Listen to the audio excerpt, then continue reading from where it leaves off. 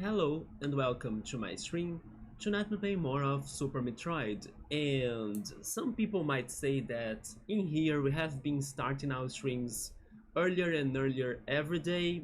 Those people might be right, because today I kinda had free time during the afternoon, so I decided to start it earlier. And it may not be that different than the other day that I also started this early, but I also think it is a little bit earlier than that day, right? But yes, there is another reason why I'm starting earlier today. It is also because yesterday we kind of had some problems with the Twitch servers, and unfortunately they didn't allow me to keep on going with my stream, so I had to kind of end it before what I was planning, and then it ended up being a somewhat shorter stream than usual. So today I want to kind of use more time of mine to see if I can make the progression that I'm looking forward to do, especially because today I believe it's day 9 out of our 14 days for us to be trying the Nintendo Switch Online. So we still got, I don't know, 5 days or something. We gotta keep on going, we gotta beat Super Metroid at least. And we have collected and found a lot of power-ups already, and we are kinda getting to the last areas of the game, I believe, or at least the ones towards the 4 bosses, right? And we are now in Maridia. I was getting stuck in some parts of it, but I have been able to find ways, mostly thanks to our X-ray scope, right? That helps us to find secrets.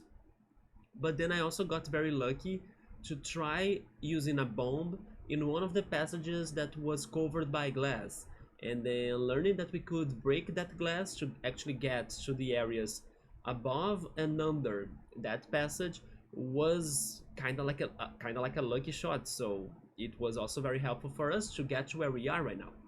The thing is that thanks to the Twitch server problems last stream, I did not stop the game at a save point. I just stopped where I was. Unfortunately, I tried other servers and nothing helped. Maybe it was a general problem here in Latin America, I'm not sure. So I need to be paying attention to the servers. I need to be paying attention to my webcam, that sometimes it has been freezing as well. So yeah, and then hopefully OBS won't keep on crashing. So basically we have been going through many and multiple problems in our streams, which is very unfortunate, and they keep on varying and changing, right? So I'm hoping that at some point everything kinda stabilizes, but while that doesn't happen, then I need to be paying attention to everything. Let's hope today will be a good day for streaming, and also a good day for us to make some progression in Super Metroid, especially because I think that once we are done with Maridia, that could be happening tonight or today, hopefully.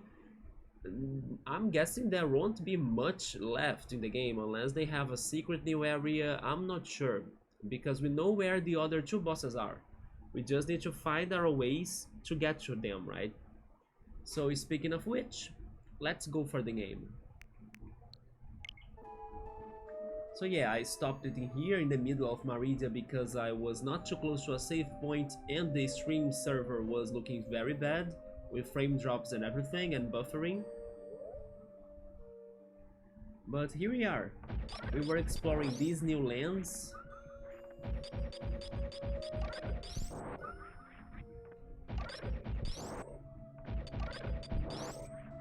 So let's see what we can find. If I fall here, is it going to be too bad for me to return? It sounds like it, right?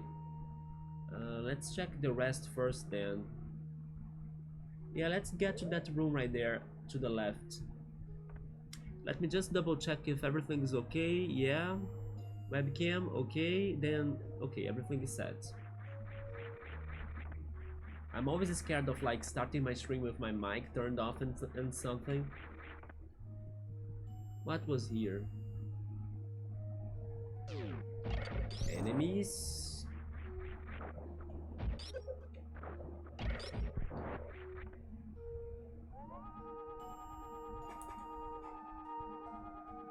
As I'm starting super early, there is a chance I might stop it for a break if I get very hungry or kinda tired, and then I try to return again at night or something. Today I won't be playing Pokemon Go outside, so I will be only staying home.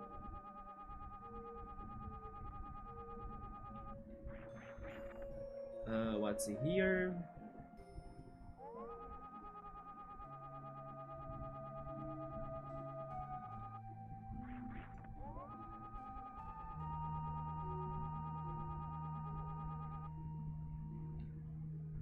Interesting. Where are they getting us to? Oh, I see, I see. I should use them as a platform, right? There we go.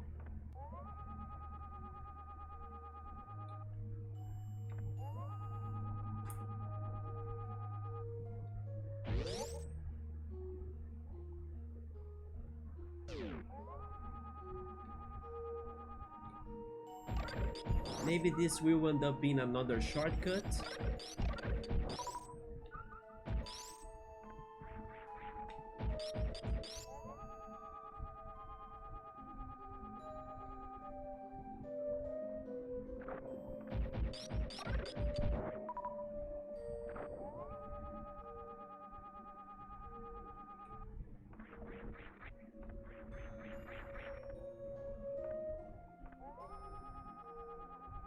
Actually, never mind, there is nothing here. But the enemies that you could use them as a recharging point or something, but seriously?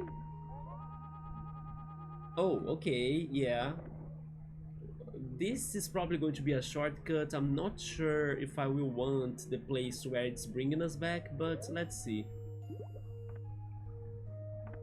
Oh, whoa, never mind, there is a double upgrading spot. Damn, that never happened before, like 2 things in one place. And to be honest, this wasn't too bad to get, right? So we have been through worse rooms and getting like bad rewards, right? So what's going on? But that's always good.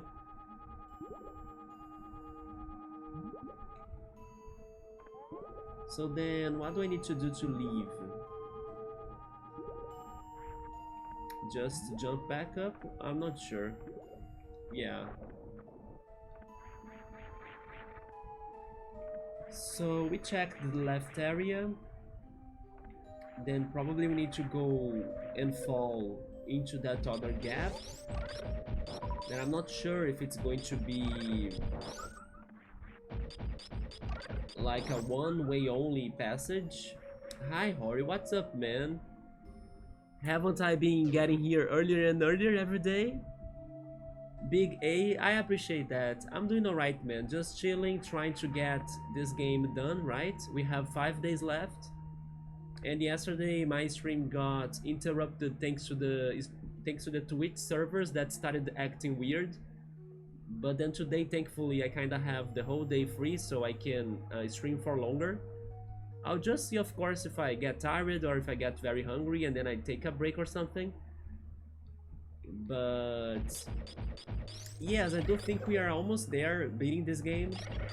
Maybe once we are done with this area right here in Maridia, I don't think there will be much left, as we have 4 bosses to beat. We have beaten 2 already. The other one is right here, right there, and the other one, I know where he is. I just need to get to him. So I think we might be almost beating this game.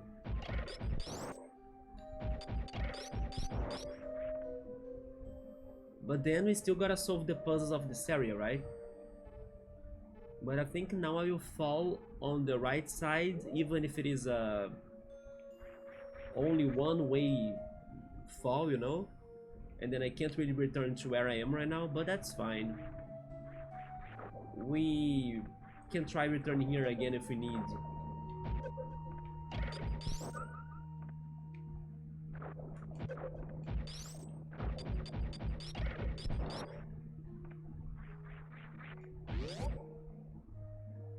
In case we do beat this game quick. Also, hello Joe-san, welcome. What's up? Not bad, everything's alright. How about you? Remember me now? I remember you still, like, the last time you showed up I also remembered you. I even said that I think you used it to stream, right? Doing pretty good, nice.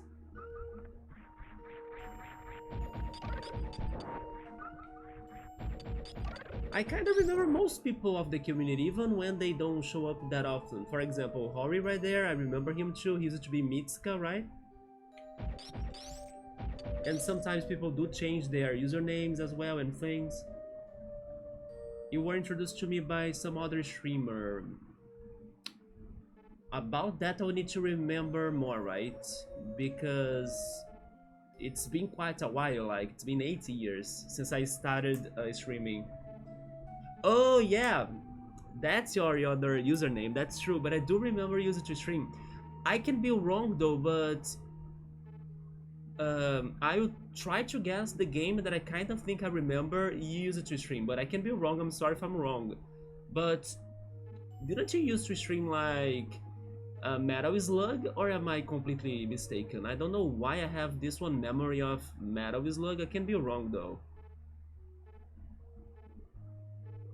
It's the streamer that was from Japan?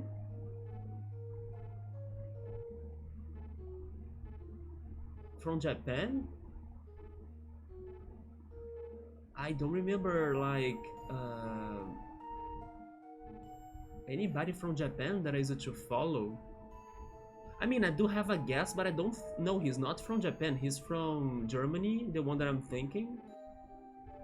Yeah, probably an American person. Yeah.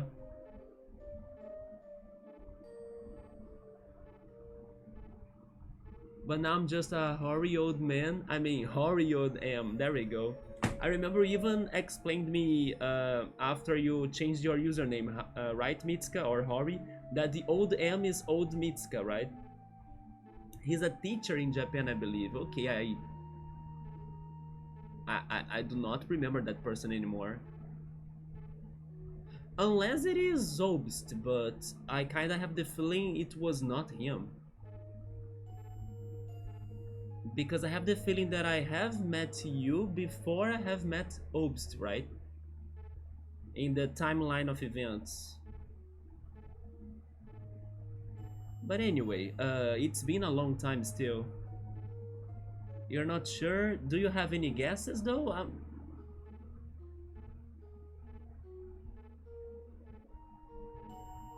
Okay. But did I get right the game that used to stream? Because I kinda have the feeling used to play Metal Slug.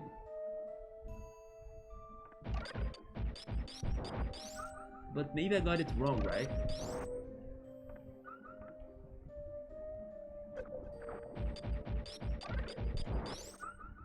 So down here there wasn't anything?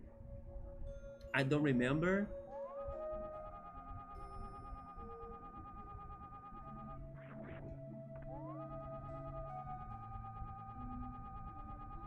Oh, I did play the Lost Vikings, that is correct. I played both of them, the first game and the second. Have you tried it too? It was a very challenging game. Very challenging game. Actually, a friend of mine recommended me to play a game that feels a lot like those, like the Lost Vikings games.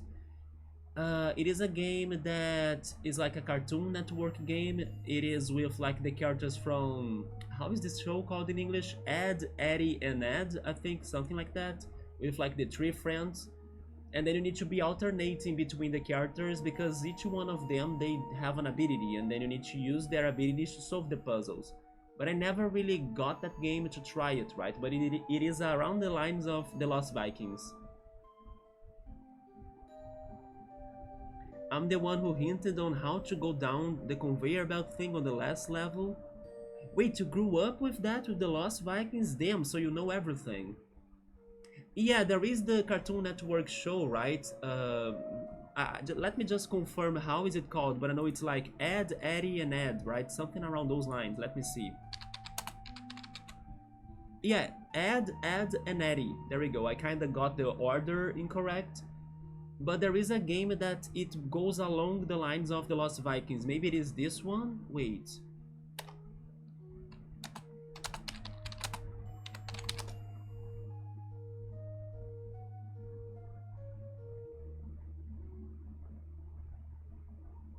I think it is the Jawbreakers one, if I'm not mistaken. But I'm realizing they have more games than just this one, right?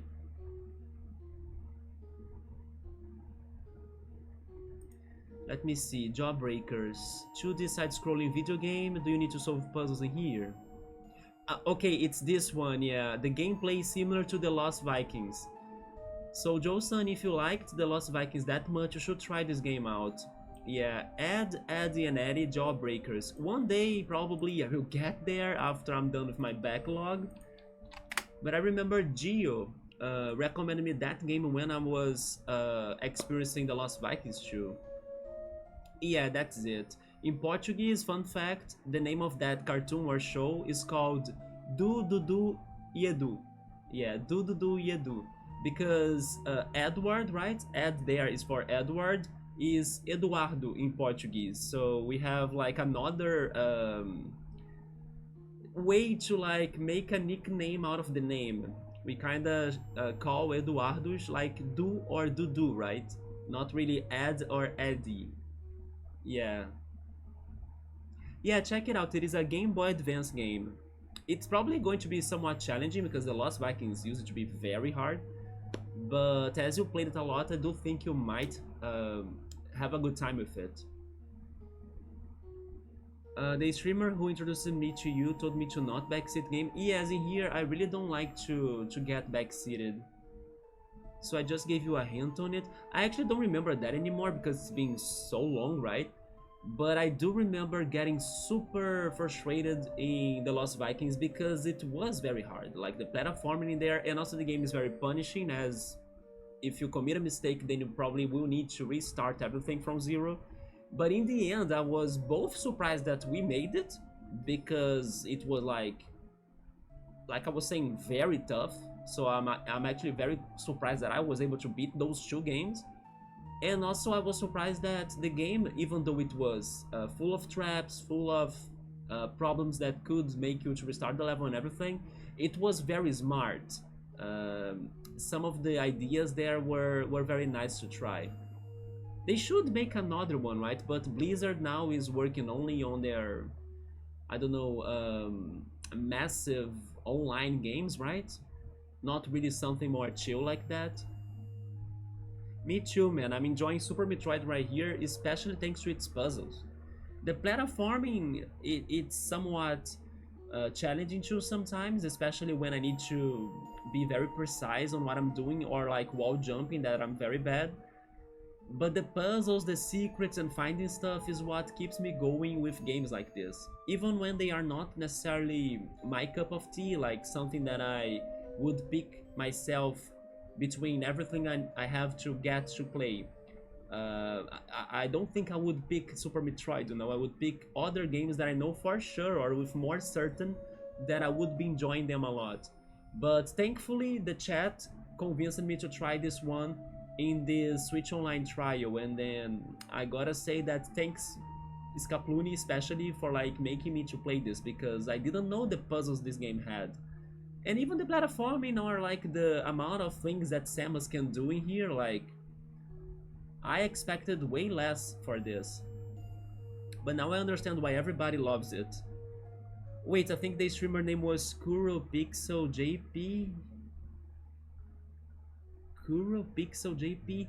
That sounds vaguely familiar, but honestly I do not remember exactly the person. Pixel JP. It's probably, yeah, it's probably somebody that I followed a long time ago. I can't recall him. The only Blizzard that is left is the one that we keep in our hearts. Wait, do you mean, are you talking about their, like, League of Legends, right? League of Legends is Blizzard, or is it Riot? I'm confused now, wait a minute. Or do you mean World of Warcraft, maybe? No, League of Legends is Riot Games, isn't it? I'm mistaken. Yeah, Riot Games. So I was thinking of World of Warcraft. That's the Blizzard that they keep on going, right? The Blizzard game they keep on going. Yeah.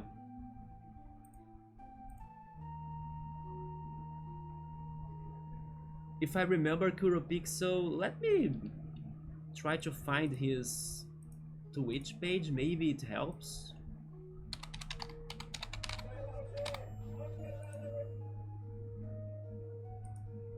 I don't even follow this person. So I'm not sure if that's the person that I use it to watch. There is a backlog in there of games. Lots of retro gaming though. Oh, that person beat Sunset Riders. Good job. Yeah, I'm not sure.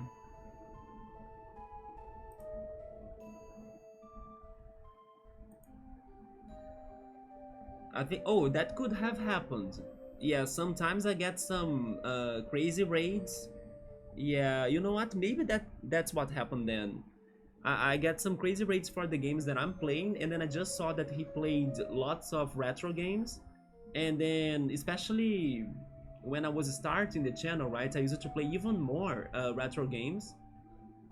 So I think now that could be it then, but I really don't remember him. But then, Hori, what's the Blizzard game that you are keeping in your heart? Is it World of Warcraft, maybe StarCraft? I wish Blizzards would make sequels. It's funny that The Lost Vikings was one of their earliest projects, right? Together, I would say, with Rock and Roll Racing, wasn't it? Another racing game that I also need to play, especially when I go for my racing game marathon. Say that one more time, I couldn't hear you. I forgot what I was saying though. No, don't worry. I'm actually trying to remember as well, like how was that in the past, but my memory never has been the best. So, but then sometimes this raiding situation can happen. Like somebody raids me due to the game that I'm playing, but that doesn't mean that I necessarily know the person, right? But if you have that clear memory, Joe-san, probably that's what happened then, because I don't remember that much. I suppose the 4th or 5th RTS I ever played Warcraft 3. I have played Warcraft 2 as a kid. I actually told you that I remembered you. Although I'm not sure if I got the game used to play right. Yeah. And I do remember most people of the community. I may remember some people more than others, of course, and then sometimes people change their usernames or something. But I do remember most people of the community, at least a little bit. Like, I can at least know that you are not like a new person joining my chat, you know? I have some memories of that.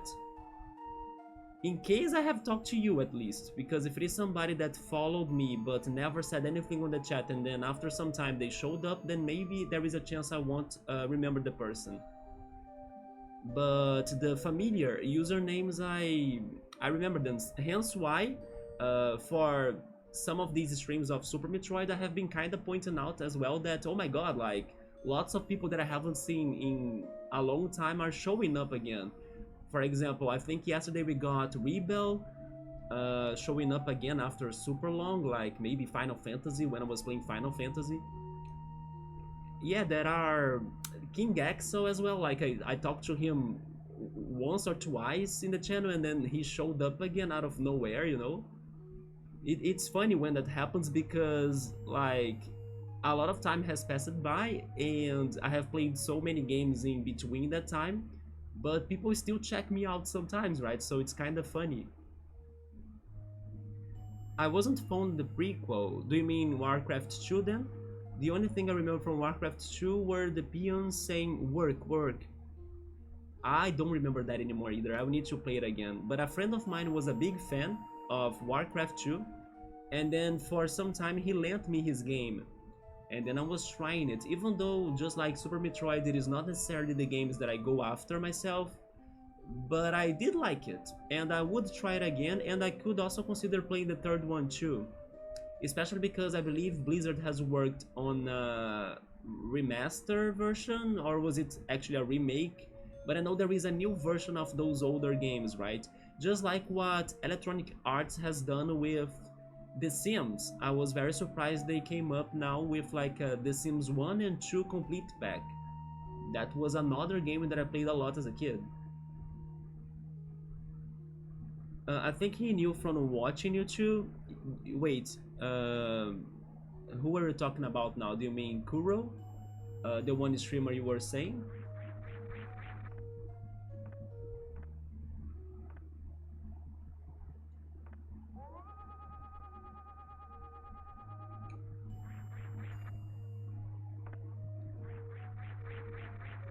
But actually, man, I think that at least from my point of view, from like the people that I followed back in the day, most of those people have already stopped streaming.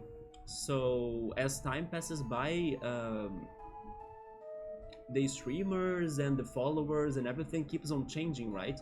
But I think that yes, when I was starting my streams, lots of people that I used to watch or lots of people that used to stream that I knew, many of them have already like moved on into something else or like are not streaming anymore. But some of them are still, yeah.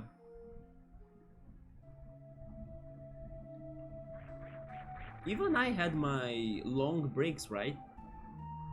What actually got me back in here was that my health kind of got better, especially towards my neck pain and also my stomach.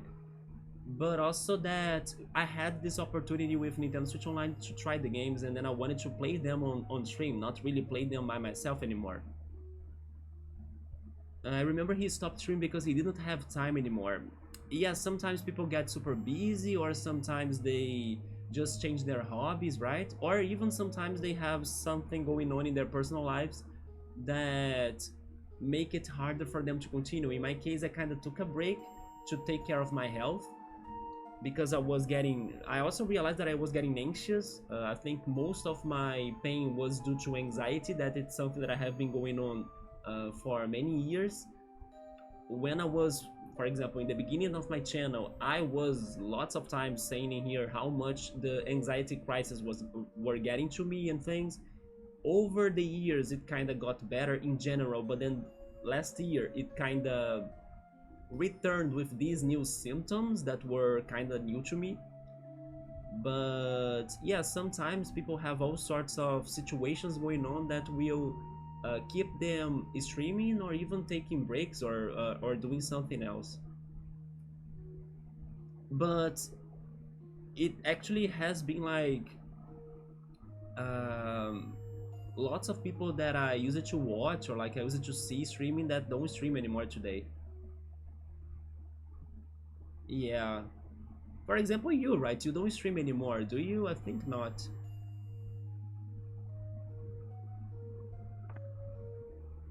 So I believe I checked all of this. I'm not sure where to head next. There is something up there, but...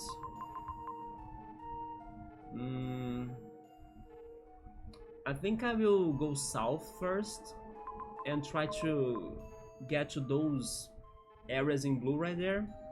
And after that I start going right to try to check the rest. You don't have time anymore, but I might go back to it. That would be nice, yeah. Do you know which games would you be playing or wanting to play?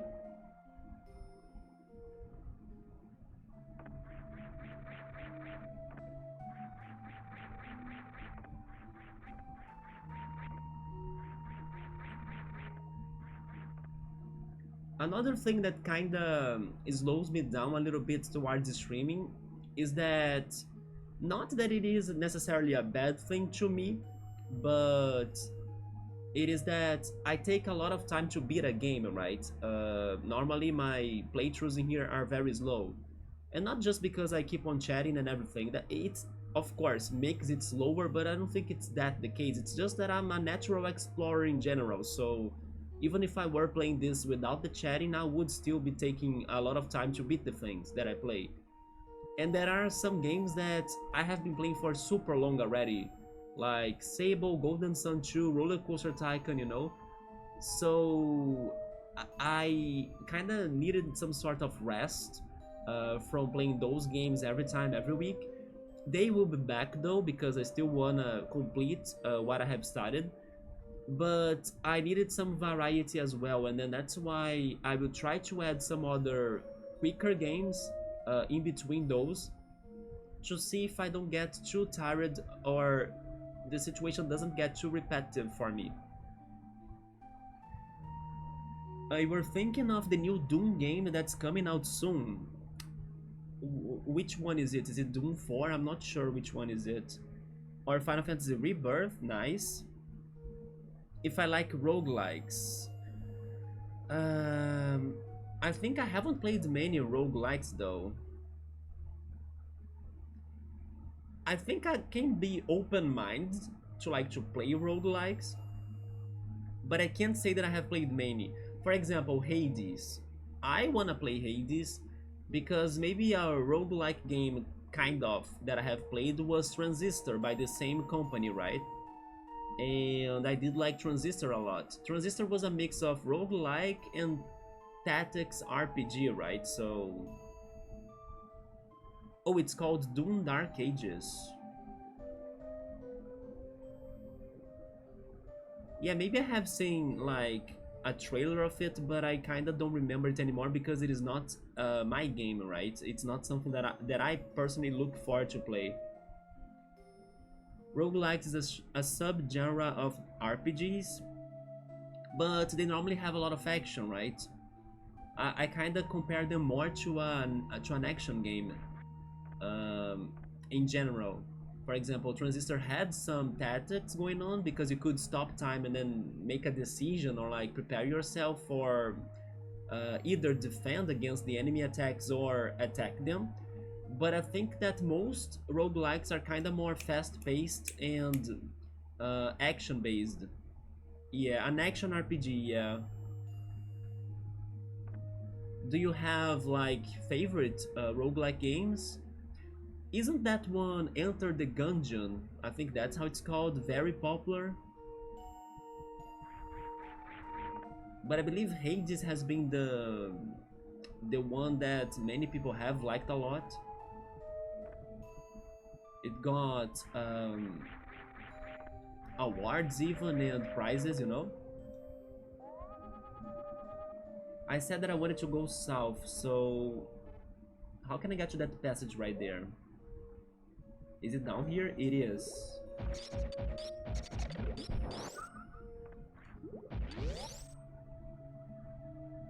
Wait, roguelike is a turn-based RPG? Let me refresh my memory then. Am I making mistakes? Let me see.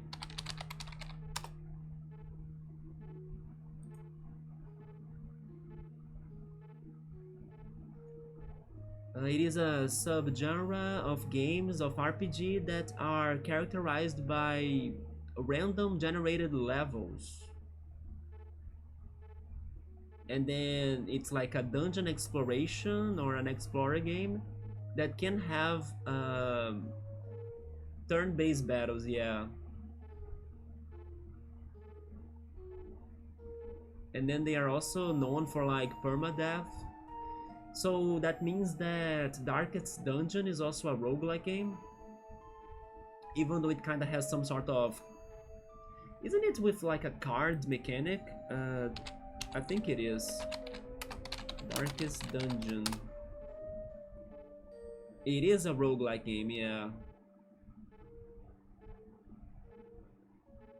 But I was trying to remember if they had like the use of cards for you to be picking in order to attack, right? But maybe it's not cards, it's just regular attacks and things. So I will say that I could be open-minded to play more roguelikes. I haven't played many so far. Yeah, it's just a little bit in the middle of my taste, right? But it's not really my favorite thing, but it's also not the things that I kinda negate, or like I kinda would say that I wouldn't play them. I could play roguelikes, it's just that I normally don't go for that. Enter the Gungeon is your favorite roguelite game. And then roguelites are roguelike-like, which is actiony, I see. So it's like a variation, right? Do you like roguelike or roguelite better? Well, after what I saw here, I think I would like roguelites better. No, never mind. Roguelite is the one that has more action. No, so I go back. I think I would rather have the turn-based one, so roguelite, right? Yeah. Enter the Gungeon is a roguelite, so I think I would rather have roguelike for turn-based, as I'm kinda more used to that system of battles. Yeah. Even though I wouldn't go for Darkest Dungeon because I think it's kinda creepy, and I also think it's kinda hard. I have heard it's pretty challenging, so I probably wouldn't be able to do a good job on it. But maybe an easier one, maybe a less stressful one. I'm more into roguelite better, the action one, but roguelikes are good too. When it's actually very good that you are helping me out to like differ them too, because normally when I hear roguelike, the first idea I get to my mind is from something more action based. So maybe I was getting the roguelite games for what I think of a roguelike games, you know? Yeah.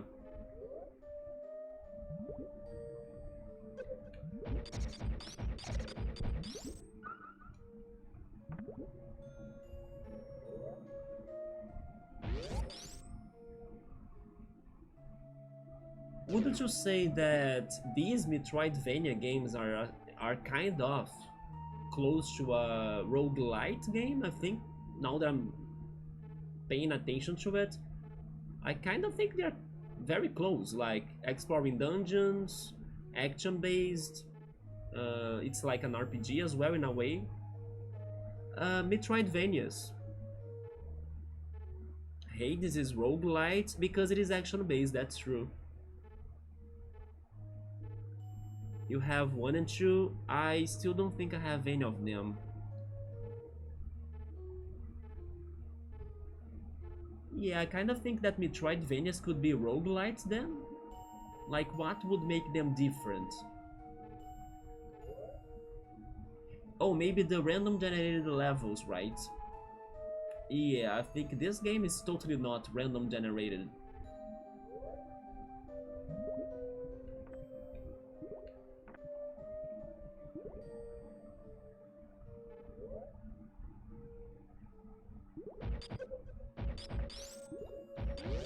So I have never been here.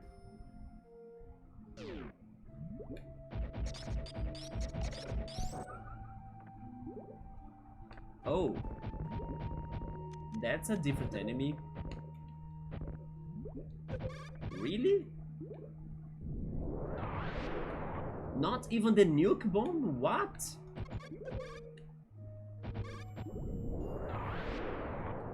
Do I need to hit him from behind or something? What's going on here?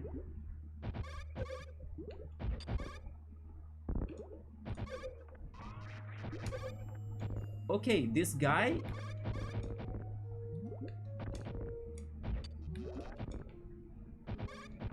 has no weakness? I give up. How can I leave though? Oh shit! Okay, if I stay like that, he doesn't get me. But this is horrible.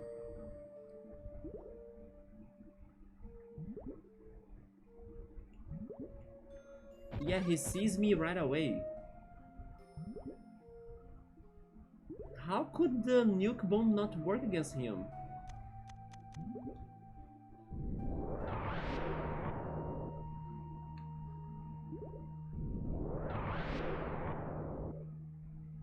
A regular missile though? No?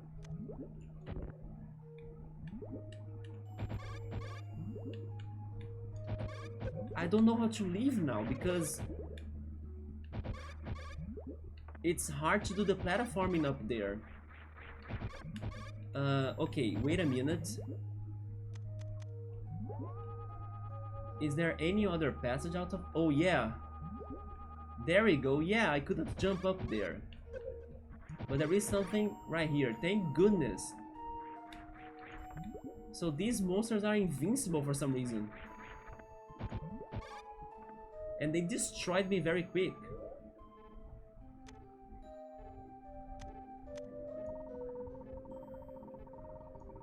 There we go. So the only difference between those two are that roguelikes and roguelites will start all over when you die. Oh. Oh yeah, that's correct. We don't have that going on in here, right? But there is a Metroidvania style roguelite game. Oh please, yeah, don't spoil anything, but this was super crazy. Which one is the Metroidvania style roguelike game? I wonder if I have heard of it.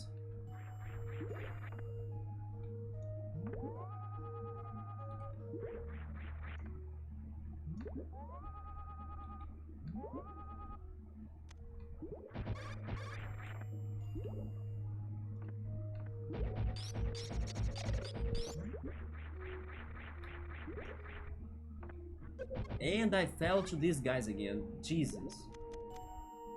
Secrets? Secrets, yes. What's in here?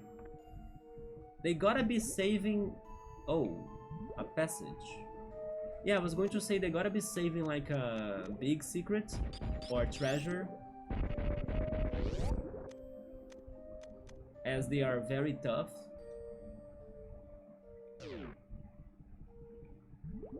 Is that a boss? It's a... Oh my god, it looks like a boss. Well, I don't feel like I'm ready for this, but sure.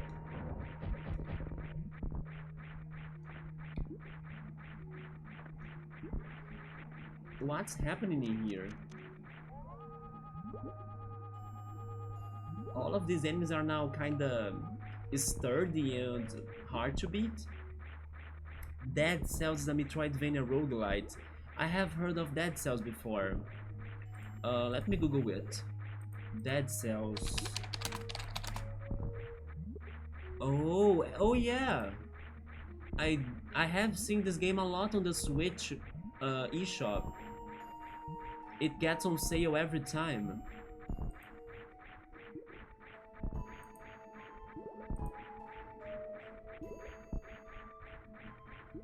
So, since it is a Metroidvania roguelite, that means that you gotta solve all of the dungeons without dying or you lose everything. That sounds very hard. Because it's not only the action, but also the puzzles, right? And knowing where you need to go and everything. I heard it's good. Yeah, you have never played it though? Man, it sounds very challenging, but you made me more curious about it. And I see it on sale every time. You know what? I wouldn't be surprised if it is on sale right now.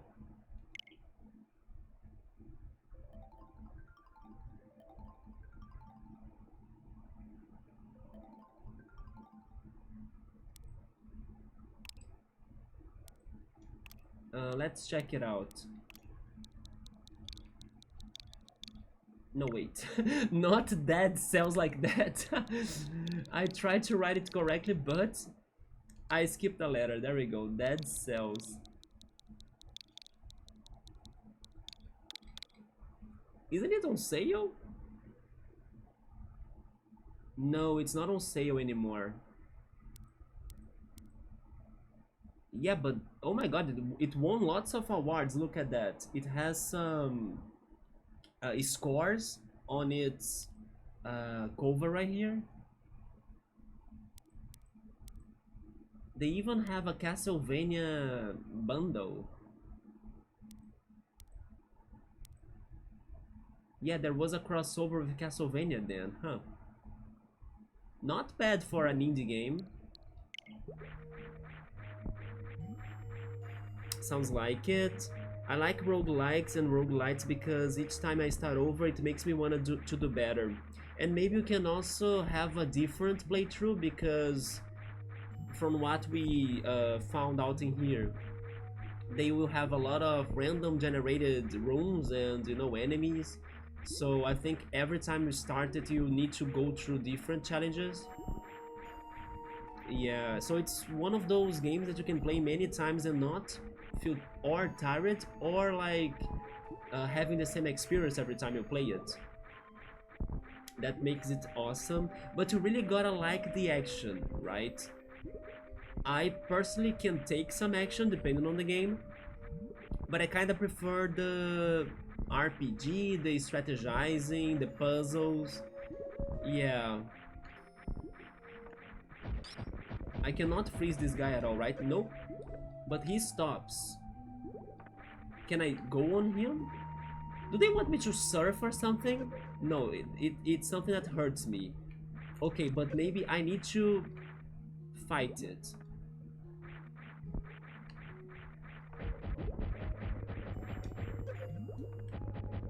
But nothing will kill it.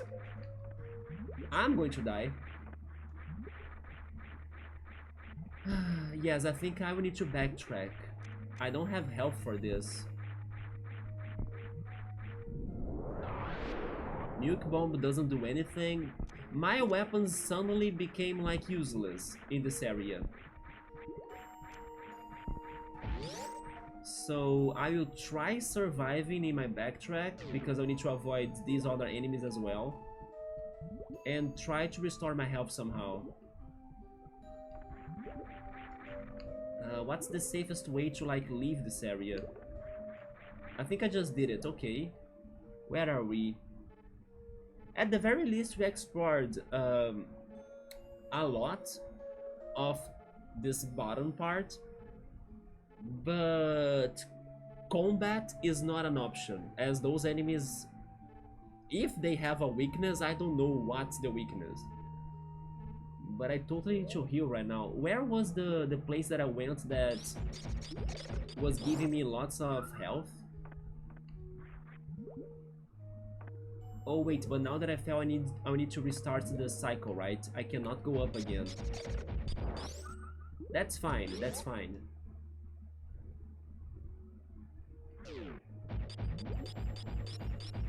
And then these crabs will help us to get more health too.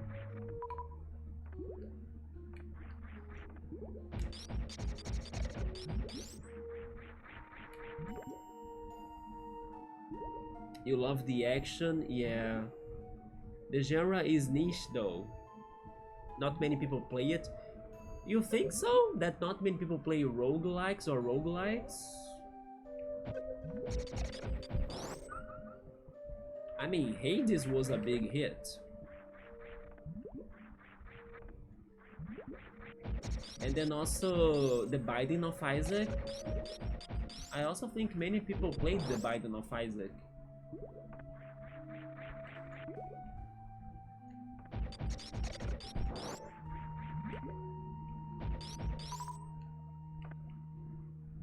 And the one you like a lot, like Enter the Gungeon. It's another one that I think many people play too.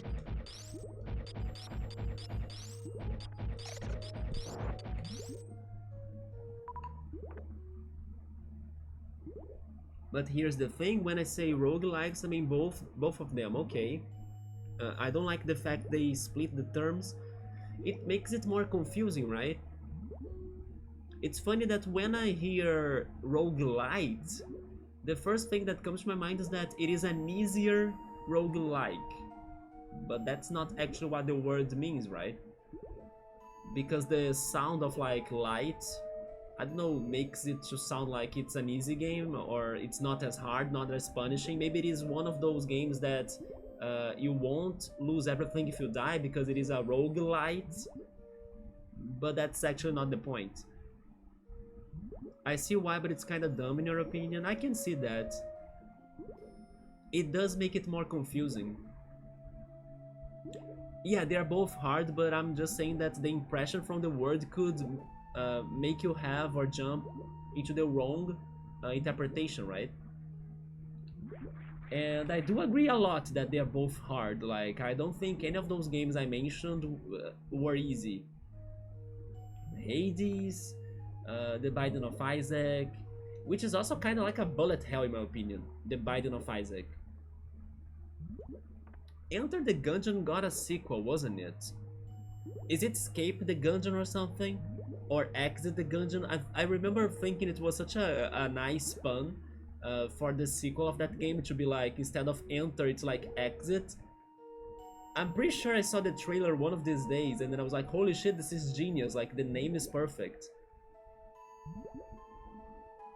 Yeah, exit the dungeon. I thought it was super fun that they just changed the enter right into exit. It's perfect. Usually light means it's a lighter version of like, yeah, and then this lighter version makes me assume or like jump into conclusions that it's going to be an easier version of something that's not light. So you know the two words they have a reason why they split the genre, but I'm not sure if calling those games roguelites was the best option, you know? Maybe they could have come up with a different word. They changed up the gameplay. How was the difference? Like, how did they change that? Is it really that you now need to find the exit, or like you need to be fast to leave the dungeons? Unlike Enter the Gungeon, Exit the Gungeon is an arcade style game. An arcade style game? Right, Joe-san? Yeah. But then it's a matter of getting used to them, right? The terms.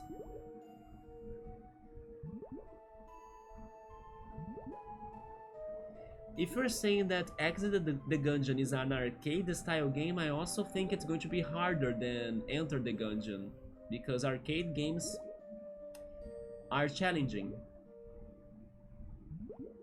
And also you don't run out of bullets in Exit the Gungeon,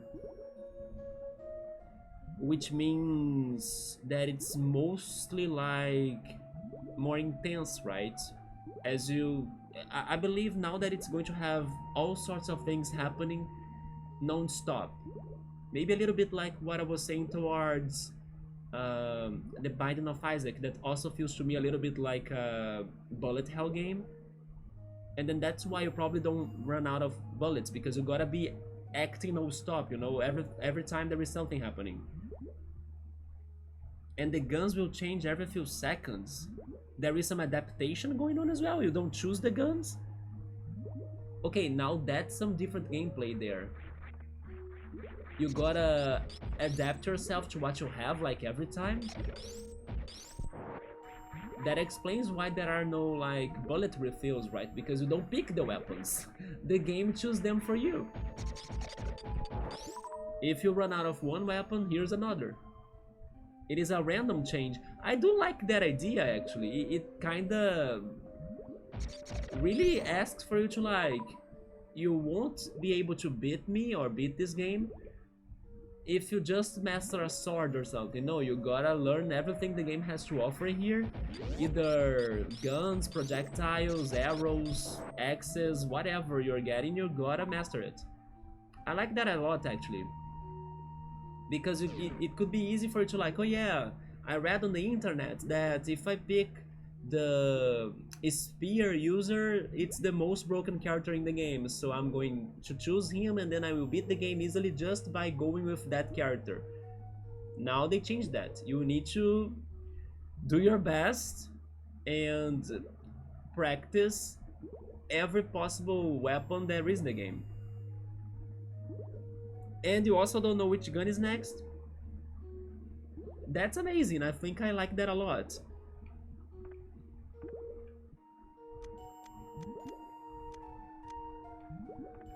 I'm also guessing there are, like, many weapons available. Do you know around how many weapons are there in the first game, in Enter the Gungeon? Maybe there are really many, like more than 30, I'm guessing.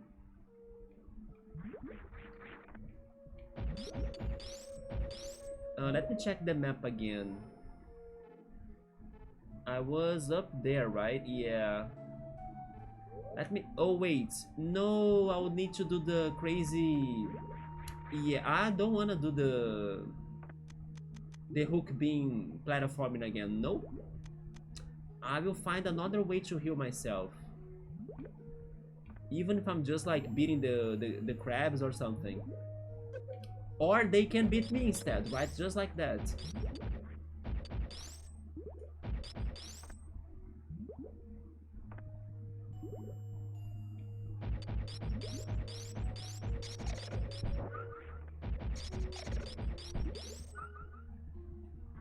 But there are many crabs around here.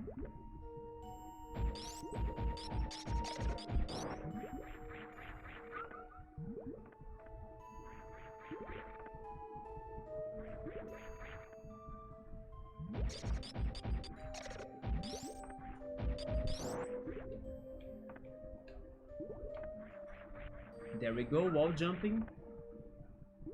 Let's get more crabs. Oh, I can't return there. Okay. Let's keep on running in circles like that to be beating the fish and the crabs, and little by little regaining my health.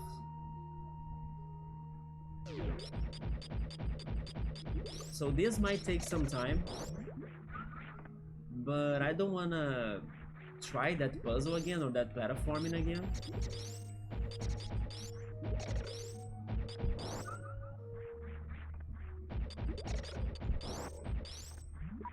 Because it took me a lot to be able to do it yesterday.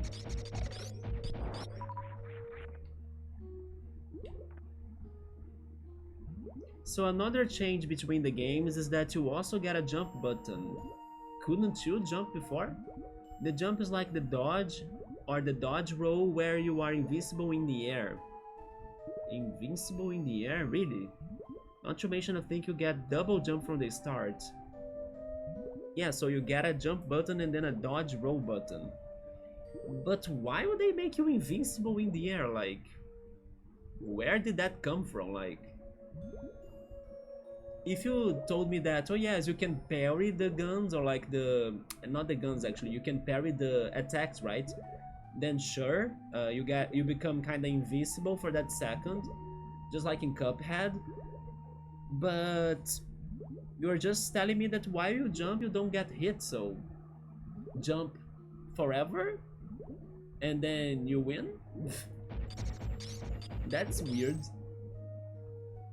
I guess they wanted to do something in the air. Well, they definitely created something very different.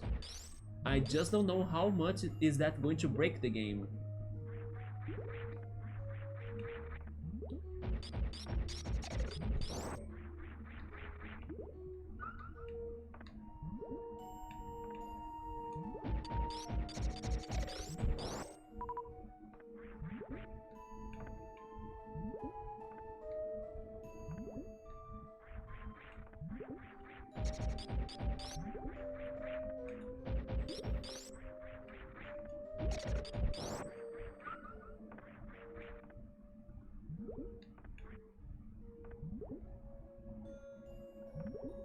Hi, Cool, what's up, man? Do you like roguelikes, Cool? We have been talking about roguelikes and roguelites, and I'm realizing that I don't know much about the genre. And then Joe-san is kind of telling me the differences and talking about some of those games. I kind of agree though, they should have added a parry. It would make more sense, I believe. I should try it out, they are fun. I might have one or another game of those. I could try them out at some point, yeah.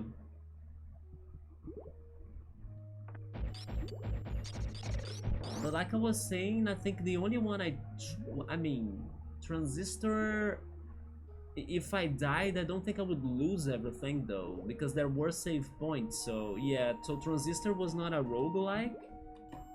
Let me check, I kinda thought it would be one, but maybe not.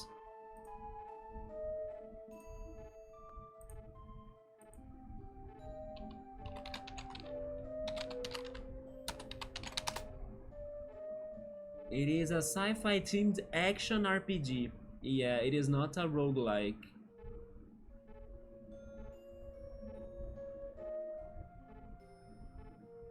Yeah, it is also kind of like a strategy RPG because it has some tactics going on, that's true. So the saving thing really is a big deal, right? If you can kind of save a progression, then it's not a roguelike anymore. That is something for me to remember for sure. Yeah, like I said, you start or over. Yeah, Transistor had saves, it's not the same. Which means that Hades you cannot save? Damn, really? Roguelike dungeon crawler. Oh shoot. Man, people must be very good to play those games and not die, right? Which is not my case, by the way. I think when I play those roguelike games now, I think I will call them like death likes, because I think I'll be restarting everything all over as I'm kind of bad, and then I'll get distracted and I'll be chatting and everything. I can take the challenge, of course, but I'm now worried about my performance, right? I think I will not be a good roguelike player or something. It sounds brutal. It's like the Souls-like games, right? But maybe with more fast-paced in action. The only thing that stays are the guns you can pick up for a change or for a chance. I feel bad for Pokemon Go. Oh yeah, those were the news of the day, right? Honestly, cool. I have been playing Pokemon Go, so I'm kind of, active in the game. So I can kind of tell you what I think about it as part of the communities and everything. I'm not sure if also my opinion about what happened is kind of optimistic because of our talk from yesterday, that I was kind of, getting some hopes, getting some dreams of some games that could be coming for the Switch 2 and everything. I'm kind of having some, optimism going on with like later announcements and things. So this Pokemon Go thing, that Niantic, the older company that owned Pokemon Go, but also Monster Hunter now and also Pikmin Bloom, right? They sold those three games to another company from Saudi Arabia, and it is a company that I still haven't memorized their name, but little by little I may be able to do it, as their company's logo or company's name will be in Pokemon Go's menu, right? But yeah, Pokemon Go was sold to this other company. I only remember now that they have worked on Stumble Guys, and Stumble Guys is like a rip-off of Fall Guys, right? That wasn't too bad, even though it is a rip-off. But they also have worked on some other games that had famous characters on it, like superheroes. I can't recall exactly which ones, but I think a Marvel game or something. Maybe some movies as well. I think there were some movies that became games thanks to this company. Most of them, of course, mobile games. But yeah, so basically they have some experience in the market. While Niantic was more focused on augmented reality, not necessarily making games. So many fans have been complaining about Niantic decisions from all over these years, especially thanks to their takes after the pandemic, because they kind of took away lots of good things they have added to the game, and then as soon as the pandemic was over they kind of took them out, right, while the communities were enjoying them a lot.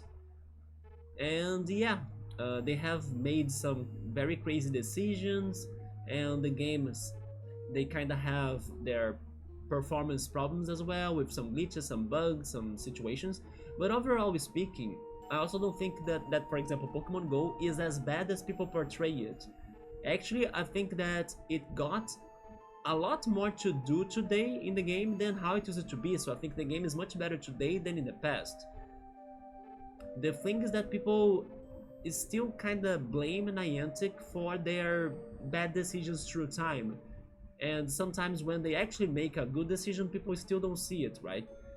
But anyway, this hate towards that company has been going on for a long time, and maybe it was a good thing that the companies will change now, I think, because either the new company can be improving the gameplay of Pokemon Go for the players and making changes that the community have been waiting for super long, that Niantic was still kind of blocking those changes for us. And also, in case it really uh, doesn't go on that positive direction, we can always kind of riot, right? Pretty much. We can kind of like, oh yeah, you're not going to go for a better experience of the game, so we can just stop playing for a little bit, or like we can just stop making purchases. The communities can talk to each other and kind of show the new company what we are looking for in Pokemon Go next, instead of like accepting everything they have to give us. We can try to find a way to like tell them or to communicate to them exactly what we want, and then if they don't do it, then we can just, you know, show them by results that we can stop playing their games. We can, I don't know, not be buying the extra content stuff and things like that. So I'm kind of feeling positive because it is a chance of a change that people have been waiting for super long. And then also Niantic has been hated by many people already, so let's see what's coming up next with another company. It could be something very refreshing, especially because I believe if they did make this purchase of those games, it means they have plans for it, right? And also they have experience because, like I was saying, they have developed other games in the past before, while Niantic created Pokemon Go and Ingress, and they were learning how to deal with them as they were going on. Speaking of which, the only game that Niantic kept with them was Ingress. So it is still uncertain what are they going to do with Ingress, right? But to summarize it, cool, people hate Niantic today, so they have always wanted to see something different. This is an opportunity for us and for them to get like something different. And in case it starts getting to something worse than before, then I think that we can still do something, like we can kind of show the new company that we are not liking the changes, that if they don't do positive changes, we can stop playing the game, you know. I think it is something good. And they probably will want to please the community in a good way, especially if they know how the situation was before with Niantic. So I'm feeling positive. I don't think it's going to be very bad for Pokemon Go actually, but I hope that I'm right. Like I don't hope that they ruin it for real, right? Or at least I'm also not expecting many big changes either. Maybe the game will continue being a lot like it was before. And like I was saying, I'm not thinking the game is that bad as people say. Um, I think the biggest problem was indeed some decisions by Niantic, but the game itself, it got lots of mechanics, it has lots of things now that we didn't have before. You can battle against other players, you can join showcases, you can like have Dynamax and Gigamax battles, you can have raid battles, you know, you can keep on trading Pokemon. There is a lot of activities, and then the events as well are happening all the time. There are upgrades going on too, like Pokemon with a special background, different sizes of like extra large and extra small that I collect those, so it's something that I actually really like to find and to get in the game. So the game is still kind of fun. We just needed somebody that could maybe have a better communication and dialogue with the communities to listen to what we are asking for, basically, while Niantic was not really helping us out that much for some very important things.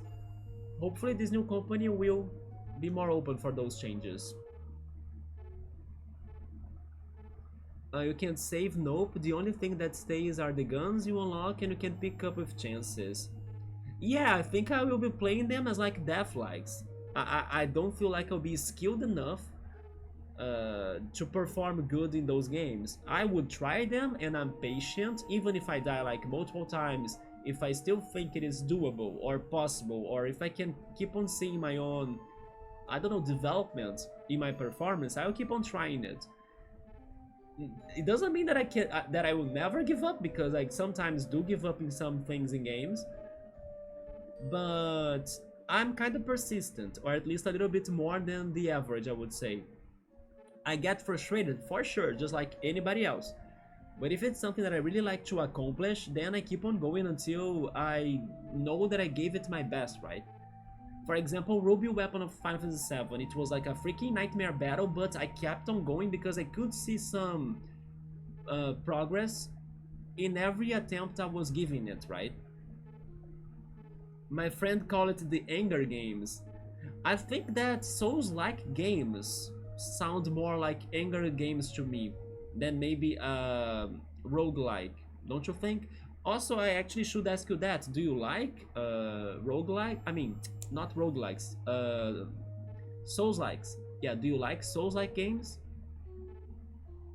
Is it fun? Like, which one? Do you mean the Pokemon Go that I was talking about? I might try, yes. I should try roguelikes, yeah. I just don't know exactly which one, or if I should get like an easy one or a more friendly one to start. Who can help? The thing about the genre, you get better as you keep playing. Yeah, that's expected, right? That's what maybe the game developers were hoping for the player to kind of understand, that it's going to be challenging at first, but to kind of learn as you go on. You have never played a Souls-like game, but don't you think you would like it?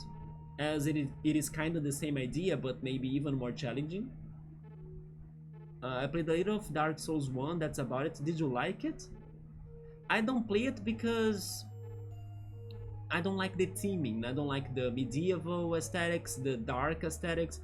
I was even saying the other day that for Souls-likes, I would rather go for another Scrap Treasure, which is an indie game that was released I think last year, and it looked more inviting to me with its cartoonish graphics. It was okay, I might like it. You were thinking of playing them. Yeah, and definitely you have also probably watched other people playing, I don't know, Dark Souls for example, or maybe Elden Ring. And then you can have already an idea if that game would be good for you or not, right? But I want to say that I believe they are going to be harder than the roguelikes you have played. Yeah. Which, by the way, I also learned that Elden Ring gets harder every time you beat it. Did you know that? Yeah, people told me that the intelligence of the artificial intelligence of Elden Ring will be increasing its difficulty every time you start a new game. So it is something very crazy. Like, there are people for everything, right? Some people like to suffer in games, I guess. You don't mind hard? I don't mind hard when it's not impossible. Yes. When it is impossible, then I'm like, nope. This is too brutal for me.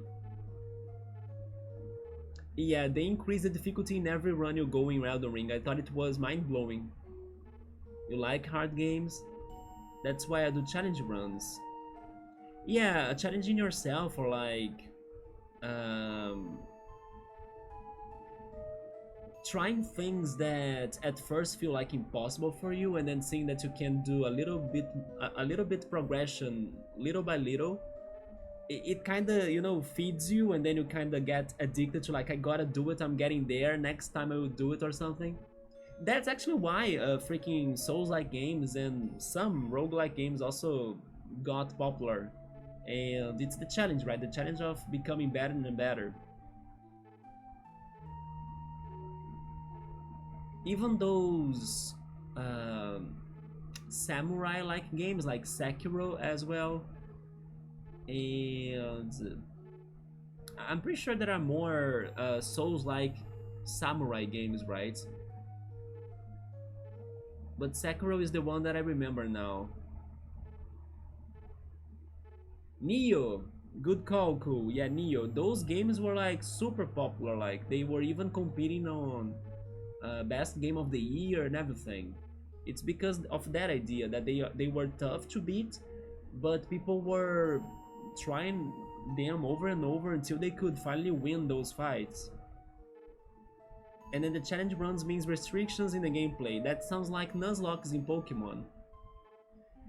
Although there are challenge runs in even more games than just those, like I know people play Paper Mario by limiting their life, right? Their health. Like they normally can't pick upgrades for their healths or like flower points even. I think it's like only for badges, and then you need to play Paper Mario or beat Paper Mario by only adding badge points. And it's something that I would like to try myself, to be honest. I thought the idea was very interesting, but I don't know if I'm skilled enough to like protect myself against all of the attacks that will hit Mario, because you need to be a defend pro, right? I'm not sure if I'm that good on that, but I think it's amazing how people do come up with challenges for themselves to like beat the games. Yeah, Sekiro is a Souls-like too, that's true. That's why I think it got so popular, because it kind of happened when Dark Souls was super trendy. You have Neo, maybe you could start from it. Oh, Cool likes Dark Souls games. I have heard that Demon Souls is like harder than Dark Souls, right? And then Elden Ring is easier. Out of those all, I have heard that Elden Ring is the easiest. Then you have the Dark Souls games, and then as the hardest, it is Demon Souls. I'm skilled in games, I catch on pretty well. Let's go, Joe-san. So you gotta beat all of those Souls-likes too. Meanwhile, I will start, you know, practicing, because I can't say that I'm skilled in games. You can see how Super Metroid has been going on even. But I don't give up that easily either, so sometimes I end up doing things I could never believe I could do. One that I always like to bring up is like beating the secret boss of Cave Story. I never thought I would be able to do it, because there are so many things that happen in that battle, and somehow I did it still. Or beating Ruby Weapon as well. Ruby Weapon in Final Fantasy VII, damn. It is like... the freaking battle lasted like an hour and a half, to give you an idea. It was an hour and a half trying to stay alive. And every single second, or like one single mistake, could change the entire situation of the battle, you know? The only Dark Souls game not on PC is Bloodborne. Oh yes, you were telling me that, and then I was like, wait, Bloodborne was not on Steam? But wait a second again, isn't Bloodborne like the Castlevania one? That's a Souls-like? Oh, it's not. How is the Castlevania one game that I'm thinking then?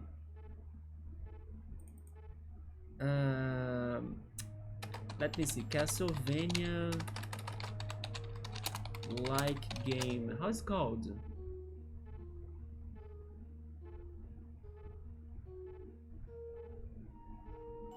Bloodstained. Yeah, it was Bloodstained. I was mistaken. I was thinking it was Bloodborne. Yeah, Bloodstained. Bloodstained probably is on Steam. It is on Steam. There we go. But then why is Bloodborne not on Steam then? Is it only for PlayStation? Which platform has it actually? Yeah, the one that's not a Souls-like is Bloodstain, and then I was thinking it was called Bloodborne. You do have Bloodstain on your PS5 and PC.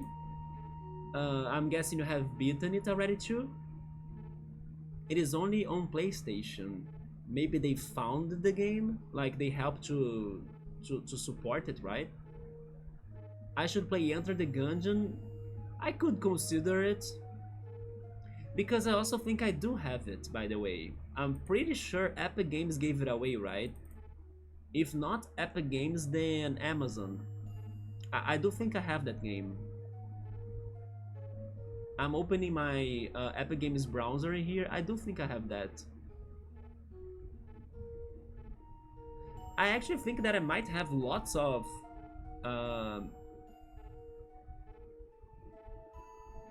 roguelikes in here,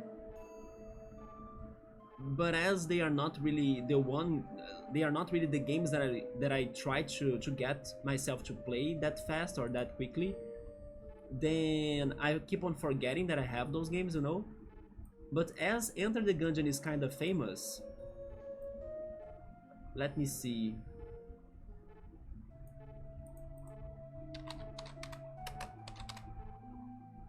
Yep, I do have it. It's right here. Maybe one day I could give it a shot. Can I make a search on Epic Games by... Yes, I can, by genre. Show me my roguelike games. Where is it? They don't have... Wait. They gotta have a tag for that. Yeah, they have. I have 25 roguelite games. They don't call it as roguelikes in here. It's only listed as roguelites though. I have these games then. Crime Boss. AK Solotto. It's like Exolotto. Yeah, maybe I said it right now. Exolotto Together. Redacted. Vampire Survivors. Vampire Survivors is a roguelike? Huh, makes sense. I kinda get it more as a bullet hell, you know, but maybe it's between those two things. I have Brotato, Sunless Skies, Lost Castle. Lost Castle is one that I kind of thought about playing at some point too, because it has multiplayer, right? Oh, this one I have seen it before. It's just like Vampire Survivors, 20 minutes till dawn. Then you have Godlike Burger, War Pips, Hell is Others. I have heard of this one too, but I think it's probably I don't know if it has some horror going on. Rising Hell, Insurmountable, Neon Abyss. I have heard of it too. Hell is Other Demons, Solitarica, like a solitaire game roguelike. Then I have 2000XX, which is like a Mega Man kind of game. Pathway, Into the Breach, Bad North Jotun Edition, Nuclear Throne. Okay, I see Moonlighter in here. I'm very curious about Moonlighter. I did not know it was a roguelike. I think I actually would rather play Moonlighter first than Enter the Gungeon. Have you played Moonlighter, Joe-san? Yeah, I have been kind of curious towards Moonlighter because to me it looks like a Zelda game, you know? Then I also have Kingdom New Lands and City of Brass.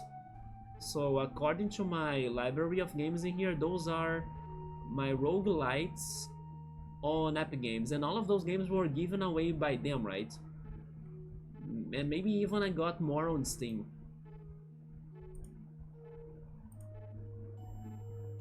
Yeah, but Moonlighter is one that I have been looking forward to that game.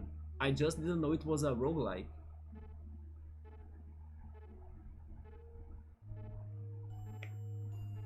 So Bloodstained was one of the last PS5 exclusives, and then you also haven't played it yet. You didn't beat it yet, okay. It is very famous. In fact, I'm playing it right now. On Steam they have a roguelike and roguelite section. Yeah, I was surprised they only had roguelite. I'm guessing they are mixing them all, you know. I think that one tag on Epic Games was counting also roguelikes in. They have some bullet hells, yeah. Like Vampire Survivors then. And then Enter the Gungeon is the original roguelite. It is very old. Yeah, that's a game name that I have heard for a long time already. If I have played 2D Souls like me? Those are not my games yet, but I do wanna play. Um, but it's a 3D. It's going to be a 3D Souls-like, right? It is another scrap treasure, yeah. But then a 2D Souls-like. Give me some examples of 2D Souls-like games. Yeah, but then which titles are those? Like,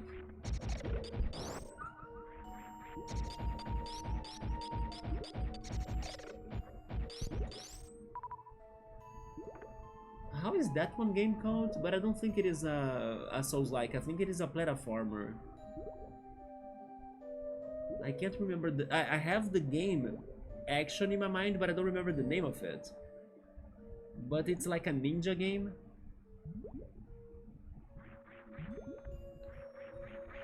But 2D Souls-likes? Ender Lilies? Ender Lilies. Not sure if I know that one. Oh! Never mind, I have seen this before somewhere. It is a 2D action RPG. Okay, I have seen at least like the cover of this game before. So this is a Souls-like actually?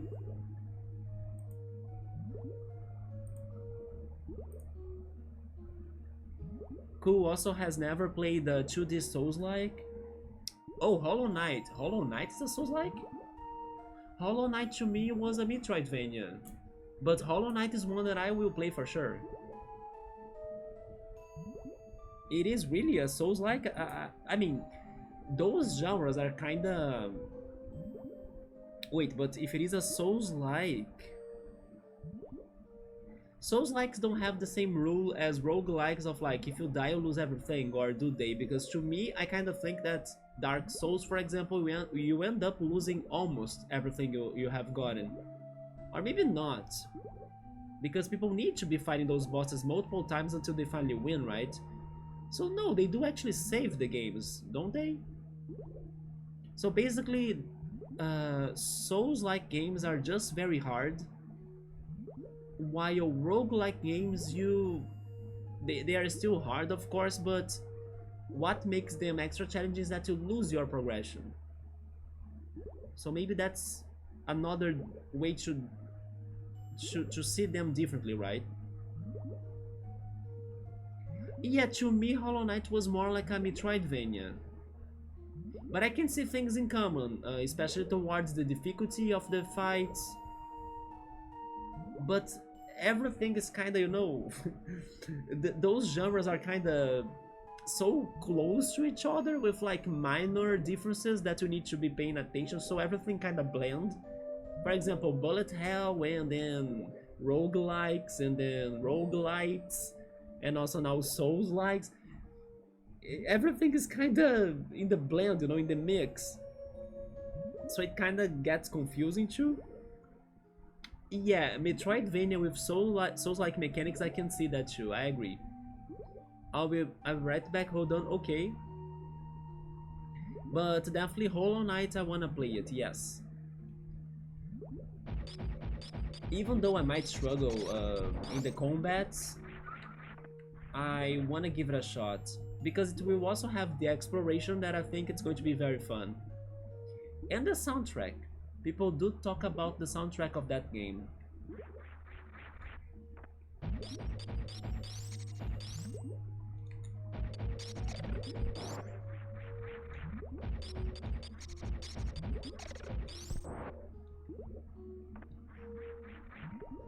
But I think that in general,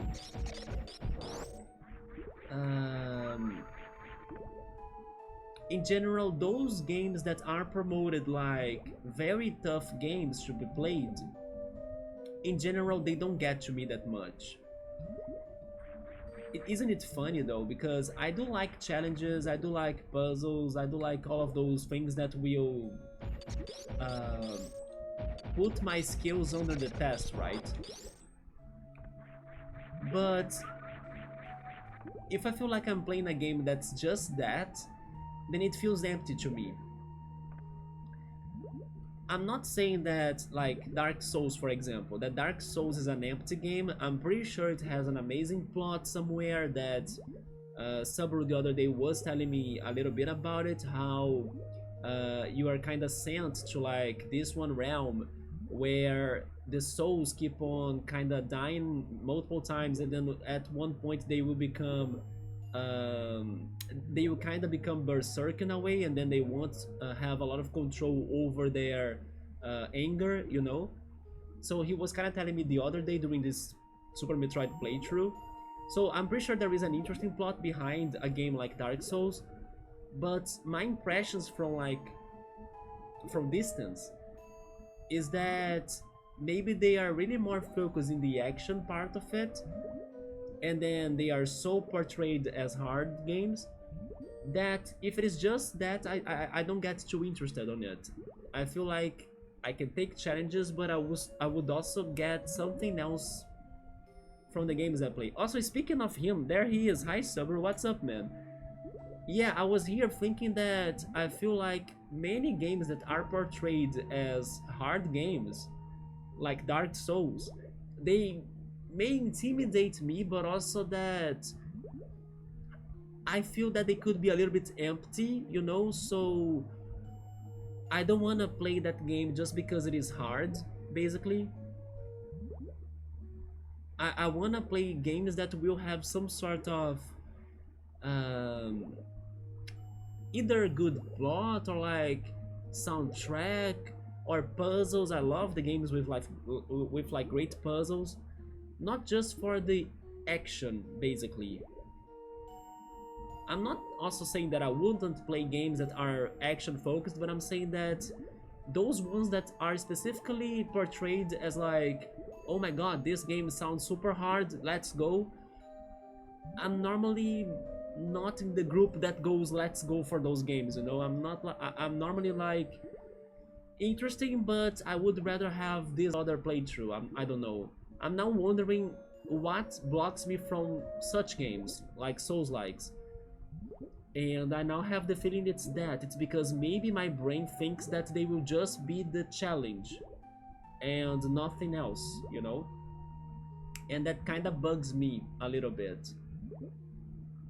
Because the challenge is interesting, but the challenge by the challenge sounds empty to me. Like, I understand that you gotta feel rewarded for like overcoming super hard fights and bosses, but at the same time, I don't know, I would rather play a game that has other things going on,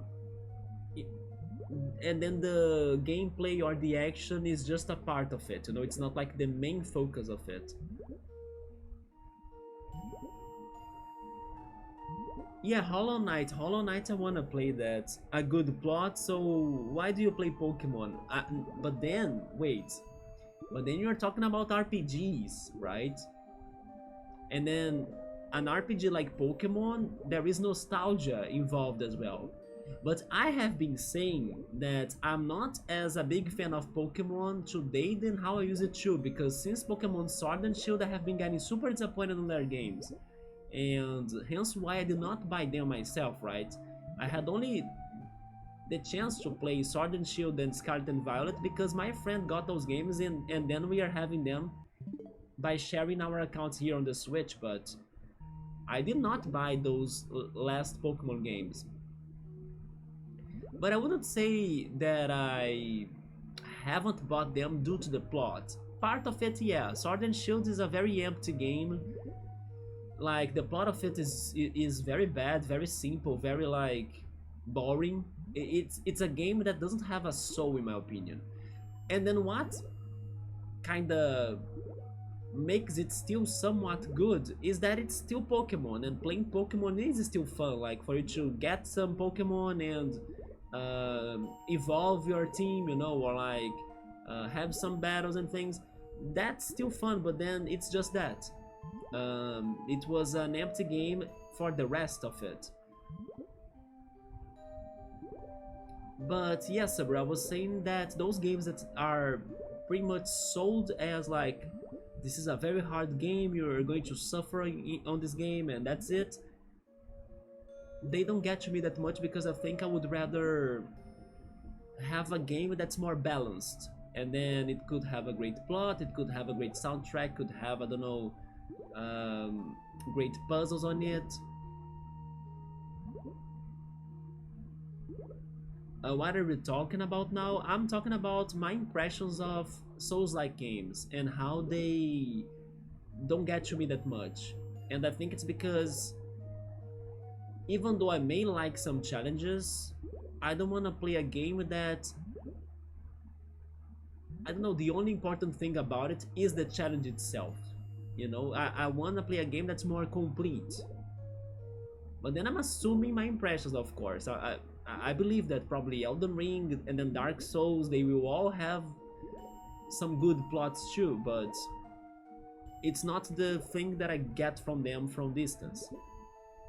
And then it feels like I will not enjoy them as much. I will only suffer, you know, because I will need to be suffering until I can master the abilities in order to beat the bosses, and then that kind of makes me feel a little bit frustrated because I will also need some counterpart for me to feel rewarded for playing that game, not only the challenge by the challenge.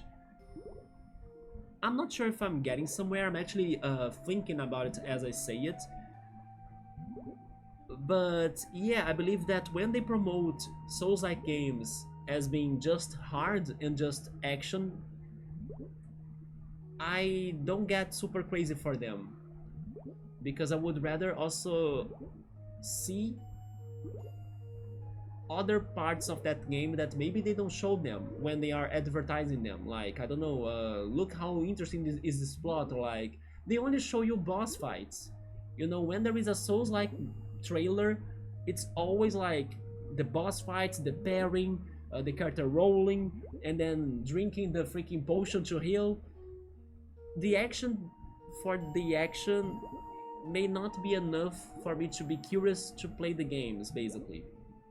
But again, there may be exceptions, there may be cases and cases, but in general, I think that's one of the things that I have in me that prevents me from playing more Souls-like games. But again, another Scrap Treasure, that one was different. It started already in the art style of it, being more cartoonish, you know, so that helped me to become curious towards that game. And it is a Souls-like. So Vigil, The Longest Night is another one that's on the list. Is that one a 2D Souls-like? The health bar looks like the Dark Souls health bar. And then Ku is saying hopefully ZA is going to be better. I think it will too. I also don't think that Pokemon Legends ZA will be our perfect Pokemon game. But I have the feeling it's going to be as good as Arceus, at least. And Arceus, even though I haven't played it myself yet, we gotta play it together, by the way, we have it in here on the Switch. I think it's going to be something that people will also like a lot. But not like the best game, you know, but something people will like a lot, yeah. I think we won't be disappointed by Legends ZA. Especially because, again, I have high hopes that Legends ZA will have a great plot. And I say that because they are probably going to give us answers that were unanswered since Pokemon X and Y. And Pokemon X and Y and Kalos were very few explored, like they spent just a little time on it, on that region. They jumped very quickly into Alola, the next region. So, you know, having this throwback to the region that was the least, I don't know, promoted or like the least invested on, will be something very good already.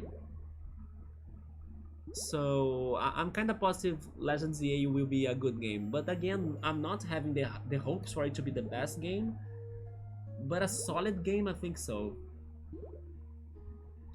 The 2D Souls-like games are good too, of course they are. I understand. Has anyone here have played 2D Souls-like games? Have you, Subaru? Me and Ku, we have never played 2D Souls-like games, I think. Subaru is going to post the initial cutscene of Elden Ring and Dark Souls on Discord. I can watch them later, yeah. And the Dark Souls 1, you have actually told me the story, right? I think it was yesterday that you told me about that. That the souls keep on dying and then they become more angry and things.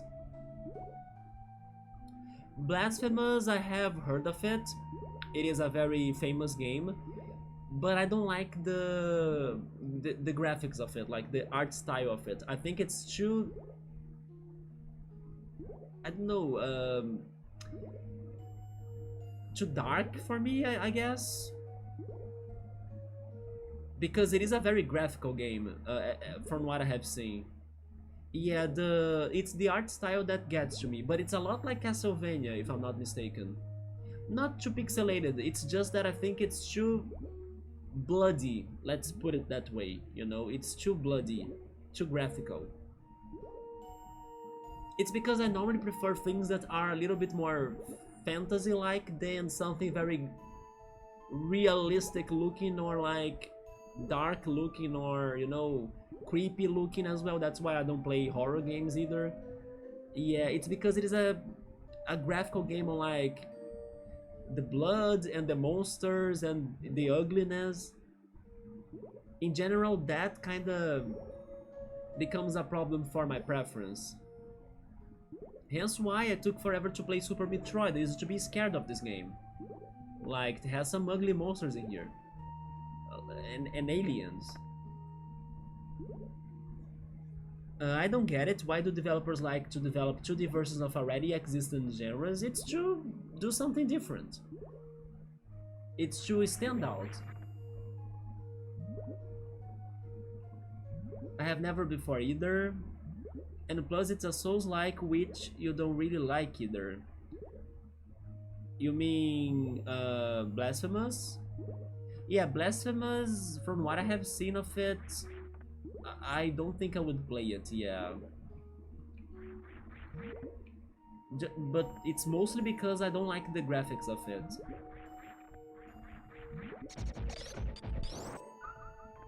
Castlevania is one that I don't like the graphics either, so it is still like a working process for my mind to accept it.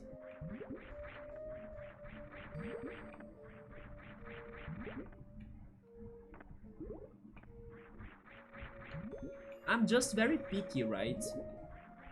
And I'm pretty sure that prevents me from trying some great games out there. But regarding the genres, it's when they do something very different than what we normally get that I feel like giving it a shot, or like I feel like wanting to try it out. The best example, I will say it again, another Crateria. That's a Souls-like game, but it doesn't look like any of the other Souls-like games because it goes on a more cartoonish direction, right? And then that's more around my taste. By the way, Subaru and Cool, I'm here recovering my health because when I was checking out the rest of this area of Maridia, I've met some unbeatable enemies. So they destroyed me pretty much. They did not die to the nuke bombs, to the missiles, they couldn't be frozen. I don't know, there are some OP enemies in this flooded land that I'll need to avoid instead of combat them. So I'm trying to heal myself again and see if I can get through them fast, right? Because they could not die.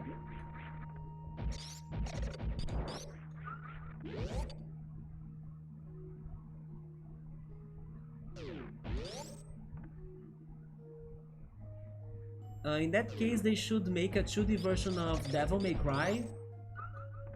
They are doing an anime, isn't it? Was it an anime or a live action, actually? But I heard they are doing something for Devil May Cry. Let me Google it. Yeah, they are doing something for it. Devil May Cry show. Oh, never mind. It is already out? It is a Netflix show. Okay, it was already out then. It is an anime then?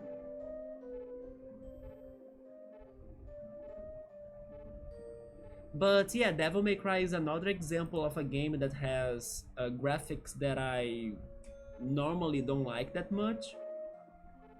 But again, I hear people saying it's a fantastic game. I'm pretty sure it is.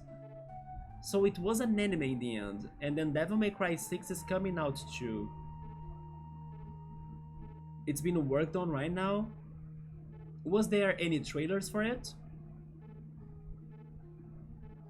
Subru is asking me if I tried to pull the enemies into lava to see if they could die. I mean, if you can spot the lava in here, Subru, let me know, right? And then I will try that idea then.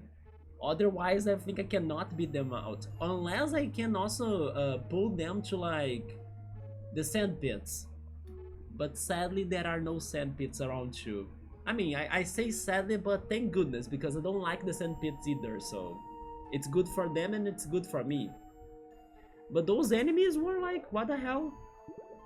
And it were like 2 enemies, it was not a single one. There is also a crazy tortoise enemy that he starts like attacking me with rapid spin, and I cannot do anything against him. No, they were not freezing. I will show them to you later. I just need to get my health back. I tried the supercharge, I tried the nuke bomb. They were not dying or taking hits or whatever. Maybe I will still get some sort of upgrade soon that will give me a more powerful weapon, but I don't know.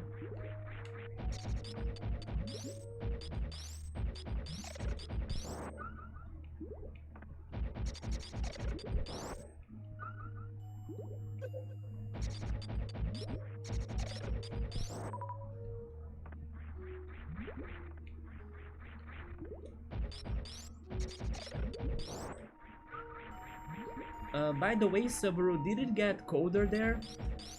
Because I heard that there was a cold front coming from the south, and if it's coming from the south, then it gets to São Paulo, where you live first, right? Before it comes to Rio, where I live.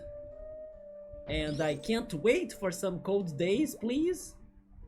Even though, to be honest, like yesterday and maybe this week, the weather here has been kinda more warm and not like extra hot, mostly thanks to the wind. Yeah, there is a breeze coming from the ocean that's been very pleasant. But still, you know, I wouldn't complain about getting a rainy day again after so long. Something to like wash us, a cloudy day that could be enjoyed with like some popcorn or some chocolate milk, hot chocolate.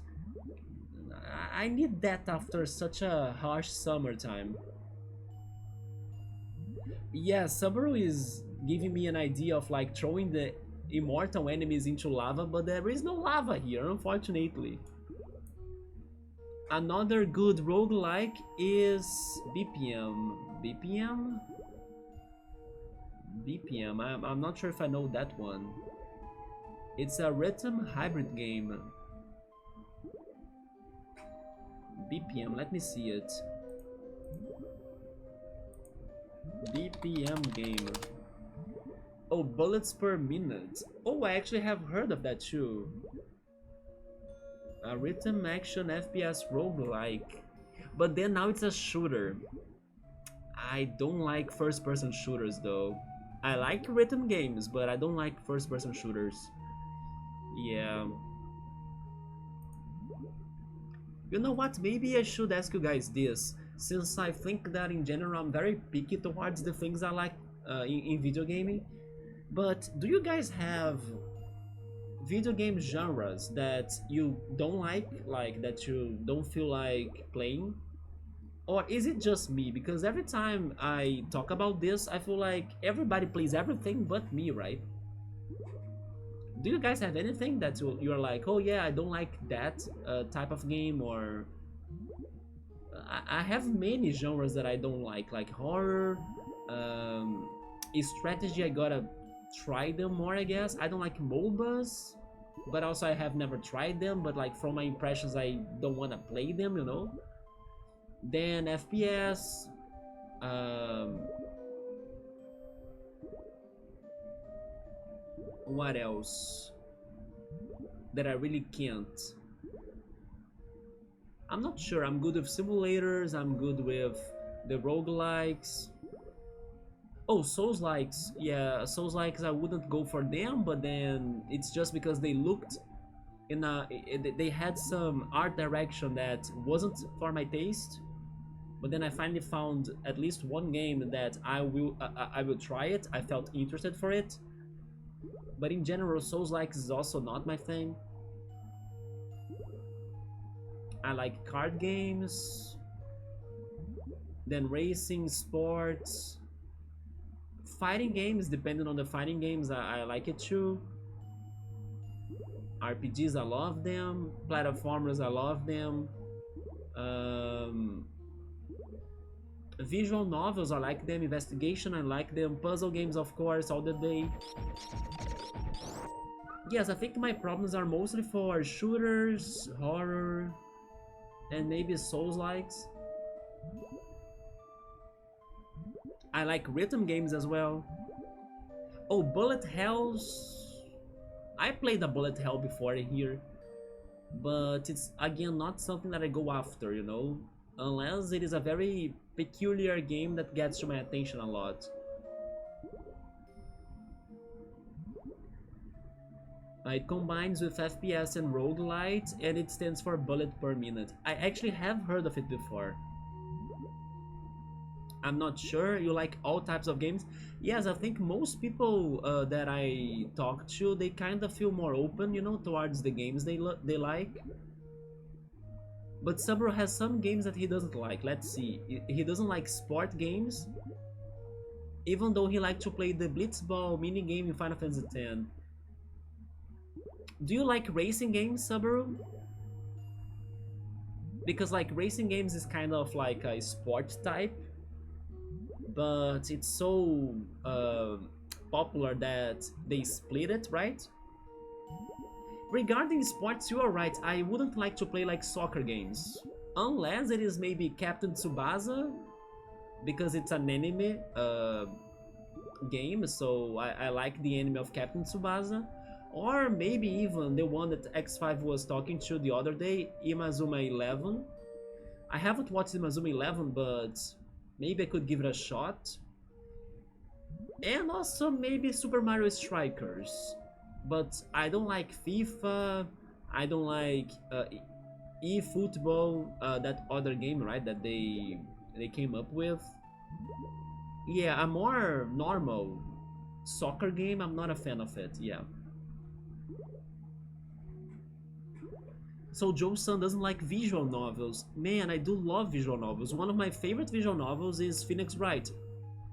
I consider it a visual novel. It's a mix of puzzle and visual novel and also point and click. But yeah, I really like Phoenix Wright games. 2D Souls-likes, I never played them. But I think so, because so far I still haven't seen 2D Souls-like that would get to me a lot. The one that maybe got the closest was that Dead Cells that we're checking now, but besides it, Bullet Hell is in a lot of roguelikes and roguelites, yes. You love racing games, I like them too. Even though normally I play the Mario Kart-like racing games more than the realistic ones, but I wouldn't complain, or like I wouldn't deny playing more of the realistic ones too. So Sabro has played lots of Gran Turismo 1 and 2. I played Gran Turismo 1 too. But the second one I never tried it. Need for Speed as well. But then Need for Speed, I'm not sure if I would like it that much. Maybe I'm mistaken though. I wouldn't like those games that you need to kind of do a lot of crazy things in the city by driving a car. A little bit like what GTA does, you know? Yeah, and there are some racing games that are like that. Maybe Driver is an example. Yeah, those like that I'm not a big fan, but if it is a more regular racing game and more chill like, then I like those. I wanna be the guy and I wanna be Boshi is fun. I heard of those two. Wait, I wanna be the guy? No, it's not the one that X5 recommended me to play. Let me Google them, but I know those games as well. I wanna be the guy. Oh, it's one of those hard AF games. Yep, hard AF games. Regarding hard AF games, I will always remember of Cat Mario. It's so funny to like watch people trying that game out and getting so damn frustrated. Those games, I love them to watch people suffering, not for me to play them myself, right? It's the best threats. But Cat Mario is the one that I would throw in here regarding the difficulty of it. Phoenix Wright is considered a visual novel. I consider it a visual novel. It's like a mix, right? Mix of visual novel with point and click and puzzle solving. Subaru doesn't like point and click, so I like point and click when it's like regarding, I don't know, a escape game, for example, or a puzzle game. For example, Riven and Mist. What did you think about Riven and Mist, Subaru? It was a puzzle game and a point and click.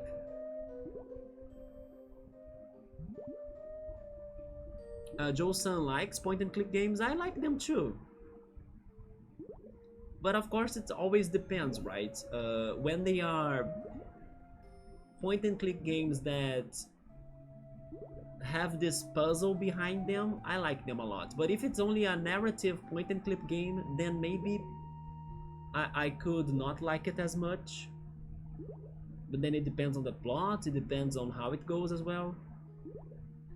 They are called kart racing games. So I like those, yeah, the kart racing games. Burnout, maybe I wouldn't like Burnout. Yeah, because I think Burnout has a little bit of craziness going on. Driver is one of those games that you need to steal cars. Yeah, so I pass. But then Driver Parallel Lines is more like GTA. And then I don't like GTA, so I would also pass. And then Test Drive was a racing one. Is that a game? Test Drive? Yep, you die a lot, so cool. It's just like the Souls-like games, right? If it is a game that it's just hardcore for being hardcore, I might not like it, yeah. You consider it a puzzle game? It is a lot of a puzzle game, but the mechanics are like a visual novel, don't you think? And then also when they have the investigation sections in between the cases, you gotta point and click. So it has all of that going on together in Phoenix Wright. I agree, I love me puzzle games. We should even play more investigation games too in here. And I hope we can do it. Yes, Subaru did watch me playing Mist and Riven, but he would have zero patience with them. But didn't you think it was fun for us to solve the puzzles together? That's why I like them, because even though it is a big deal, it is hard, it is like, you know, we will struggle a lot with the puzzles, but discussing everything and theorizing over the solutions, like it's more fun to play games like that with somebody else than playing them by yourself. So even though they were kind of slow going and then I got stuck so multiple times and they were very hard, Mist and Riven were still kind of fun and enjoyable for us to be, you know, going all crazy with possibilities in order to understand what they wanted us to do in the games. And regarding that, I like that. It's a good distraction. Do you prefer a game that you die and then you get respawned, or that you die and then you get a game over? Um, so that depends, in my opinion.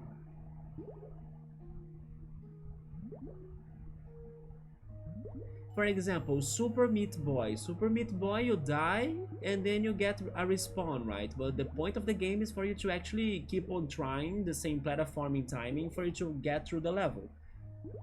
That one, I wouldn't mind the respawning because the point of the game is uh, getting through a very tough platforming section. I think Celeste probably does the same, right? But I haven't played Celeste. But then, if it is more like an RPG game, I would rather have the second happening. Like, if it is an RPG, I would rather be punished for not being ready for what was going on to my party in the game, and then I would rather go back to where I previously saved, right? Even in a game like this, like in Super Metroid, I would rather go back to my previous save spot for being punished for not taking enough attention to what was up ahead or preparing myself. So it depends on the game. But Super Meat Boy, for example, the respawning is the best for it. You love Doom. Have you ever played Doom, Subaru? I'm not sure if you would play Doom. Roguelikes, you die and then you get a game over with starting on over. Yeah. But then again, that's the point of the roguelike, so I think I would be more prepared for it, psychologically speaking, as that's what it is about. It's a little bit like a Pokemon Nuzlocke. If you die, it's dead, you know. You gotta restart it all. You gotta restart it all over from zero. So Souls-like is not about dying a lot. It's about, or that's a consequence. Yeah, that's why I was realizing that in Dark Souls games you kind of respawn again over and over to try the same boss fight, right?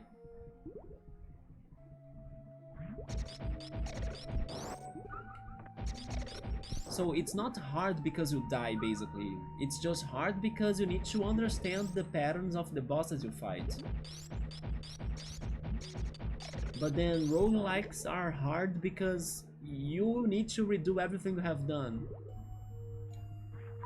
if you're not prepared for whatever is happening to you. So there are different ways of like being in a hard game, right? Or playing a hard game.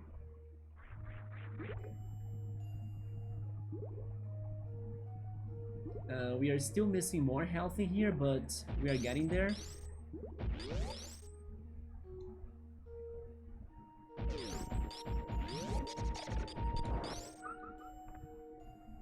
But regarding Doom, it's a shooter, it's not for me.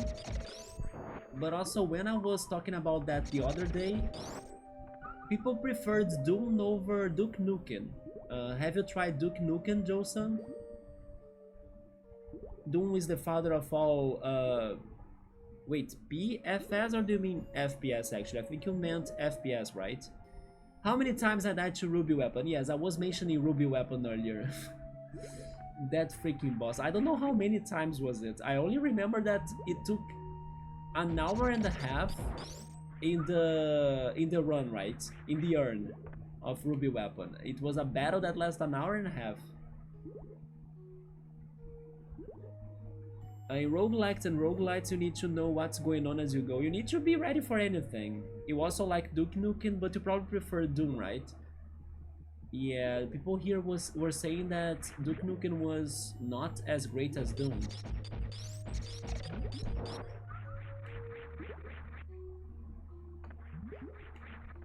Let's reset this again. But then I'm not sure if Subaru answered me when I was asking him about the cold front. Yes, I think not. I was asking Subaru if it's getting colder there. Because here in Rio, there is no cold front coming so far. But I wish. Cold front, frente fria. Is it getting colder there in São Paulo? Because there was this news of like, there is like a big cold front coming from Rio Grande do Sul, which is like a state in Brazil in the south region, and then it's coming up, and then it's going to get to us in the southeast. So I'm like waiting for that like crazy, because I want some rain, I want some cloudy days, I need them. You played the original Duke Nukem from back in the day. In the past, I used to think that Duke Nukem was more popular than Doom. At least towards my friends, right? I remember people saying that they would be playing Duke Nukem over Doom. But then as years passed by, I realized that Doom probably had more quality in general than Duke Nukem. And then you play Duke Nukem 3D later. I just heard that the last Duke Nukem was a failure. Duke Nukem Forever. Yeah, Subber is saying that no, the temperature has dropped, but it's still hot, right? Okay.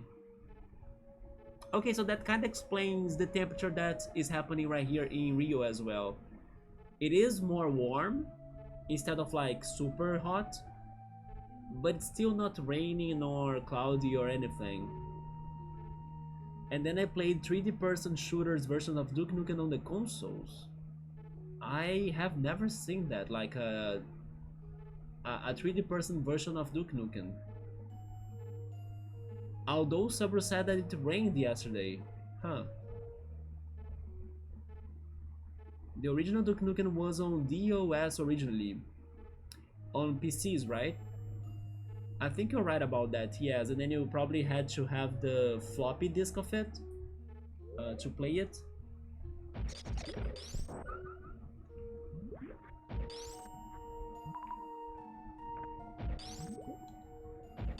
Yeah, I didn't know that there was a third-person shooter of Duke Nukem before. I always imagined they were first-person.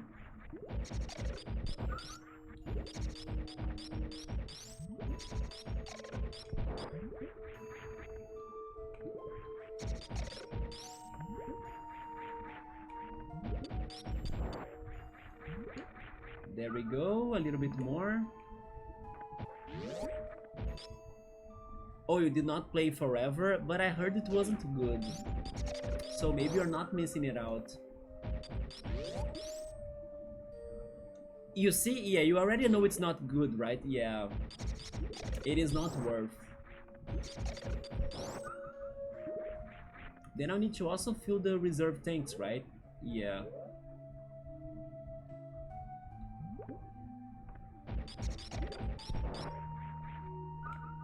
Oh yes, I thought of something after our talk from yesterday, that we were theorizing possible characters for Smash Brothers, right? I think I thought of something else, although I still haven't played the games, but the timing is perfect for that to happen, to be honest. What about a Suikoden character getting to Smash Brothers? And then, like, Suikoden 1+2 is... I don't know if it is already out, but it's like... almost released, right? I did see some people reviewing the game already on YouTube. Like, the videos are coming up of the reviews of the game. But I don't know if they were just like... having the game before the release date so they could test it and then prepare the videos for like reviewing it, but I'm not sure if it is out for everybody. Maybe it is. Suikoden 1+2.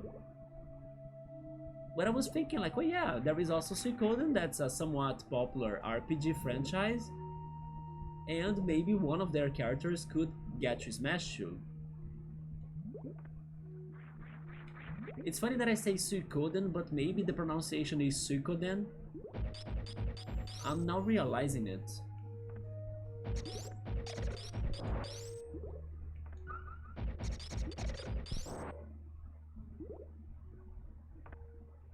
Where do you live? I live in Rio. Rio de Janeiro, Brazil. And then Subber is from São Paulo, so I was asking him how's the weather there. And it seems like it's not getting rainy, unfortunately.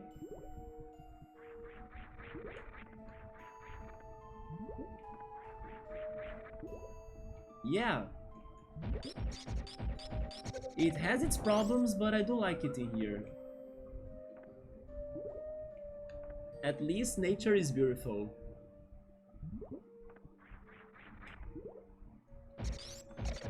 And the food, right? The food is awesome. It is sunny where you live, so you know how it feels, right?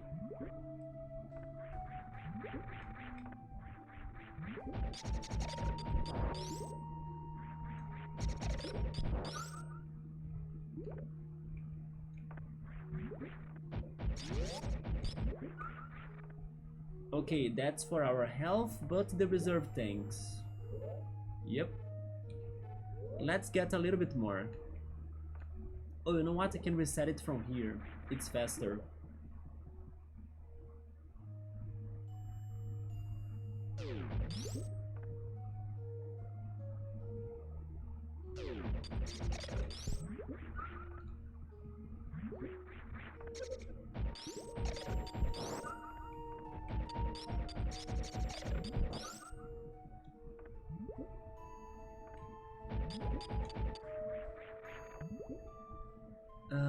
I like RPGs, I love turn-based RPGs and actions RPGs, but I don't like the hybrid RPGs.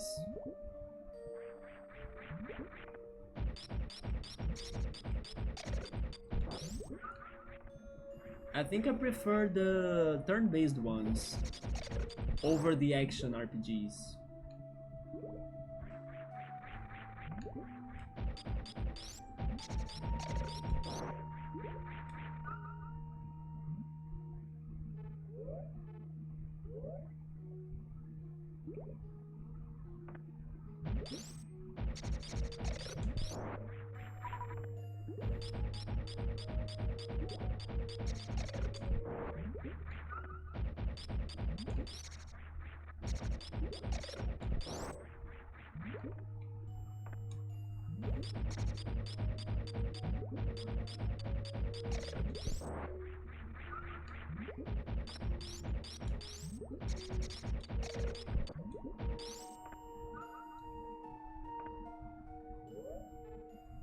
Just a little bit more for the second reserve tank.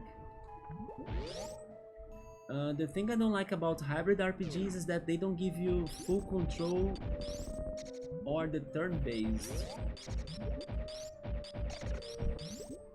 Why does it have to be in the middle?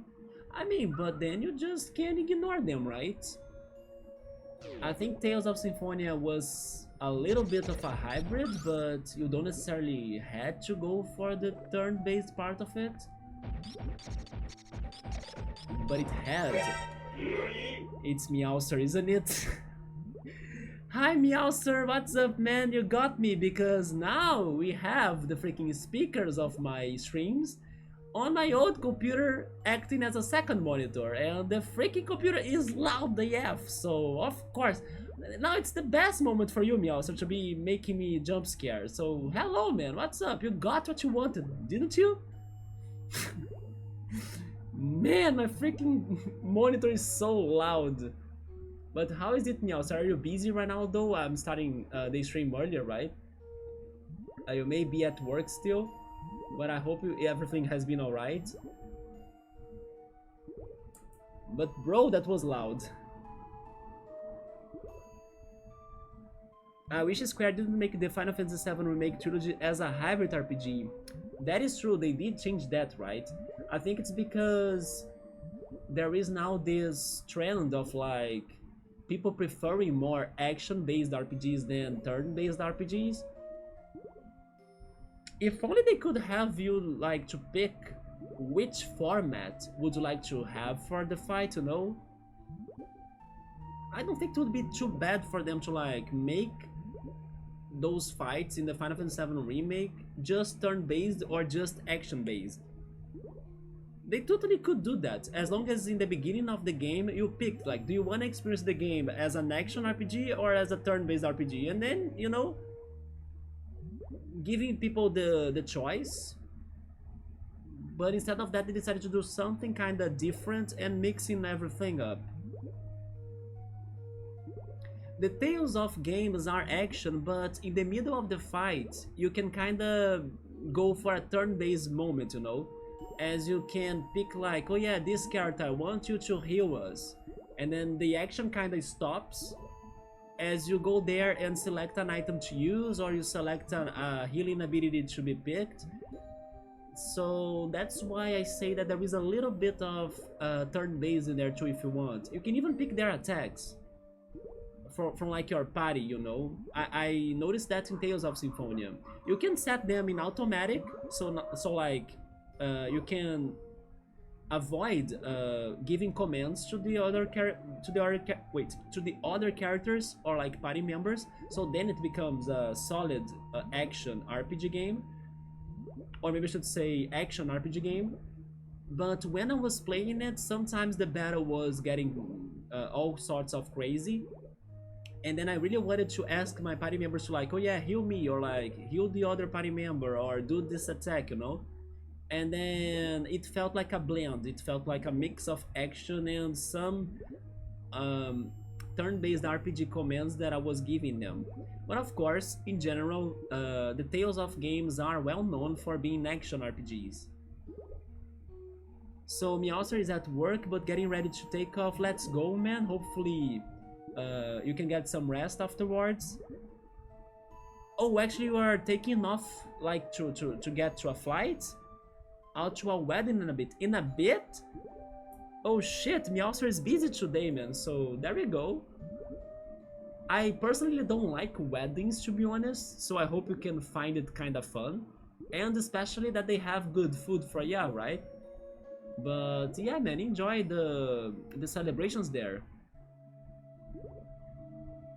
In hybrid RPG, you are in a turn-based world, but you can move like action and vice versa. Yeah, that's what I was saying about Tales of. It has a little bit of moments that you can stop everything that's going on in the action fight and pick up the commands you want your characters to be doing, and it feels a little bit like a turn-based thing.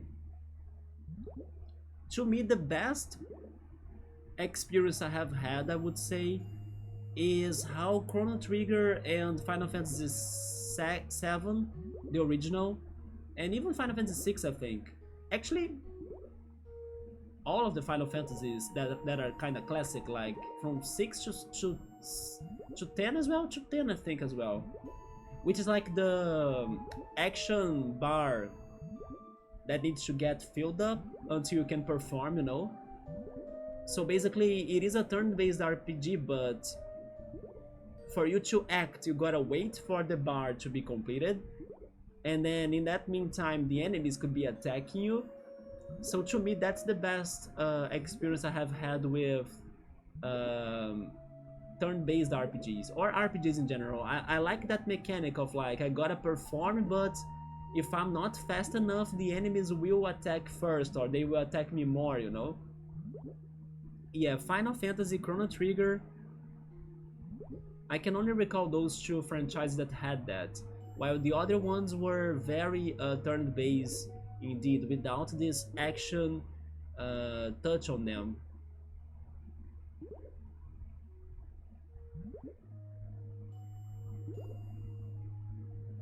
I actually think that people like action RPGs the most, more than hybrid actually. MMOs use hybrid RPG mechanics, they do, I think so too, yeah.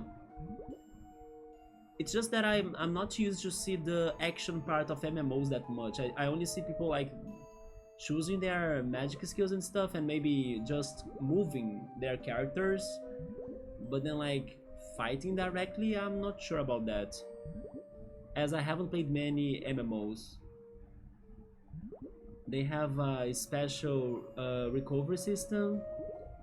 That's why hybrid RPG genre is niche. And also I don't think it is that big. I think there aren't many RPGs that are mixed like that.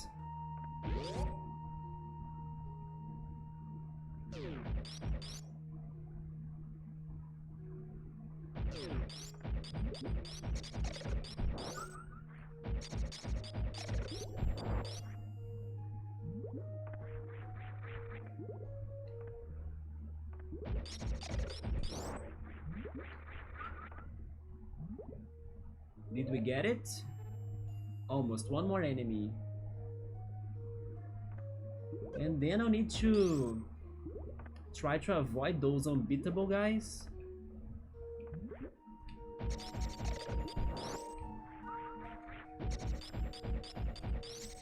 Oh, seriously? Come on. Never mind, more than one enemy.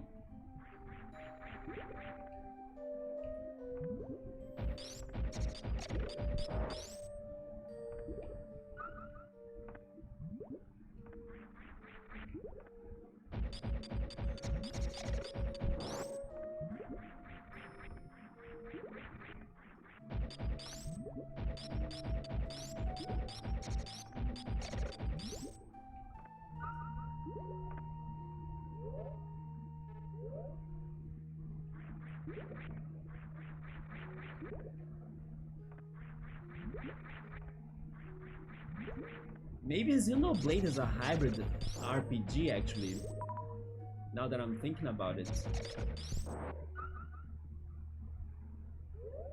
Yeah, Xenoblade I can kinda see as a hybrid. Because you need to worry about where you are in the battle, so you could avoid some hits from the enemy, so you need to move your character. But then when you are attacking, everything stops and then you kinda select your moves, you know?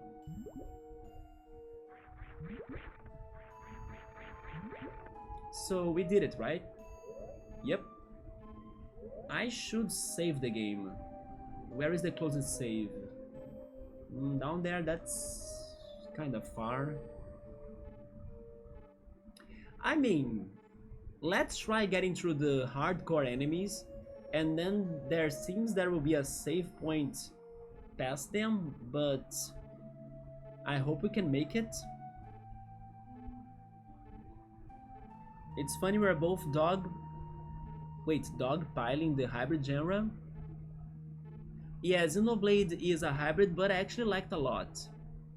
Yes, it is very complex though, but I did like Xenoblade a lot. Hence why I do wanna get the second game and the third game eventually.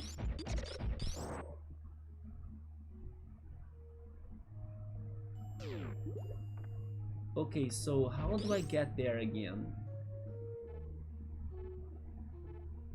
Oh yeah, there will be a door at the very edge of this room, right? So...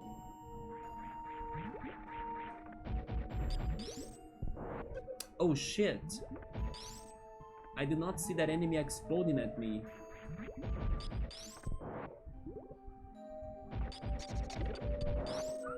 Yeah, that door right there.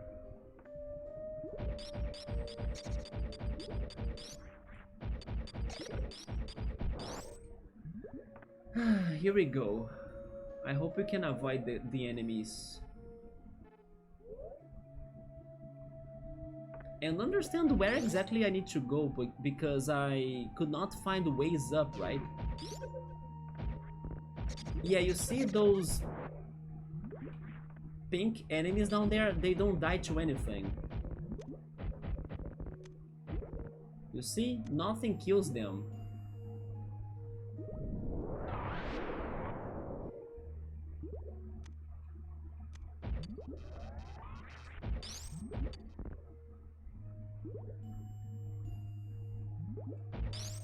No, wait, there we go. They also protect themselves a lot. We are making fun of the genre? I don't know, I don't hate the hybrid RPG games. I just prefer the turn-based ones over the action ones. But maybe I should try more hybrid RPGs because I actually haven't played many, although Xenoblade kind of felt like one, and Tales of kinda had that thing about picking the commands if I wanted. Yeah, I kind of think like I don't hate them. I also think that there aren't many of them, although as there is this transition of like turn-based RPGs becoming less common and then action-based RPGs becoming more common, then we are getting some games that go in the middle of them, like becoming a hybrid, like Final Fantasy VII Remake. But then for Final Fantasy VII Remake, I kind of think they should have split it, like the player could decide which sort of mechanic he or she, right, would prefer to have in their experience instead of actually having the two things together. But at the same time, I don't know if that's going to bug me when I play it. I think I will actually end up enjoying the game because I liked Final Fantasy VII a lot. Yeah, you just don't like them. Yeah, they have good things about them, yeah. Especially the soundtrack. Oh no, I fell here again. That's not a good place to fall. Where was the passage again? Map. It says there that it's to the right. To the right?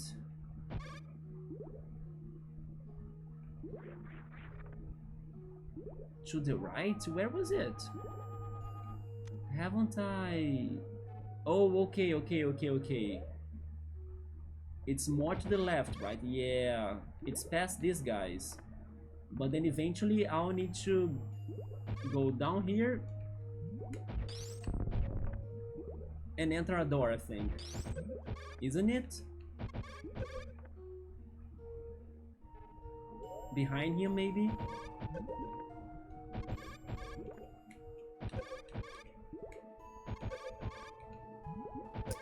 I'm going to die again like this. It's not in here.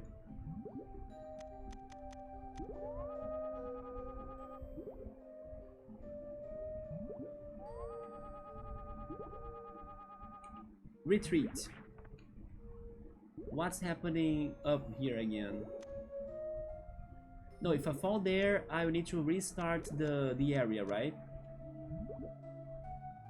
I think so. So it gotta be down there, but...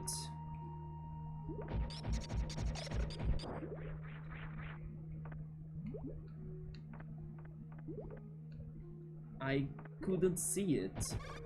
Quick! There we go. Oh! Okay, now I saw it. Okay, we did it, finally. Just trust the map. Then in here we have the other immortal enemy. The tortoise right there. And I wanna go up, but then how am I going up? I didn't try anything against those tiny turtles. I think on my the roguelites though, I'll need to try them out. But again, I'll be out of my comfort zone, so I may like them, but maybe not love them as well. You know, speedrun tactics. I mean, you know that I'm not any close to a speedrunner, right? Yeah, that's totally something that I can't. I'm a slow runner, then I can start that trend of like being slow at games. Yeah, I definitely don't have skills for like speed running or anything. But what's happening here? Could there be a secret that I'm not seeing?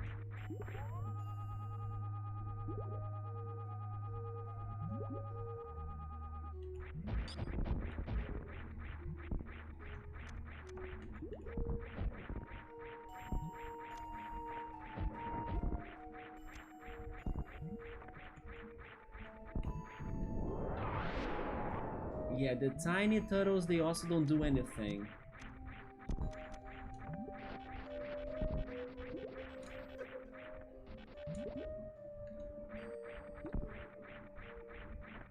What is the point of this area?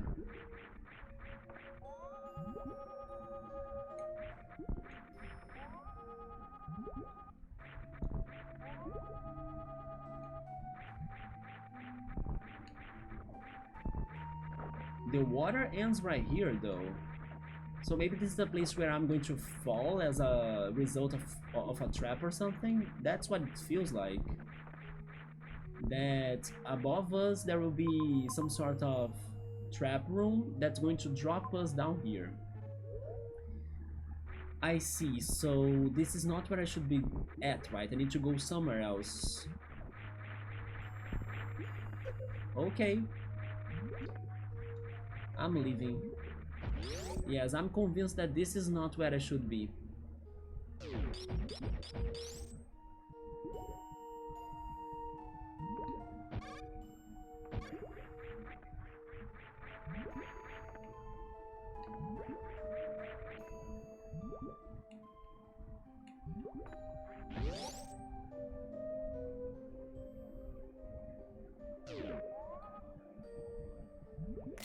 Wait, wrong button. There we go.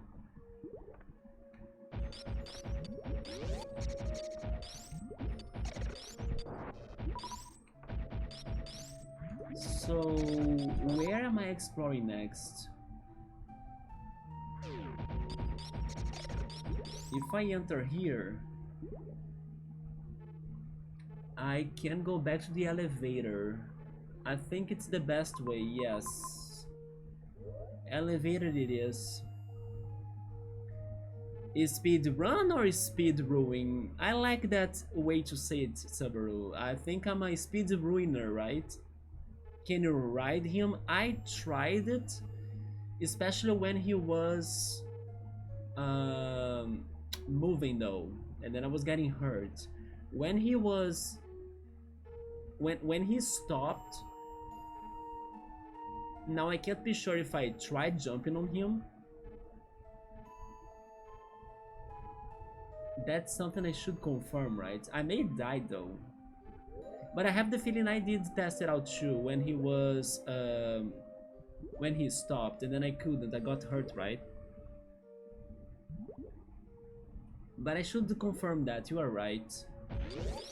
But when he is spinning, I cannot jump on him. Yeah. But I'm starting to think that that room is like a trap room, you know?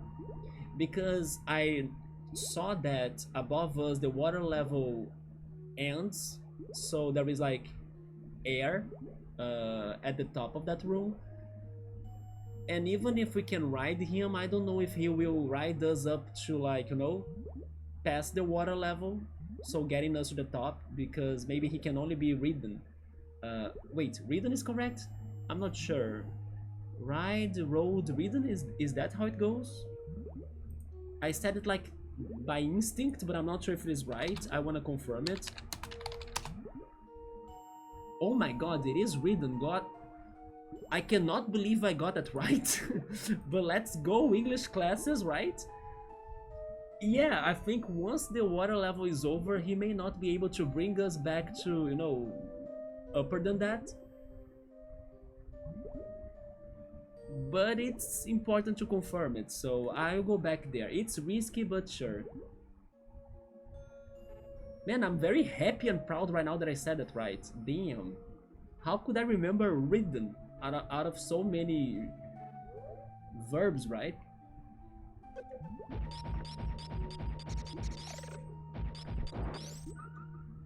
Good luck, thank you so much. I'm kinda scared because it's dangerous, but if it works, then it's going to be worth it, right? I think it won't work though. Because I kind of feel like I tried it, but I can't remember, so that's my bad memory curse at the same time. Wait, yeah, I need to go all the way around. Yeah. Sure. Let's do it.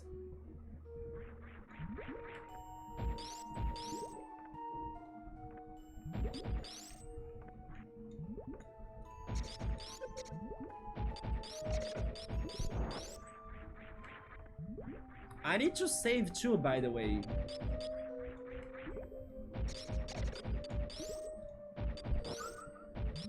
I haven't saved the game in forever. I believe in you. Let's try. Let's see if it works.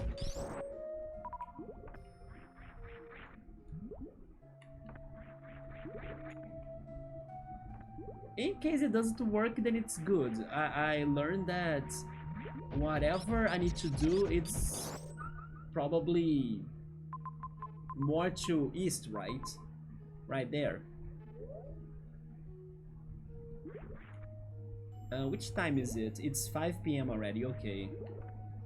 So it's been 2 hours? Oh shoot, it's been 2 hours and 40 minutes. I did not feel that time passing by. I thought it was like, I don't know, an hour of stream. And I have been only been in the same room in here for the entire stream. What happens to me? Why can't I progress like a normal person, right? Man, I spent 2 hours. I mean, I did explore a little bit. I got an upgrade on my missiles. But that's 2 hours? Damn. Yeah, that's an easy answer, right, Subro? It's the chatting too. So you're East Coast. I mean, in real life, yeah. I live in the... Yeah, the East Coast of Brazil, that's correct. But I need to go to the east in the game, that's what I was talking about. This was wrong, don't fall! Oh, never mind, it is right. I was thinking I was in the other room. This room I should not fall here, yes. Here I should go west. Avoid that guy. Done. Get health, please. I need to avoid this guy too. No health, that's sad. And down here is my passage. There we go. Run, run, run, run. Nice. Then we have the tortoise.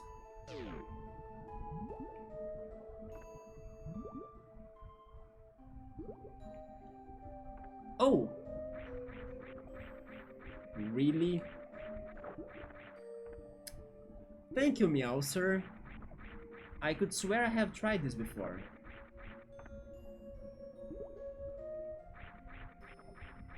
But I cannot see anything. Let me see...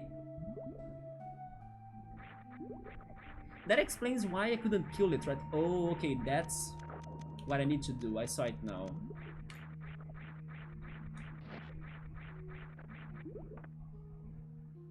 I'm 2 hours ahead of you, 1 hour. Oh yeah, I'm 1 hour ahead of EST time, right? I failed.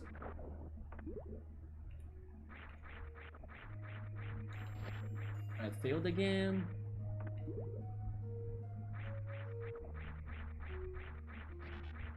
I thought I did it, but it didn't connect.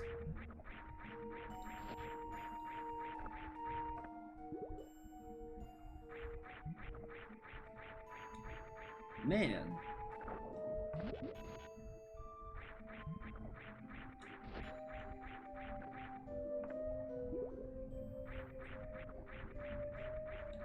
There we go, finally. So let's get the energy tank. Is it the only thing going on in here? I think not.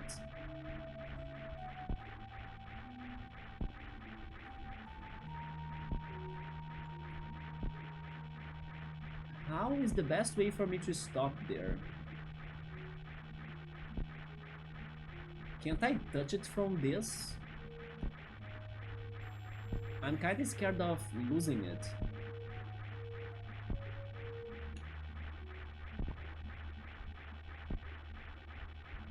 No, I think they will want me to stop it, right? Mm, I'm not feeling very confident, so I'm sorry in case I miss. I feel like I will miss.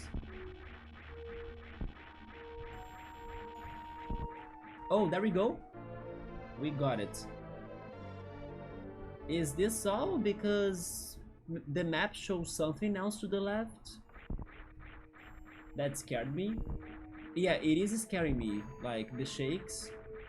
Oh, never mind. I am on the right spot on the map now, so this is fine. So that was the secret.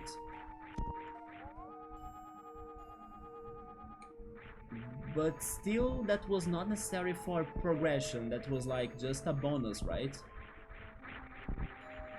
Now I think we can move on.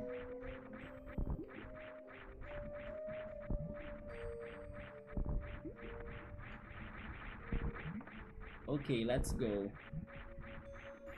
The fifth jump. I was not trusting myself. You are CST, Central Standard Time? For Central Standard Time, it's only 1 hour difference?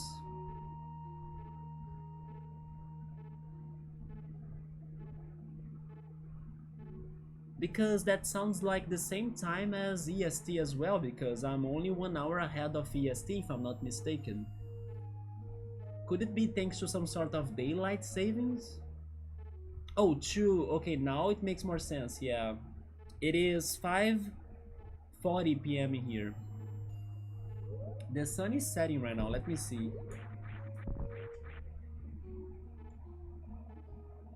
No, it's still not setting, but it's getting there. I wish I could show you my view, by the way, but the webcam would never get there. Yeah, to the window.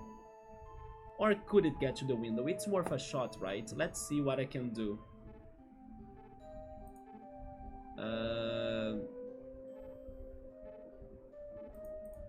Let's try, why not?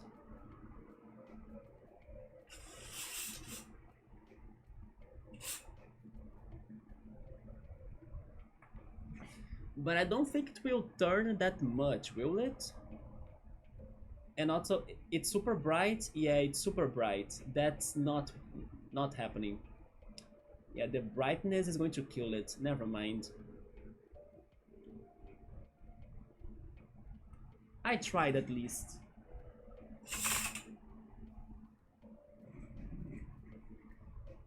Let's go back then.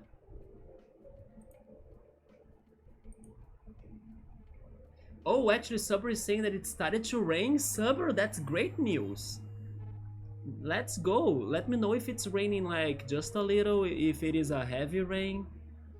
It is 3:40 for you, and then 4:40 for cool. Yeah, so EST, right? EST and Central. You like my back wall, the decoration I set in here? Yeah, it was about time I changed everything a little bit more. I actually got more stuff there, right? I got more books especially. Let me change it again for you to see it better.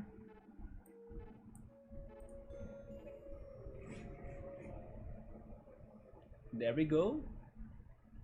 There is a lot going on in here. I have the Pokemon section, the Switch section, the 3DS section on the top, some books and Harry Potter here, then some general and mixed different items like the Pixar Ball, Luigi, Question Block, Quaxley, the Pokemon, Princess Peach Castle with the Bob-omb Battlefield level of Super Mario 64. Here is my new 3DS, my Joy-Cons, a Portal Papercraft. Here is like music and some movies as well, DVDs, right? So I have Daft Punk, I have Moby's biography right here. I have Transpotting's book and DVD, but you guys may not be able to see the DVD.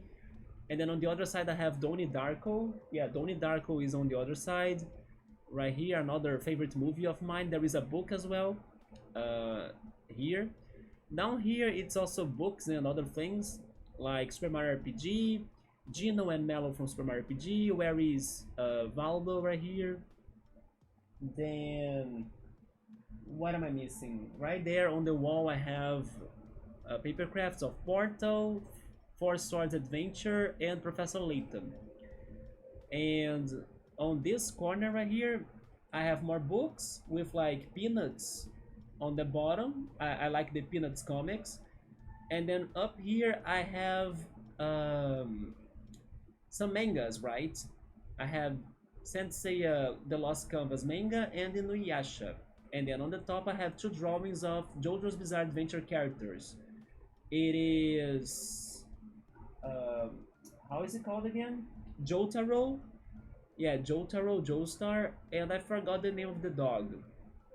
Yes, I forgot the name of the dog. But basically that's a summary of the decoration in here. Many items were there before for the past looks of my shelf, right? But I did add a couple of things now. Oh yeah, and right here I have my Pokemon TCG cards, mine and my friends, that we are both selling little by little. Yeah, my Pokemon TCG cards are here. Thank you for that, Joe-san. Jojo is good. I liked it. It is very it is not for everyone because sometimes it goes very crazy in the battles and everything, in the powers and even in the conclusions of the seasons. But I started liking a lot in the third season and also in the fourth season. The fourth season was my favorite because it reminded me a lot of Persona 4 and the plot of Persona 4. So I enjoyed it a lot. Subru says that it's raining a lot, but without some thunders, and also it's not very windy. So it's just raining, right? That's very good. It's not a storm, and it's probably going to refresh a little bit the situation in there.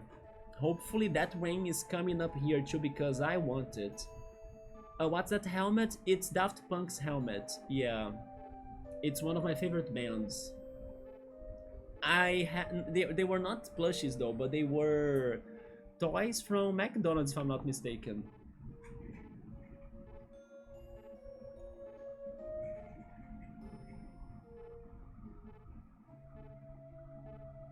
Yes, I'm pretty sure I got them from McDonald's back in the day.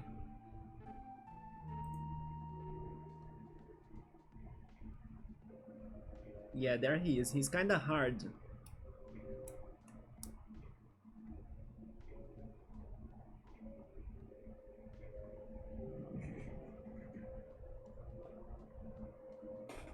I placed them next to the sound speaker because I don't know, they kinda I kinda can see them being music fans or like characters that like some loud noises or they make loud noises. So I placed them next to the speaker, right? I thought it was a good fit for them there.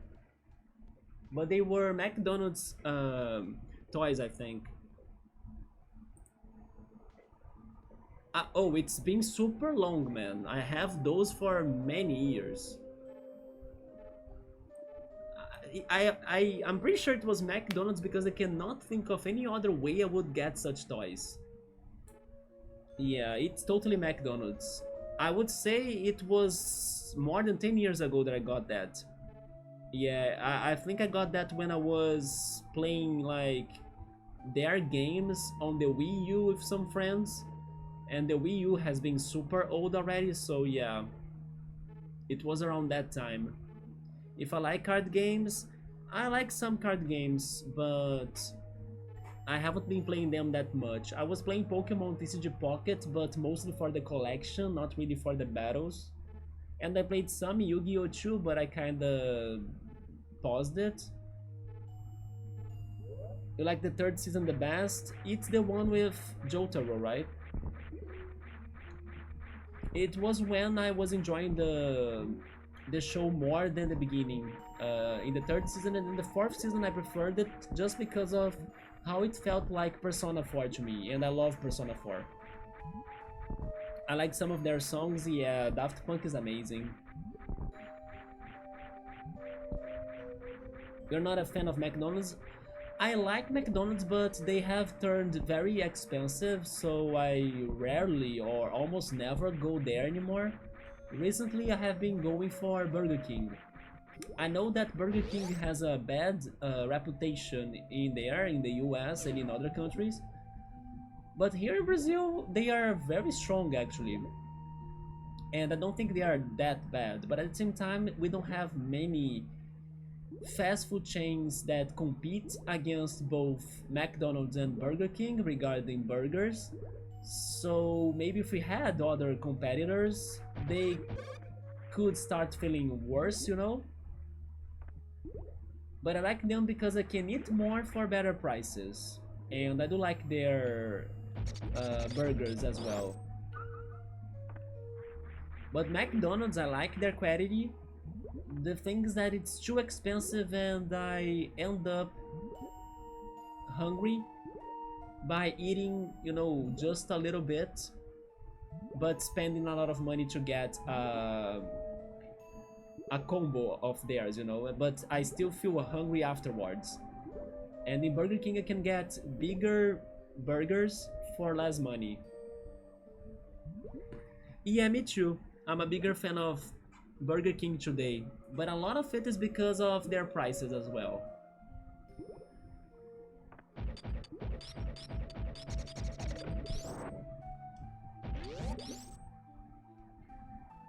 But I wish I could have something like Wendy in Brazil. They tried coming here, but they closed doors, right? After some time, I could never try them. We are getting other fast food chains like Popeyes and KFC and Taco Bell.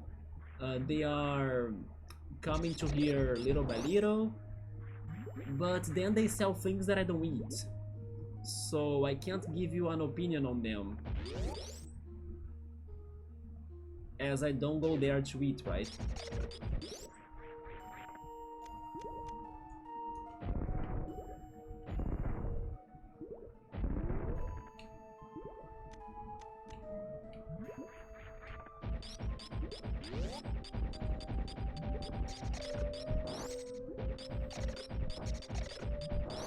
Okay, so let me check the map again. I just need to go straight right, and then we get the elevator and then try to get to a save point. Okay, never mind, because the elevator we will actually skip that, right?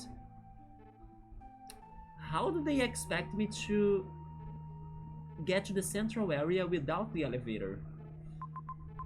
I'm not sure, but we'll try to investigate it. Yes. Yeah, the elevator is going to skip the central part. It's going to bring me back to the first areas of this Maridia zone, right? So I won't get exactly where I wanna get. Oh yeah, remember when I was saying yesterday that there was a place in this game that had the broken pipes? And that kinda made me think that I should try breaking the glass or something? That's the area. Yeah, this area kinda worked with my unconsciousness for me to do what I did last time.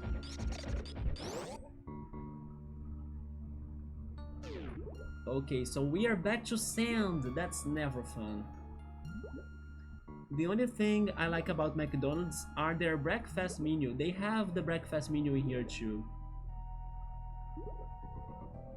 Skip? Really? I don't remember. Yeah, the elevator brings you all the way up, you know? It doesn't stop in that pinkish area right there. That's why I haven't explored the central area. I'll need to understand what's going on in there more. Oh, these guys, I hate them.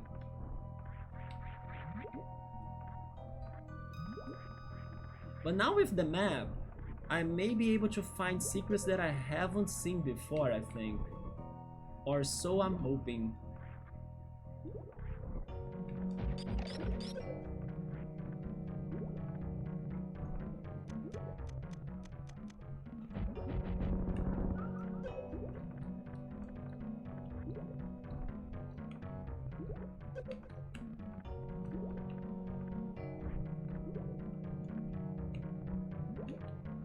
Samus, why couldn't you make the good jump? Like the long jump. Yes, this one. Come on. There we go.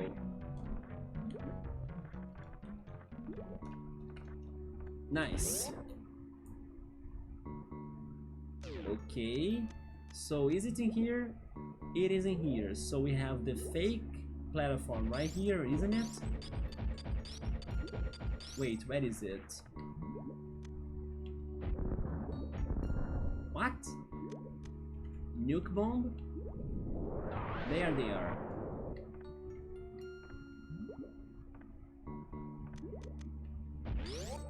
And then this is the elevator. You see, it's going to skip it. I don't know how to get there, but I'll need to investigate the rest of the map. You remember breaking the glass? I was happy that I figured that out yesterday, yes. I was like wondering how could I get to the other areas around the glass, and then suddenly I was like, if only I could break the glass, and then I actually tried it and it worked. Have you played Metroid Dread? Nope. This is the first Metroid ever that I'm playing, so I think I will be scared of it. I think I will be scared of Metroid Dread because of the pretty much unbeatable enemies, right? That will be chasing you. Yeah, that sounds kinda terrifying.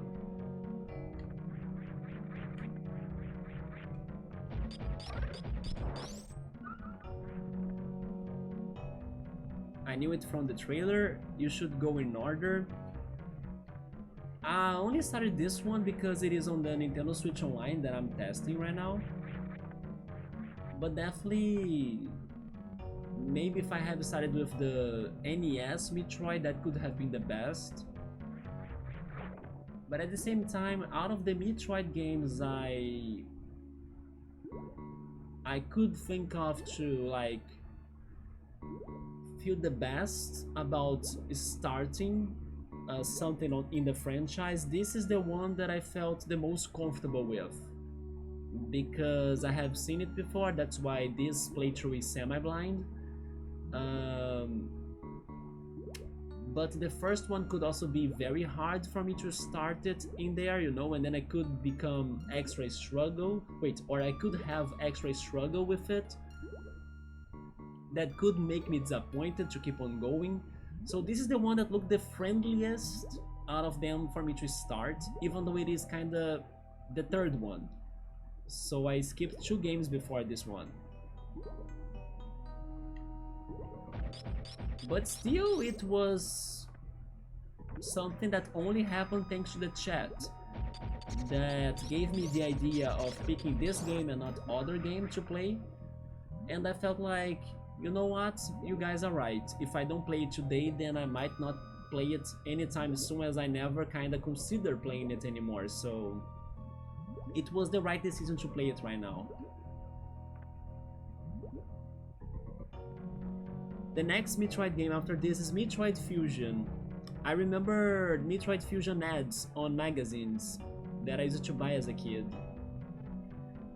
Oh, Subber is saying that now the thunder has started there. So only in the end of the raining? Yeah. As long as you don't get power outages or floodings, it's good, right, Subaru? Yeah, Metroid Fusion is the next one.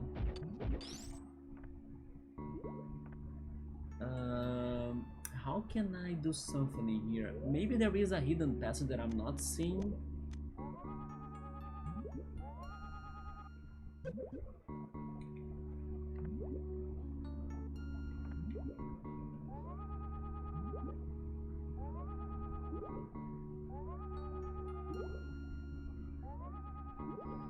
There isn't.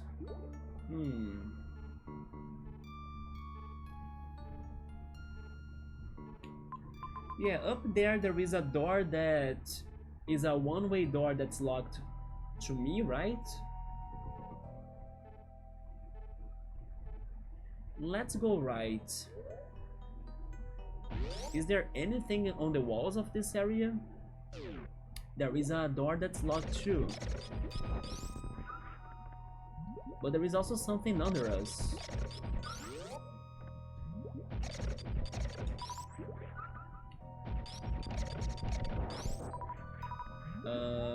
Can I fall? I can't.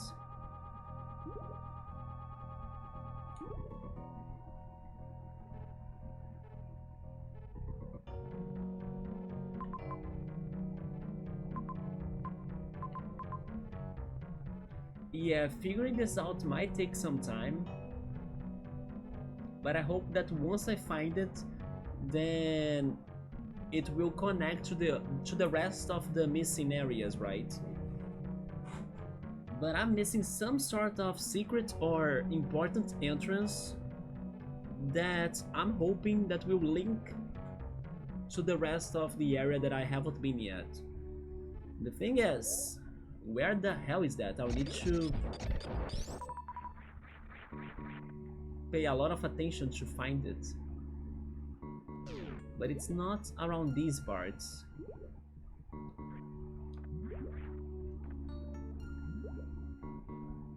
Are you gonna try the spin-offs? I'm not sure. I don't even know which ones are the spin-offs. Do you mean Metroid Prime? Although people were saying that Metroid Prime was kinda turned into canon.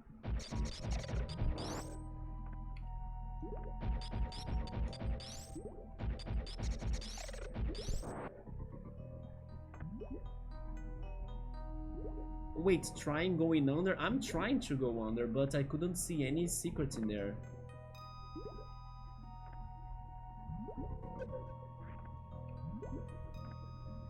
I mean, after playing this and being surprised by this game, it is possible that I could play other titles for sure. I just have no idea of when. Because I might want to go to other games after.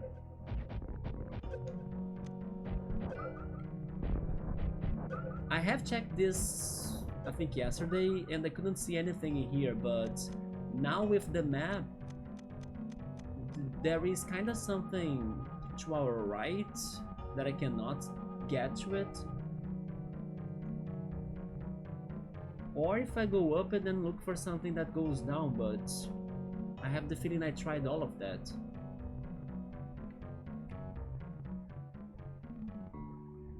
And this door is locked as always. But sure, let's backtrack a little bit more then. Yeah, many secrets you can't see them, not even with the... I mean, never mind, this kind of reveals everything. The X-ray, but the map doesn't reveal everything. People don't know the definition of spin-off.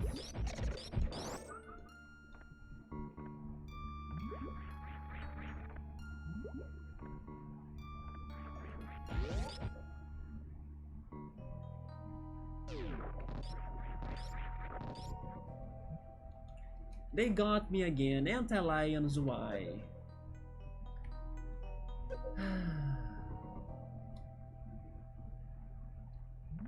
At least I can heal myself back down here, but it's still kinda annoying.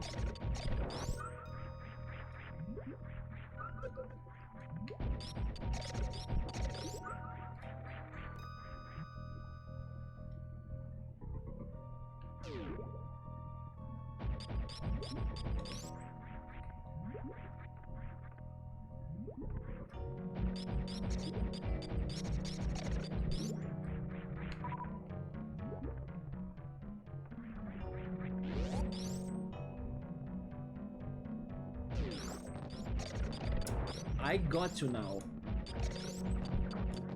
Get the other one. There we go. Okay, we made it. So I checked this, but could I be missing something in here? Besides the path that you have on water right there?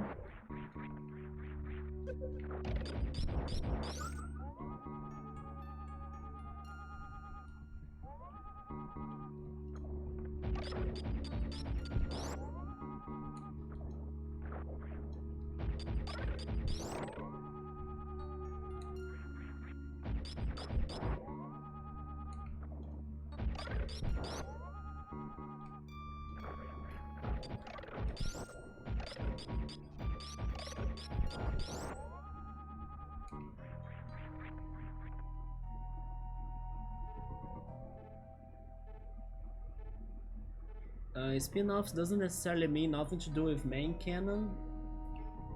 That is correct. Persona 5 Strikers is canon, and it is a spin-off. It is the direct sequel to Persona 5 Royal. Or maybe I should say actually the Persona 5 without the Royal, right? Yeah. Because the Royal gave it extra characters that are not in Persona 5 Strikers. It just means it's a smaller hardware and smaller story usually, or different gameplay as well.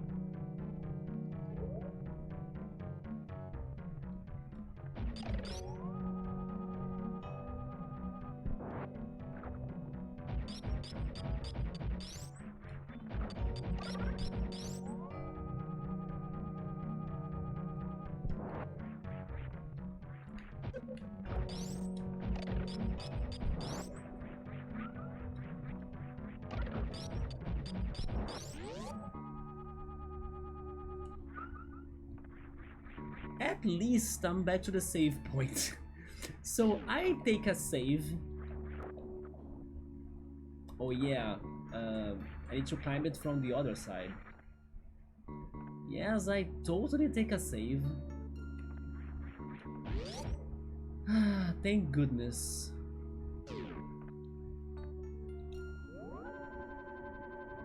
Now I feel better.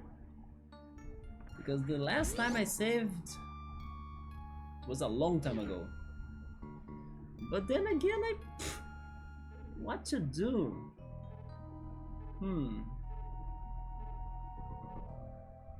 It looks like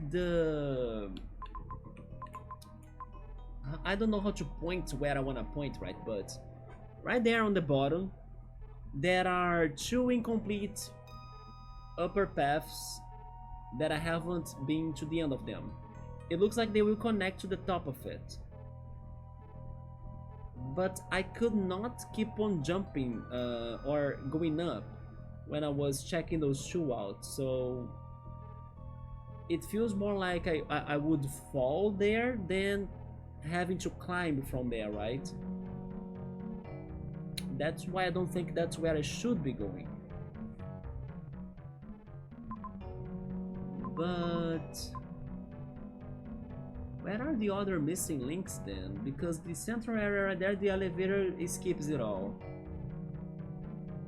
And then when I was in the tortoise room, it could not get me to the ceiling that maybe was connected to that save point, but it was kind of far, so I don't think that's it either.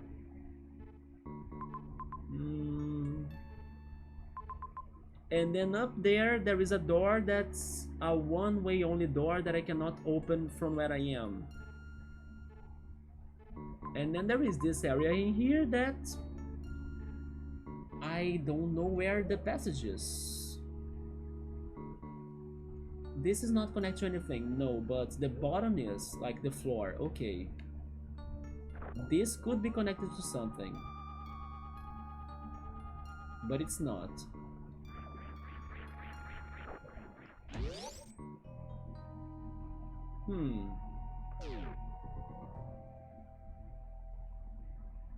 BRB, okay.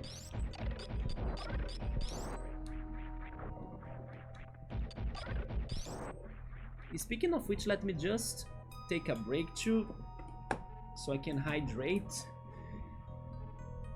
and stretch.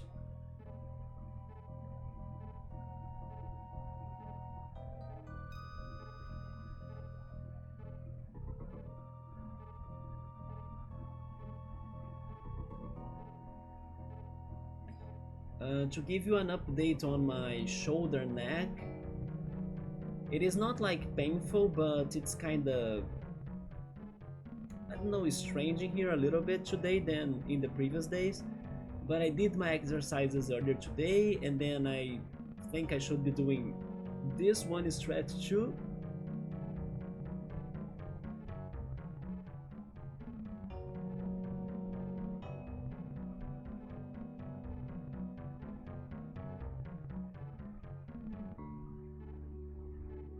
So basically, it is like not perfect, like my neck and shoulder, but now especially the shoulder, it is not perfect.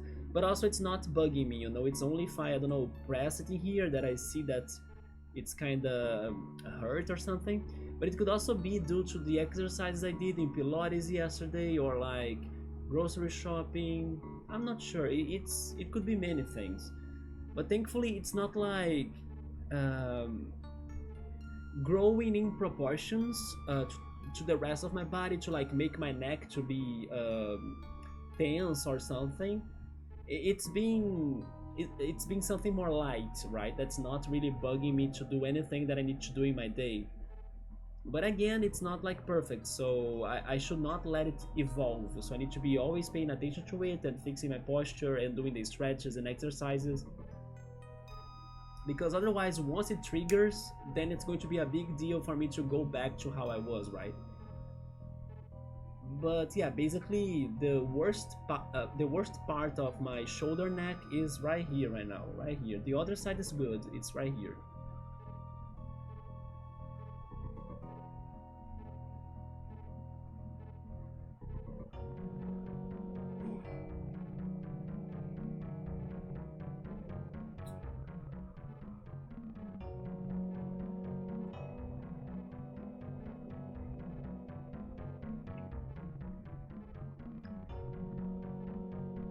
So far I'm not hungry. Let's see how much I can take it, right, without feeling hungry. But in case I does feel hungry, then I can get a snack. Or if I really feel very hungry or something, then I can consider taking a pause and then returning a little bit later after, I don't know, I eat and maybe shower, and I have like a second stream, right? After a break of 15 to 20 minutes or something. But so far I'm good, so let's keep on going. Yeah, figuring this out will be probably the hardest thing of the night.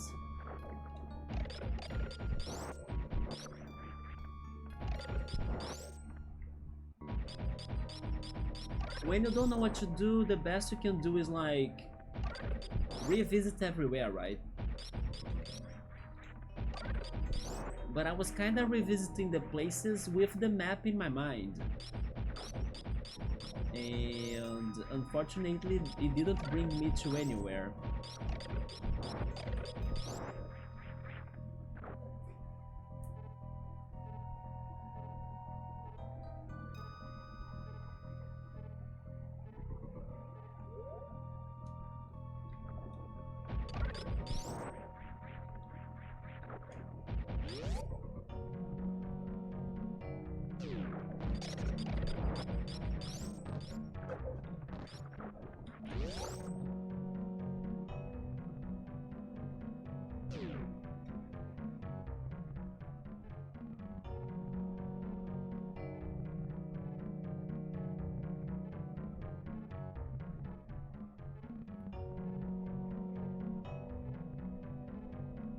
But I still think it is kinda pointless, the anti-lion trap in the previous room, don't you think? Like, why is it a thing? What is the game trying to tell me with the anti-lion trap? If only I could really find a passage or something, but I could not.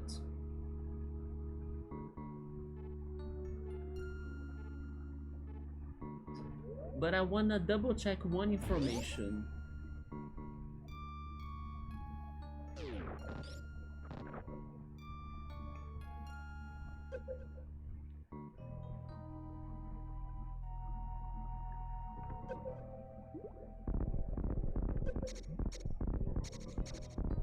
Yeah, there is nothing there, right? Because if I could go down from here, then I would hit a new area, but there is nothing under the sand pit.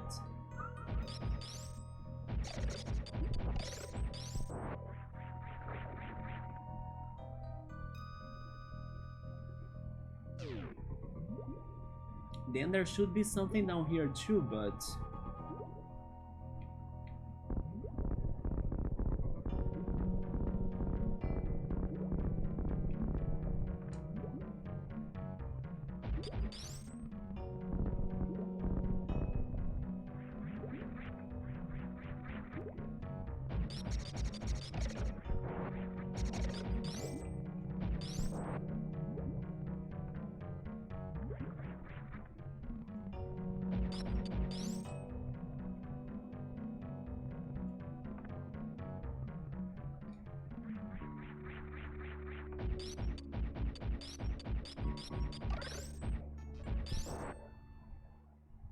So at this rate, Sabri is asking, what about the sand falls?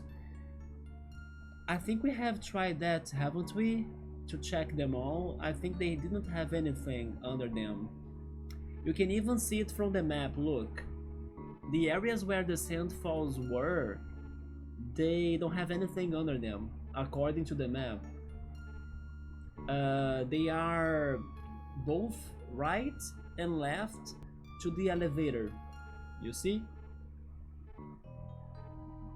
And it's just like a straight path. But these right here, they have things under them, that's the situation. I just don't find a passage. The elevator is another mystery because it skips the central area right there.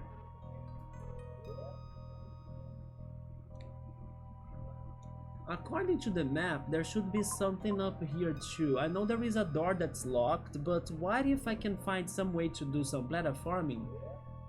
That I can hit the blue block up there. I will reset this, but I think I won't be able to jump that high.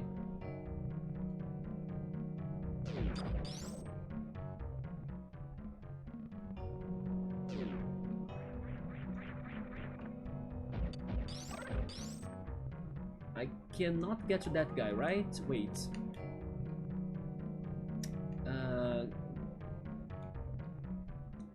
Stop there. Yeah, is there anything there? But I can't reach it.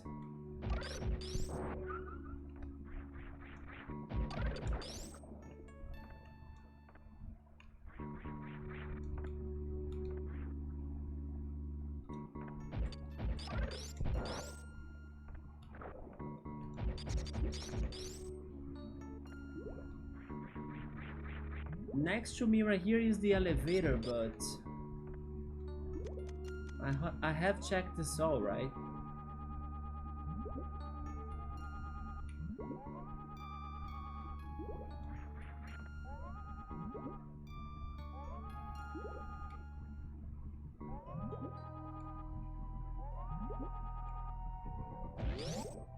And this goes to where the anti-lions bring us.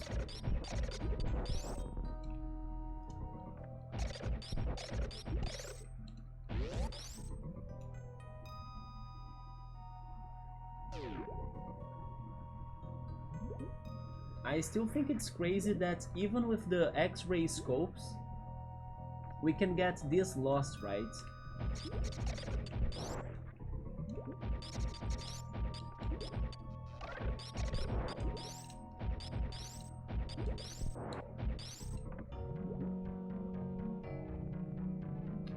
I will go check the locked door again, but I know I can't open it.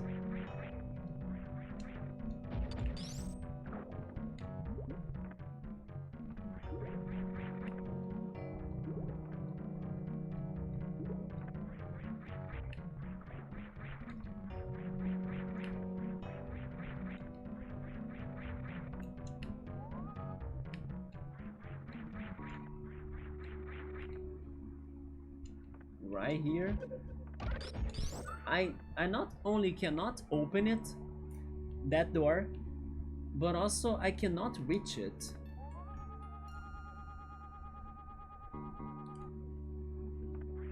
Because once I fall there, it is a bit more to the inside of this surface. So once I fall, I kind of go straight down and not like into that platform. Welcome back, Joe-san. But it's locked still, so even if I could land there, I cannot do anything. Then what else?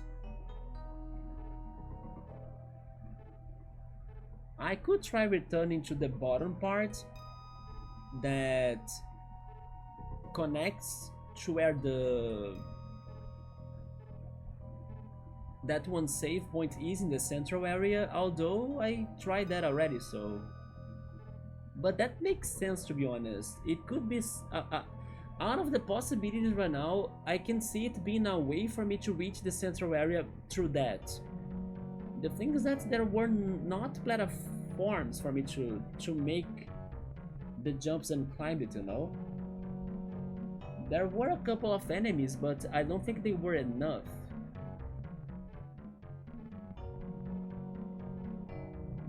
But I can go back there again to see it, right? Why not? What did you find? Not much, to be honest. I'm still investigating the situation. I mean, I will try back there, but I don't know. I think it's not going to do it.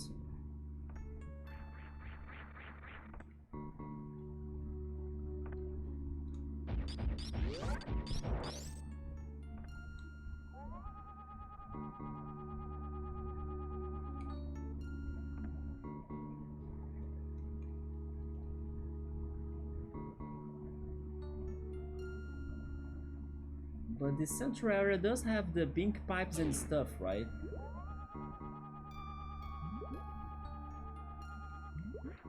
Can I... wait. Oh no, that's land right there, it's blocked, okay.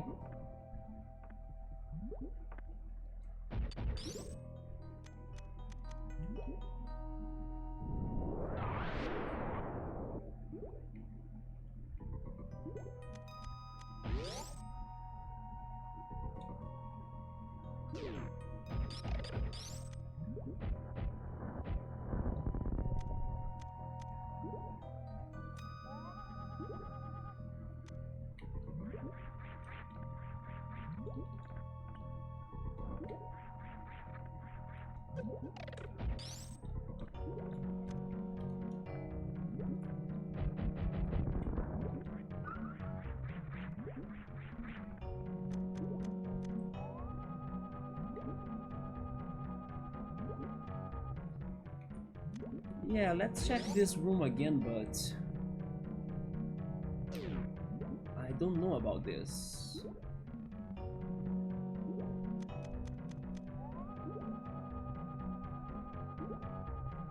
Wait, it says that I have been above that? Do you mean after breaking that block? But how?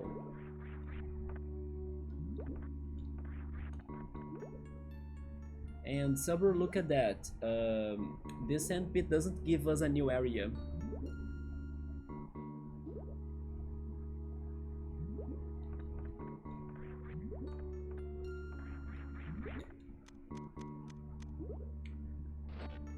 Wait, how did I get... I don't remember how I got on there. Oh, okay, now I understand. It doesn't respawn. So that's how I made it there. But then the jumping, I probably had to use an enemy, right? I think so. There was an enemy here, right?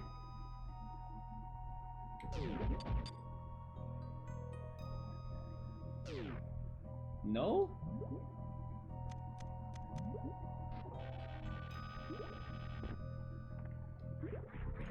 But then how did I make a big jump like that?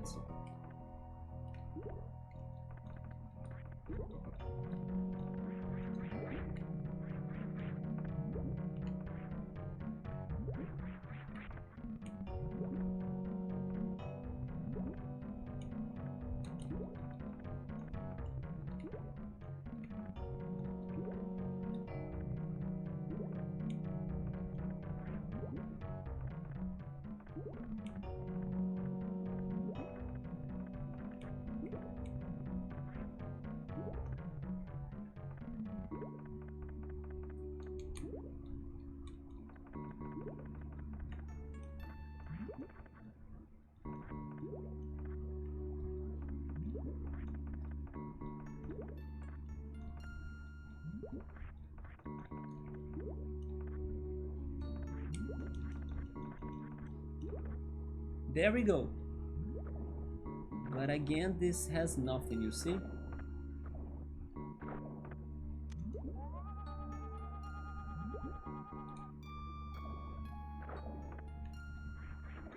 Unless they really want me to do some crazy wall jumping, but seriously...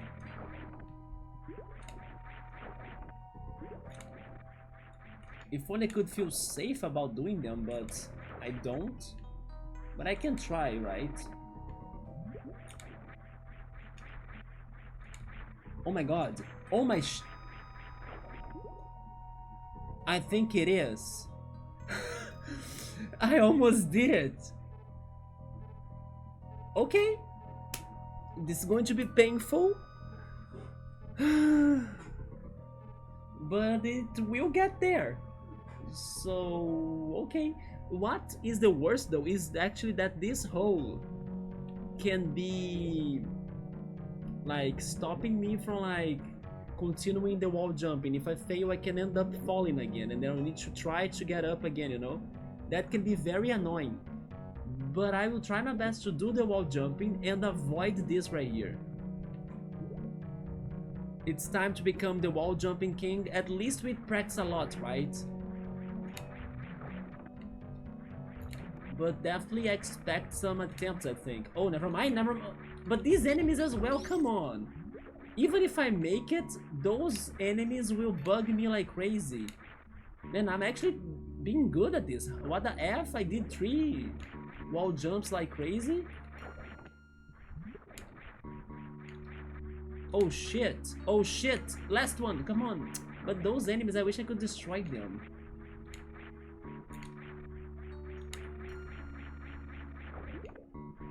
Seriously? This won't take as long as what I was thinking? Am I underestimating my capabilities of doing this? Or am I jinxing myself at the same time? Maybe I'm jinxing myself. But hey, this is not bad, right?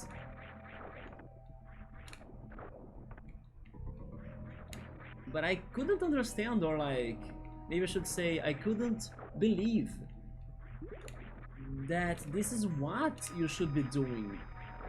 I feel like if a player haven't gone to that one wall jumping hell that we have been to and got like the teachings of the tiny animals about on how to wall jump, people would be stuck in here forever. Like, they wouldn't know this is a possibility.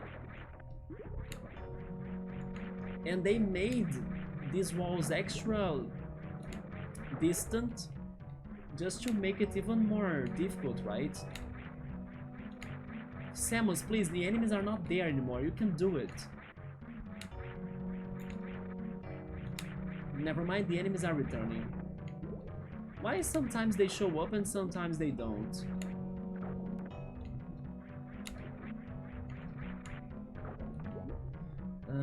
What if I start from the other direction?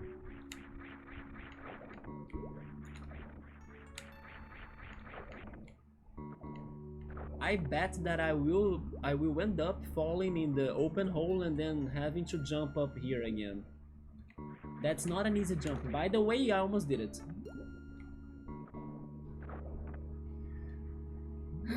But focus. Don't give up yet. It's fine. You learned this. You know how the thing works at least, so it will happen. So be patient and accept what it is, right?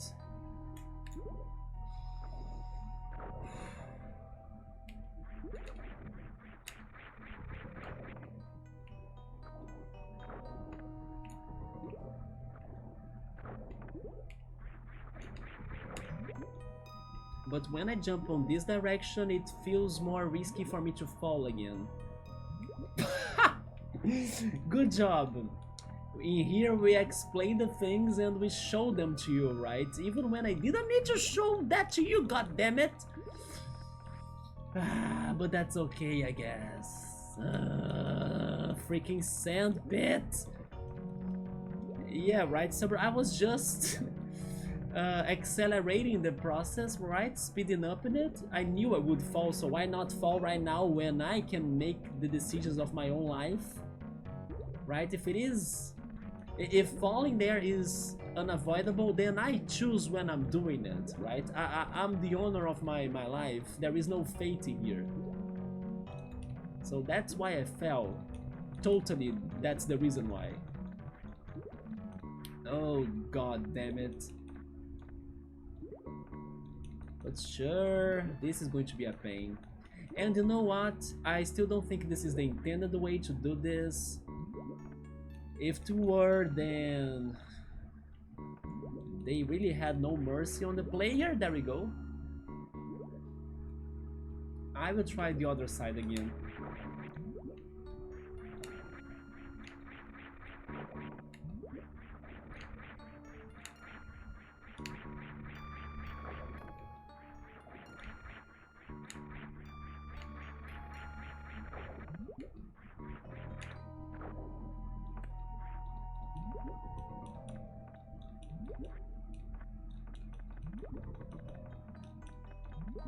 I feel like I'm playing the first Mario Party game for Nintendo 64 that you need to be mashing A like crazy until you break a controller. That's how I feel in here.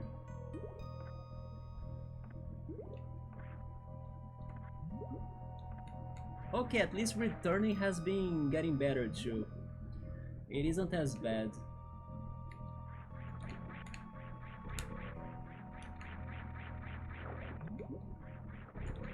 But then what am I doing about the bats? You know in Smash Brothers that Samus has a spinning charged attack? I wish she had that in here already, so once she's like spinning on air, she could already be attacking the enemies. This looks like the type of mechanic that separates those that finish the game and those that don't. You were on point here. It's just like what I was saying yesterday about Sonic Heroes. There is a mechanic for Sonic that's like the homing, that he aims at an enemy and then you need to press a button at the right time and then he kind of goes into the enemy like a dive, you know? But there was a section in one of the levels in Sonic Heroes that you had to do the homing multiple times in a row, otherwise you died. And then it was hard to get the timings correct for you to go from one enemy to another enemy. And then I always failed on that freaking mission. And it was a mechanic that got me from beating Sonic Heroes.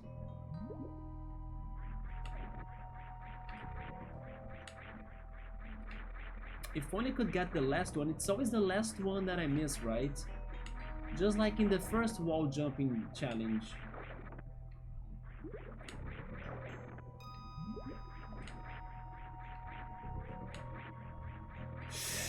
Oh, that was so close.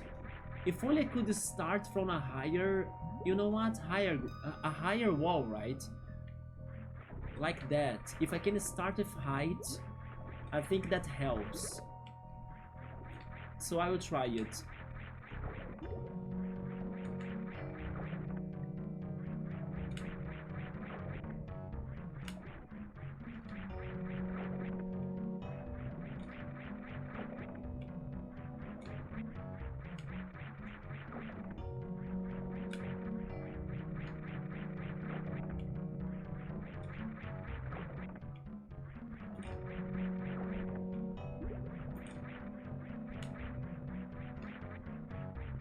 Man, are you kidding me? That was going to be it.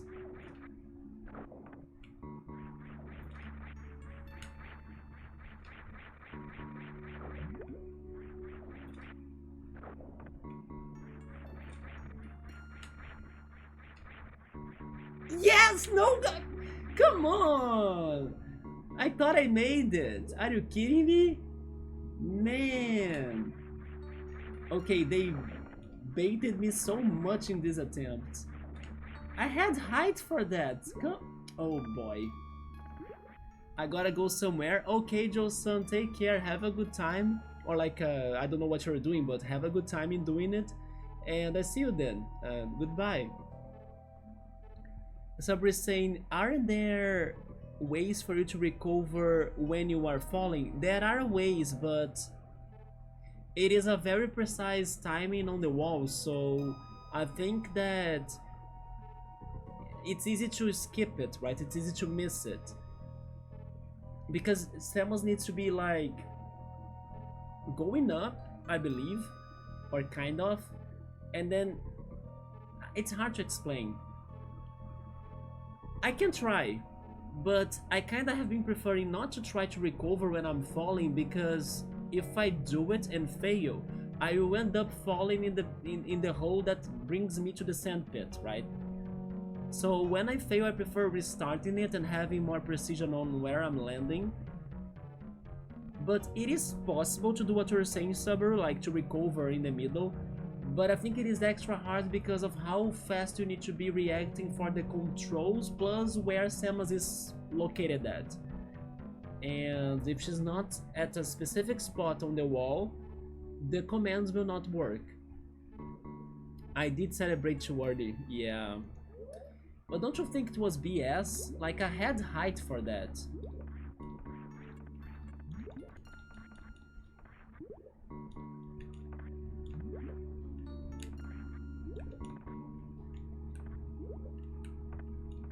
Okay, maybe now I'm starting to feel hungry, but it's still in the beginning, right? So maybe soon.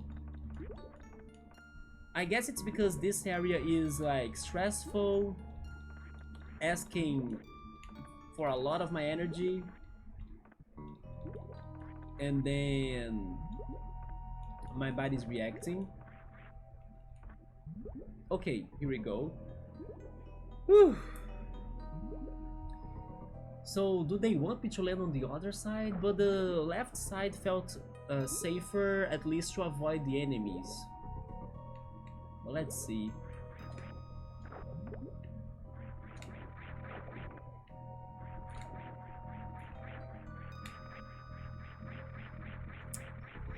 Okay, do the last jump too, like, don't stop once you are sure that you are there. One more. I tried it, but I think I did another one.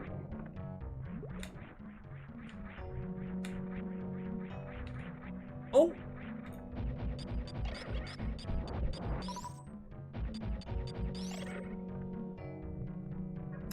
Did you see that, Subaru? What if now I miss this jump though?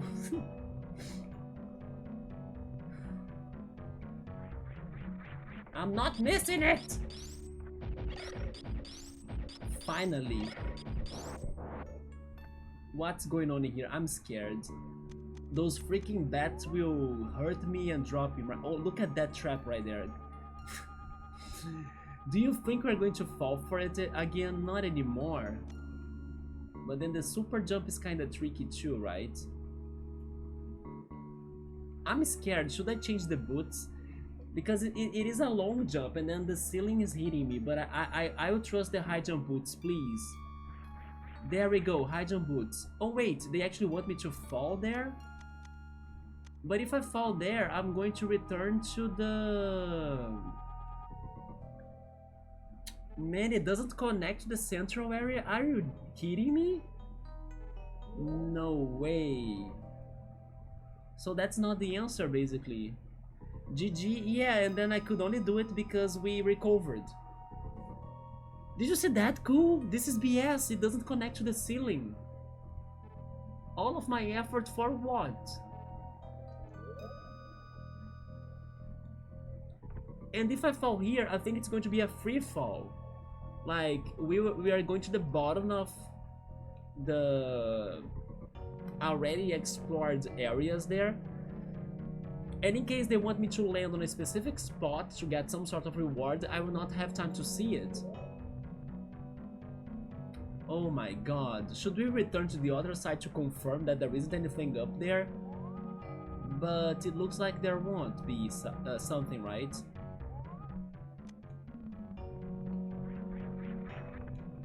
Yeah, but the bats.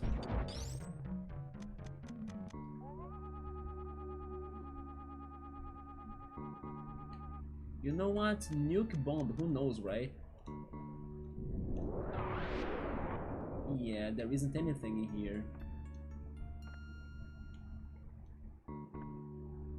Thank you, Subaru, for the clip, man. We did it very fast. I'm proud of myself. The teachings were for the best, right? For the future. But guys, I say we need to jump. Oh, Subaru, give me a second. Did you hear that? Or was it too low? It's a thunder. The rain is in here too, Subaru. We got it. We did it.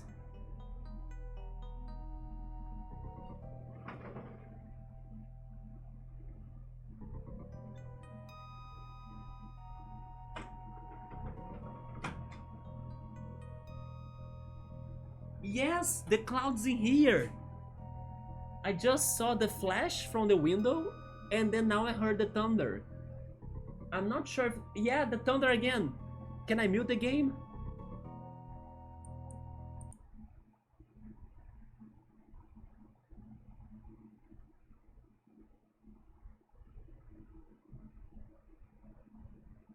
This time there was no sound though.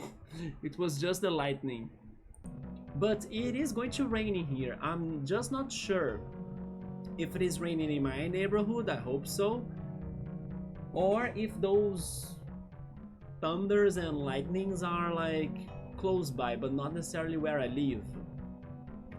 Because once I opened the window here to check, I was not smelling the rain yet or seeing many clouds in the sky here, right?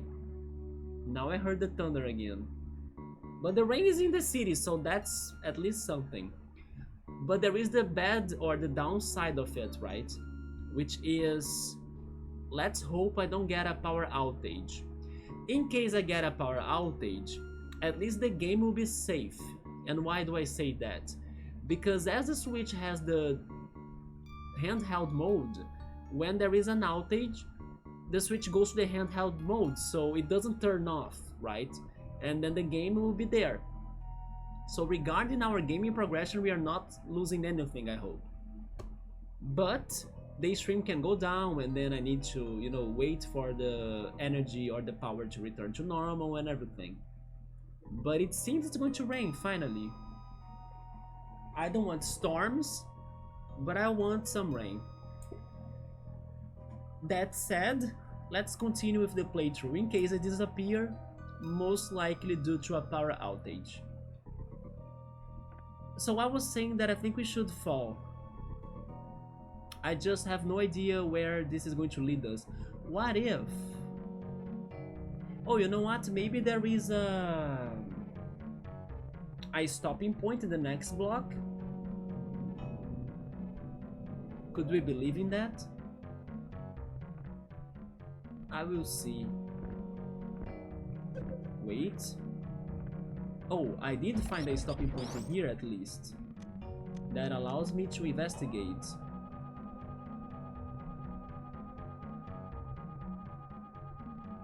So some of these blocks are traps, some are not.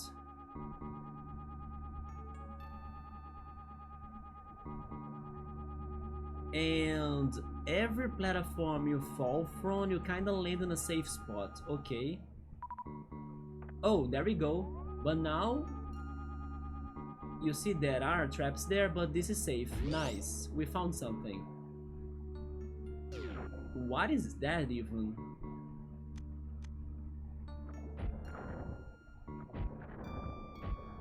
Oh, okay.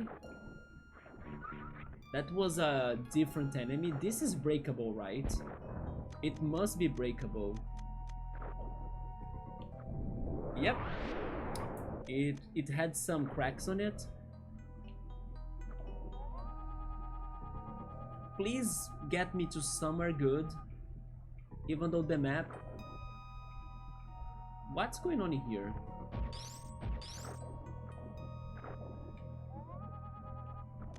Wait, what?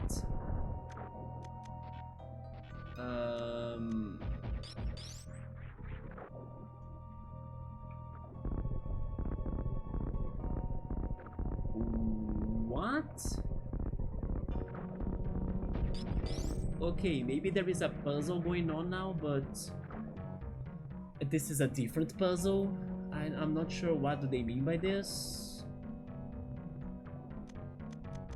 Let me think.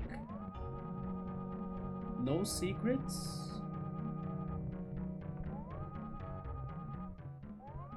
No secrets, so it is a... Oh, wait. Okay. I think I have an idea of what's happening. I probably did something wrong about killing that guy, so I need him to kinda dig in the sand.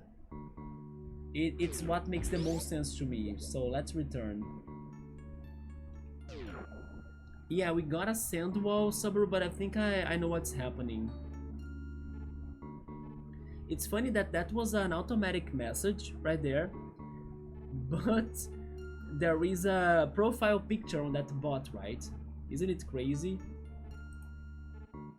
But bye bot. Yeah, this guy will need to work for us after we destroy the pillar right there, right? Can I destroy it with this? How can I break that without killing the enemy? That's what I need to figure out. Regular missiles? Or maybe just regular bombs, right? Let me see. Okay, oh. But then this guy will die. I don't want him to die, as I think I need his help. But if the game is asking me to do this... He survives! He survives. Okay, so now he can dig here, right?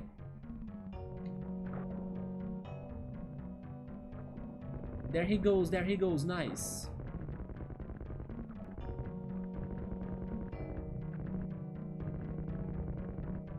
That's why he was such a different type of enemy, right? Okay, so far so good. This was a lot like a Zelda puzzle in a way.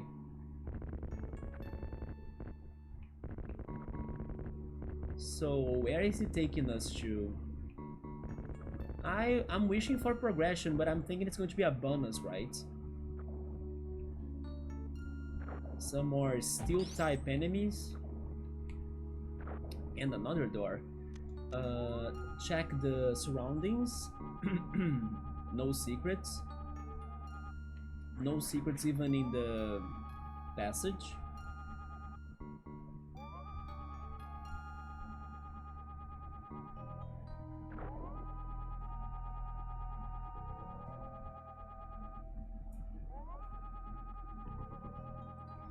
What are you having for dinner today, Subaru?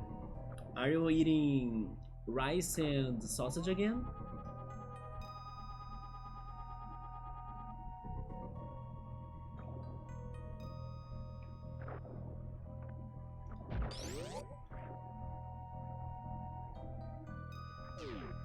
What is this now? It's going down.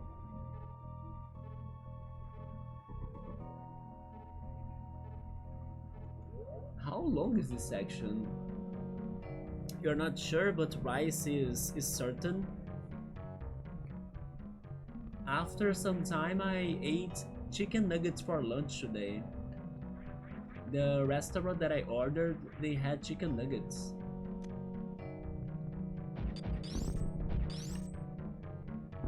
But they were, at least I think they were baked chicken nuggets. Not really fried, or they didn't taste like they were fried. Which is fine, I kinda like baked chicken nuggets.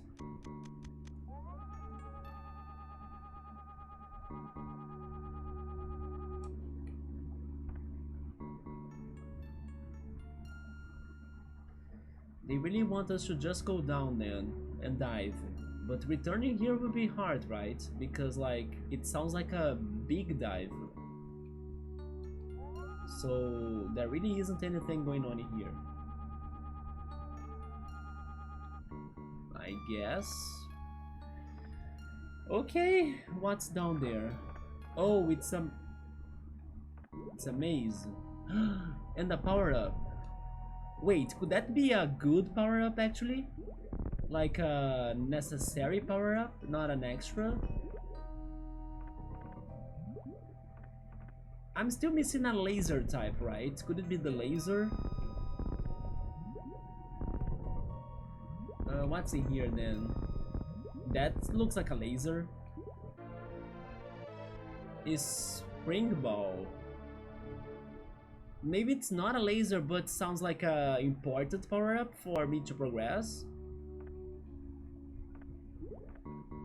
Man, so the wall jumping was fully necessary. Can you believe this? This sounds like a major mechanic. Is Spring Ball? Oh, it's a miscellaneous. Is Spring Ball?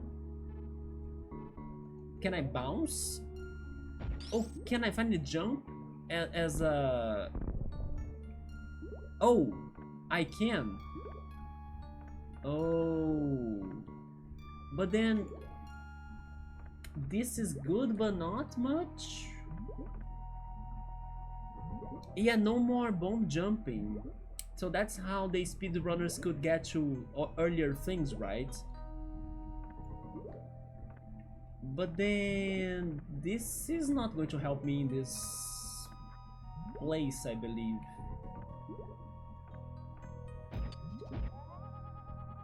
Yeah, I think I'm still trapped then. Is Spring Ball. Still, I think it is going to be a necessary ability for later. But I don't feel positive that it is what I needed for now, you know?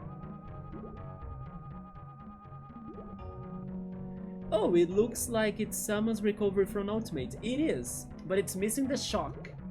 Right, cool? It's missing the shock that I was asking for.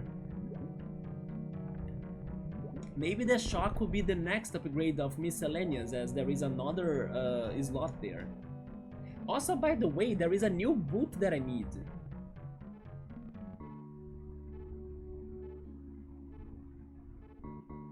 Yeah, what could be another boot? Flying boots?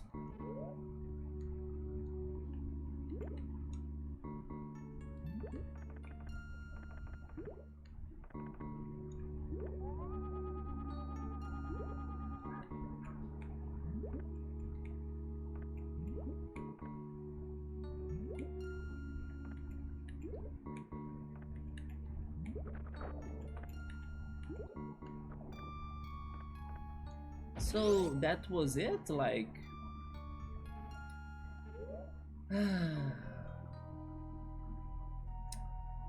At least now we know that this is not where the progression is, right? Getting options out of consideration is also progression, don't you think? But at least we actually got something nice. It could have been, I don't know, just a missile upgrade.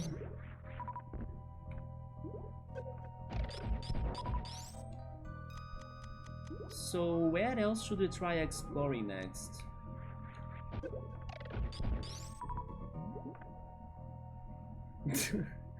There are 3 upgrades that we are missing. Wall ball jump. I don't like that idea, man. But hey, you should be proud of me. I managed to make that wall jump in record time, considering how long things are on this channel, right? I'm proud of myself, are you kidding me?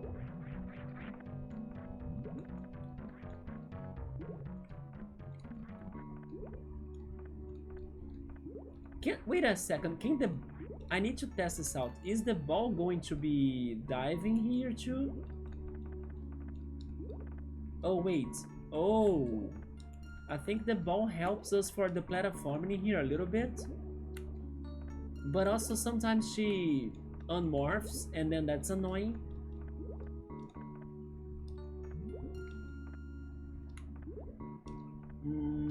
Never mind, the ball also struggles a little bit to jump, right? Nah, it's not very helpful. Yeah, that's what I was testing too, but it jumps lower than she, right? It is not that stable.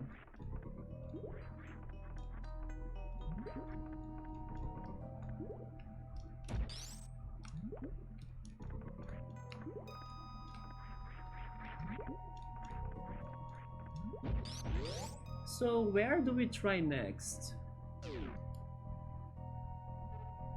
At the very least, with that thing done, I think that the sandpit situation or exploration is complete. So basically, the worst area of this game so far is over. We may not be missing anything in there anymore. Okay, man, get your dinner. And as you say that, I do get myself hungrier. So I might get a snack maybe in some minutes.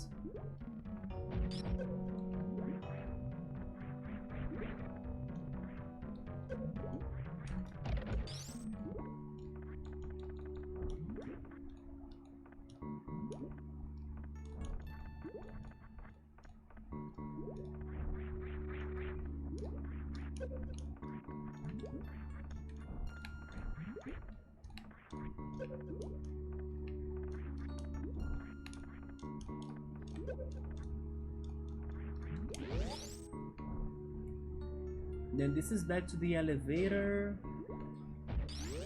Let's return here. We have more sand rooms. I did almost everything in here too, man.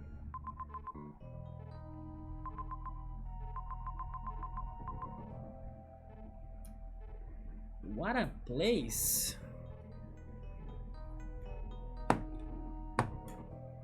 What else could it be? Imagine if I even didn't have the scope lenses, right? Like, this would be extra hard.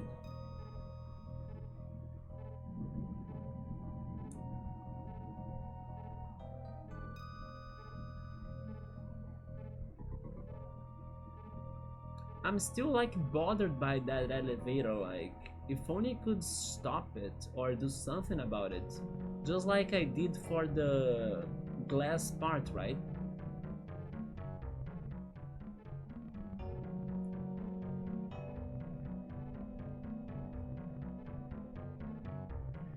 Yeah, I will investigate the elevator a little bit. I cannot make it stop, correct? Because I'm assuming I cannot do it, but what if I could? Is it raining in here or is it really the thunder?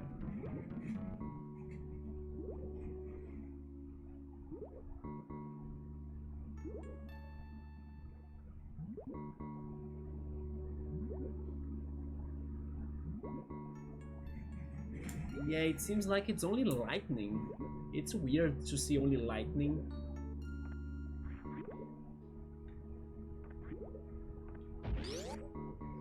Use the bomb! Break this! She doesn't break it. Can I pay attention to something in particular in that ride? Like a hint? It's so fast though. I see the pipes, right? The pink pipes. These pink pipes.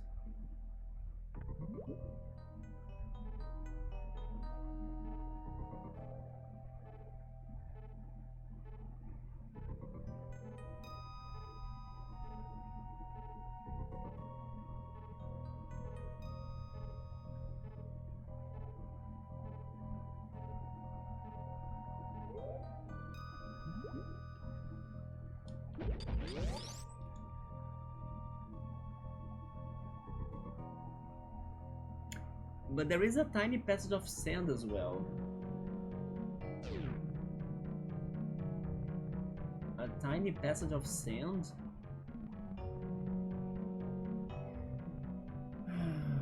I will heal myself. And you know what? Maybe it is interesting to investigate the sand pits more.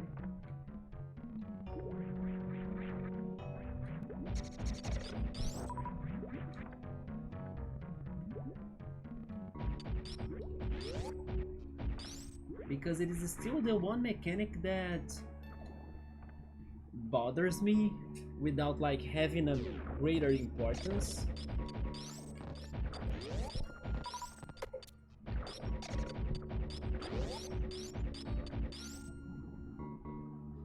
There was a sand passage down there.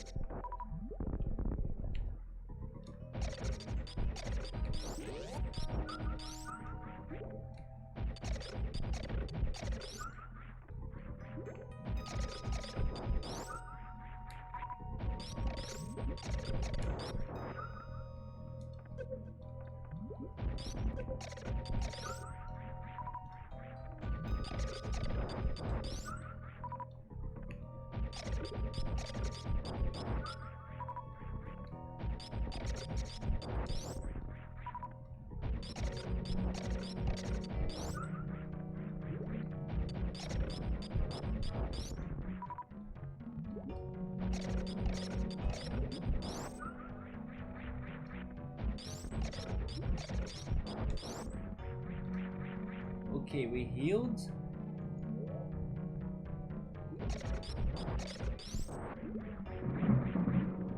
Man, are you guys not hearing the thunder?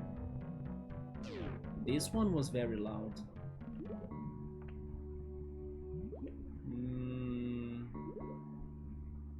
I just wanna go down.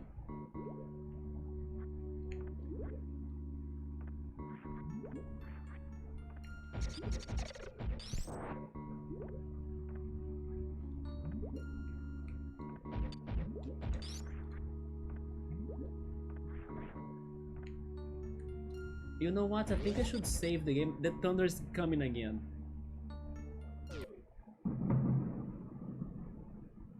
I got the switch sound off to try to make it so you could hear it. Hopefully it worked, because that was super loud.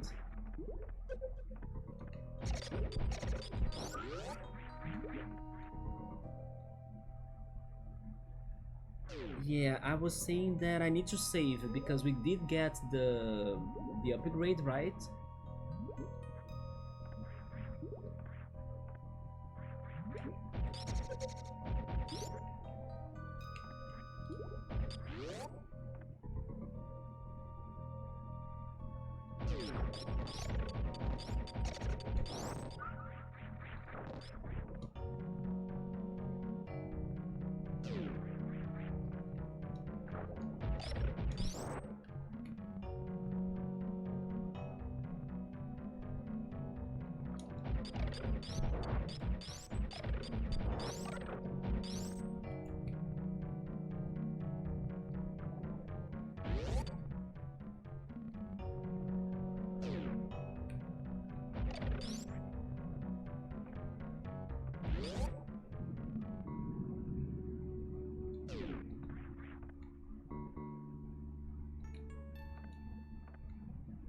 There we go.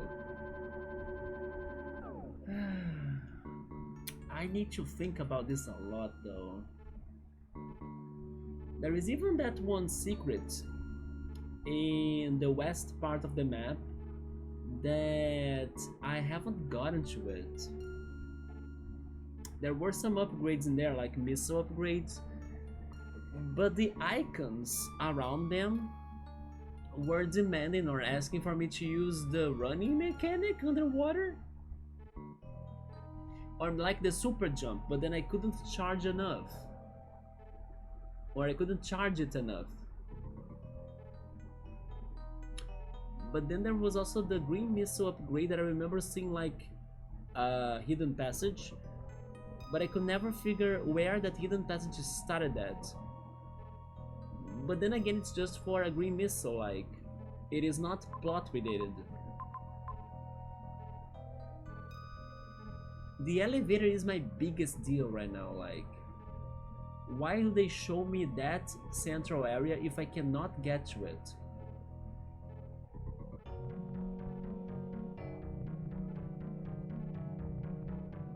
And then also, how do you get to the upper area that has no access to it either?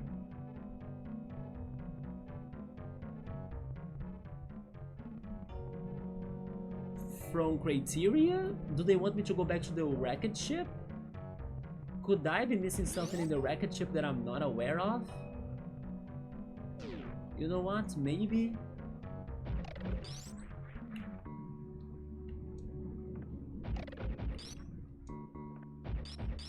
Or even missing a passage from here, I don't know. Oh, I failed.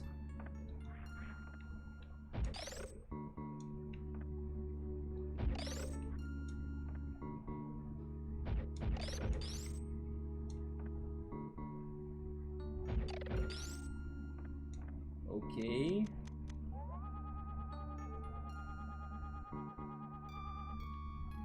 Why is this enemy here? Oh, wait. No, but that's for the elevator, right? Yeah. Sure, bring me back to the rocket ship.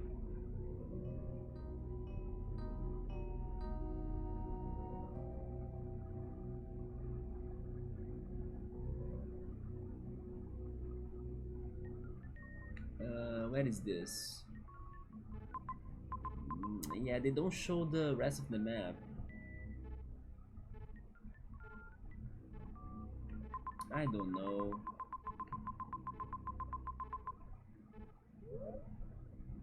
And it might be something easy, to be honest.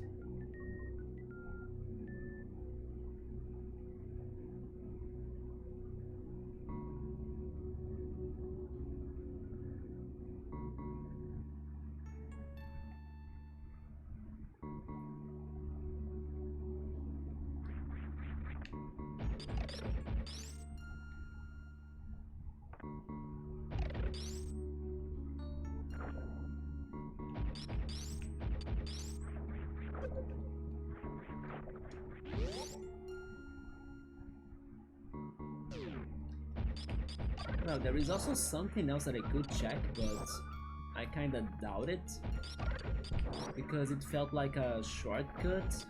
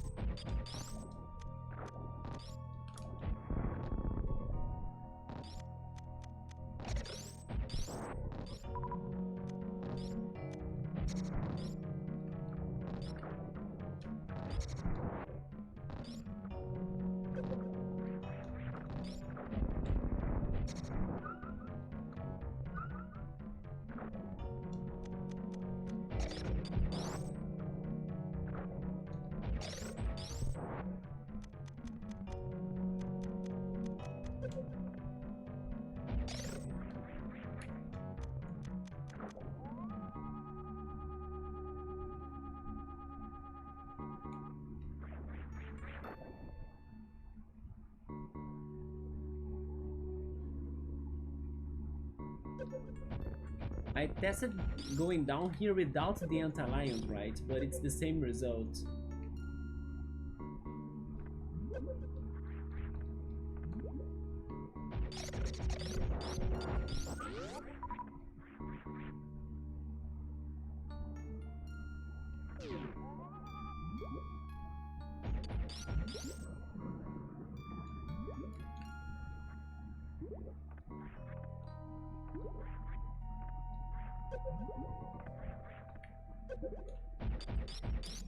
Man, I'm just running in circles.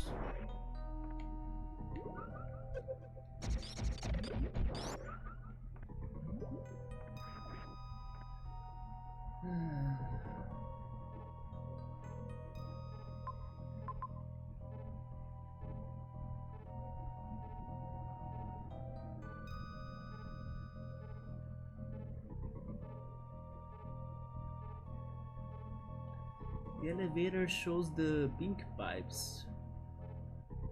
The only area with the pink pipes is the bottom area. What was there again on that side? I don't think I can get there because it's the elevator and then I'll need to climb everything back.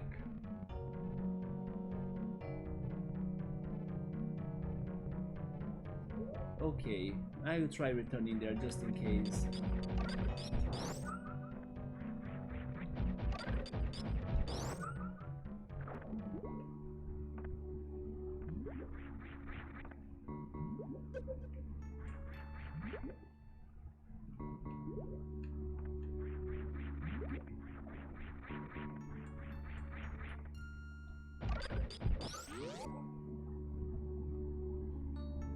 But there is a tiny sandy area in the end. There. It's very quick to see it.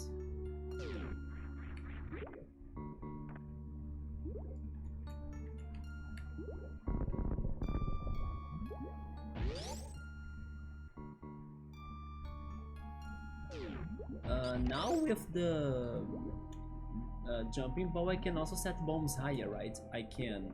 That's important. Maybe that has something to do with the mechanic of this place.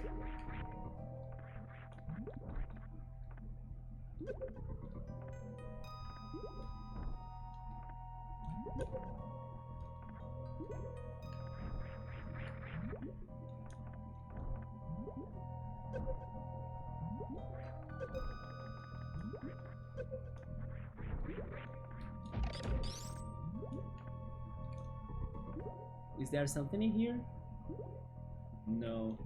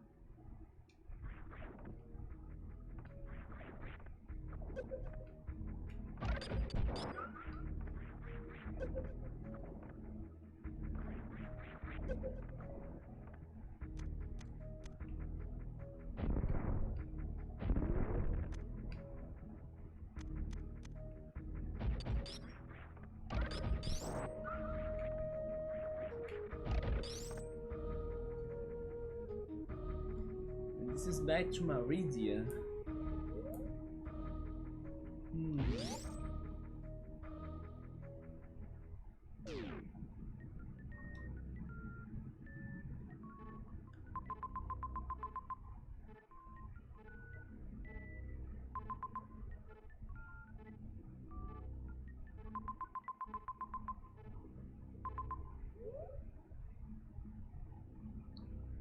which means that I could try returning to the boss of Norfair if I want.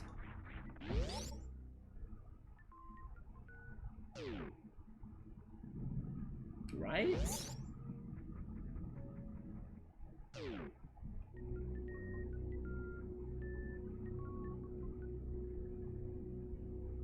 Which I theorize is going to be Ridley.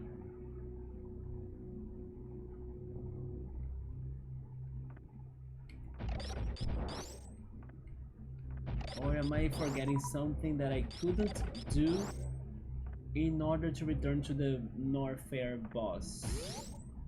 I'll go check it. In case we can get to him, let's see, right? I still need to figure out the puzzle of that lava area.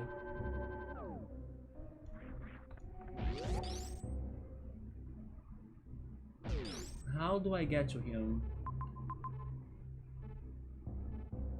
I need to go right. But can I go south and then right? Or is this stuck? It is stuck.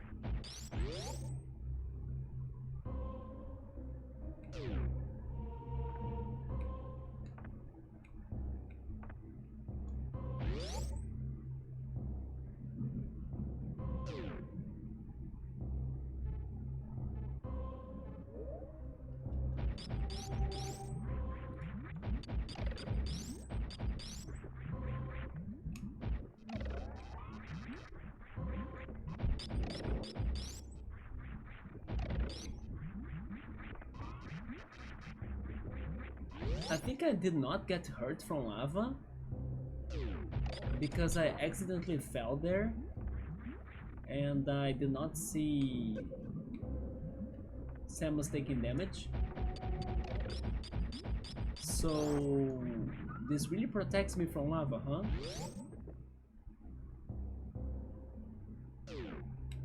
It does. Okay. Let's try this again.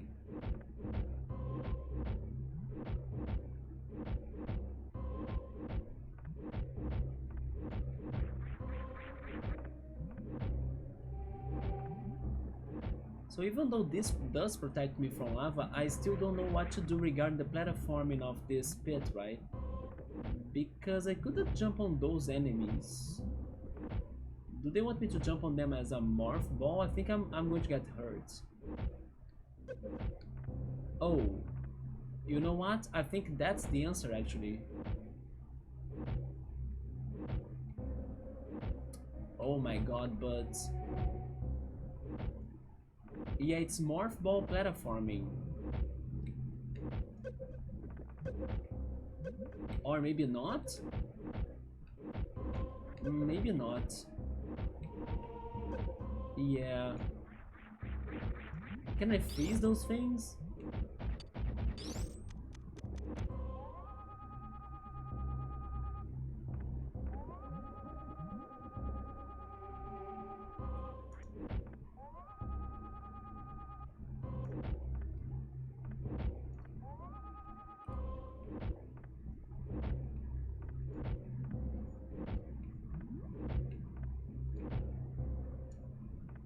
Welcome back, Sub. What happened?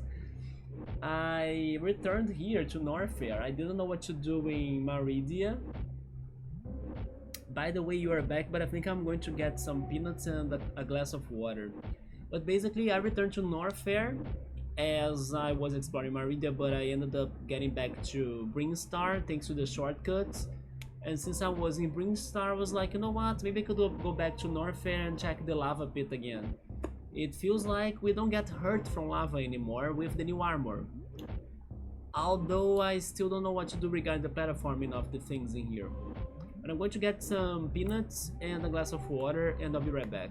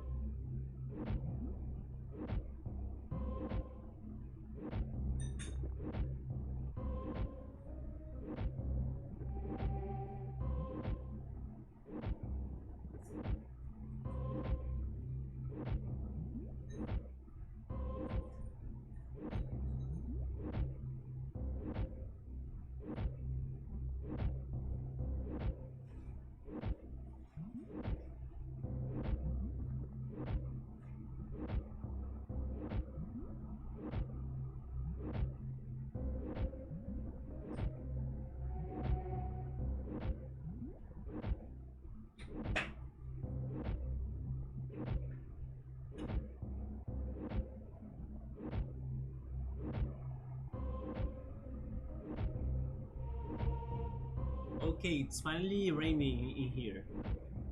Because first, there were lots of lightnings and thunders, but no water, no rain. But now I checked it out, it's raining here, so thank goodness. Yeah, the gravity armor is protecting us against the lava too, like I expected. I was thinking that whatever upgrade would help us in water would also work for this. But I was kind of thinking I would still get hurt, but I would be able to move faster, just like I move faster in water, right? But no, I don't get hurt. But I lost the opportunity to tell you that I found lava in Maridia, so I now could beat the enemies that are immortal or like impossible to beat by throwing them in lava, right? So you were right in the end. But unfortunately this is not Maridia, it is Norfair again. Oh, Cool said before, I wonder if Prime 4 is going to change any abilities. Definitely, right? Maybe that's why they were restarting the game from zero, so they could come up with new ideas and new abilities, right? Remember that Nintendo only does games thanks to mechanics, right? They first think of the gameplay mechanics and then they think on a game that mechanic could fit the best. So I can totally expect new mechanics in Prime 4.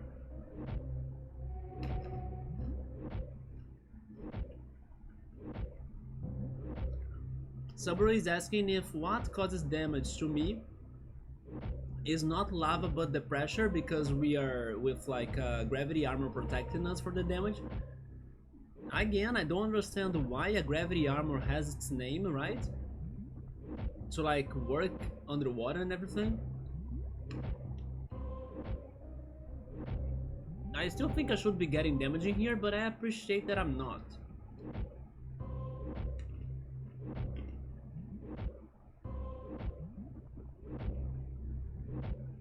Still, I don't understand the platforming that they want me to do in here, as I cannot freeze those flames, but I can jump on their heads.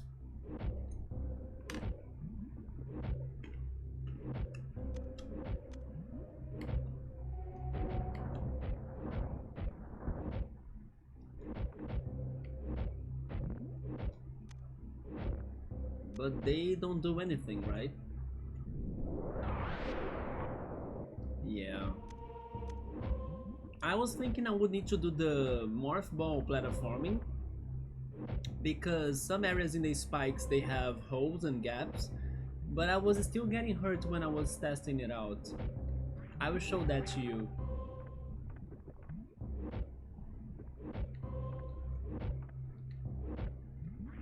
Right there, you see there are gaps between the spikes. Oh wait, but then I will also need to go to the other side? I was not realizing that, so what the hell, how do I do this platforming? I think I'll need the other pair of boots now. I'm not sure which boots I'm missing, but did you see that they were continuing on the right? And then there were lots of spikes at the ceiling of the left area. My boots can't do anything regarding that, so this tells me a lot of things.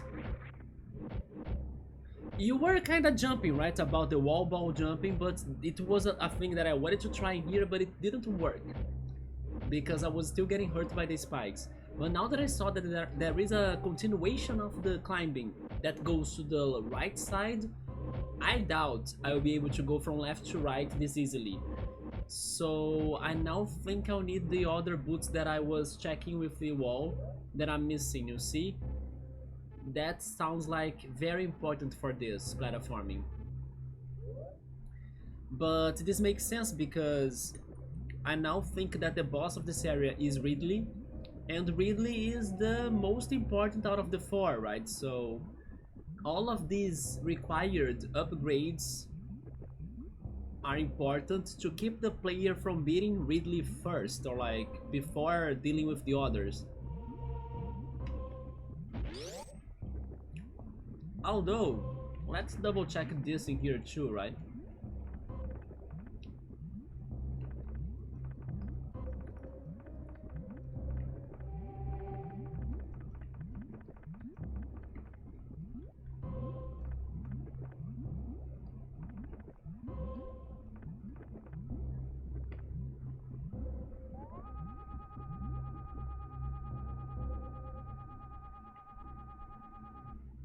It doesn't feel like I can, but I can set bombs as well, right? I forgot about that.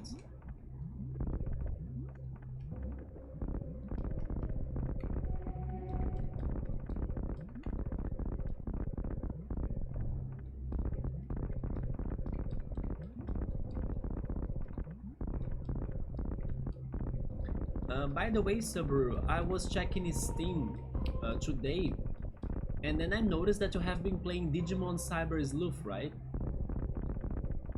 How has it been for you? Wasn't it the game that you guys said that, or wasn't it? Wasn't it the game that you guys said that it has two paths, and then you need to play the two sides of the same story?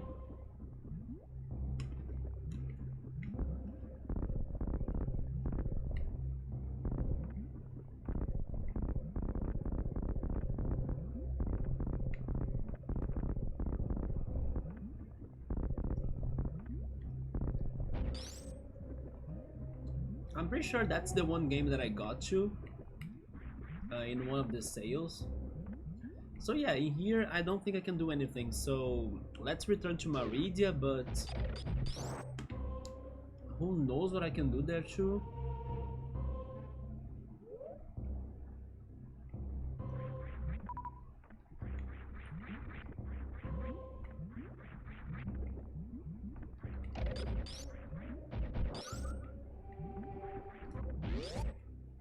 And then I was thinking that by having lots of upgrades, this ending part would be easy, because I would have all of the tools I needed to solve the puzzles. So little I know, right?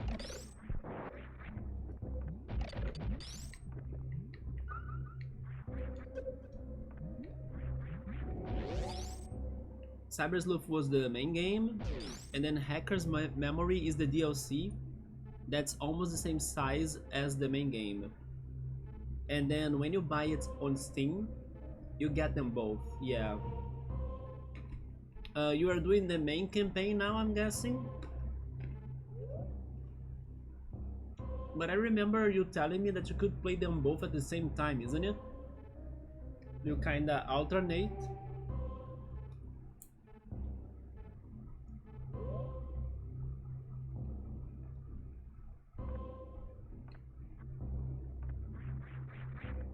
Do you have a fixed Digimon partner or can you pick your partner in that game?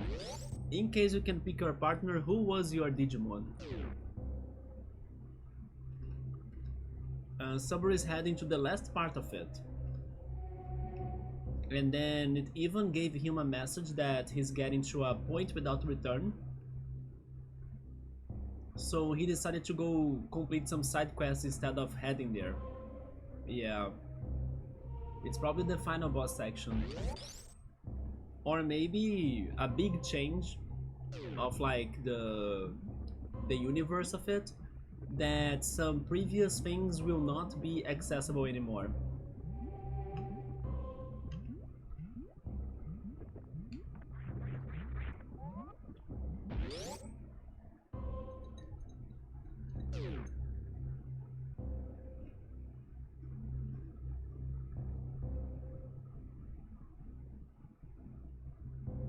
Oh yes, I gotta run.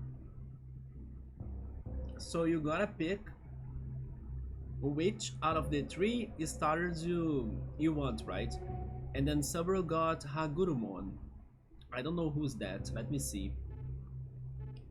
But why is Digimon also giving us three options? Why are they copying Pokemon? Who was the... Why nobody ever thinks that you could have more options than just three, you know? Once that pattern is started, now it's always happening. Somebody should change that. Hagurumon. Oh! It's the... Um, I will remember that name.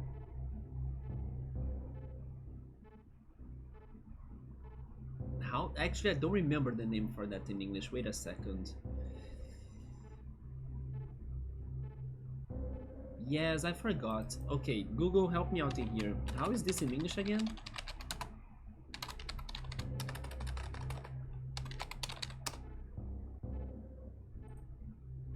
A gear. Yeah, it is a gear Pokemon. I totally forgot it. But then after the starter, Subaru completed his team. And then he has Biomon, that's a vaccine. Terriermon, that's data. And Hagurumon, that's a virus. So you started your playthrough with a virus then. And then you need to have one of each type, because you have one vaccine, one data, and one virus. Oh, those were the initial ones. Okay, the starters.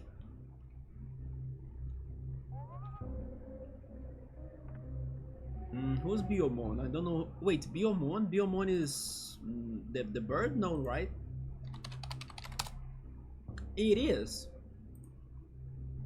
Interesting. So that's a very crazy selection of starters, right? They are very different than each other.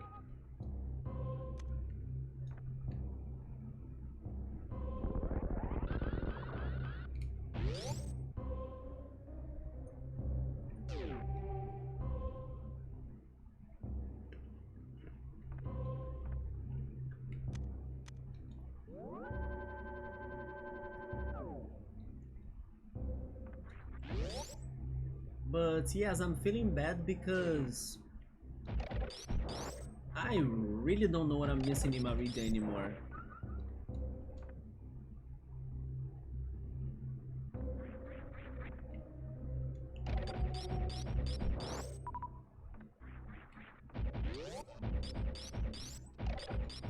But one thing is for sure, once we are getting through that, I think the game is going to flow better, or start its end game section or something.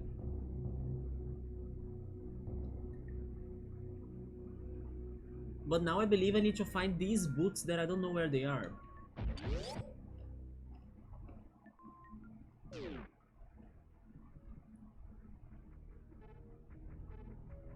And then when you are playing Hacker's Memory, the starters are Godsumon, the rock one, right? I like him. He's a data. Betamon, that's a virus. Betamon. I have the feeling I know who he is, but I'm not remembering him, right? Or Tentomon. Tentomon is a vaccine? If I'm hyped for the new Digimon game, I liked it. It actually reminded me a lot of Persona. The graphics and the city and the ambientation, you know. When I was seeing that trailer, I thought it could have been a Persona-like game. But I did like it. Hopefully the Switch 2 gets it.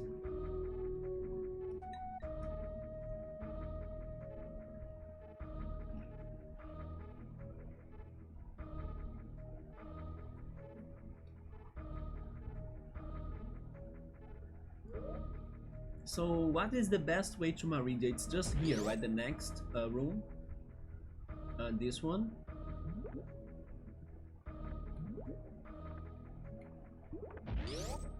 I don't remember if I have asked you guys this, but do you have a favorite Digimon? The Switch? I think the Switch has it. Do you wanna check it? Let's check it. I love this, that I'm playing this with my console on stream. This is so fun. I feel like, man, my Switch is there and you guys can see it, you know, it makes me happy. Because before, like, this capture card, I was always like, oh yes, I was playing that on my Switch, and then my Switch was never here. But there we go. Digimon Cyber Sleuth. I mean, sorry, Digimon Survive.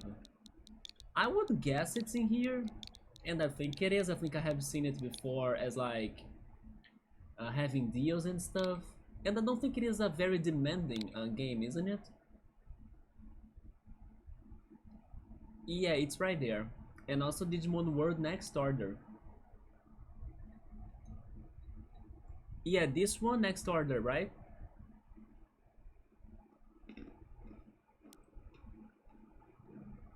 Wait, what do they mean by one bonus month of Digimon Survive?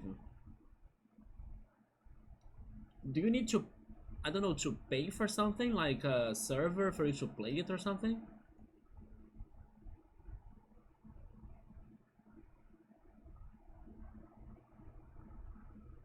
I was very disappointed though when I was buying Temtem, but when I was trying to test it out and play it, they required that I was a that I was a subscriber to the Nintendo Switch Online to play it. And then I wasn't, so I kind of contacted Nintendo to tell them that I couldn't play the game that I bought, and then thankfully they refunded me, and unfortunately they could not play Temtem. So by the time I tried to play Temtem, it's better for me to get it on Steam then, because on Steam it can connect to the servers for free, right, without the required Nintendo Switch Online subscription for it.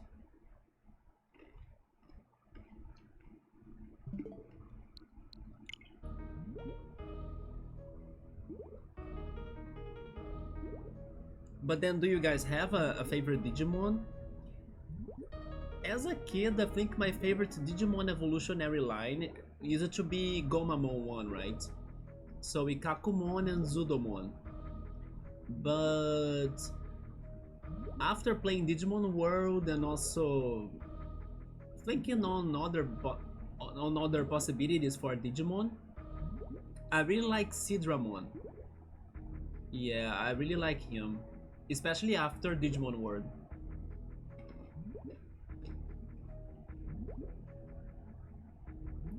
I think I will ask X5 Subaru. X5 has played Digimon Survive. So next time I meet him, I will ask him about that. My favorite Digimon game, I have only played Digimon World. So far it is Digimon World, but I do have Digimon Cyber Sleuth.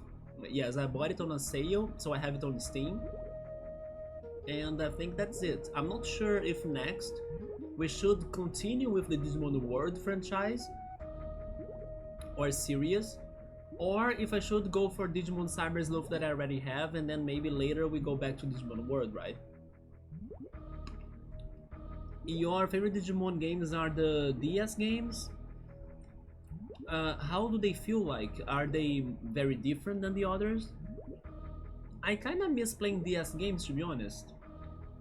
The last one I played here was Elite Beat Agents, but I do love so many DS games.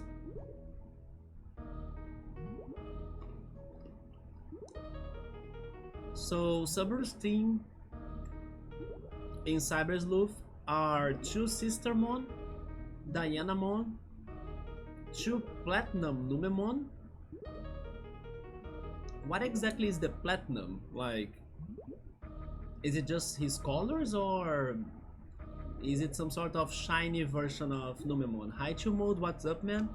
Shout out to Pot of Greed. Shout out to Exodia. Shout out to Obliterate! How's it going, Chill Mode? Do you want some peanuts? And then Subaru has Imperial Dramon, yep, in the fighting mode. Then Grand Dracmon, Mastermon, Ibimon, and Lotusmon. That's a lot of Digimon, right? It's different from World 1. I think all of the Digimon games are different than World 1, right? As it's turn-based combat now. I believe I would like it a lot. Love me some turn-based RPGs. All you know is the Digimon game I played. Yeah, the Tamagotchi one. Yeah. It was very fun, by the way. Of course, frustrating and repetitive and everything. But the challenge was good, like to finally get ourselves a good Digimon and then, you know, progress like crazy until he could die, so we could try it over. So yeah, it was very good to strategize to try to get the Digivolutions correct. Plus, once they were right, see how much far we could get and then explore the next areas, right? You want the peanuts? There they are. So that's a picture of the Platinum Numemon. Piero has been drawing the Numemon, right? He has been... oh my god. It's a completely different thing than what I was thinking.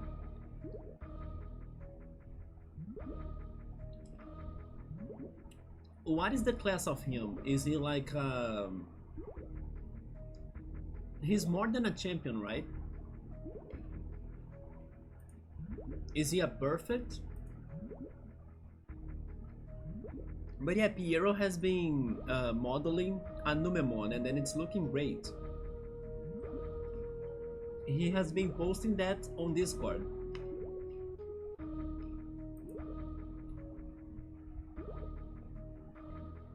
He's a Mega. Alright. Is Mega the last one? In Cyber Sleuth that they can get. And let's go back to this, but I'm not sure where to go, what to do. But I might be missing something simple. Every time I get stuck like this, it's something simple that I'm overthinking it, right?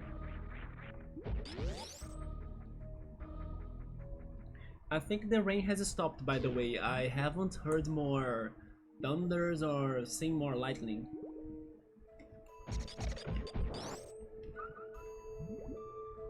So Megas are the last in Cyber Sleuth.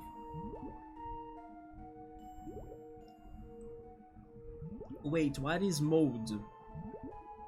The only mode I know is chill mode. Is chill mode a Mega? Is there a class of Digimon called mode?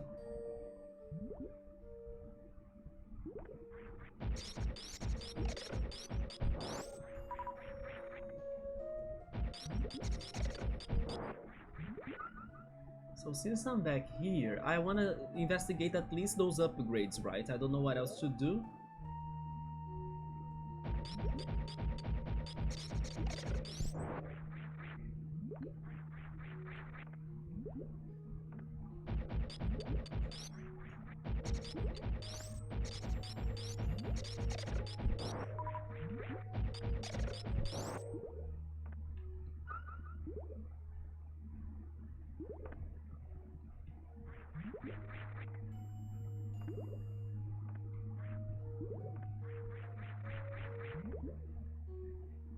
Bust a big spirit bomb. I have been trying it to mode and they don't work. I'm trying to understand how can I get to those areas in blue right there. The one at the top has a door that's locked from the inside, so I cannot enter it. Then there is the central area right there that's an elevator crossing it, but the elevator skips it completely, so I can't get to it. And then the longest area right there, I don't know how to get to it either. So now I'm trying to solve the puzzles in here, and then I will go back there to see what else I can find, but it's been hard. You like the music? This music is very good, yeah. Imperial Dramon has a dragon mode, which is his base mode, a fighting mode, a paladin mode, which is like his fusion with Omnimon. Okay, now I understand what you mean by modes. So all modes are the same class, right? Like all modes are megas in that case of Numemon. Usually the 8-bit games had these as loud as possible action stuff.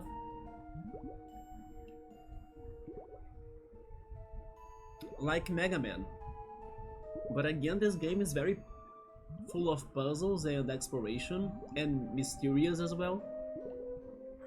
So I believe that's why they went for some soothing, atmospheric songs instead.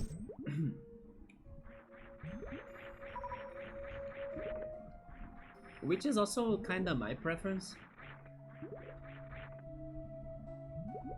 Yeah, so I was saying that in order to get that, now I will use the bomb, right? It shows one of the... Wait, maybe I should use the X-ray then.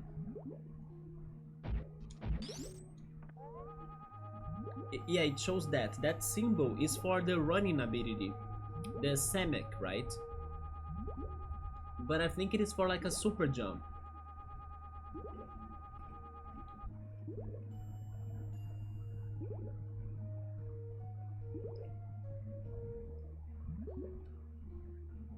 I need to find a way to get to that other side. Right there. I actually remember doing it before. Maybe I just need to jump higher. Wait a second. Like, wait, take that off. Like this, right? There we go. But this also doesn't help me out. Yeah, it doesn't do anything in here.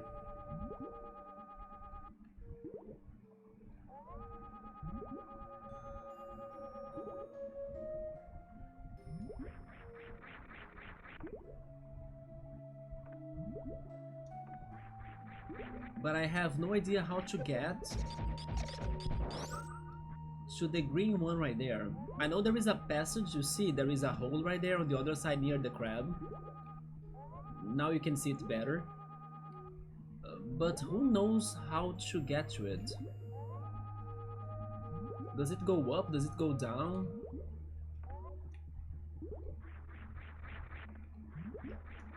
Maybe if I find that crab again, I can understand it.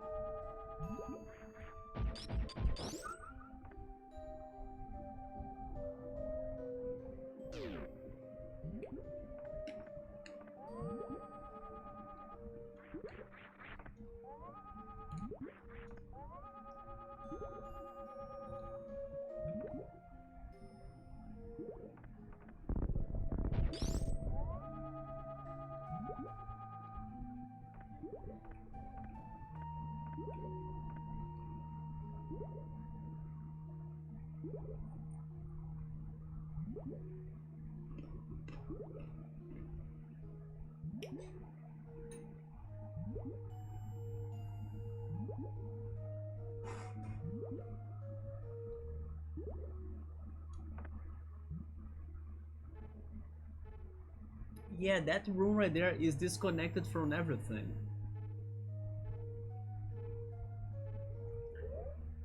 Let's not give up yet. Go back there.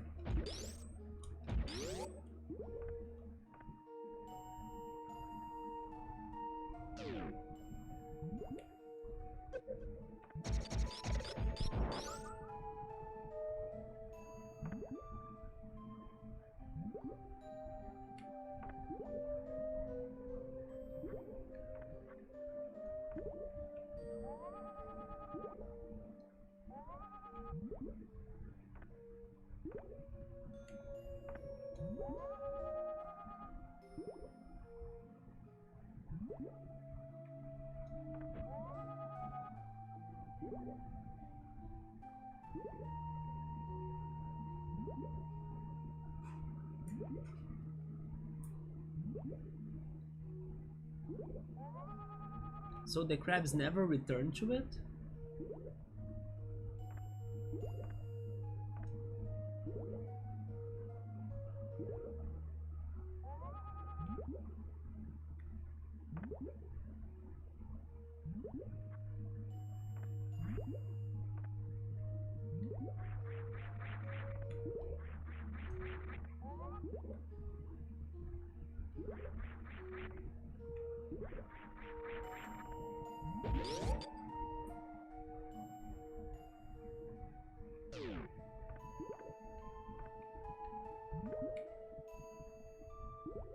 Wait, the rehab centers are full?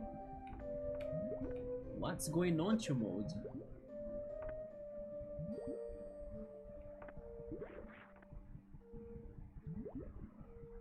Do you mean the ones in the Netherlands? Oh, wait a second. I can speed up in here. Okay. You can kick addiction and it's impacting fast your liver and all kinds of stuff. Everything is full in there? Damn! Is there any sort of reservation list or something that you could like register yourself?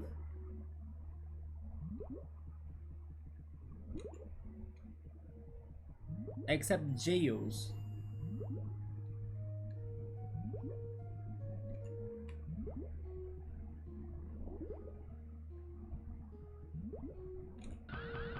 Jump?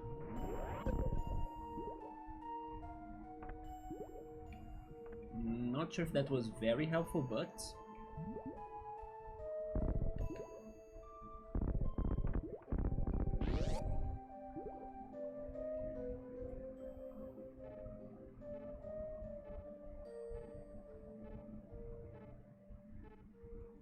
I just think it is a coincidence then that you can charge up. There is a bunch of programs. Actually, programs, right? There is a bunch of programs, but it is the most crowded European country, and I don't see it happening. Chill mode needs to chill, he needs to chill, right? Yeah. I need to study some detox stuff. Gotta chill. Yeah, it's good to detox, man. I need to eat like you, nuts and stuff. Yeah, it's just a habit, right? You just need to really start it. And replace your bad things for better things. Like, I replaced milk for vegetable milk. And I'm actually very satisfied with the change. I don't miss cow's milk anymore. Then go for juice, you know, go for alternatives to soda or beer. I'm not saying that you need to be like perfect or eating perfection regarding only healthy foods in your life, but it's about balance, right? So It's okay for you to like one day or another eat something greasy and junky and everything, but the problem is if it's your regular daily life, you know, and then in time it's going to react. Oh man, you even get SIGs. I can't. Thank goodness I can't even stand the smoke of it. Right, the smell of it. Oof. Yeah, thank goodness that in itself puts me away from SIGs. Right, from the idea. Milk instead of beer. Yeah, you got lots of things to change in there. You wanna get rid of it all. Everything is costly. You were saying that the rehab centers were all full, but what about getting some sort of therapy help? Some sort of support from therapy that could also change your mindset for you to become stronger to like work on those changes? I definitely smell like a smoker 2.0. That's not good, man. Yeah, the smell of cigarettes, it's so strong, right? I might try. I never went through someone for this. That's why you should really try it. Even if it is, I don't know, an online therapist or something. In case you would feel more comfortable about that. Instead of like meeting the person in person. But it could help for sure. Like maybe you could get new ideas of what to do in order to avoid it, or even understand better what brings you to your addiction and starting to do something to stop it. When you understand how you work, then you can realize what you could be doing to change yourself. But if you don't know what's going on with yourself, then you are out of control, right? Pretty much. Yeah, it is a very introspective trip when you go to a therapist or someone like that. But don't give up though, like you were saying that the rehab centers were full. Definitely register yourself. The freaking peanuts. Wait a second. Water, please.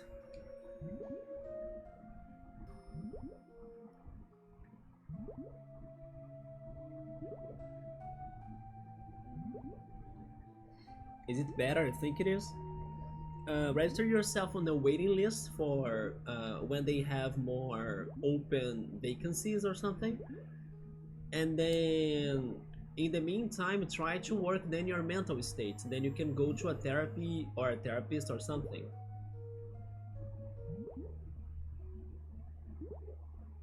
Or even, I don't know, look on YouTube like what people have been doing in order to try to get rid of addictions. I'm pretty sure there are groups as well of people that normally meet and then they talk about their problems, you know, maybe that could also be an alternative. Just like do some search on possibilities around your house, right? Like in your city. It's just that if like the first idea didn't work very well for you right now, definitely try to find other ideas. You were thinking about that? Join a Discord group, that already could be helpful. Yes, appreciate you, man. That's nothing, man. I wish you can find some more answers and act to at least decrease your addiction, right? But hopefully get rid of it all. At least I'm actively busy with it now. I appreciate you. There we go. But do you mean with it you mean work, right? You don't mean that you are busy in the research, or are you actually?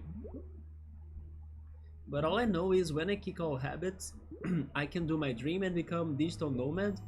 And you definitely, I think as soon as you stop it, you are going to really feel different, like a different person. And you might even not only go after things you want to go after right now, but new possibilities will also show up. Like you're going to start seeing your life differently, And with that, you are going to start taking other opportunities that we even haven't taken so far, because it's going to fill you with energy, and with that you get more motivation to try stuff out, the plans you already have and also plans that will be coming as you find them. Be the best version of yourself. That sounds like freaking the substance. I need to check the importance of money to definitely save. What I could tell you is to save, have emergency savings. If you know how to invest, then invest, but then be careful, like don't go into too much crypto. It's risky. You gotta have like emergency savings first, then you can start going into the risky stuff. No betting. Betting can destroy your finances. And yeah, definitely take care of your money. Long road to go. It isn't that long actually. Like it's, I mean, it is not fast either, but at the same time, if you start like today, you will get soon to the results, right? So it is not that long either. Actually, why do you think it is that far? That thought is already a problem, because it's going to stop you from wanting to get there. So that's why I'm telling you to look for a therapist, so you can kind of stop like thinking that those things are far away, impossible, you know, super demanding. Start believing that you can do it, and then you will find the strength in yourself to do it. Yeah, it's all mental as well. I'm almost broke is so another reason why you should stop getting addicted to things. Your money is like, a friend made tons of money but lost like 3000k to a casino. Anyway, it's people's choices, right? Like it's his money, so I can't even like judge that much, but definitely it's not what I would be doing with my money. 1 month without anything, so let's take the next month with progress, right? With progression. Yeah, actually that's how I started investing. I realized that in the last years I was not doing much to like my own life, and then it clicked to me that I wanted to gift my future self with like a better condition of life than my present self. And thanks to that, I started learning how to invest, and then I started investing. And then I was also working to get more money. And then it's been, I don't know, 3 or 4 years already. Maybe 5 actually. Yeah, because it's 2025. And it was one of the best decisions I have done in my life, because it's being helpful, and it's going to be extra helpful like even more in the future. And then he became a gambler and broke too. I feel bad for him, because gambling is also an addiction, right? Yeah, it's like that feeling of I gotta win, I gotta win. You cannot win every time, bruh. Yeah. Fasting is really healthy too. I actually have heard some things about that, because you can kind of reset your the way your stomach works, you know, like the times it gets hungry or the things you want to eat. I have heard that if you fast correctly, you can kind of start teaching your body how much it should eat or when it should eat and everything. People stuff themselves full these days. Food can be an addiction, yeah. They have the same receptors in the brain as meth. Yeah, it's the dopamine, right? You cannot win every time. If you are winning every time, then be extra careful, because probably your next trip to the ground is coming up, right? Life is cycles. You gotta learn how to live with them.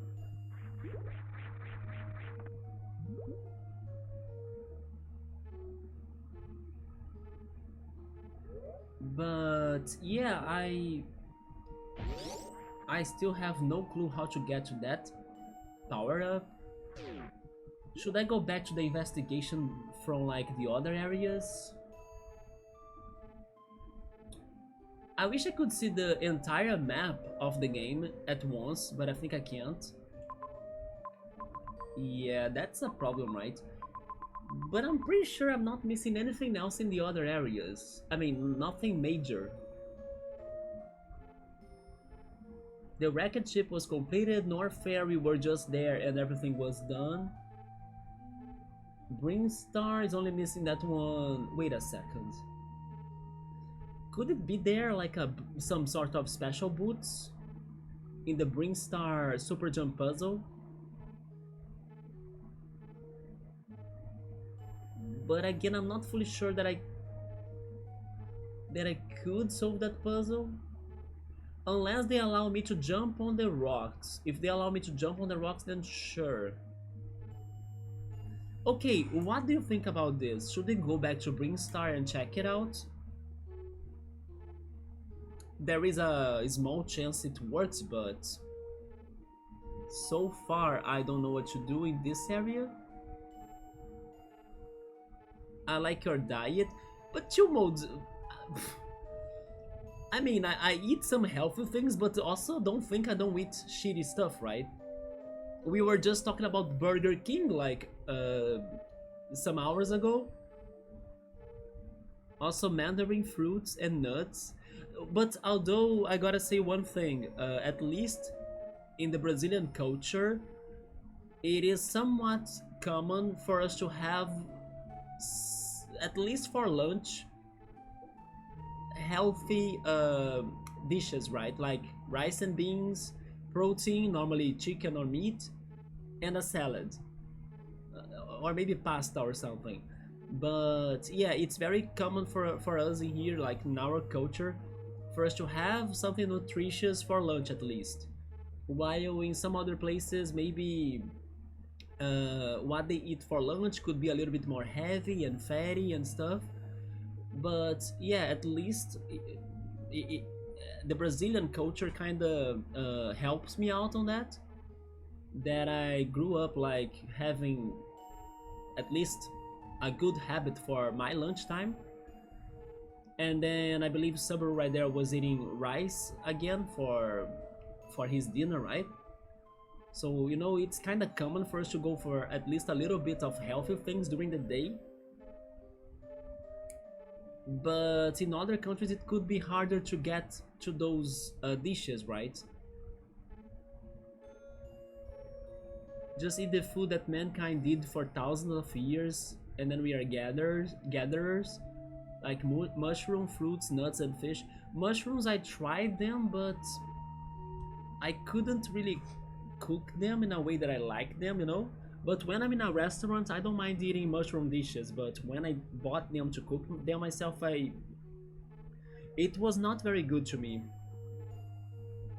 Yeah, I don't eat seafood, which is bad. I feel bad for not eating seafood.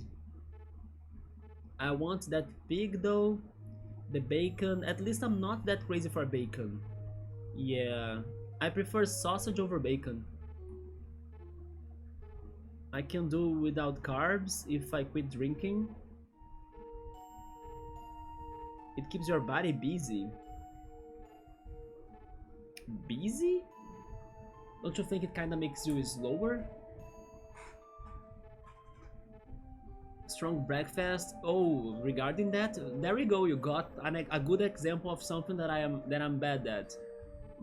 I skip breakfast normally, but lately I have been trying to eat a banana. But yes, I haven't been doing a very good job regarding breakfast, and I know it's bad for me. Brazilian and Filipinos are similar. It still feels weird to have an ex-Filipino president Duterte in the Netherlands now. No, I don't eat anything seafood, chill mode. Nothing. There is no exceptions. Nothing. I never tried it. I'm not a big fan of seafood. Yeah. I used it too as a kid, but after I was 5 years old, I stopped liking it for some reason. If you eat healthy for 5 days and then one day Burger King and real Batatas King, oh, you saw those, right? A cheat day is good and it shocks body, keeps it busy like that. I think it kinda maybe works as like a de-stressful option, like for you to like, oh yeah, it's going to be a something that gives you pleasure, right? Like it's delicious, so you feel like kind of more relaxed maybe, and then it de-stresses you. It feels like a reward in the end. Basically, I went for like a very healthy diet for 5 days, so having a reward in the end of those 5 days feels good, or like makes you to feel that your effort was paying off, you know, maybe around those lines. It works the digestive system differently. Oh, so maybe there is some science in there that I'm not fully sure. But should we go to the Brinstar room that I was saying, the one with the super jump, and see if I can do something else in there? We are not far, so you know what? I think I'll do it. Again, I'm not sure what to do in here. Even if somebody that has played this was in the chat, I'm not sure exactly which type of question I would be asking them. But I wanna now believe or hope that the super jump room will have the upgrades of the boots. And then how would new boots help me in Maridia? I also have no idea. Let me check this again. Yeah, I need to go to Crateria. Alright. But then, there is a big chance as well that this will be for nothing. But I will only know if I get there. Maybe I'm just justifying a cheat day. You want a whole weekend of cheating? But you heard it a few times. For fitness? Yeah, sometimes I see some people doing that. Some people that they are fitness people, right? I have heard of that too.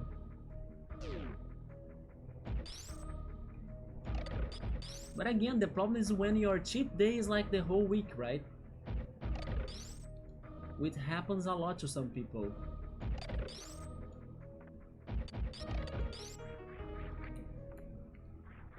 Oh no.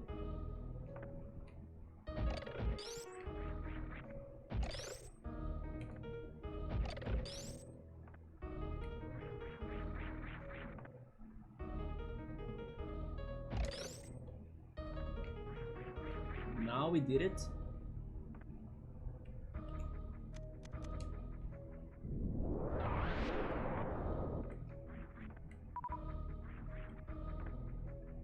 I need to keep on going up. Yes.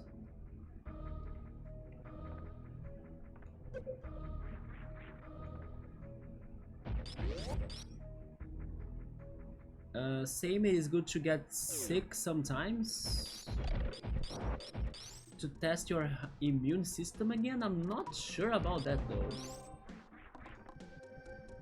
A reset button.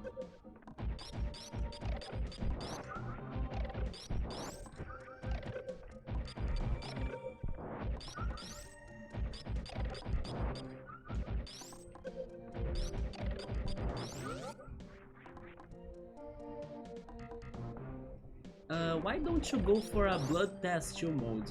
Have you thought on that? Maybe checking your minerals and vitamins levels?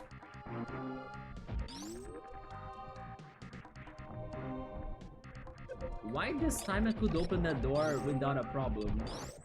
Because that was the Noob's Bridge door, right? Is it because of the wave beam? The wave beam allows me to open those doors more easily?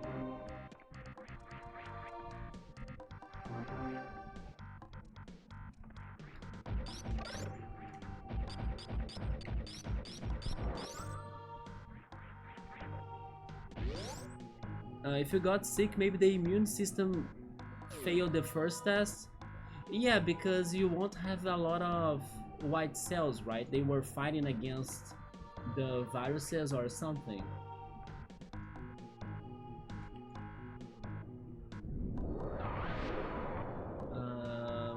Can't I? Oh yeah, I can jump now. I forgot about that. Like this. Nice. So let's keep on going up.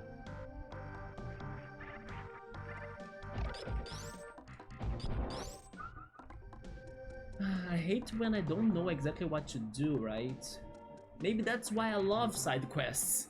Because side quests give me directions when I don't know what to do regarding the plot. So I feel kinda disappointed, like, for getting this far ahead in the game but still getting so stuck. And then, as it is the final part of the game, then there isn't much more to check, you know, what to do.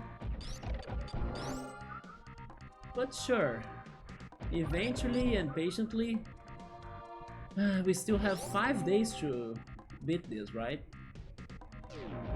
Is this correct? I will keep on going on this way, I think so.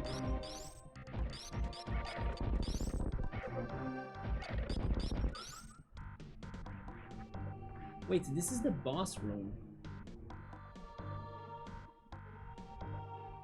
I don't know anymore if this is right, but let's keep on going.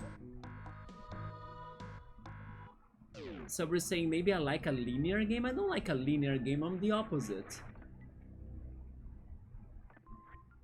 The thing in here is not that this is a not linear game, right? The thing is here is that the puzzles are very hard to get them, like they are very well hidden. So if you skip like a single square of a fake wall, you missed it all, and then that fake square is not like for a minor upgrade, it could be the biggest upgrade of the game. If I beat Roller Coaster Tycoon, not yet, man, not yet. I did not beat those games that I was playing before the break, which were Sable, Golden Sun 2. Golden Sun 2, that's another game that I'm stuck at. I don't know what to do in that first village of the game, pretty much. I thought it would be easy to like find a new ship for the crew to start a new travel and stuff, or start a new trip and stuff, but no, like I don't know where is the prisoner that I forgot his name, and then Alex is not helping us out either. He's like, I'm waiting here for you to do your job, basically. Yes, I'm completely stuck in Golden Sun 2. And Sable I also haven't finished it. This was not the path, I think not, but I will follow here still. But Roller Coaster Tycoon 2 was very close. Yeah, we were missing maybe 10 more levels after the one that I was at. But the problem was that the level that I was at, I was really investing my time on it. So we were really building up a great park, right? I think it's only missing one more coaster, one or two. No, 2 coasters. Yeah, 2 out of 10 coasters. You're gonna go back to them? I will. I will. Do you want me to go back to roller coaster? You can be honest, like, I wanna know if you guys like those games or not. I mean, I will still go back to them, but I want to know, like, what is the like, how do you feel about those games, right?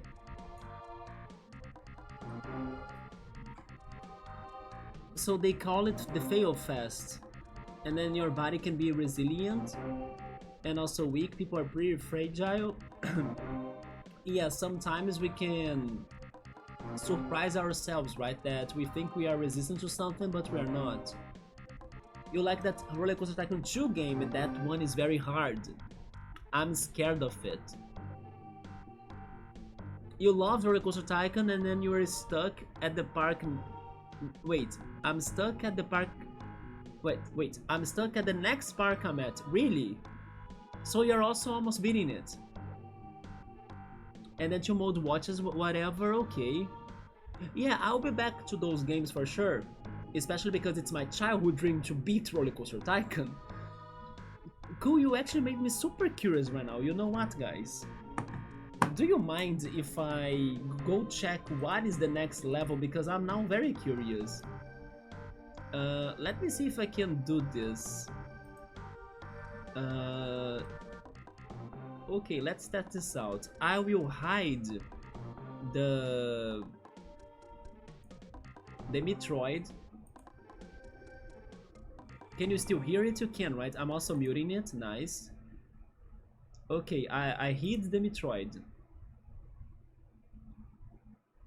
So, let me see if I can open Roller Coaster Tycoon. Although I have the feeling it's going to be very loud. But I hope it's not. But it's going to be loud to me, isn't it? Where is the game, by the way? Roller Coaster Tycoon. I can't find it. Oh, it's up there. I found it. Okay. I think it's going to be very loud to me. In case it is super loud to me, I'm going to mute my monitor. I have the remote controller ready for that.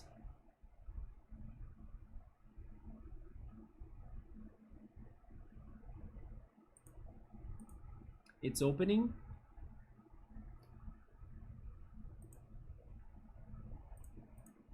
There it comes. Yeah, very loud to me. I'm muting it. Okay, do you guys hear it very loud too? I'm muting it too in there. Yeah, just to prevent you from the loudness, right? The next level past mine? You mean Pleasure Island? That's the one? I need to check the chat though. There we go. So, Pleasure Island, what's happening in here? A long, thin island makes a challenging setting to build a selection of... Oh no, it's another coaster building? Oh my god, we are going to spend a lot of time in there too. To have 10 different types of roller coaster operating in your park, each with an excitement value of at least 6. Yeah, it's almost the same objective as the previous level. But this one said that it has a special selection, right, of coasters. Is it going to be just like bobsled coasters, bloodshed coasters? The Virginia Reel is a good pick for you, but then you need to have 10 different ones, right? I think this one is also kinda okay to go. The Wooden Crazy Rodent. The Steel Coaster is normally fine as well. The Corkscrew Coaster as well.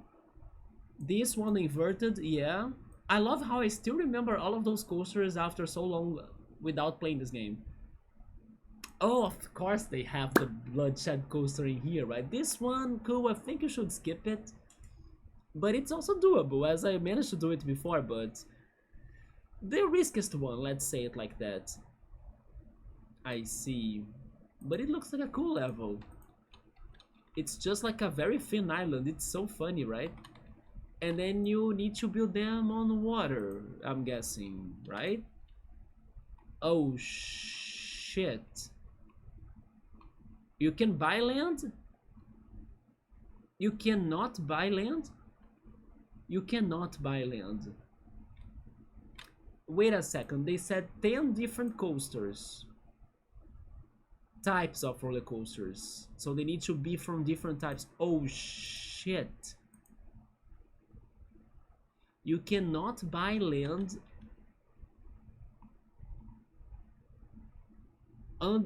Man. Let's give up on Roller Coaster Tycoon, shall we? This looks like hell. Oh my god. How? You know what this is? I will show you what this is. This is like... don't save the game.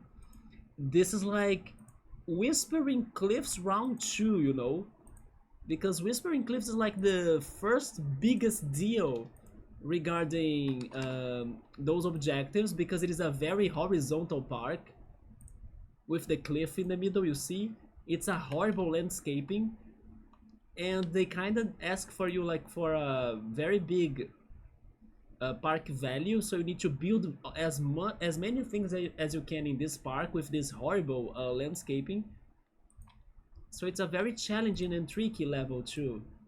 It used to be the hardest to me, in my opinion. Not anymore, now that I have been through other levels that I have never played before. Bro, what is cool doing in that level there? Vertical coasters, but then if only you could like have the same type of coaster, you know, but they are asking for 10 different types.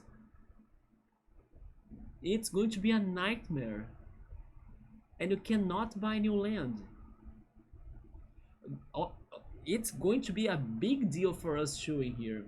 You don't, at least you don't have time, right? To like work on your coasters, but yeah, man, I now understand why you are so screwed up. I will be too once I get there. Jesus. This could be the hardest level in the game, easily. I do like that you play a lot of indie games to chill mode, so get ready. Because I'm actually planning to have like something around the lines of short games Fridays, when I can play some games that I believe that they will be more fast for me to beat them, right? Maybe they will take some streams still, but like mine, faster games in general, at least the idea. They could be narrative as well, or very indie games too, you know, or wholesome games.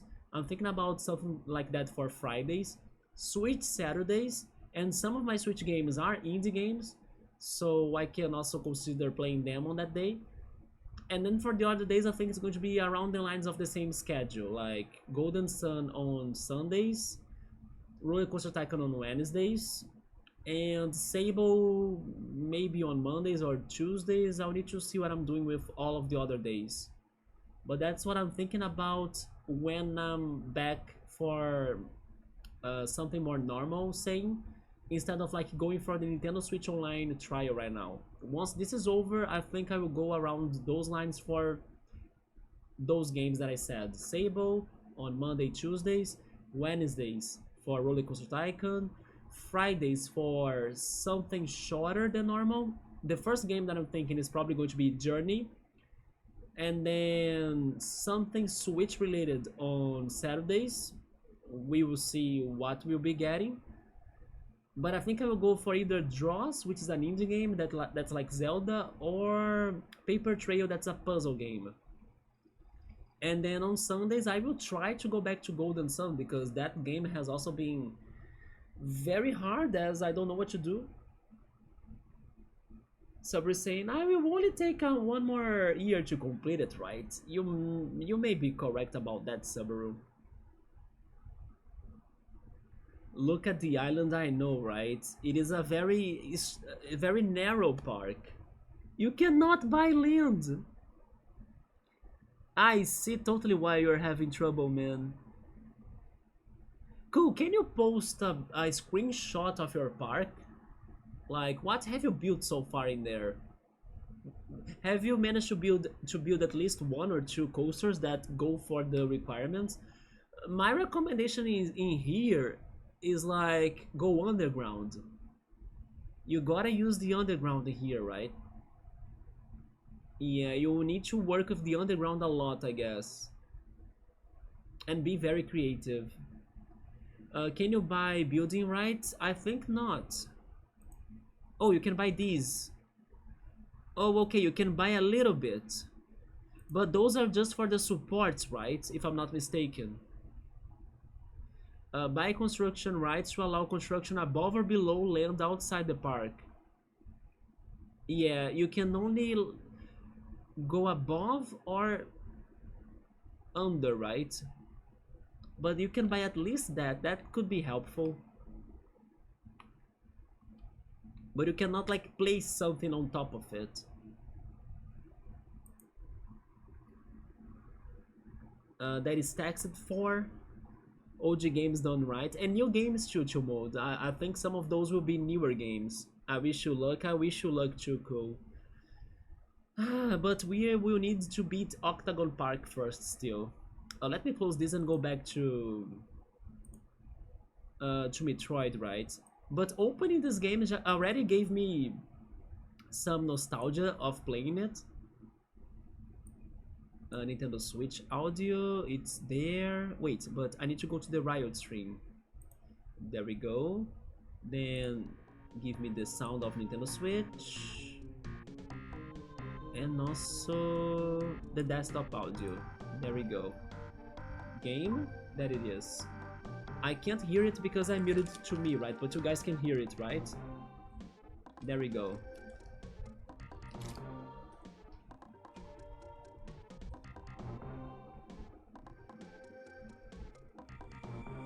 Also, by the way, thank goodness the server, the Twitch server, has been doing alright today. I'm back to the Argentinian Twitch server, and also the webcam is working for the entire stream.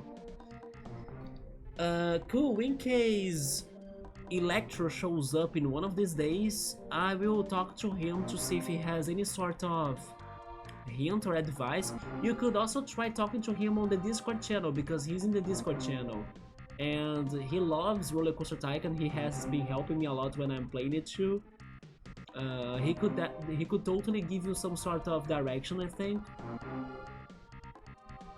because I was not expecting that challenge up ahead, right? A Boulevard Coaster Water Park. Sadly, I don't know if the water rides would count as coasters for that objective. I think they wouldn't. The challenge where you had to build a huge coaster and excitement factor was tough. That one is the same. But 10 of them, right? No more room to build, that took ages. It's going to take ages again. But now mostly for the difficulty of it, not necessarily for the decoration and creativity, right? Pray for rain and sell umbrellas, yes! Or shuttle loops everywhere too, right?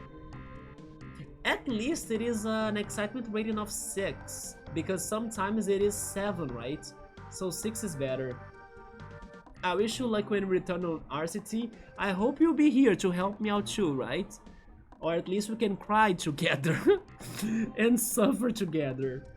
But opening the game right now already made me nostalgic, like seeing the freaking colors and the pixels of that amazing, nostalgic, eternal game already put me excitement, or made me excited to, like, let's go back to roller coaster. You know, I wanna craft again, because it feels like playing with Legos. You know, you need to be building things and placing things and stuff.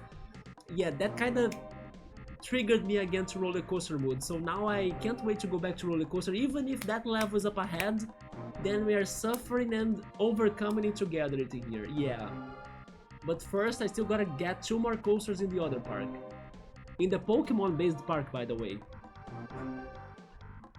Okay, so everything is set and ready, right? Nice. There we go. But I knew that Roller Coaster would be super loud by the time I opened it, because my speakers are right now very loud.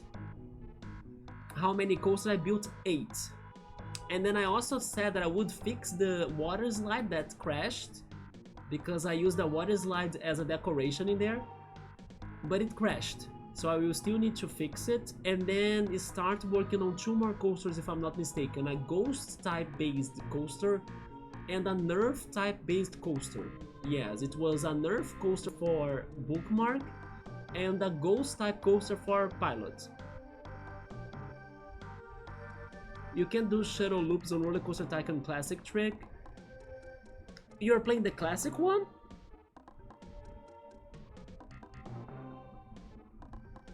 The classic one was the last one that was released, right? The newest one. Wasn't it? The classic one. They removed the quick build of it. You don't have the model that you could just select the model and then add it in there? Damn! So go-karts, like make very tiny go-karts with like just a single, you know, turn. Crazy mazes as well, like a 1 square maze. That's what I would be doing then. It still feels the biggest in the game, the complexity in coding. that game really has some magic, right? Roller Coaster Tycoon. Replayability years later, yeah, because it is super cozy. Like, it's about the colors as well, I would say. The colors, they are very pleasant and beautiful to your eyes when you play it, you know? A whole modding community is in it. And then Cool is playing the classic one. I saw that the classic one was with a sale on the Switch, but it's still very expensive, so I'm not getting it. I'm sharp on remembering. I still remember where I stopped some things in the games that I was playing, yeah. Yeah, the single loop go-karts! And then you build like tons of them. One next to the other. And go-karts, they pay you well, so it's a very good strategy in place of shuttle loops. Although the shuttle loops was good because you could add the on-ride photo sections, right? Yeah, the classic version is 19 bucks on Steam. It is super expensive. 19 bucks times 5 is what it is for me, so it's a lot, you know. Yeah, here in this on the Switch, let's go back there. I love to show off my Switch in here. It was with a sale, but it was a small sale. It was like, I don't know, 40% off or something. Maybe less than that.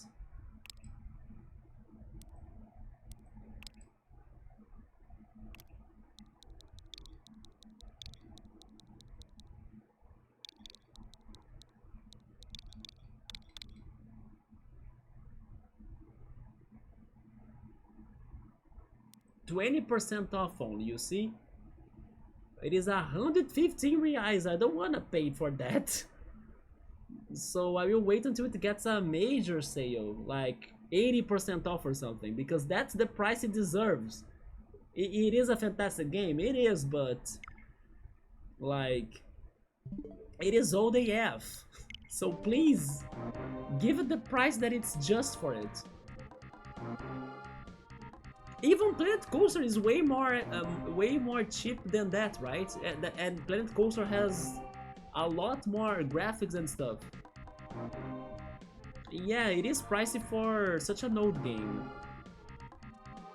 But actually, buying that would be extra for me because I already have the first game with all of its expansion packs. I have the second game with all of its expansion packs too, so it's extra. I don't really need to buy the classic because I have the others. I have the originals. I hope someone makes a good roller coaster game again. Have you checked on Parkitect? People say great things about Parkitect. Planet Coaster was almost that, but they added DLCs. Yeah, but then when it's on sale, it is way cheaper than that. But if you consider the DLCs, then you are right. It's probably going to cost a lot, right? I'm considering the price of it without the DLCs. I actually already have Planet Coaster. I just need to find a day or an opportunity for us to play it. Let me try to get to the room that I wanted in here. I need to head down and up. Let's see. I think I know how to get there. Okay. Oh. It's this missile. Which time is it? Okay, it's still 8 p.m. Nice. I was thinking it was 9 p.m. already. Oh, it is going to be $117 with all of the DLCs. But isn't the main game fine to play? Like, are the DLCs that major?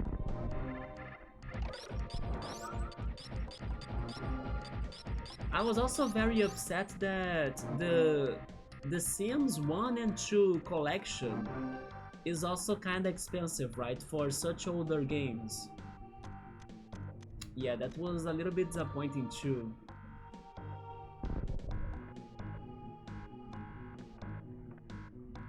It adds some more rides. Maybe there are DLCs and DLCs, right? Some you could skip, some you could keep.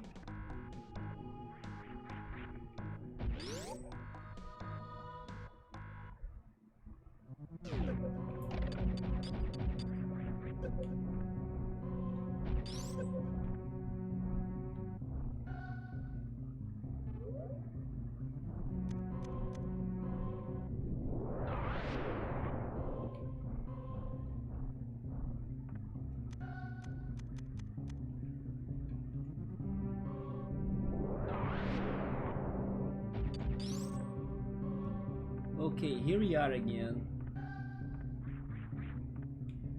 There is a good chance I will die, by the way, because it is a very dangerous area.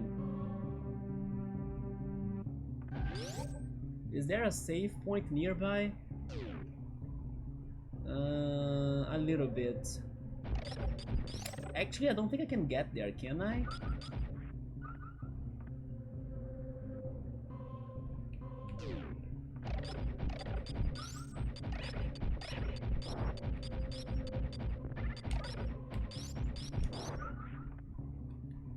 Because this is closed, right? Yeah, so I cannot get to the save point. It's risky, but I will try it.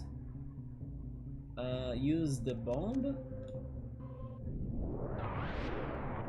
And then I will actually heal myself to full health. I remember you built a Sonic ride. A Sonic ride. I don't remember that. Can you give me more details? A Sonic ride.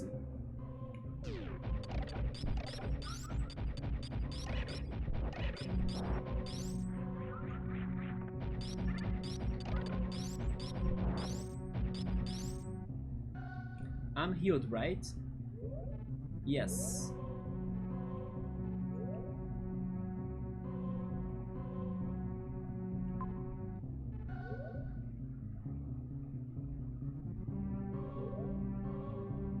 The reais, I need to learn Portuguese for them Brazilian hotties. And also for the Brazilian uglies, right? Because you guys only see the hotties, but it's just because nobody shows you the uglies, right? Don't think there aren't uglies here, because there are. In Octagon Park, but in Octagon Park I have been working for the Pokemon based park, right? Yeah, everything in there is kind of themed on Pokemon. Planet Coaster was cool too. I will try it someday. Only too tough for many players, and I think it needed a good PC. Yes. Yeah, I'm hoping my PC can take it, but I never tested it yet. But I think I hope it will do it, right? I know I suggest a ride to build a ride to build off roller coaster. I forgot which one. Maybe you gave me one of the typings for the coasters, because every coaster there has a gym type, right? That's why the ones we are missing are ghost and ground. The last one I worked on was water. Maybe you recommended me a Pokemon type for me to base a coaster on that Pokemon type, because that's what I have been doing in Octagon Park. But then a Sonic ride, probably it happened, but I don't think it was in Octagon Park then.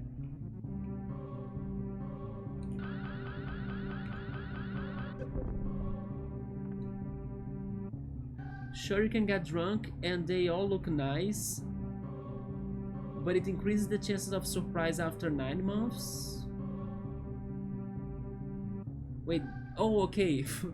I get now what Subaru is saying. Yeah, Subaru is talking about the Brazilian hotties and uglies, right? Especially the uglies. Yeah.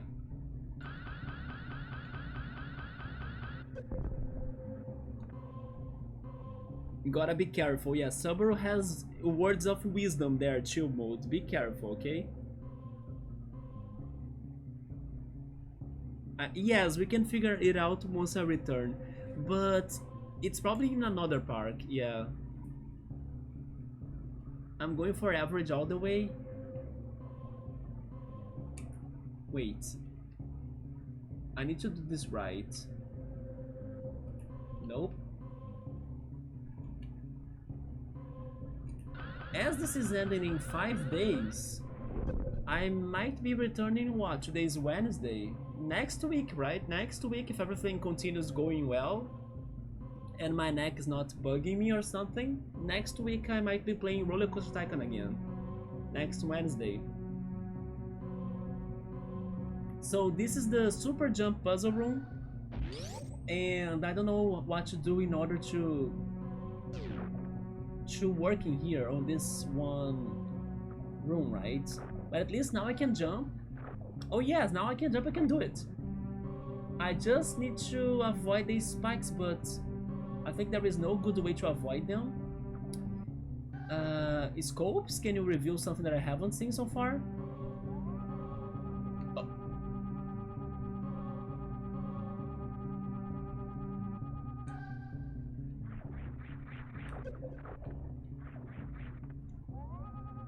Now I understand. I was thinking I would need to jump on those rocks right there, but this is much better. Thank you, Scopes. Oh my god. Ah! How disappointing. Oh. Okay, at least that, right? But again, how disappointing.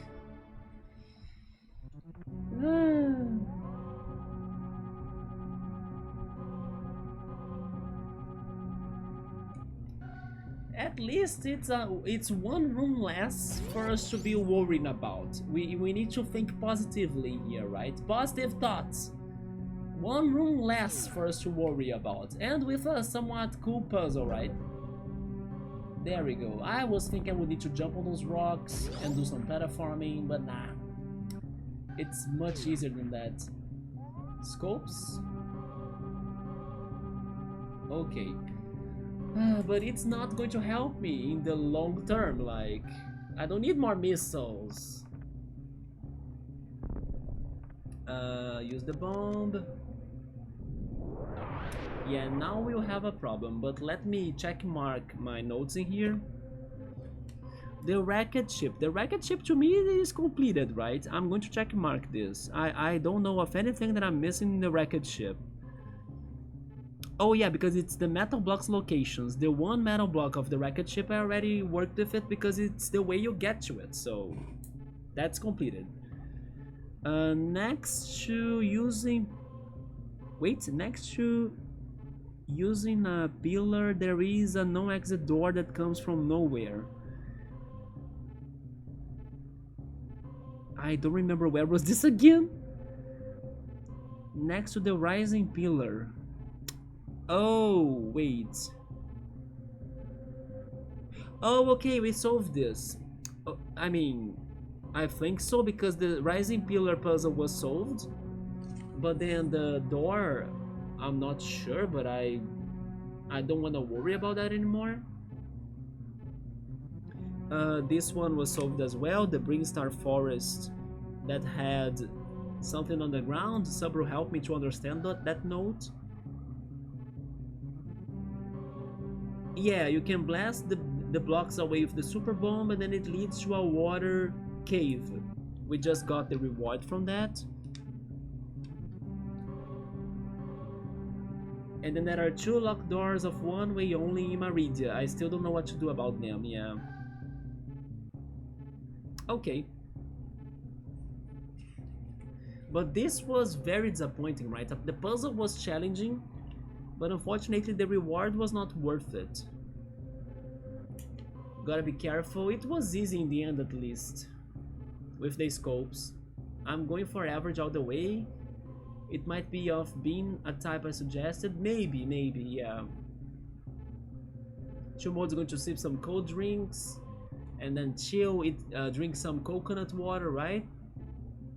And then the senorita. I mean, if you're looking for a senorita Chumod, maybe you should head to some Spanish-speaking country. Where is your Portuguese, Chumod? Show me the Portuguese, not Spanish though. Past 100 Pog. Wait, past 100? Oh, 100? Do you mean the cost of? I'm lost in the contest right now. Past 100? Dragon or electric? It could have been one of those types. And Subra's like, bruh, right? How many missiles is necessary for the final boss? Imagine if it's 0. You can only beat him with like the nuke bomb. Yeah, I have my notes in here. for Metroid, but I have been making notes that make me more lost than being able to find myself in the game, so they haven't been helpful, but we still have them in case we need them. Yeah, I used to be better at noting, right? My notes lately have been all sorts of bad notes that I don't understand myself. Coconut water. I wish I had coconut water right now. You struggle with the difference? Yeah. Oh, we are past 100 missiles. We were before though. We had, I think, 105, and then each upgrade adds 5 to us, right? So we got 10 right now. Legit nice OG gaming, always. We gotta always take our notes. But sure, this is over, this is disappointing, and then what do I need to do? I will go back to Maridia and pray. We can pray there, right? Because it is where supposedly there is something for us to do. But again, as soon as we do whatever we need to do in there, we might be close to beat the game. At least I hope so, or it feels like it.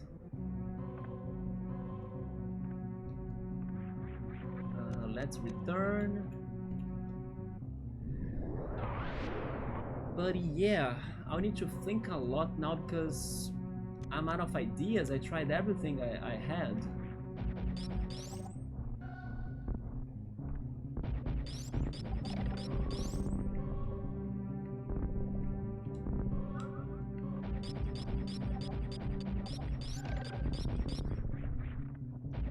Subaru, maybe I will need your help, I'm not sure.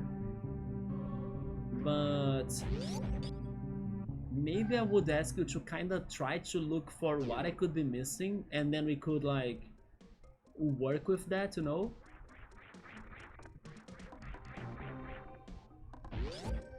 But let's return there first, and then I will see what I can come up with. Is this the best way to return there, actually? No, I need to go down, so I get the shortcut. Isn't it? Yeah, Maridia is right there. Which abilities I'm missing? I'm missing one boots. And I'm missing one beam. And I'm missing something miscellaneous. The thing is that I'm not sure if what I need are abilities per se, but maybe. And I think I'm missing a passage actually, like the way to reach the area that I haven't been to. But let's see, maybe I can find something else that I haven't thought before.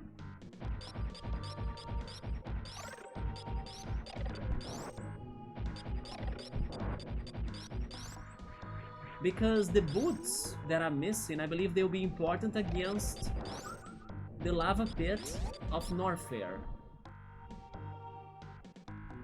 Is there any place in Maridia that I need to jump like very high? I mean, there is one place actually. There is that one missile upgrade again that I need to jump super high for it.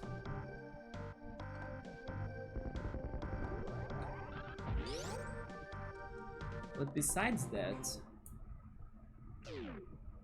in here I just fall, right? Yes.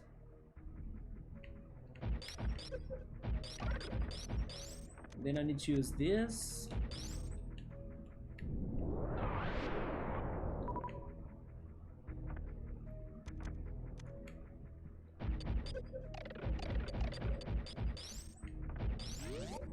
We can restore our energy.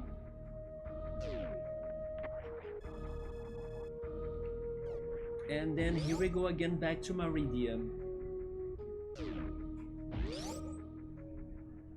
People were saying that Maridia was their least favorite area. I think it was Hakshashas that said that.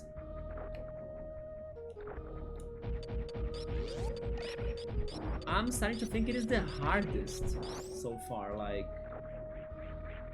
some things were not very clear, right? Not that Norfair didn't have harder moments too, but it was more of a platforming problem than like feeling lost problem. Oh, let me save since we're back here.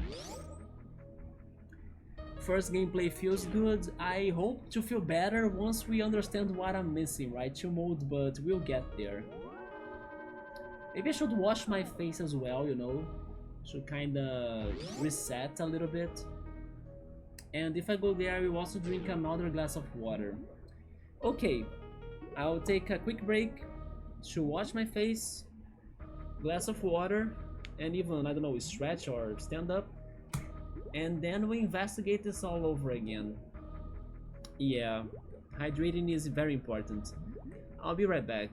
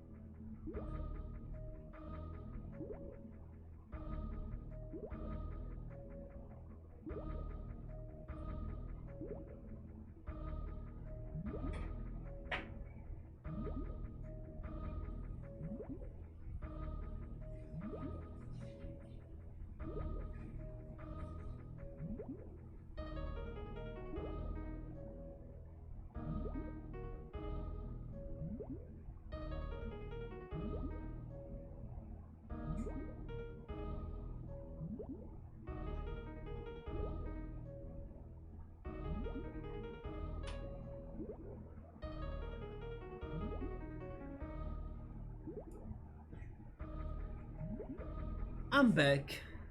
What is that item on the Harry Potter school scarf? Do you mean on the top?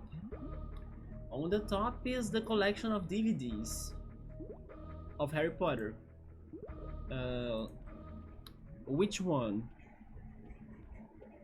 Do you mean... Do you mean this? This is the DVD collection. Or do you mean this? The Spanish flag? I mean, you mean this? That actually is not a Spanish flag.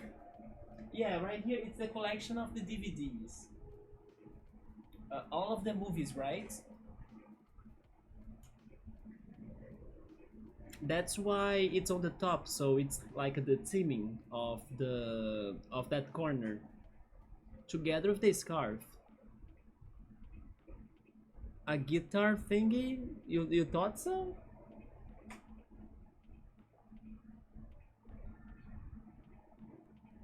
A Harry Potter prop? No, it's just the DVDs. I was thinking you were asking about this because this is hard to see right here. That right there is like a... How can I describe that even? It's like a plate that has all of the four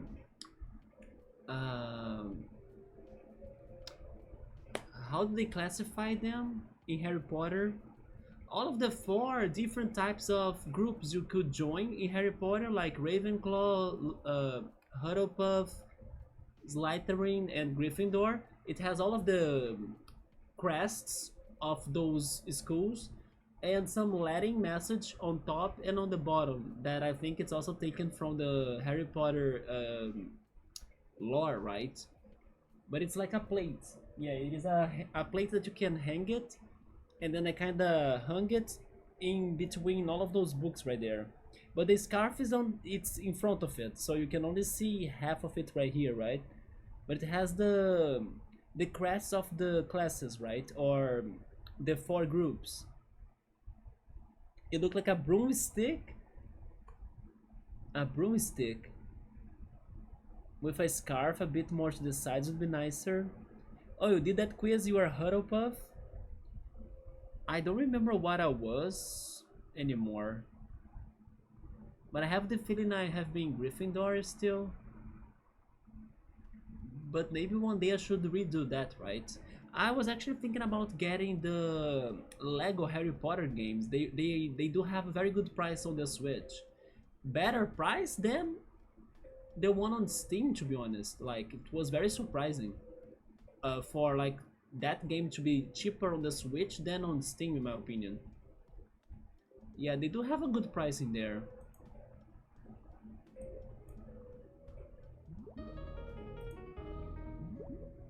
I thought I would be a Ravenclaw. I think I could also kind of fit a Ravenclaw a bit. But those quizzes, they kind of give us also other results, right, that we expect. But I think I was probably a Gryffindor. I don't remember. It's been super long.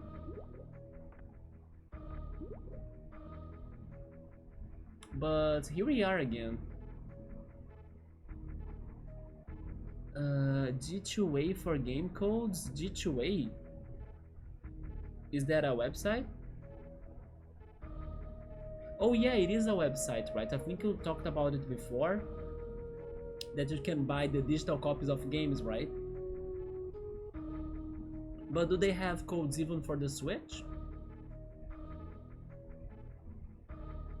I just realized that my leg is hurting.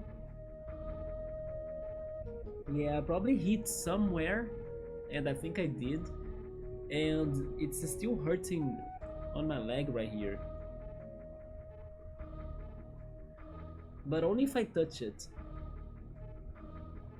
Okay, let's think about this.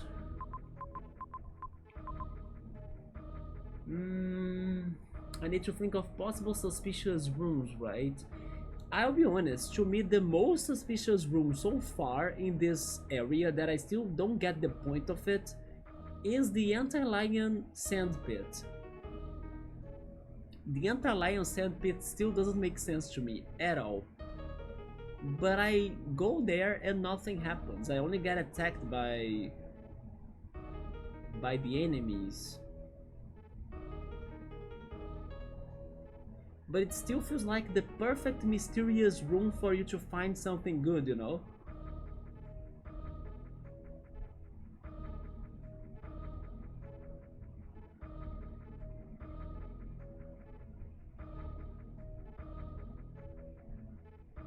And I did try everything. I tried the 3D, not 3D, the X-ray lenses. I tried the nuke bomb. And I can't jump up, I can only go down.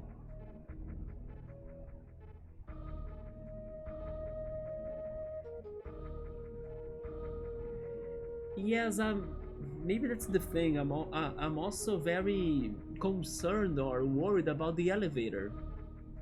The elevator is the other area that's very suspicious to me, but I can't do anything on it.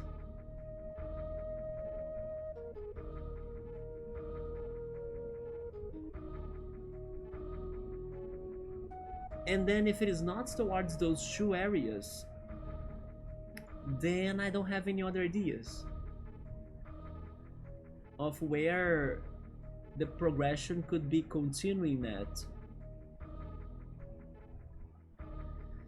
As I don't have any options, I think I'll go back to the Anti-Lion Trap because the elevator can do anything in the elevator. So it's kind of hopeless, right? I think it's suspicious, but it's hopeless for me because nothing works there.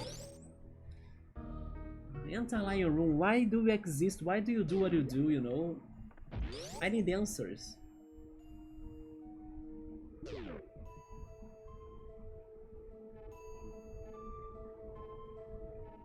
And I did explore those other areas a lot, right?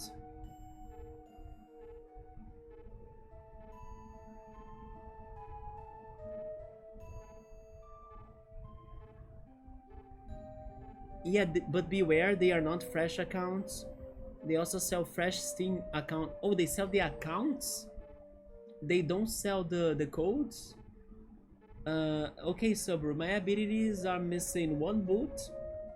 I'm missing one miscellaneous something. And I'm missing a beam. But like I told you, I'm thinking that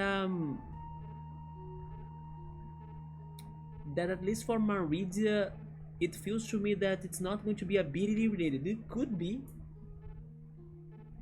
but I'm thinking it's more like gimmick, right? It's a puzzle.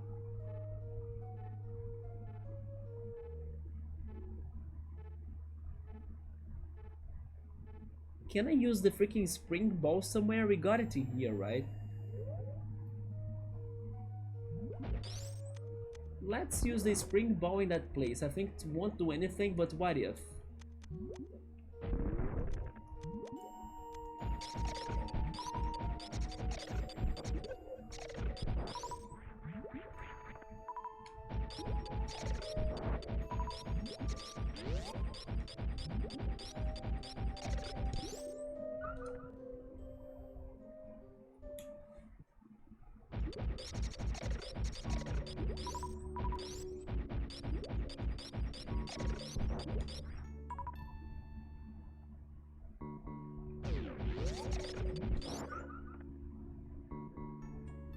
The kids that were able to beat this game, you have my high respects. You were a legendary kid. Beating all of these puzzles by yourself? In the era of like pre-internet? If only the Morph Ball could have like an ability, you know, to deal with those sand pits. Just like in Sandopolis Zone, when you curl as Sonic and then Sonic can kinda go up on those sand falls. Maybe remembering Sandopolis Zone was not the best thing I could have been doing right now, because that level is very hard and cursed. But at least that mechanic in Sonic was helpful, and in here it's not.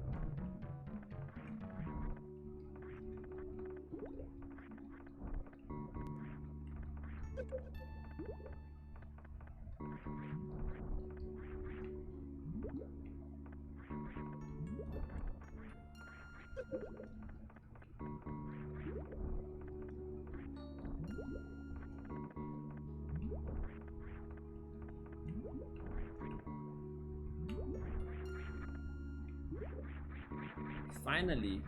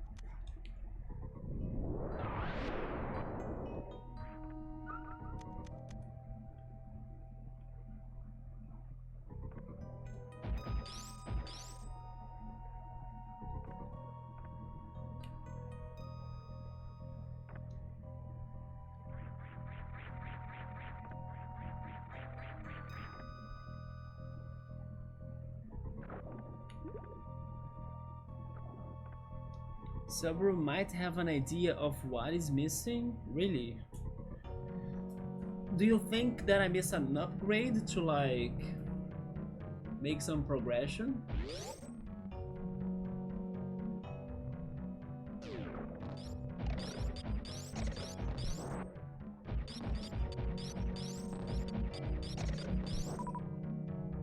Or do you think it is like a hidden passage?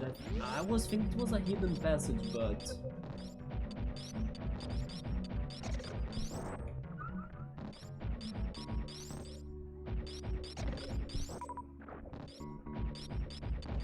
Still, we need to find a hidden passage to get to an upgrade, right? So it's kind of the same. Yeah, I still gotta find 3 more upgrades, but the beam won't change much. The beam's more like an attacking thing. The miscellaneous could be important, but I think the most important one right now is the boots. Because at least for the fire boss or Norfair boss, I believe I need better boots. Or I won't get to him, right? But regarding these areas, I was thinking I was just missing a hidden passage. Because once I get to that part of the level, probably they will have upgrades again and then I'll be able to solve more puzzles, you know? But I cannot get to them. And I was saying that the one thing that I think it's the most suspicious so far is this room with the anti-lions.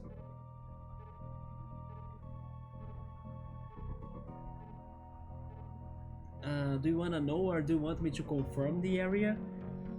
I mean, the area is this one, right?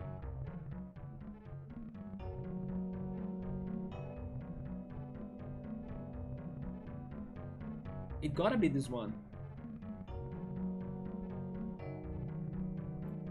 I figured. The problem is understanding where to go, what to do. The other areas I have checked them all, like everything is pinkish. The situation is in here. Although they gave me the new ability, I just don't know what to do with the new ability. How is the morph ball jumping thing going to react here?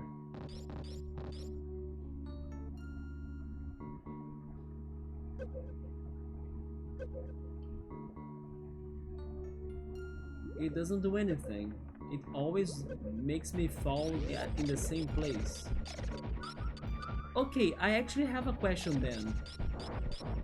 Subaru, this anti-lion pit has something to do about progression, do you know that? Because it is one of my biggest bets, but it's not getting me to anywhere.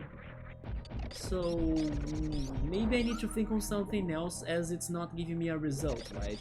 Do you know if this is any related to something important? Because it's like... You're not sure? Okay, that's fair. But don't you think this is a very suspicious thing to happen and doesn't do anything to me?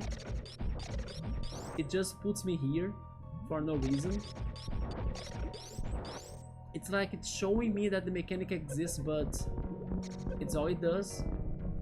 I wish I could follow those enemies, by the way, and get something to the right, but I can't.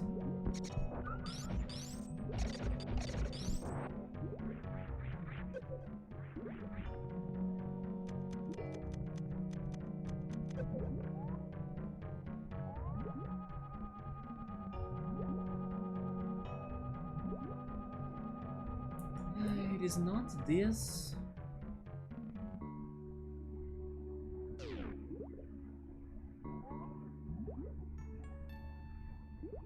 No flashlight platforming thing on.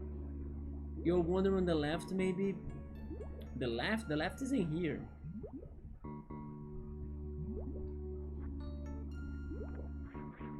Yeah, the flashlight thing doesn't show us anything.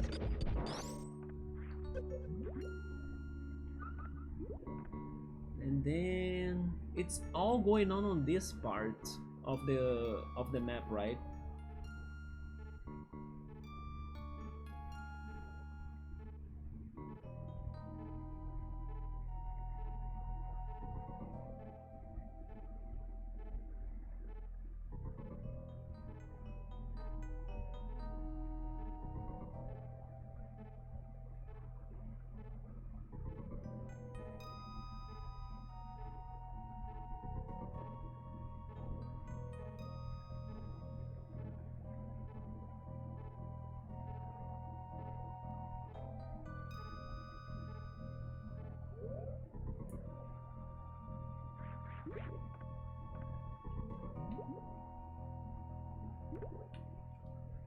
Could it be related to a combination?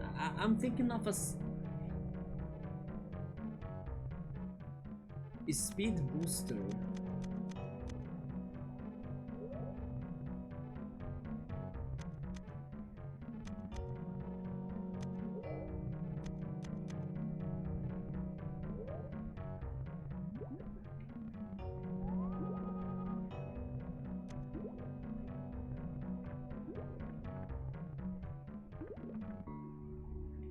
I kind of was hoping I could like spin dash, just like Sonic, you know, because if you pay attention to the landscaping of this area, don't you think it looks a lot like a Sonic level? And then maybe if Samus could spin dash, then she would be able to go through these areas in a better way. Like, it's like the level is asking for me to spin dash, you know, but I can't do that. Is there a sequence of buttons that could allow me to go faster or something?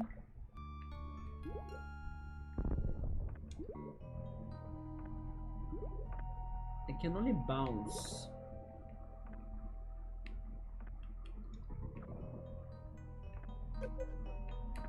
Can I bounce higher and higher? Is that how it goes?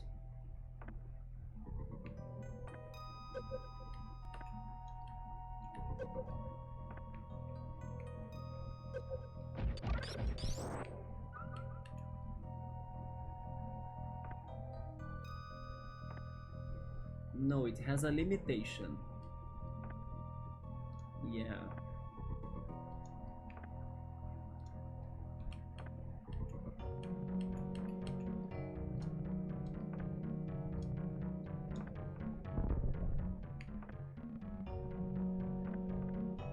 Even the enemies in here love to be jumping.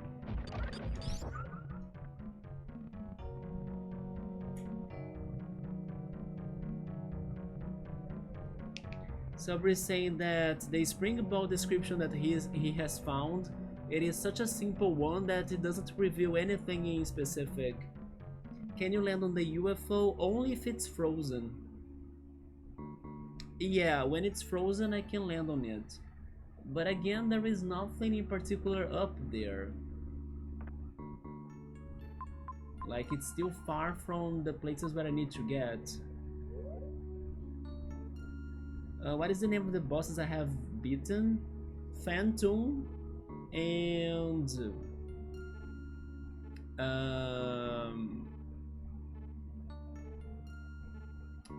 Kraid. Phantom was the wrecked ship one.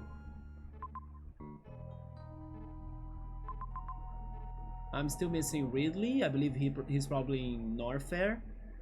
And the one in here, I believe it's going to be the worm-looking one. A sandworm, probably.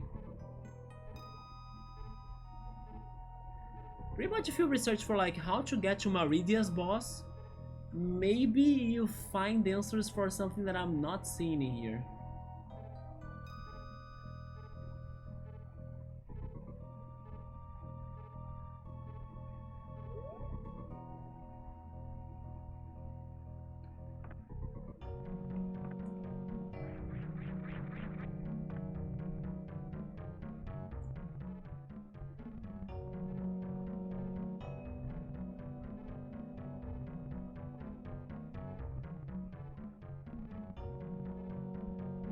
And I still think it's something dumb, you know?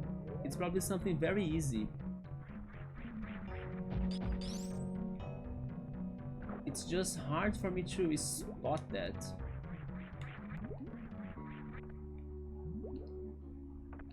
I still wanna say that the elevator and the anti-lions, it's just that they don't fit.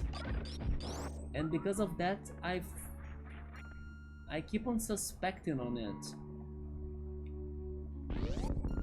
But I learned that I can get through this passage as a morph ball if I want.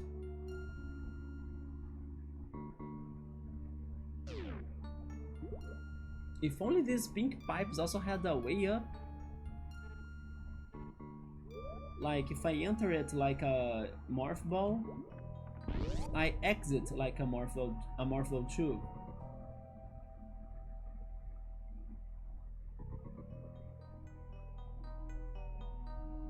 You see? But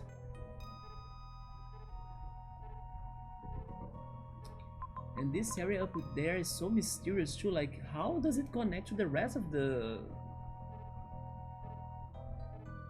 Maridia? It doesn't make sense.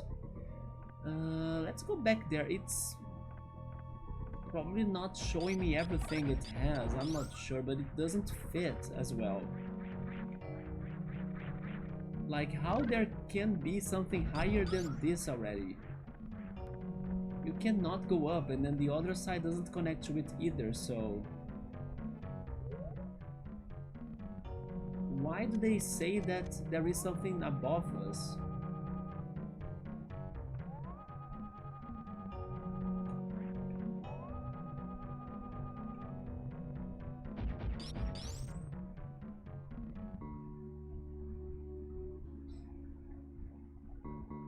Cerberus says something about the upper part of the elevator, not the bottom part. I don't think it's going to make a difference. Are you guessing it or are you actually checking it out? Be careful, right? But if I enter there as a morph ball, the same happens. I exit as a morph ball. They show us briefly like the areas, but all I can say is that they might be connected to the pink pipes.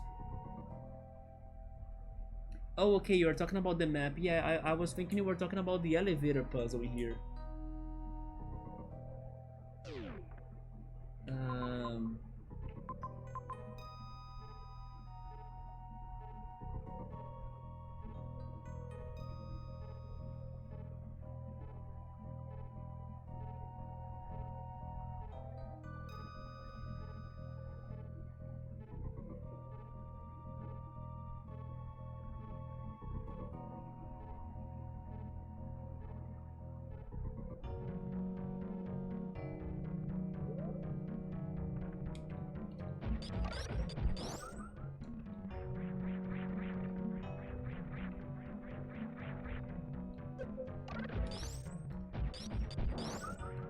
But yeah, like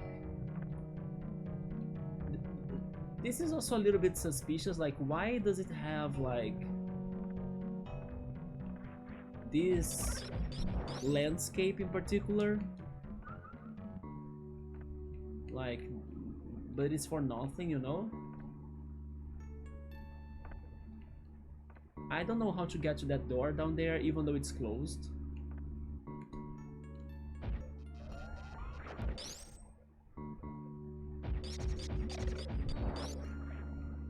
Yeah, this guy jumps, and I can jump on him, but then... Wall jumping? Oh, Jesus. Maybe wall jumping, but then I'll get to that door and it's locked. Oh my god. Oh, he died. Never mind.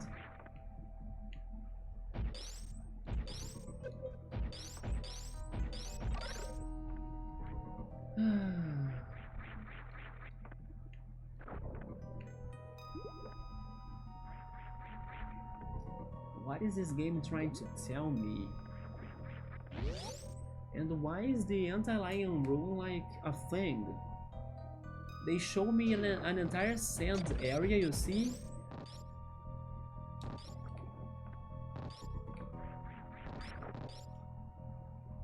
Why is this a thing? Like, why do they want me to show me this? And next to it there is progress, but I tried all I could from this. If only the morph ball could do something about navigating in this sand.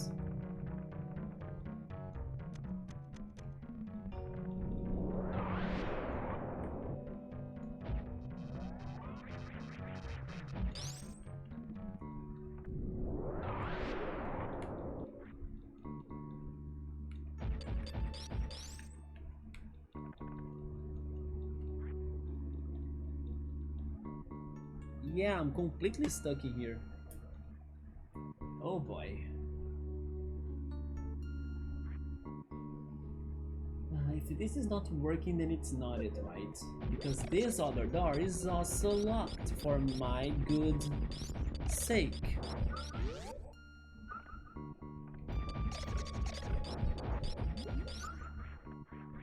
What am I not thinking about? The sand area? But then it's far from all of this. The rocket ship?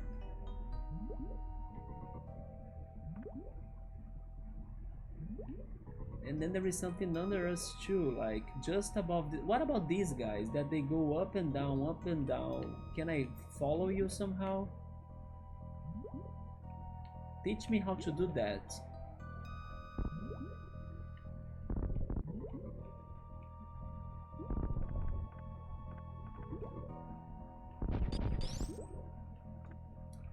Wait a second.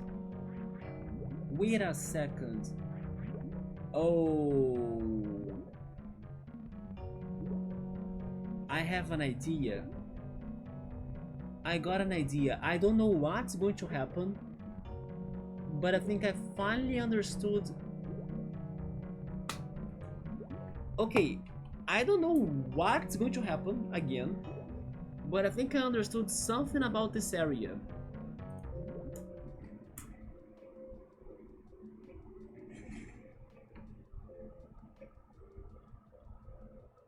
Wait, there it is. We gotta, not anti-lion, we gotta Semic again.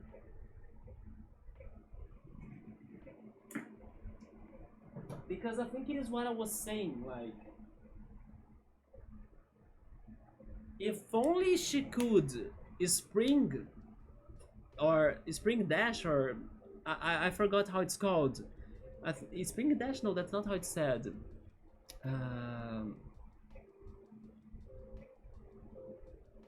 I forgot. I said it like the minute ago, right? But if she can do spring, no, not spring dash. Yes, I can't remember it. But if she can do the same as Sonic, she could use the shape of this landscaping for her benefit, right? Because it is shaped like a track, like a Sonic track even. So I have the feeling that I need to use my speed. Oh, that was a mistake. But there we go. Um, I think I need to use my speed to run and dash in these areas, right? That are shaped like a path.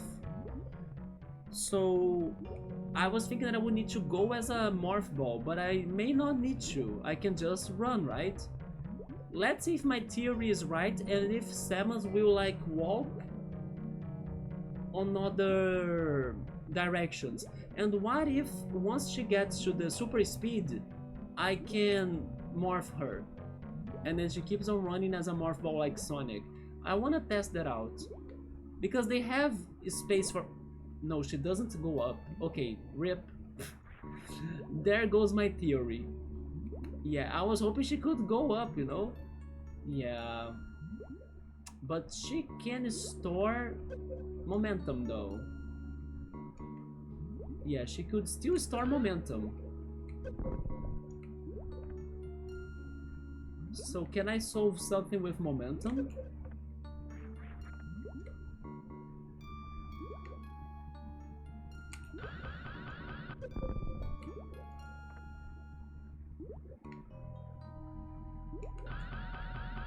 Oh, I can be a morph ball? Oh, but then the momentum morph ball doesn't do anything.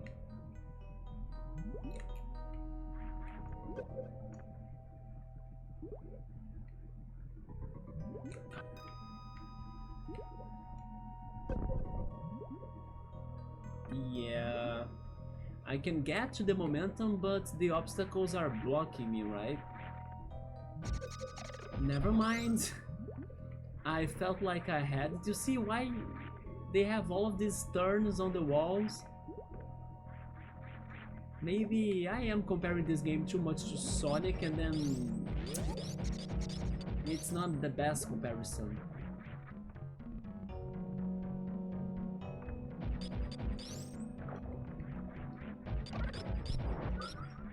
But you got my idea, right? I was seeing the design of this landscape as like a racing track.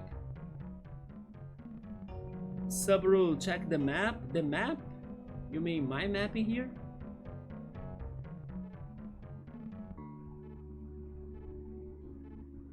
You think you got this? The one thing I haven't said, but I kinda doubt it, is regarding the save point down there, in the central area.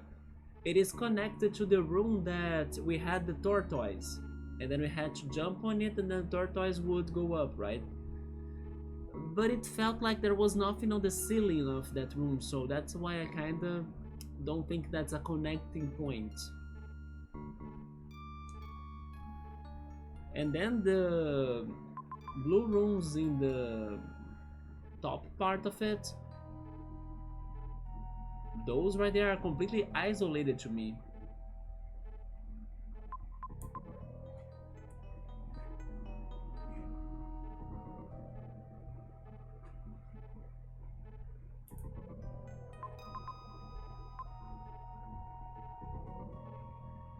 The other thing about the elevator is that I think they want to show us something, you know? They want us to see something when we are cruising in the elevator. Otherwise, why would they show the central part that you cross or that you travel through? You think I'm missing a room? I'm missing a room.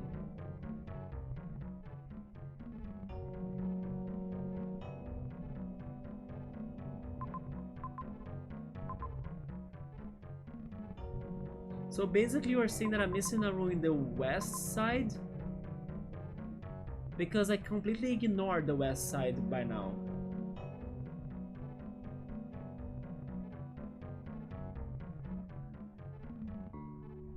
I mean, I'm missing something towards that one only blue dot right there that I don't understand. There is that. I still don't understand that right there. Huh. Well, in that case, let's explore things a little bit more in there, right? Okay, let's work with that information then.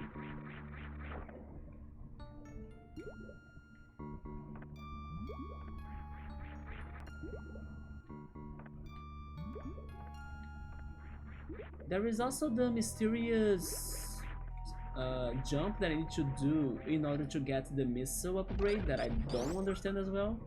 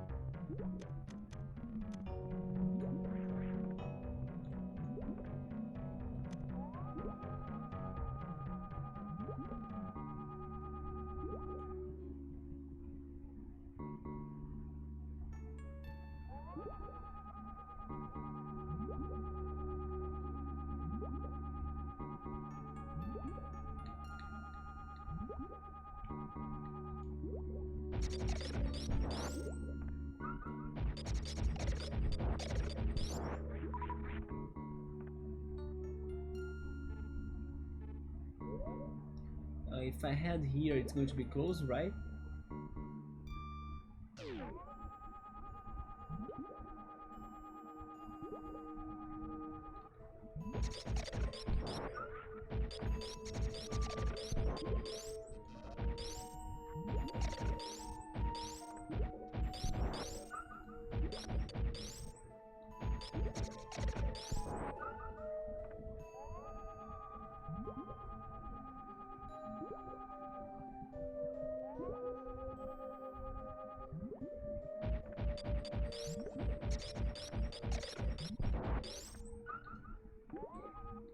Yeah, this is locked.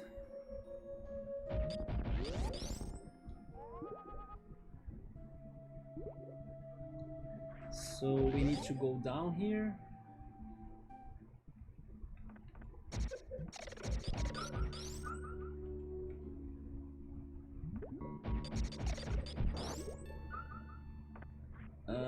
This here was for the map, right? Yes.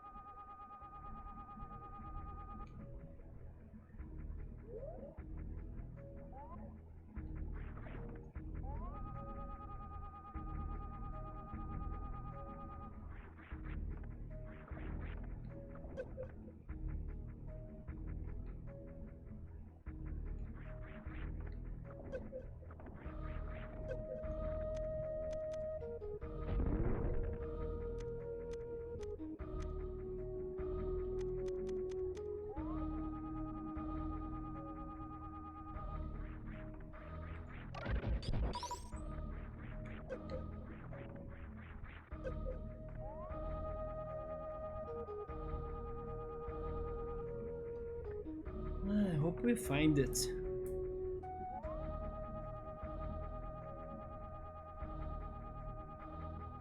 Wait, is this something?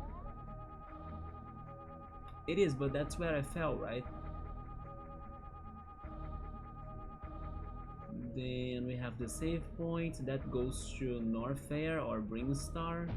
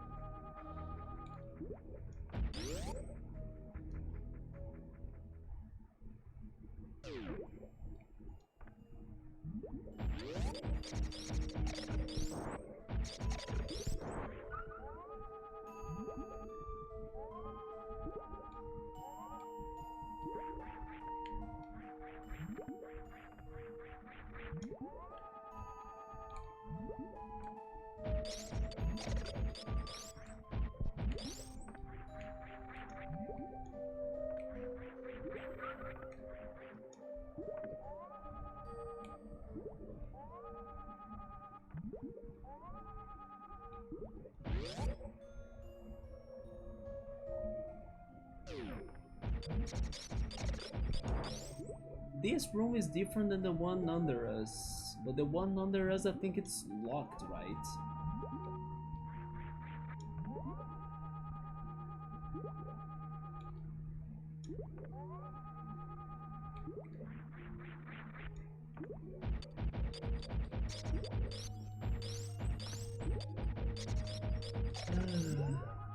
The bad thing is that I'm getting tired too.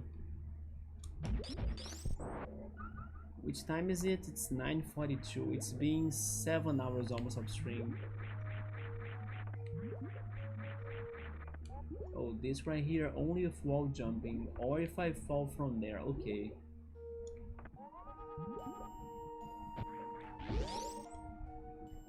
But this is so unfortunate, right?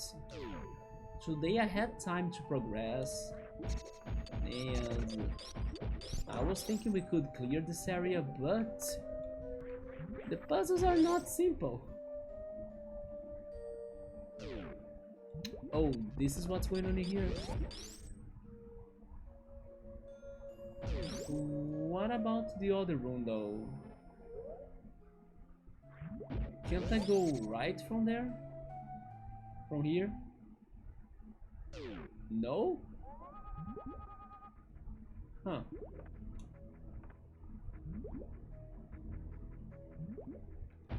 Interesting, but sure.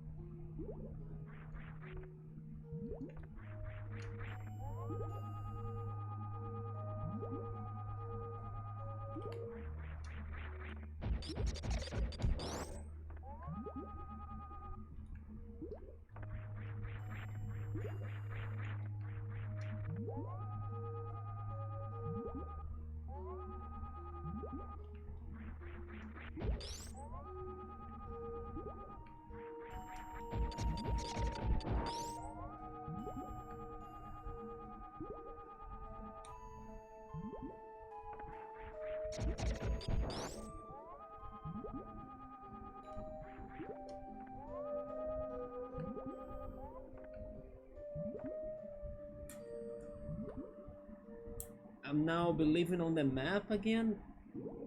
Not quite.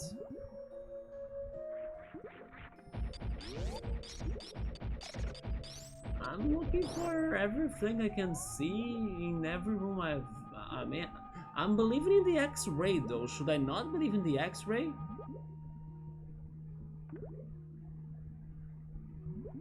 Although this right here has the pink pipes.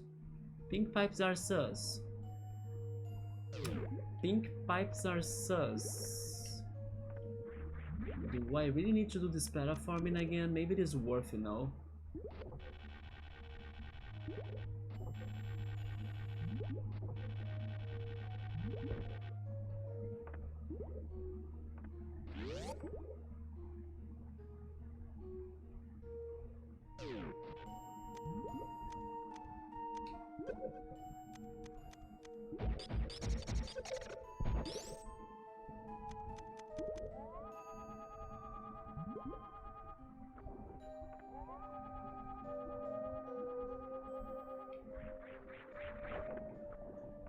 Oh, this is outside of water.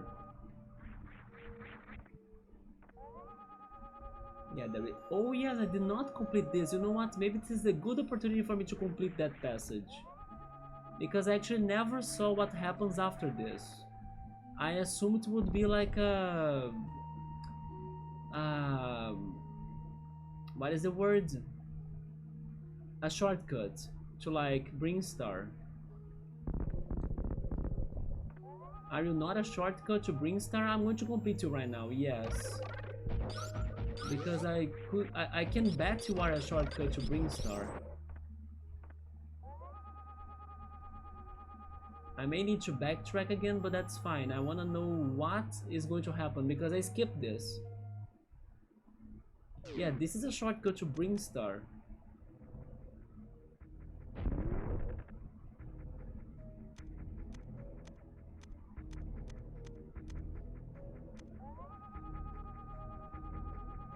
Could it be an upgrade actually? You know what? Maybe? No, it's back to Brinstar, yeah. Look at this.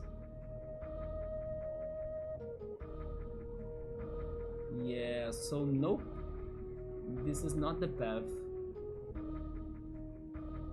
And this is close to the passage to the Crateria area, yes.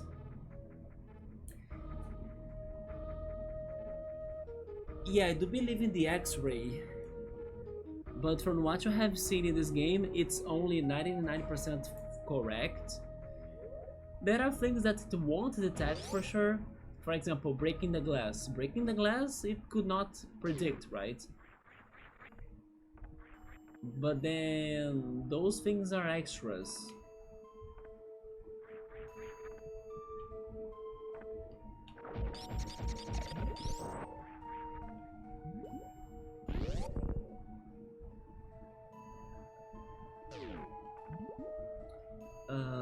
Let's try this again.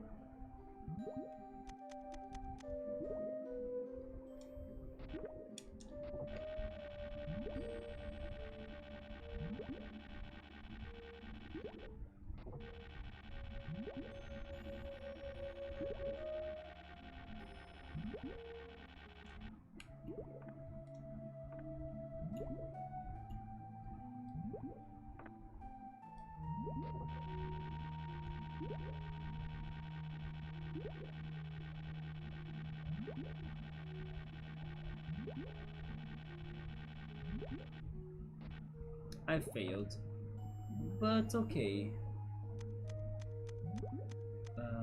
Anything in here?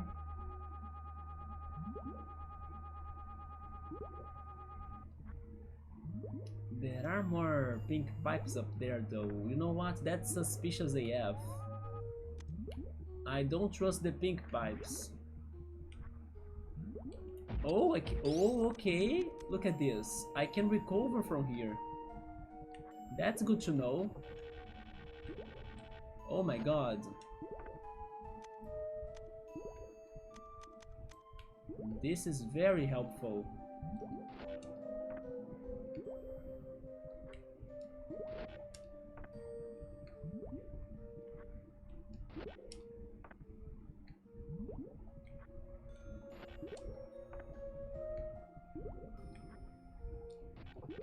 Oh my god, okay, don't panic though.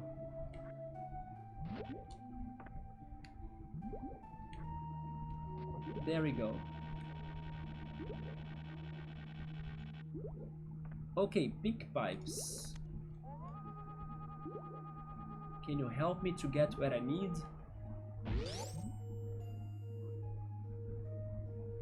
Pink pipes. Pink pipes and close to the rest. Crabs coming from the bottom. That's suspicious. Okay, we can fall. I think I found it, Suburb. We can fall. Trust the pink pipes, right? Pink pipes it is, but somehow I managed to get... Oh yeah, I got up from there. But that's a trap right there. How did I... Oh, those will not break if I don't destroy them. Okay. Yeah, the crab right there pointed it out to me. And the secret I got in here was by climbing it from there. Yeah. But I think we found it finally.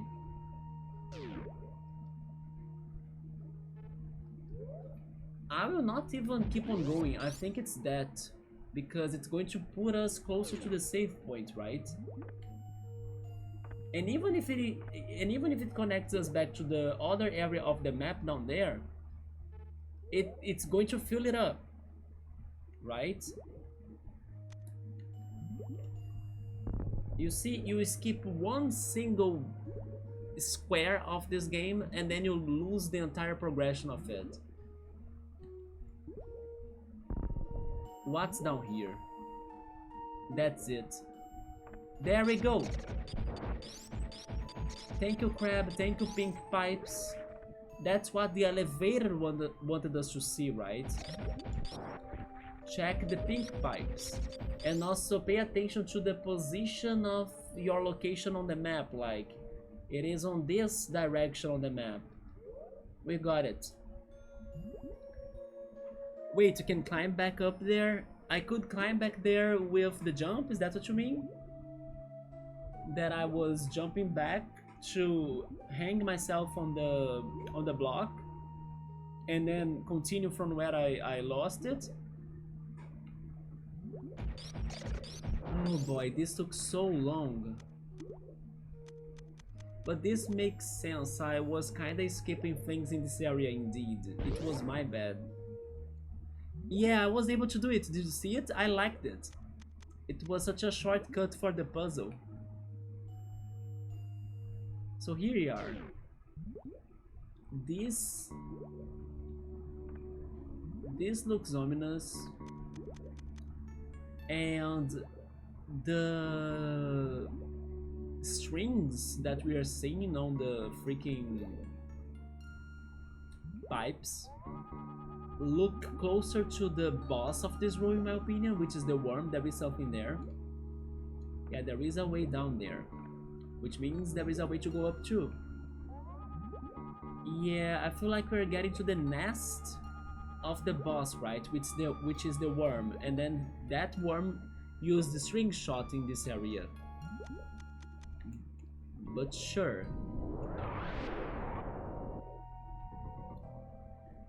A save point, we need that.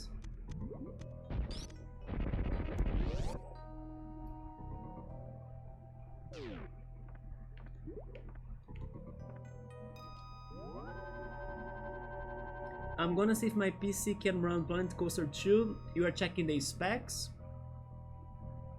I actually like the trailer of Planet Coaster 2 a lot. Because it is still not out, right?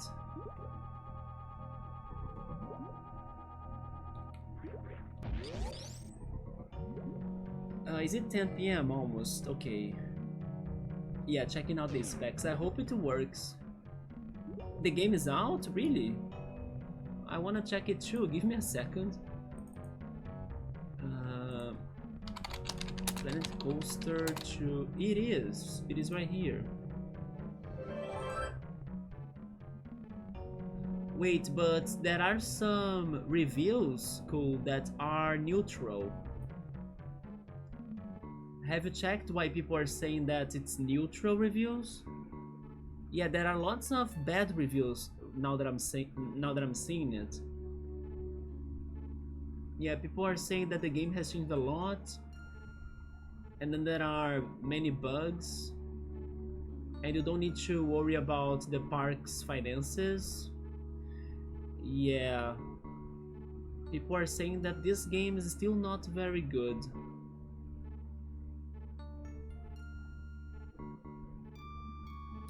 Give some look to the reviews, okay, before buying it.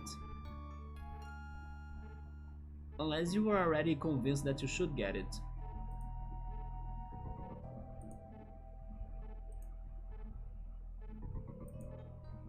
Okay, let's go.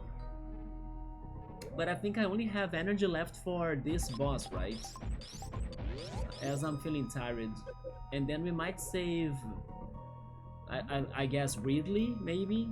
Or our search for the other upgrades of this game for tomorrow.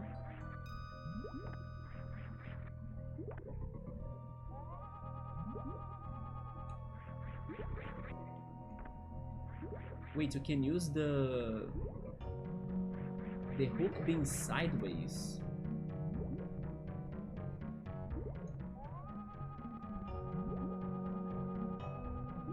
Subaru, that was the area you wanted me to check, right?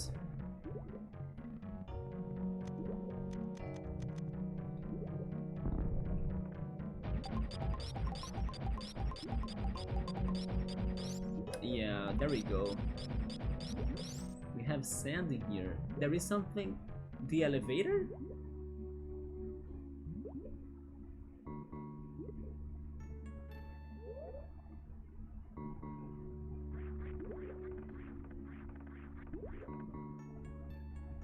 Oh, I remember this from the elevator. That's true. It's the time that I was saying that there was a short, narrow, sandy area. Wait, but then there is also this now?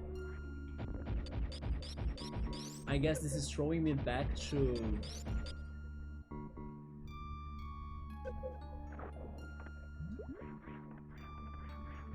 No, this is a new area.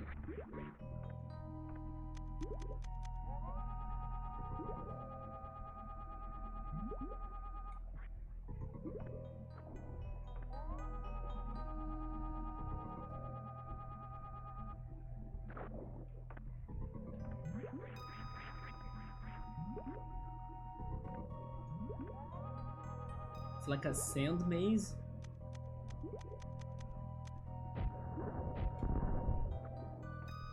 Oh! What is that? We can see with the spoilery X-rays.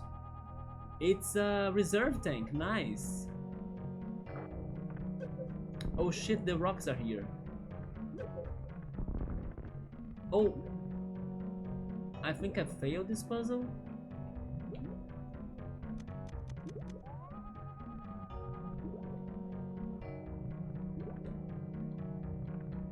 Wall jumping, maybe? Wait.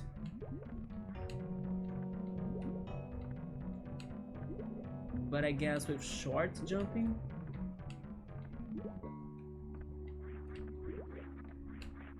I did the wall jump, but it wasn't enough. Okay.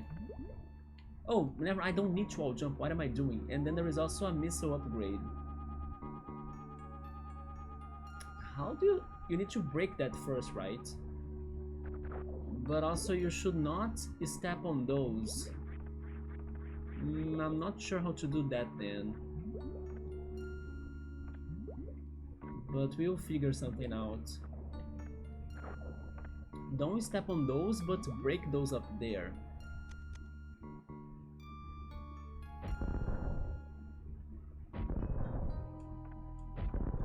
Okay.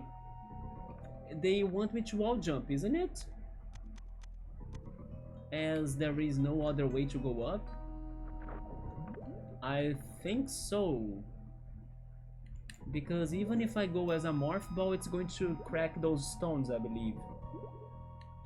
I need to do a somewhat short wall jump.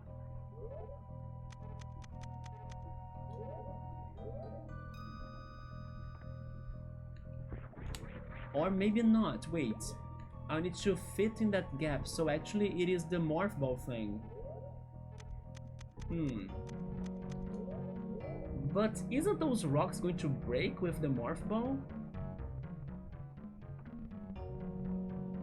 I'll probably wait until a sale for it then. It's better, cool. Yeah, be patient.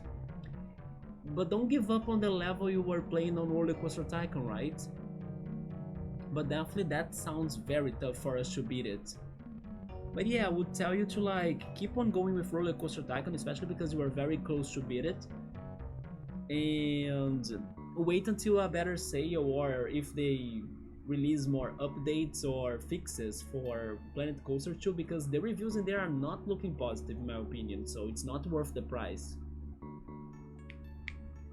I mean, let's test this, but isn't it going to bomb jumping maybe? Like one single jump then bomb jumping, but it's going to fail too. Yeah, of course. What? Yeah, this is going to be tricky, isn't it? Unless that's the way back.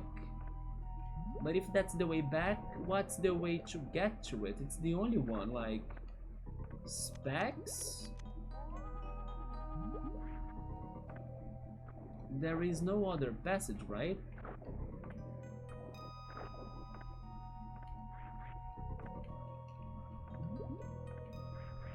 I can't jump back there. I did it.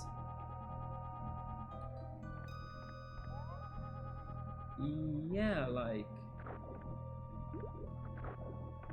What?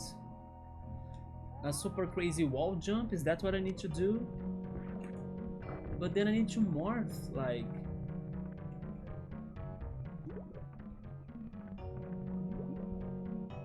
Subaru, you know what I need in here? Wall ball morphed wall jump. I don't know, how did you say again? You had the perfect way to call it. Wall ball jump, was it like that? I need to do that, wall ball jump.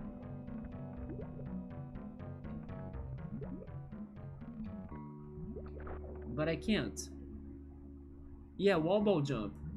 How can I do wall ball jump? Teach me. It was your creation, so now you gotta suffer the consequences, right? The game heard you.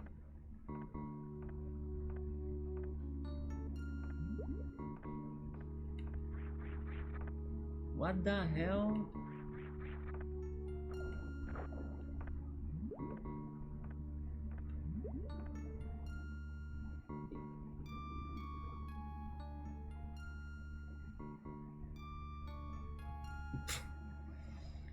You gotta bounce the ball on the wall, but how? Like...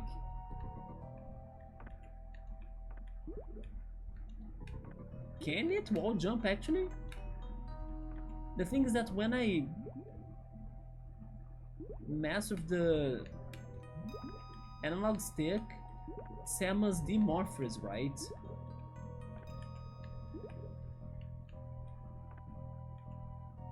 Oh, I think I know what to do. Like, this is a somewhat high jump, right? Okay, I think I know what to do. I'm overthinking this. I got it. Yeah, I get it now. But she's demorphing, that's the problem. But it's a simple jump that returns. Please don't demorph. There we go. Yeah, I was overthinking that. Subaru, you created a monster and then I believed in the monster, right?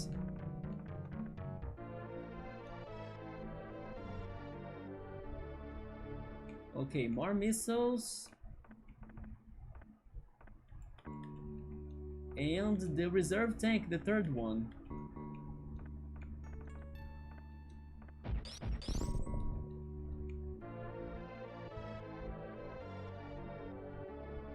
The devs have responded? What are they saying?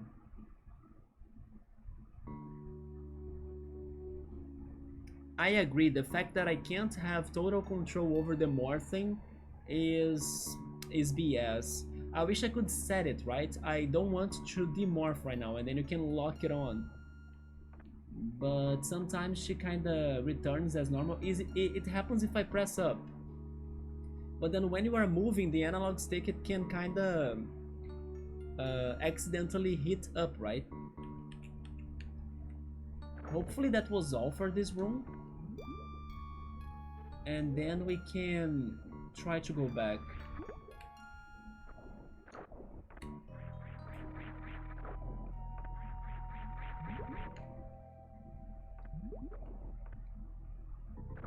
How do I return actually? I need to fall in here? No? Where is the exit? Basically wait until the free update, so they are still working on the game, yeah. That's true, this game was created when analog sticks were not a thing. We only had D-pads. Good call. Maybe the exit is up there? Okay, I found it. No, it's not. What?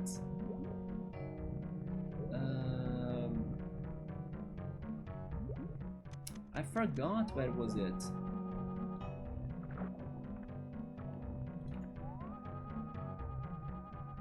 Not up here. Is it down there? It was not down there either.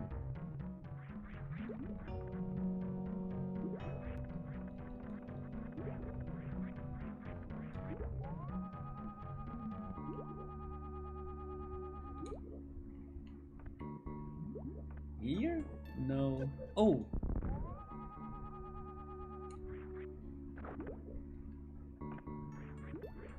What now, guys? I don't know how to leave.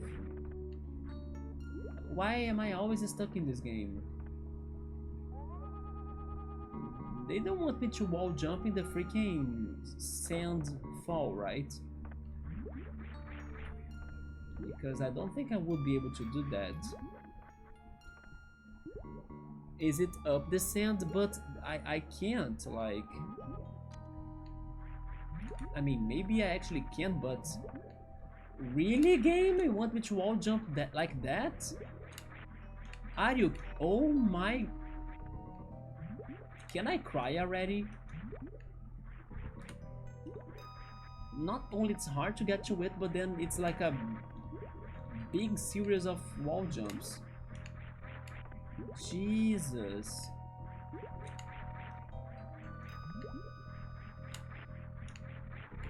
Yep. And I hate that they make it like it's the only way out.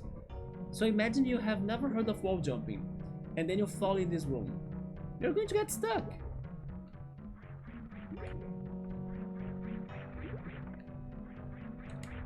And there is even a chance of it not being it. I want to be sure that there is something above us, like... Look at that, I don't think that's a passage. It's not a passage. You see? Or maybe it is. Oh, maybe it is. Because it is connected to the top, but... Anyway, let's try it, but... This is stressful.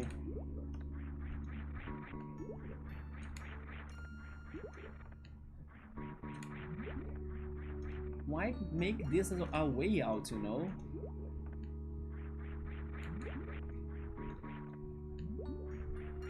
I can't even reach it anymore.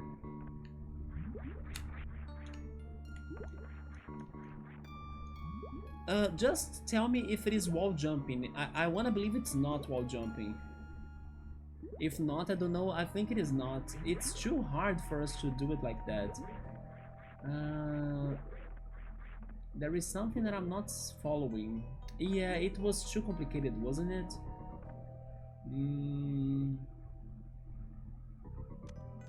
I'm missing that one underground passage that we were on, but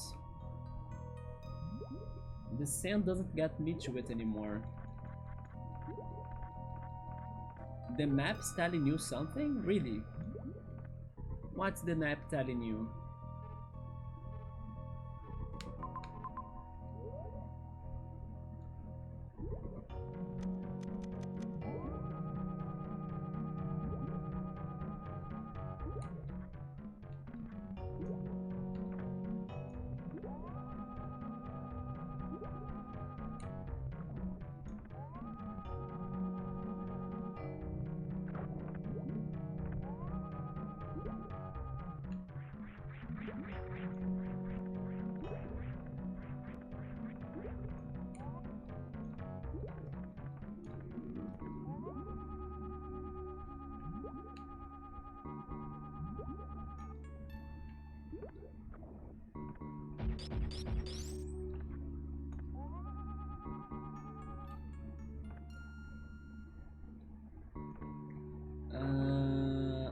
maybe I have an idea. Wait a second.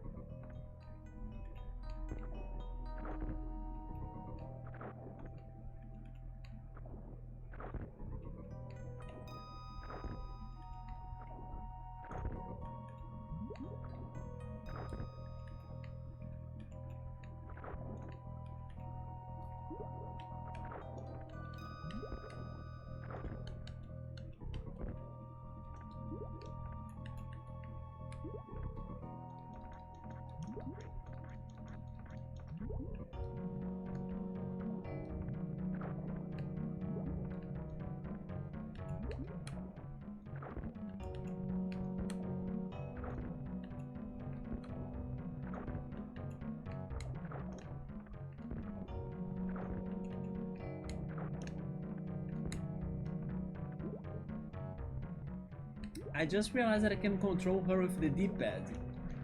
So I will try that again with the D-pad. Let's see if it is easier.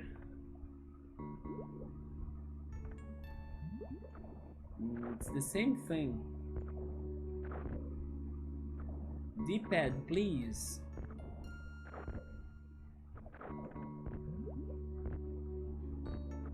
There we go. Okay, it was a little bit better, I guess.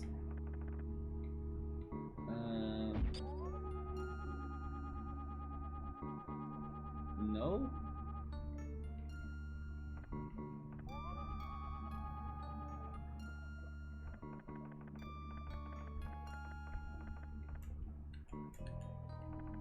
It's not from here either.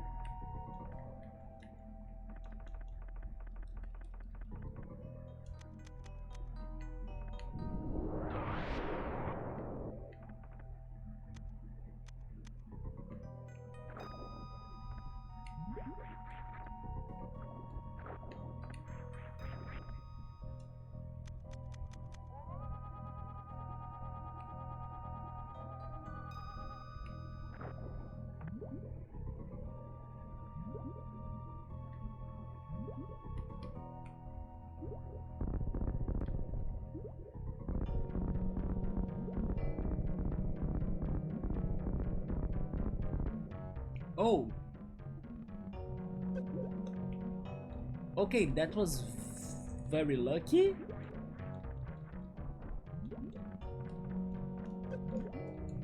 Was that what you had in mind, Subaru? I thought it was very random for it to be it.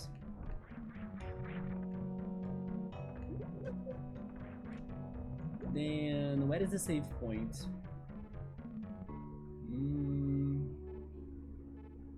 I can go back to Brinstar. Really, the map did something like that? Or was the sand pit doing it? The map has an arrow? Where do you see that?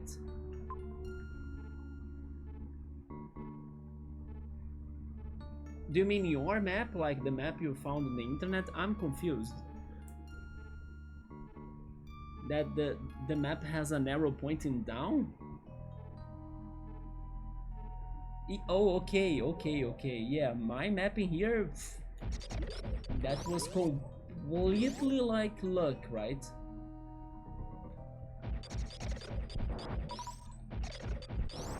But at least worked. So now I need to save. We need to go down here, right? Or am I mistaken? I'm mistaken, I think. Let's check. I don't remember. It could be it. It is it. Okay. Yeah.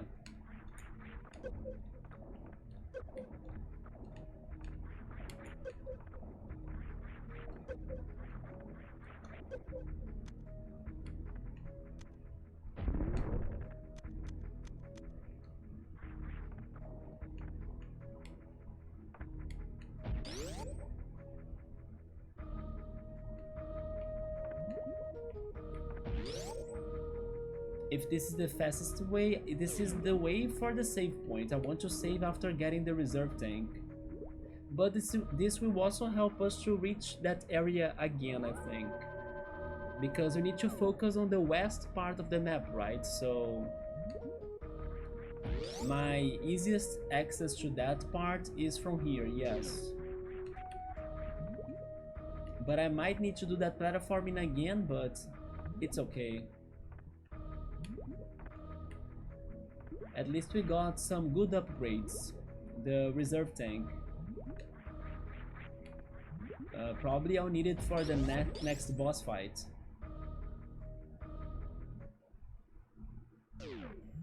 Yeah, now I need to go up and then return to that pink pipes area, right?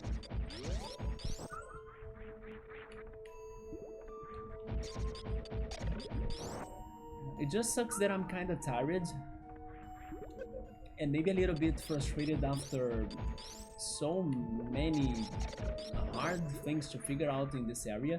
Part of it was my bad, but again, it's just because I skipped one single pair of blocks, you know, that had the answer for the entire universe. So it's kind of lame, but that's okay. I still don't know what to do about those there though. I have a feeling we need to super jump, but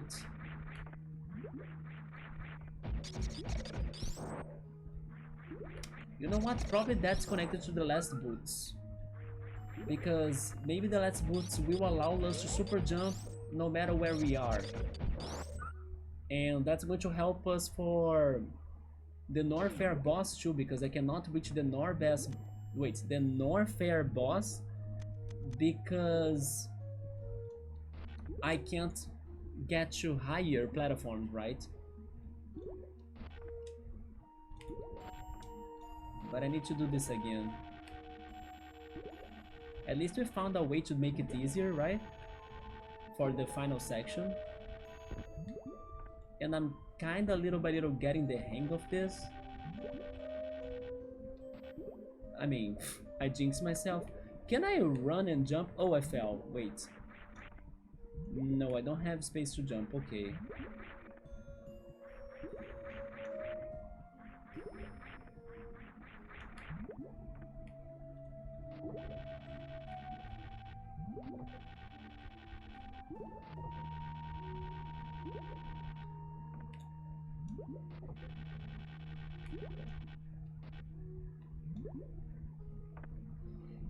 Let me check something. I want to know which time is going to be the Big Brother Brazil show, because I know it's going to be kind of later today than usually, so I can try to pause the TV show so I can watch it after the stream. Which time is it starting today?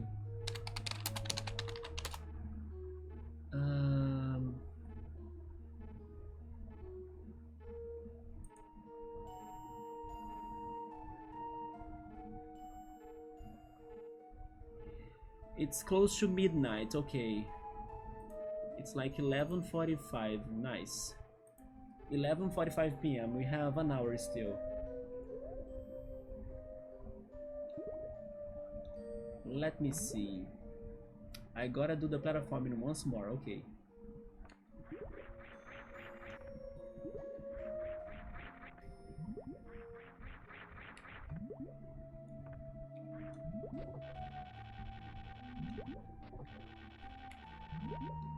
But yeah, cool made me remember Roller Coaster Tycoon and I'm hyped. But it's going to be painful. The level he's stuck at, damn. Imagine what's next, by the way. If only that was like the last level of the game, right? There we go. So in here the secret is down here.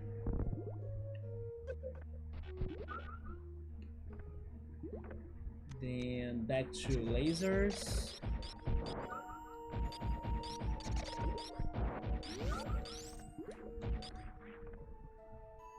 And here we are. we need to check the upper part as well. Bottom part is all good? Not yet. Let's finish the bottom part first. Can't wait for next Wednesday, let's go.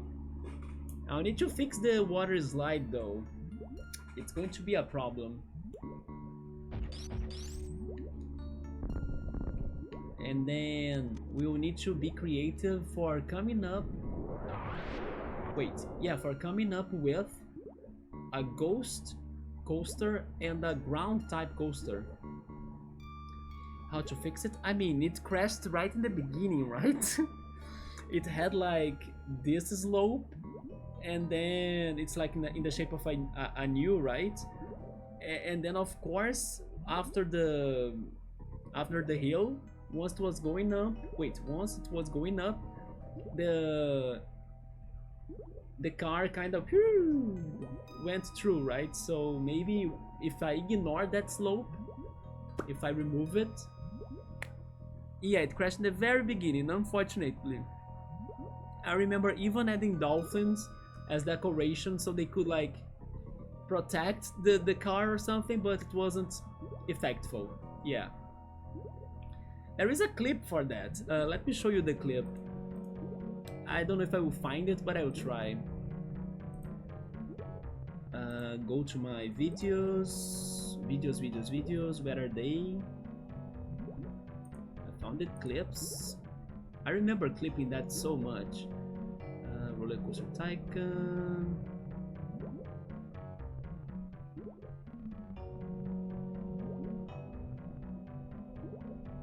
I found it. The dolphins couldn't save the dinghy. Yeah, it is this one. Share. Give me the code. No, not that code though. Wait. This one, yes.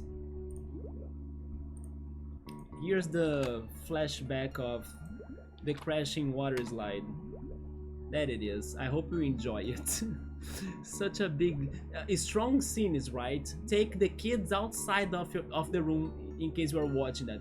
Those scenes are like strong, so have that in mind. Like it could trigger, right? There are triggering scenes right there.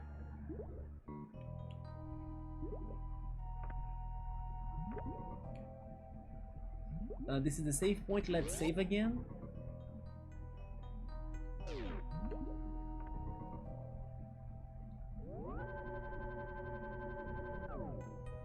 I was so like happy that I finished the ride, and I was going to show everybody like, oh yes, after being able to make some bloodshed coasters, now I can also make water slides, right? And then in the first drop, rip. Oh boy.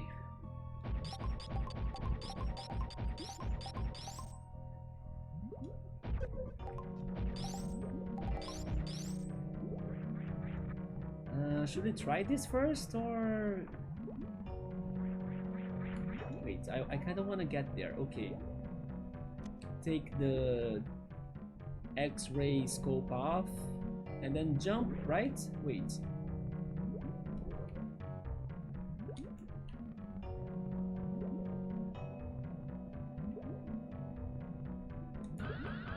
Yeah, jump here. Jump? Samus, why didn't you do it?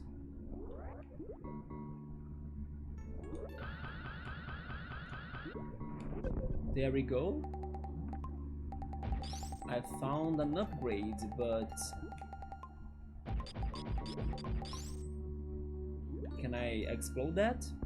No? Oh, I need to make that jump right there. Okay.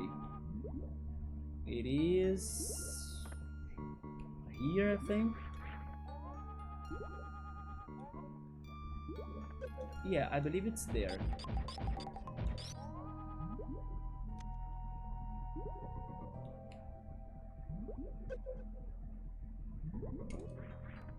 Wait, I forgot the button, it's down.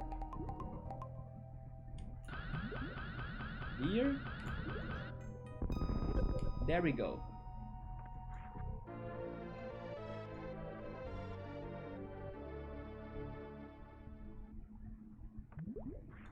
Oh, Of course I fell for that again. That's fine, it's easy to get back there. This can be breakable though.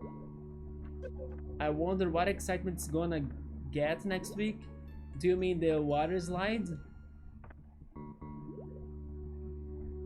If it can get to 6, that's fine by me.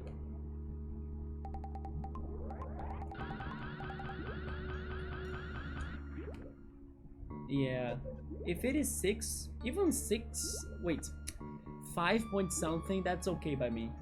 That ride was there just to help the excitement rating of the other coasters, right?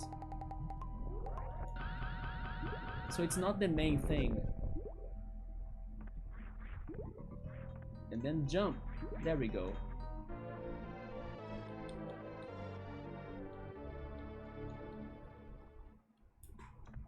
What else is in here?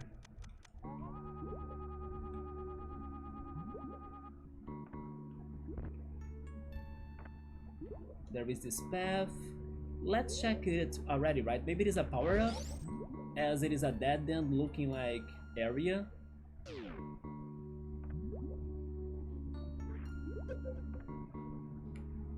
Oh, it is a healing spot.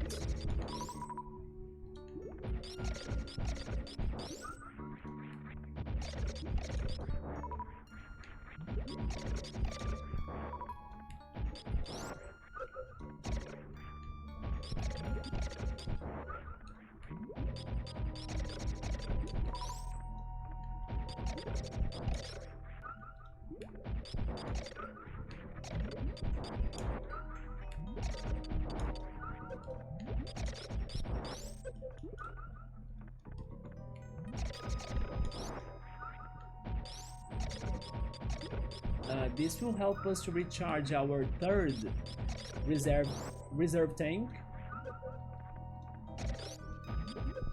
Yeah, I'm so tired that even my English is now kinda getting worse.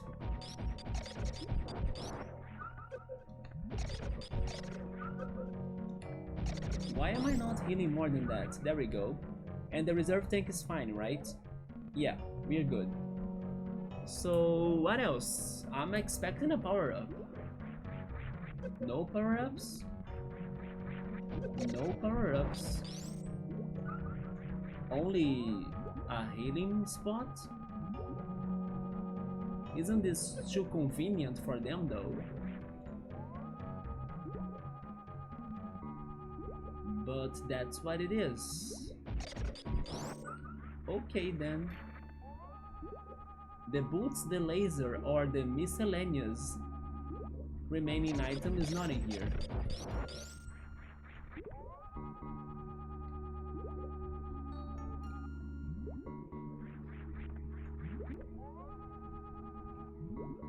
Okay.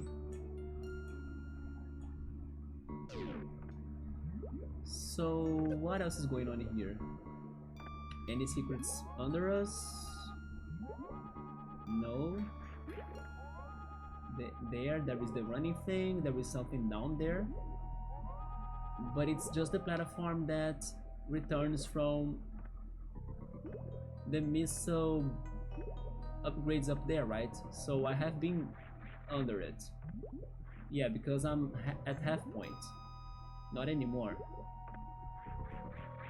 And then there is also this. Let's investigate this. Hook beam. Wait, what? She wall jumps with like the hook beam? She does. Whoa. The hook beam helps her to wall jump.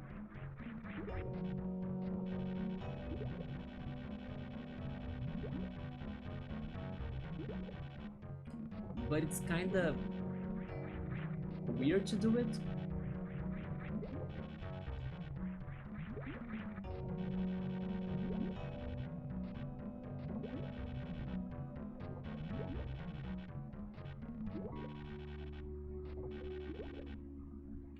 There I go. Then there is something above us. Let me confirm there is nothing to this side. Oh, but I fell.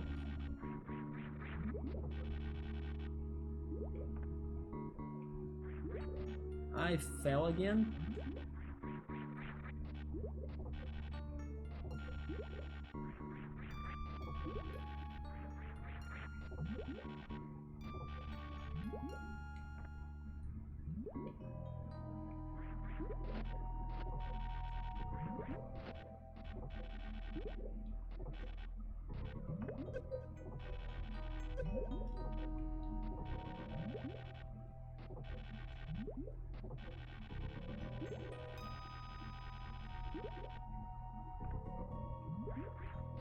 I cannot get to that.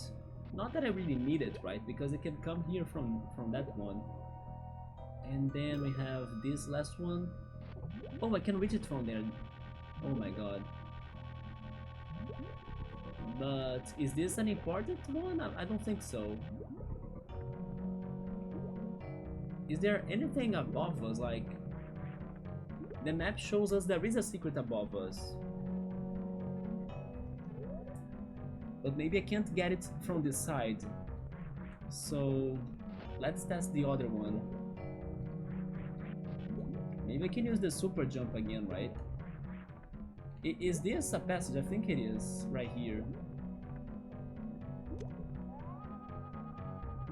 It is. I need to use this, right? No? A regular missile? The super bomb.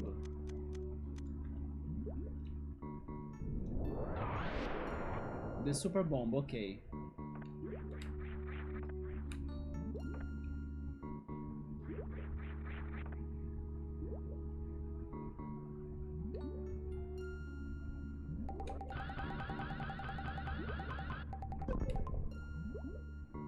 Okay, now we have a door and maybe something else going on. Wait.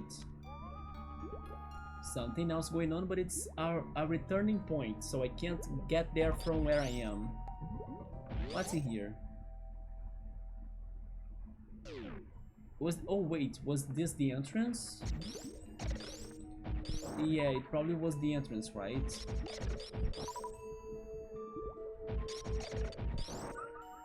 It was the entrance.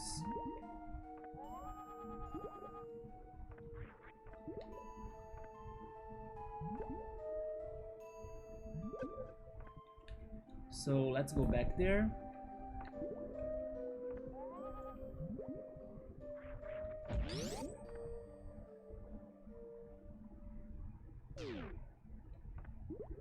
Yeah, but if I can't go up there, what am I missing? Nuke bomb?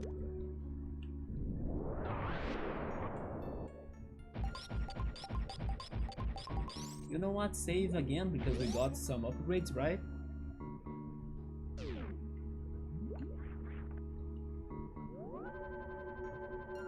Maybe I'm missing whatever the hook beam platforming is asking me to do, but I kinda still don't get it. Let's see. I can also go there with jumping, so... Wait. Here. This is what I was missing, maybe. Okay. Map? Yeah, this is going to get me to the remaining areas, right? Let's check it out. Little by little we are making the progression. Wait, those are Metroids, isn't it? Jellyfish Metroid-like creatures? No, maybe they are just jellyfish, but they look a lot like the Metroids. X-rays, please. Okay, fake walls. But then why would I want to free the Metroid? Yeah, it looks like the Metroids, but Scapuri was saying that the Metroids were exterminated and then only one existed in the end. Maybe they are imposters? Most likely, right? Those are not the real ones. In case they are the real ones, then it's amazing, because it means it's a plot twist. But I wanna fight them, yeah. They come at me very fast, they are Metroids. That's what they do in the Smash Brothers game. Yeah. So this planet still had them, huh?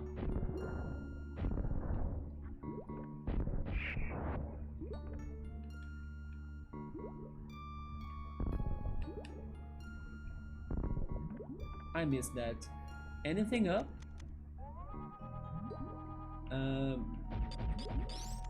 Nuke bomb? Okay. Ouch! I'm sitting for super long. But let's keep on going. We might be getting close to finish this area, hopefully. And then I can get me some good rest. It totally is a Metroid.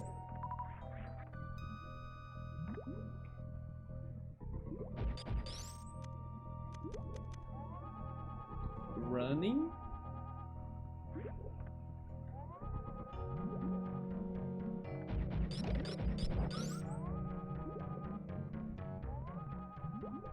Yeah, running mechanics and then the door. Maybe that door has a power-up that somehow will enlighten my ideas to how to complete this area, because so far it's been tricky AF. But then I need to run. Okay, we got this. Oh wait, there we go. Okay, all right, what's in here? Power up. Boss? Mini boss. Mini boss, yeah, what is this?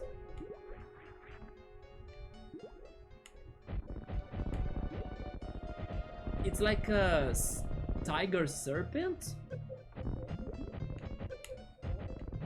You know what? Change to the green missiles. I have plenty of those.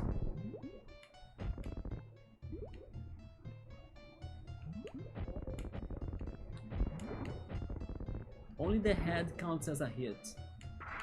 Oh shit. Okay. It's getting faster. And harder to hit for sure.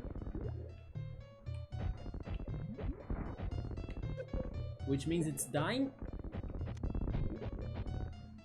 But I'm out of missiles. Okay, back to the regular ones.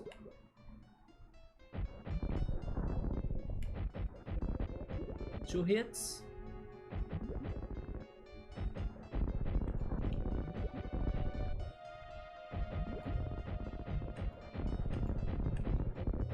Some more hits. One more. Ouch!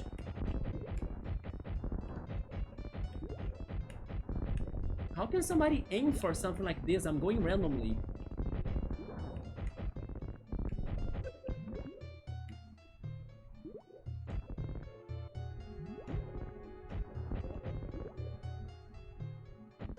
I'm trying to pay more attention because I'm running out of missiles. Almost. I missed. I will run out of missiles. Even though I had like 120, right? But as they are not recharging me, that means that the laser would work, right? No? It does. And I killed it with the laser. There we go. Yeah, I noticed that they were not recharging my missiles and my ammo, so laser gotta do it. So it opened up new areas. Any other secrets?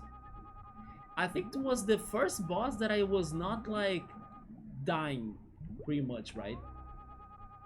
in the fight. There is something there? No. Which means that I'm maybe being more rational instead of emotional for this, and not panicking too much, and also going for stronger weapons since the beginning, especially because we got ammo.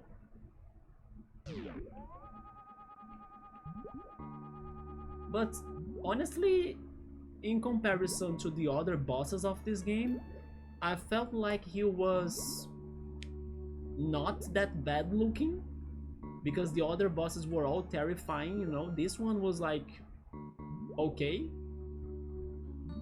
He wasn't scary, right, in the end. At least I thought so. So yeah, that boss felt a little bit off, but sure. Is this a passage? It looks like a passage right here. Scope? I'm not sure, maybe not.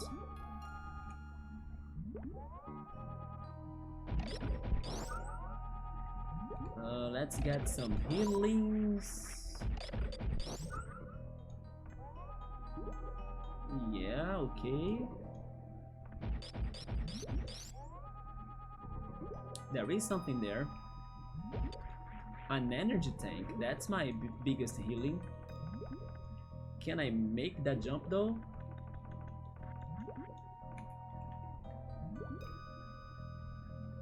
I could, first try. Nice.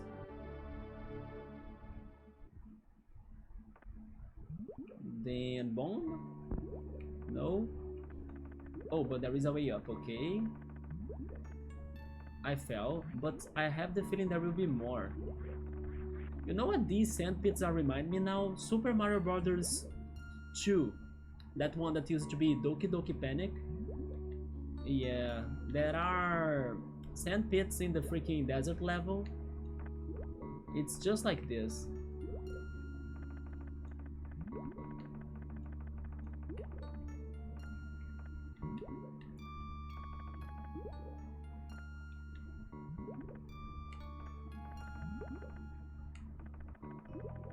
We made it.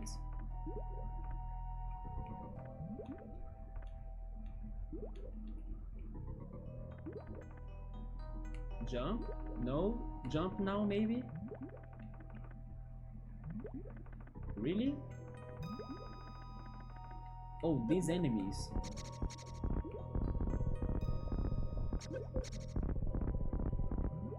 I hope there wasn't any other secret up there. Oh, but we had those, right? Those blocks. Nuke bomb? It's not a nuke bomb, so I was intended to actually solve that morph ball puzzle to progress. Interesting. Unless I had to run there, right? Is it running? Wait. It is running, okay.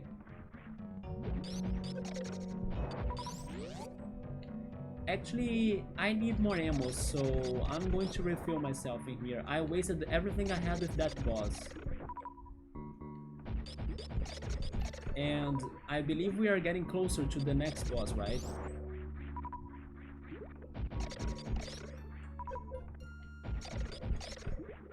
So we need especially the green missiles. Ouch.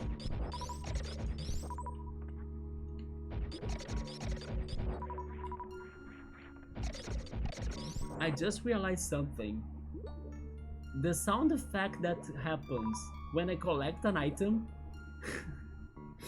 it sounds like the notifications in Roller Coaster Tycoon. When those messages show up in the feed, you know? It's the same sound alert, or almost. Yeah, that is just like Roller Coaster Tycoon, just because we were talking about it.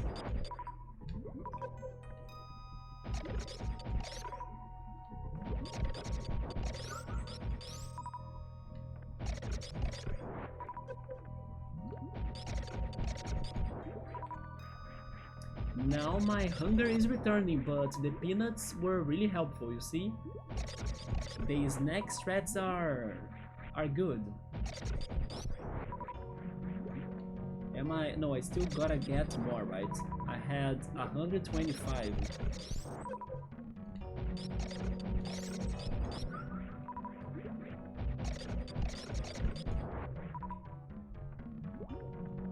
Last one?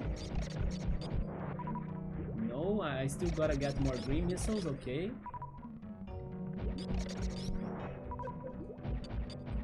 Maybe now it's over? I think so. Alright.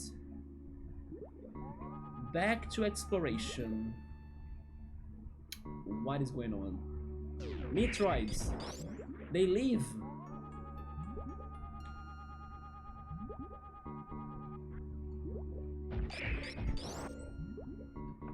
I need the hook beam.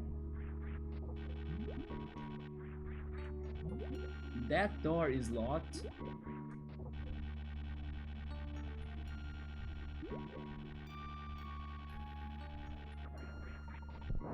I destroyed the Metroid with the hook beam accidentally, but it worked.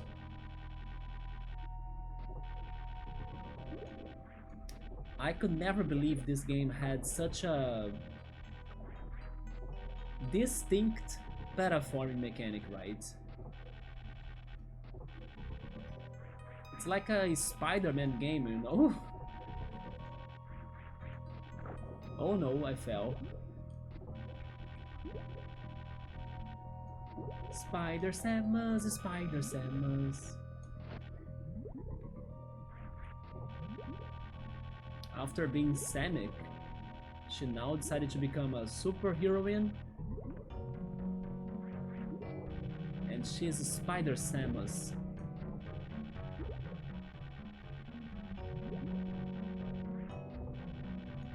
Okay, there we go. Finally. Then what am I missing? Missing. Nothing's missing? Okay. I'm not even following the map anymore, I'm just going. Metroids. I'm missing a whole room right there though. What the F? The boss is coming up though. How am I missing an entire room behind us? I will save, I guess. Like, let's keep on going until we reach the save point, especially because we fought the boss already. But what is going on in that room right there? And what about this? Like, where do I go? Oh, there are blocks down there. Okay. I guess I will go for them. But I had the wrong item.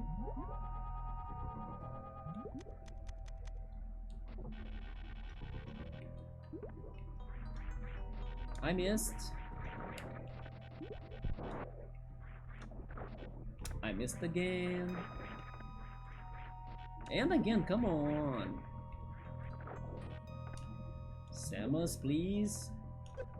Ouch, there are monsters there.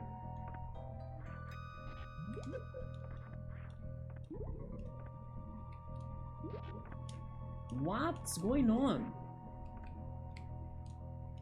There we go, finally. So now there are... Oh, there are spikes? What was that? I saw some sort of spikes? Yeah, no, it's just water. Okay, it's the water, never mind. It's the water ripples, right?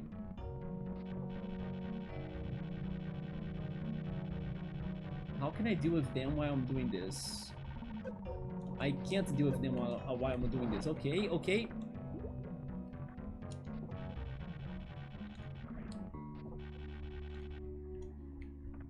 Okay. Do I need to backtrack? Maybe, but I couldn't see what was left behind. So keep on going then.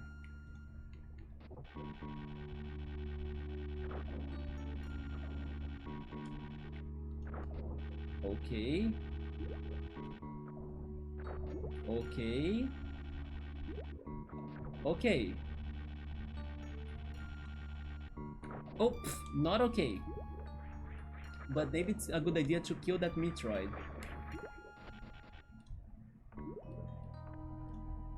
Get it, get it, get it, get it. I couldn't get it.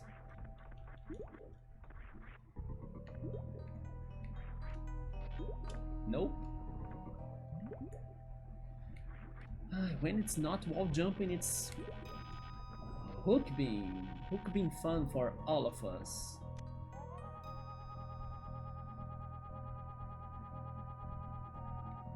Alright. Gotcha. Could I consider these the sewers of Super Metroid? Since I have the sewer theory, right? But it's more for RPG games, although every game should have its own sewers level. Especially the OG classic games.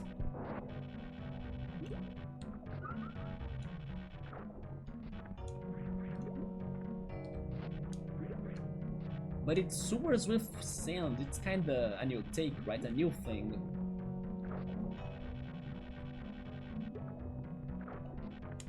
Oh, the next one is super high. Ouch. Ouch again.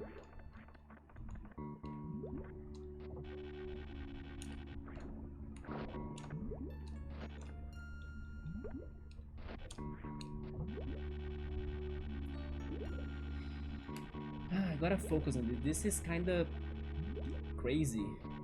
I failed.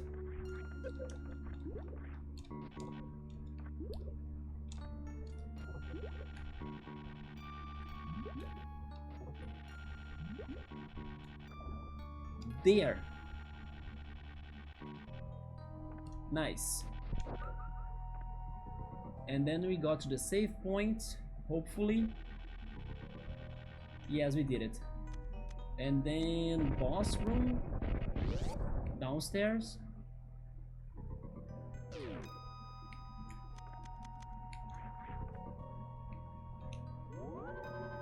Where could be the other upgrades though? The boots, the last beam, and the miscellaneous one.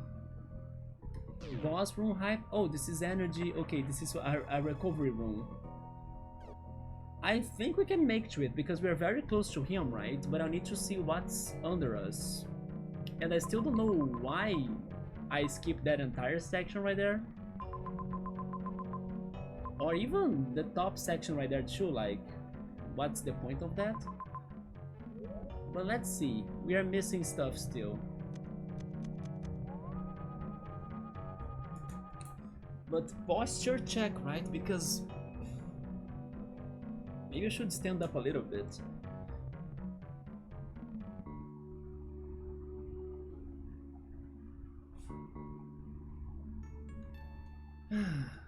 But this boss, gotta tell you, he gave us trouble to get to him, right?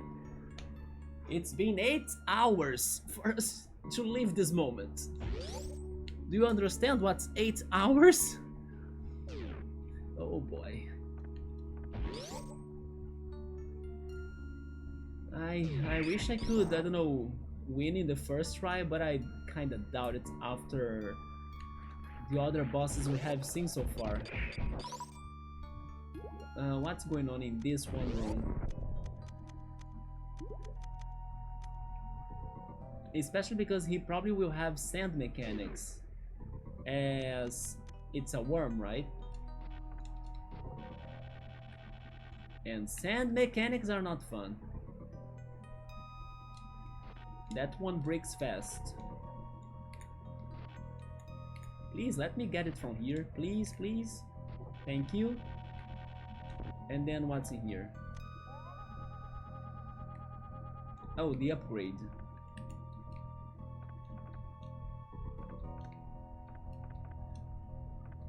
Wait, what? Nuke bomb? There we go.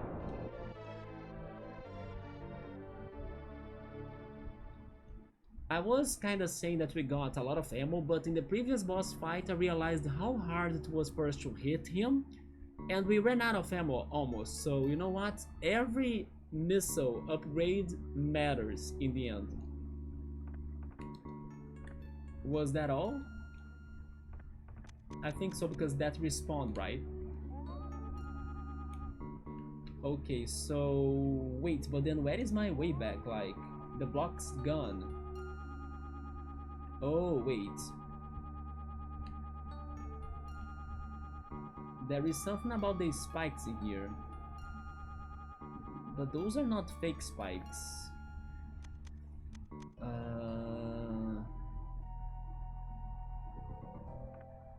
I don't know. Just get hurt, I guess? Oh, they are fake spikes, really?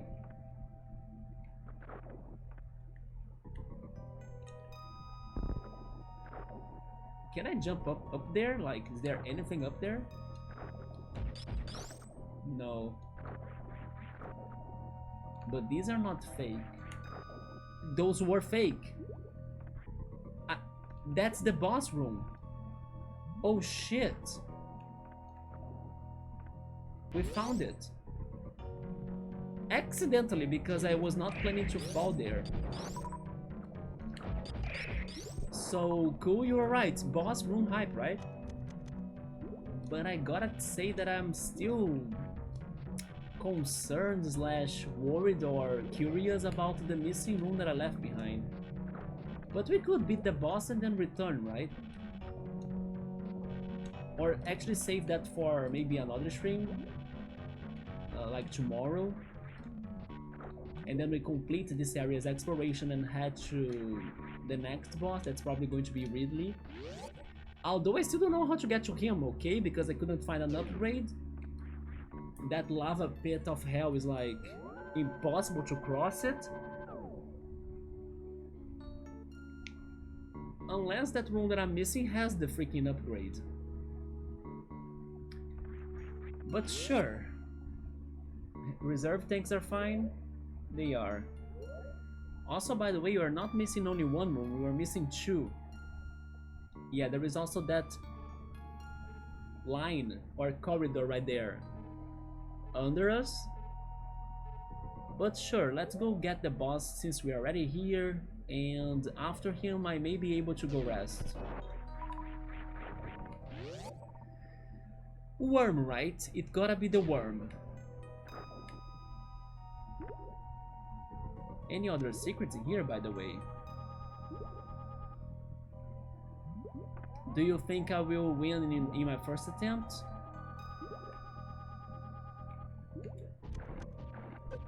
Ouch.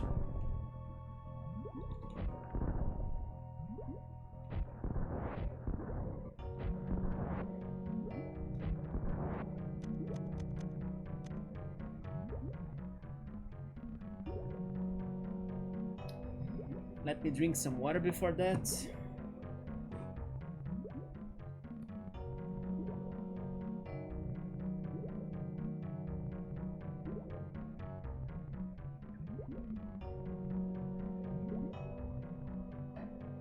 And let's give it a shot. Probably 3 or 4 attempts, most likely. At least the save point this time is next to him, so it helps, right?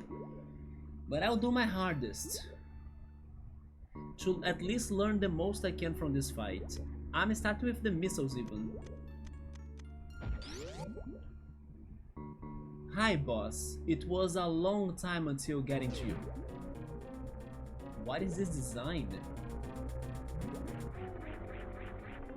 It is a junkyard. Is this not the worm?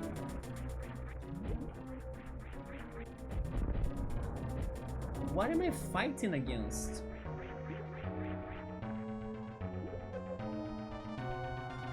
Oh, there he is. What is that? He's not a worm actually, he's a very ugly looking thing. Nothing works against him?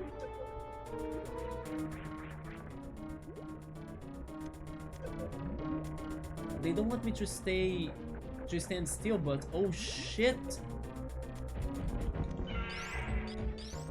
What the hell? I can't do anything.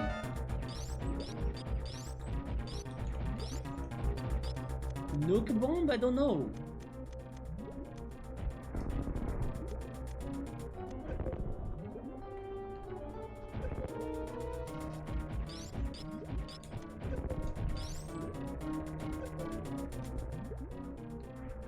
I don't even know how to hit him.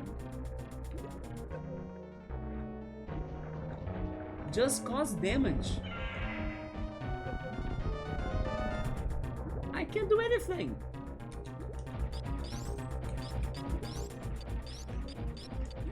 Okay, I was expecting this to be bad, but not this level of bad.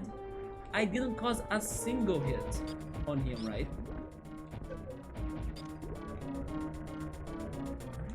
Oh, finally. Okay, I saw it now. Yeah, he's going to grab me every time I get to the sticky web, and then the sand is going to be a problem as well for me to run away from him.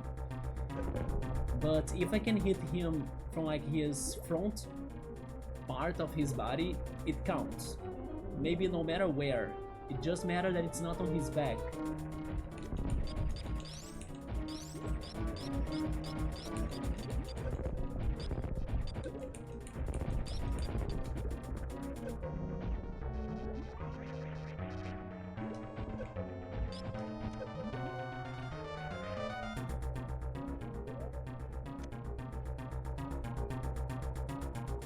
But I can't say that I learned a lot about this battle yet. I don't know how to escape from that attack, for example.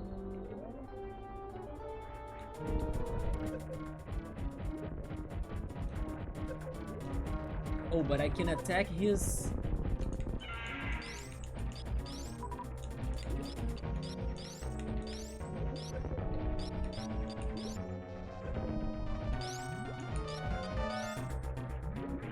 I can attack his sticky webs.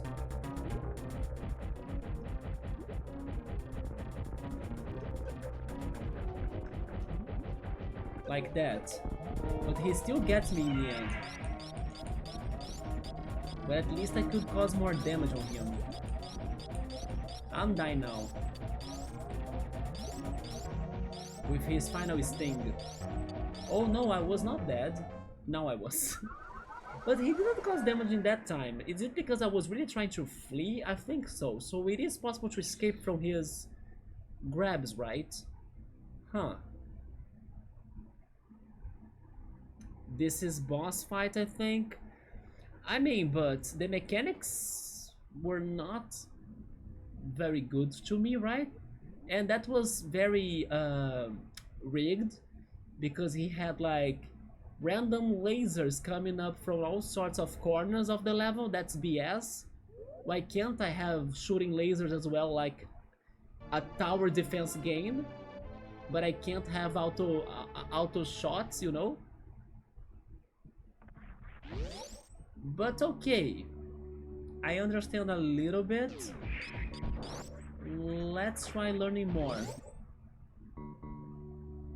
And I will also try to use my green missiles more too.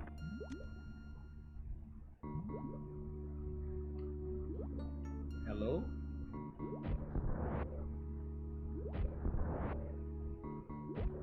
There we go. But first I need to wait until he morphs, right? Because he begins the fight as 4 different enemies or something. So I'll save my missiles for that, or maybe use the nuke bombs. I think nuke bombs are a good option.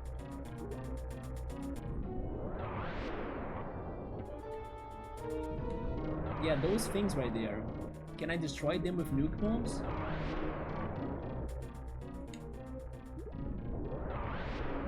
Maybe not.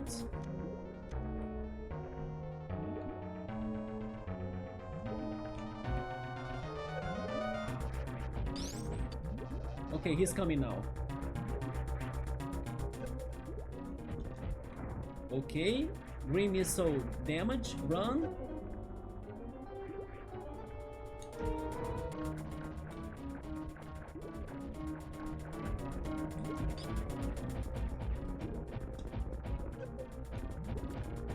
I escaped from his attack. He's probably returning with those tackles, yes. And then sticky web again. Quick, quick, quick. Jump. Charge hit doesn't count. That sucks. Sticky web again. Maybe it is sticky web. Okay, he got me. Escape, escape, escape, escape, escape, escape, escape, escape, escape, escape, escape, escape. I escaped. So rotating the D-pad, not D-pad, analog stick counts. Okay. I can't even speak.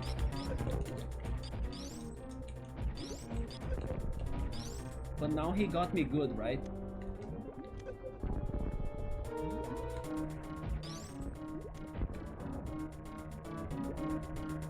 I had a good start, but now he's going more randomly.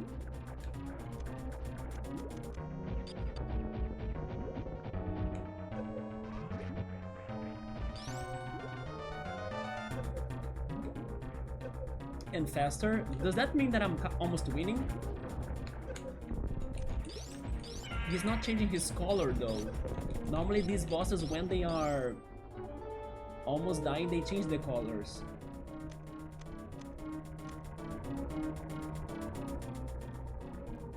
I don't feel like I hit him many times, right?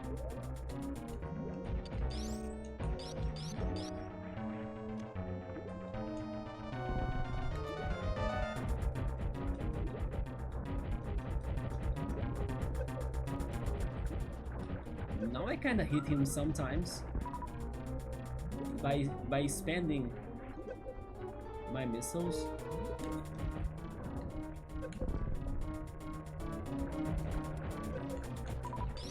Run, Samus!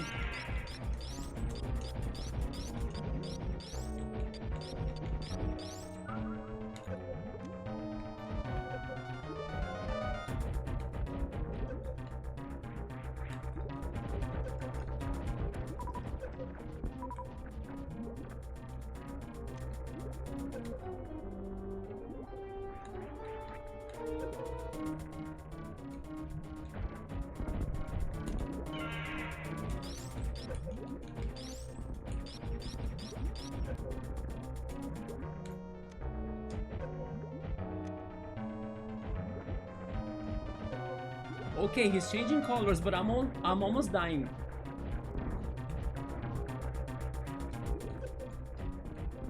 Die, die, die, die, die, die, die, die! I hit him so many times! Die! No! Damn! But I did good in the end! Come on, because he slowed down! God! Man, yeah, it was a F, but it was a good F, come on. It was not like a uppercase F, it was lowercase F, come on. I did react well at the end of it, right? Because he finally slowed down and then I could aim correctly. Otherwise he was moving super randomly and then getting me good. But okay. Cool was right at first, like 3 to 4 attempts, right? Sure, we are getting there. But I gotta say it, part of it is luck. Because sometimes he shows up from areas you cannot imagine. And also his speed is crazy too. By the way, I need to heal again, like I took a lot of damage from the sand, like the sand is the boss. Where were the healing enemies? Metroids are the healing enemies, but I'm going to suffer damage again. Oh, I remember now, there is a recharging point next to the save point. But I can try the Metroids in here, no, that's no problem.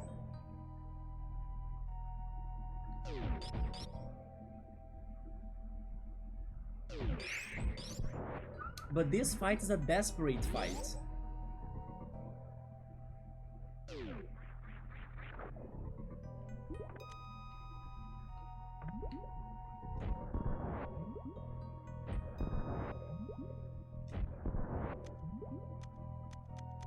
And then also the beginning when they show like those 4 tiny things distracting me, what do I do with them? The nuke bombs did nothing. But probably there are better defensive strategies for this, right?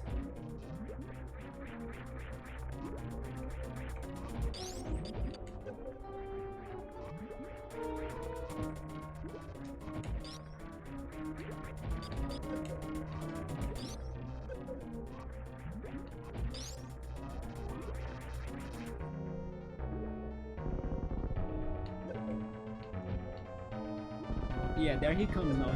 They only show that as a distraction and then he comes.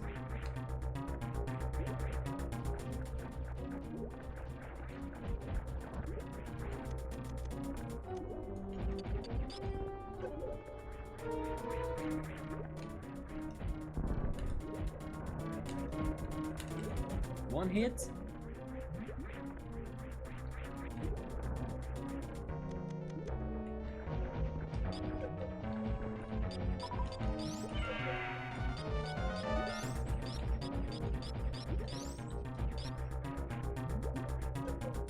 Yeah, when I get trapped, I need to first get rid of the spider web.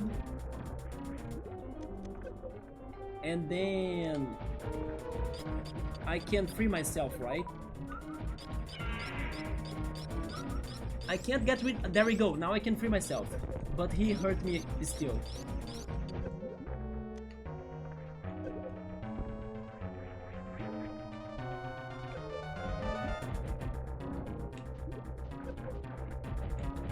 Okay, that was... I was not ready for getting trapped there.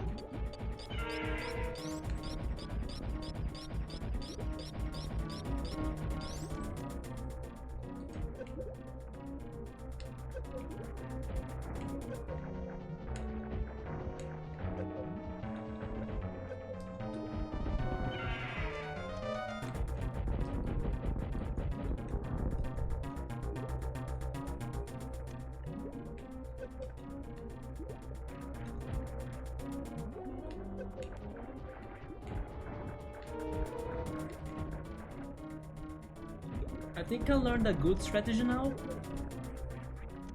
but I will die again. But I understand something. Staying in the center is a good idea.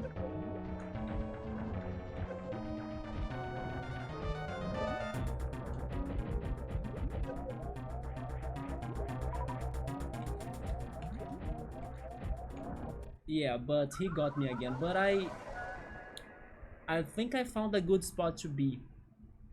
Maybe I still get hurt a lot in that spot in the center, but at least it's a good place to hit him, you know? Yeah. But it is still a very complicated fight, because you don't have a lot of control over the situation, and I will say this again. One thing that I hate about the weapons you got in this game is that for me to go from like missile right there, the missile right there, to my laser beam, I need to press this button 1, 2, 3, 4, 5 times. So in the middle of the fight, I don't have the coordination to know in which of those selected items I am, you know? So sometimes I need to like be fast and free myself from the spider webs or from the string shots and stuff.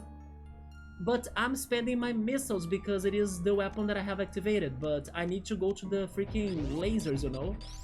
But I also need to rotate the analog stick to get freed.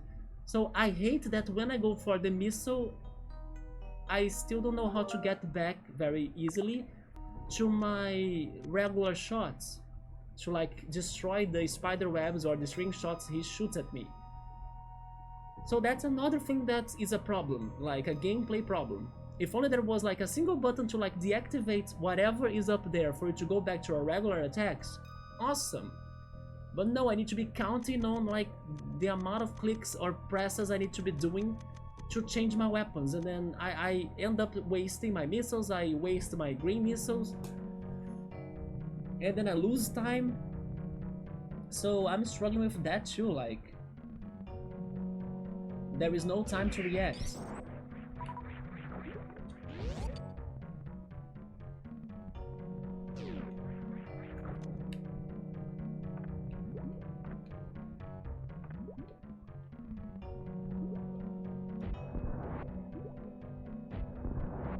But I will try staying in the center because it kinda gave me more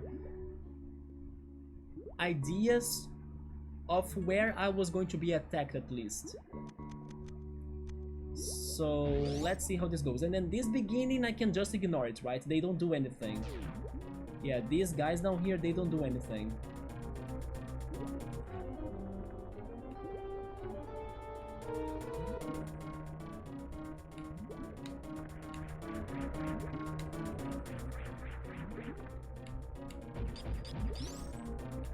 I'm just trying to avoid the green lasers and prepare my missile for the real boss.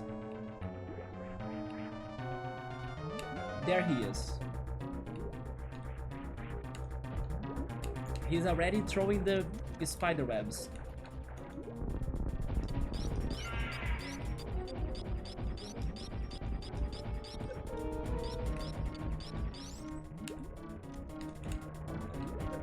Two hits. 3 hits, 4 hits. Now he got me.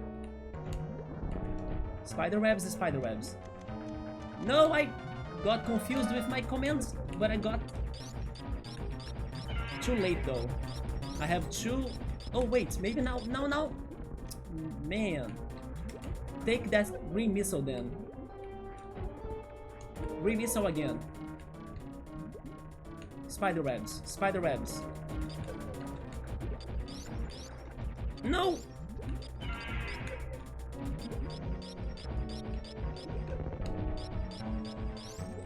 Okay, green missile.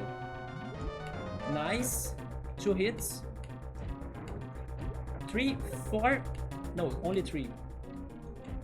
Spider webs again. Just ignore the spider webs, right? Maybe that's the best idea, and then jump over him. Heal.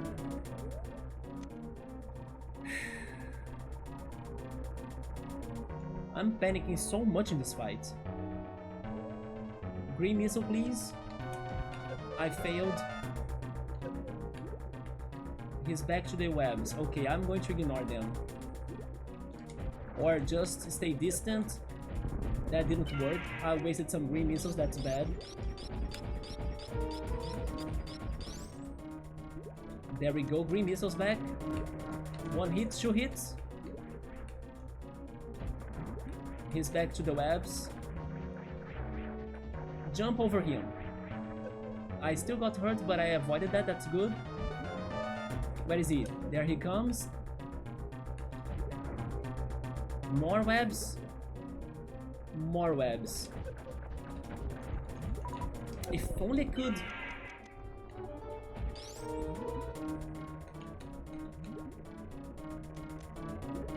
Now! He came 2 times. Only 2, okay. He still got me, are you kidding me?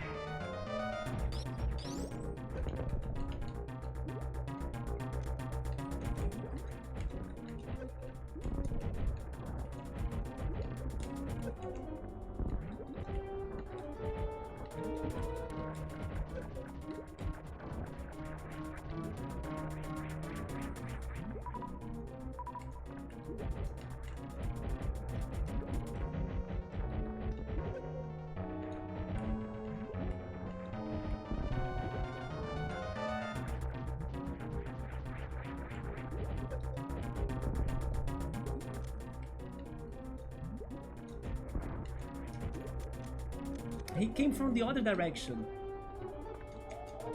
And dead.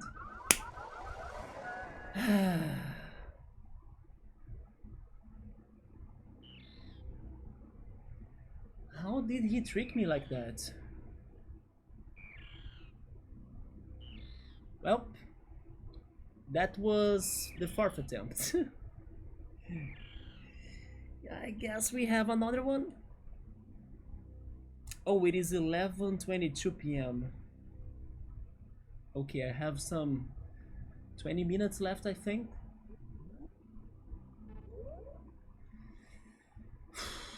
I hate this enemy.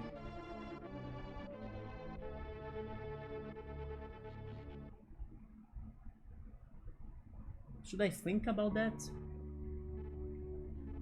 Because there is so much going on. And he's super fast, and then when he comes with the freaking spider webs, the best thing is to avoid it by jumping over him, because sometimes I try to destroy the webs and then he still got me anyway. And then also when I try to stay for like the fight, I need to like change my weapons to not waste my missiles, and then I sometimes have to spend a lot of time doing it, and then that kind of allows him to get to me, right? So jumping over him is the best strategy, even if I get hurt, because at least it's a single damage. It's not like the sting from him, right? That's worse. But I also realized that in order for me to escape from his grabs, if I just rotate the analog stick, that counts. I don't need to attack per se, because the way to destroy the string shot that got to us and then he grabs us, that stickiness will disappear as I rotate the analog stick. I don't need to shoot at it. So I may not need to change my weapon when I'm stuck on his arms, right? So yeah, it's just rotating the analog stick, and then I can keep my missiles there, don't shoot them. I will try that out too. Chill mode, this boss, man, what an annoying boss. Is Ridley going to be around these lines? I'm doomed. Hi X5, I'm here suffering against a boss fight, are you kidding me? But this time we are winning, I hope, if everything goes well. But it's such an annoying boss, that's what makes me pissed. It's kind of random as well, and then he's super fast, like I cannot follow him. I need to predict where he's going to be at. But okay, let's try this again. Bosses in this game, I feel they are gonna be hard. Yeah, but then one thing is when the boss is kinda fair. This boss is not fair. Not only he's kinda unpredictable, but also he throws string shots that capture you and then, you know, paralyze you and slow you down, and then he gets you and then he kinda stings you. But also there are automatic lasers being shot at you for no reason, like a tower defense game. It's everything against you, basically. But okay, I'm getting to some random strategies to see if I can find myself in the battle. Let's see how it goes this time, the 5th time. Yeah, look at this shit for you to have an idea of what's happening. Here we go. The first part, just avoid the green lasers, right? And avoid the whatever these guys are. Oh, good job. Already getting shot. I said avoid the green lasers, not get shot by them, god damn it. The green lasers are going to kill me before he even shows up. This freaking tower defense that makes no sense. Okay, he's coming. There he is. Okay, I got a hit at least. 2 hits, 3 hits.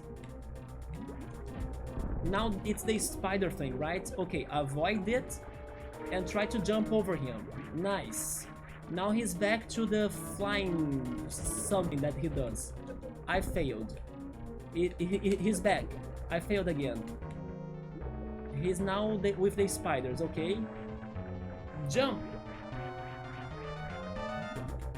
Now he's back with the flying thing. I got it.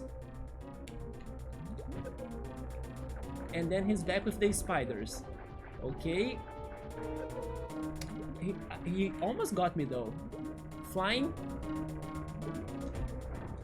There we go, one hit. Is he flying again? No, spiders, okay. Ah, he got me. No! Rotate, rotate, rotate, rotate, rotate, rotate, rotate, rotate, rotate, rotate, rotate. Ah! There we go. Now he's flying. From where? I'm not sure. From there. I got it. Now green lasers. Goodbye. Flying, flying. Another hit. Flying again. Oh, Jesus. Flying again. I got him. Spiders, spiders, spiders. Jump. There we go. There we go. This is looking good so far. Wait, I'm almost dead. This is looking good. I'm almost dead. But I have the reserve tank. Let's go reserve tank. At least we got him. Sometimes he's suffering. If we suffer, he suffer. Right? He just needs to suffer more. Where is he going? He is going from here. Here. Here. I got him once again. Now there. There. There. There. Spiders. Spiders. Spiders. Spiders. Spiders. Spider Samus. Spider Samus. Okay, okay, okay, okay. I'm getting hurt by the green laser. He's coming, he's coming, he's coming, he's coming, he's coming. From there, from there, from there. Get! No! Now again, I got him once. Spiders. Spiders, okay. Run. And jump. I'm running out of green missiles, but I hope we get him now. He's spidering, he's spidering.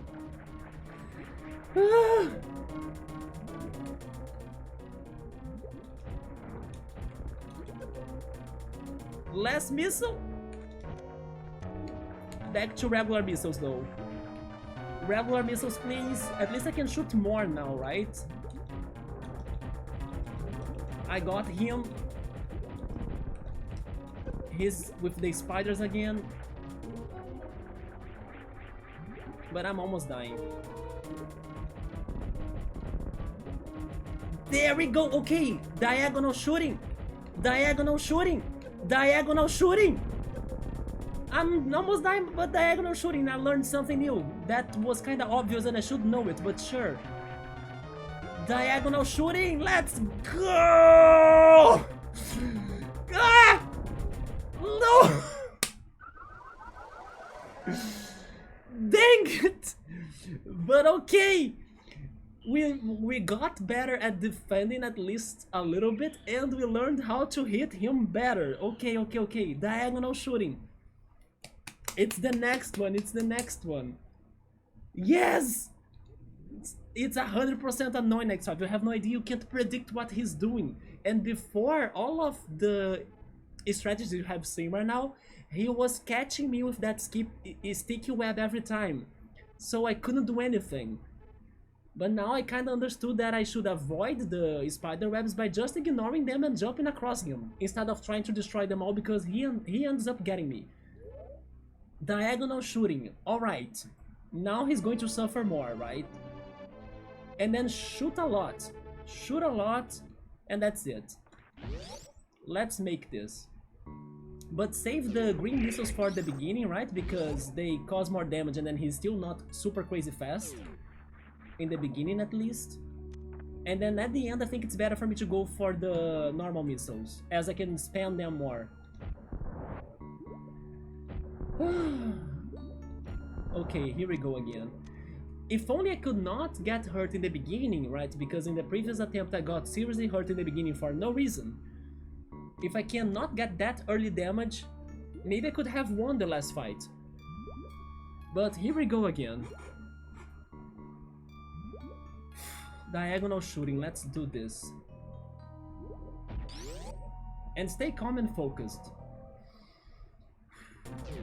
Remember the green lights, right? The green freaking shoots, or shots actually. Okay. Okay. Another one. Okay, but I was going to avoid them, that's fine. Okay, now he's coming. He's ready to come. Diagonal shooting! I failed. It's the spiders, right? It is. Jump! At least I avoid the spiders, okay. He's coming. Some hits, okay. He changed his color already. He came again, that's fine. He came once more, he wants to fight. Now it's the spiders, okay. Jump. And get ready for him from this side. 1, 2, 3, 4. 1, 2, 3. 1, 2, 3. I got one. One. One. Now it's the spiders. This is looking good so far. He's red, right? Let's go. I'm actually recharging again, like my health. I think we got this. Thanks to the diagonal shooting.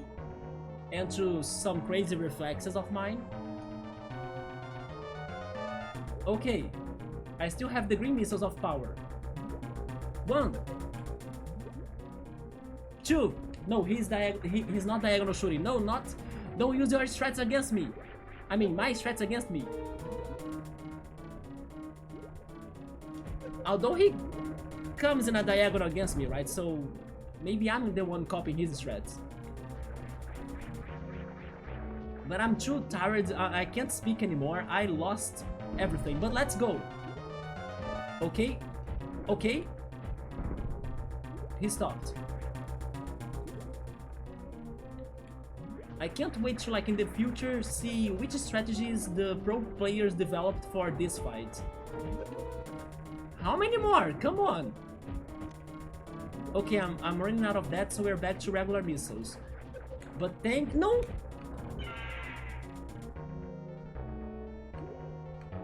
There we go, I freed myself. Okay.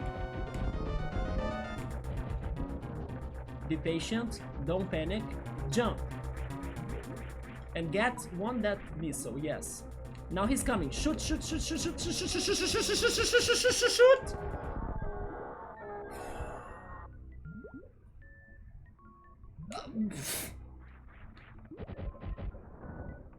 Okay, there we go. So basically we killed a mom, right? That's what was the message and the lesson after this fight. Jesus. But I wanna say thanks, shout outs to diagonal shooting, because without that I would be nothing. Thank you so much. Yes, Subra, I used the reserve tanks right away, right? Because we started very well in this fight, in this attempt. He was kinda orangish already in the beginning, and then I was like, okay, let me heal fast, and then focus more to the conclusion of it, right? But this was super bad. I really wonder what are the strategies that professionals come up for this. They are probably like super easy strategies, but I could not think of something else. But there we go.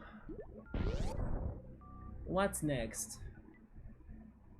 A power-up. Is it the boots? Or some boots? Because I need boots. What's that? Lasers? Oh! It is boots, right? They space jump. How is the song again? Everybody get up, it's time to jam now. Rolling now. Welcome to the Space Jam, Space Jam. The Space Jam. Alright. Maybe X5 likes that song because he's a basketball lover, right? Raise your hands in the air and say alright. And every night now running to Space Jam, Space Jam. Yeah, we got the Space Jam now, let's go! And then that's how we get to Ridley, probably. Space Jump. Okay, let's test that out. I don't know how to do that. Wait.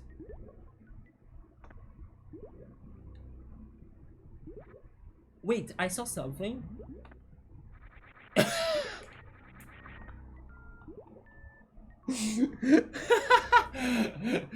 Is this really happening?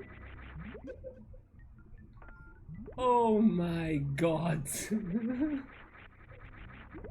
I have two thoughts over that. One, you guys already know, right? It's like our earliest prediction of this gameplay. The second thought, Summer got it right, yeah. If only I knew how to sing Beyblade in English. I have no idea how's the Beyblade song in English, but if you're free to listen to me singing to the Beyblade opening in Portuguese, I'm more than ready to do it.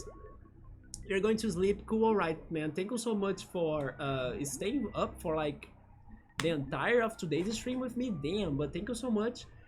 Get some good rest. I'm also heading out once I can save. But I talk to you later. I'm back tomorrow with this. We gotta beat this, right? So take care and goodbye. I was assuming that you liked Space Jam because everybody watched that as kids, you know, and it's a classic. So of course, I'm not sure if you like the second movie though. And just after this boss fight that was super intense, it feels like my English is returning to me, thank goodness, because I couldn't speak any English during that boss fight. Yeah, you see, your brain needs to have some breaks sometimes. Man. But yeah, so let's go for some Beyblade. Vou te mostrar do que ela é capaz e você vai ver que é veloz demais. Você vai pro chão e então levanta outra vez. É a Beyblade!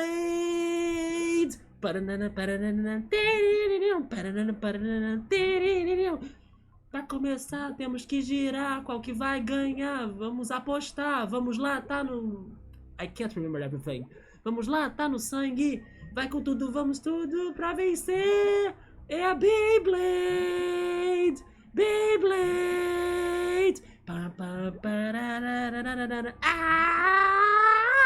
É a Beyblade! Vai! Beyblade! Beyblade, let it rip! Was it that good? Is it any close? Is it any close to the English version? How's the Japanese version of that, by the way? I think I have never heard the original. Because Beyblade is a Japanese anime, right? There is also that doubt in my mind. I gotta confirm it. What if it's not? But I think it is. Like, the only exception to that rule is like Avatar. It is. Yeah, how's the Japanese opening to this? Imagine if it is completely different. Huh. I'll check that out after the stream. I know Subaru. I know my... I have never taken singing classes. How is that in English, by the way, that word? I'm not sure. But by the way, I don't know how is this going to help me. Like, this doesn't make me to go higher, right?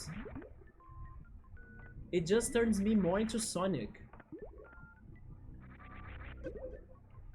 Anyway, I don't know how is this any helpful, but we will try to figure it out next time.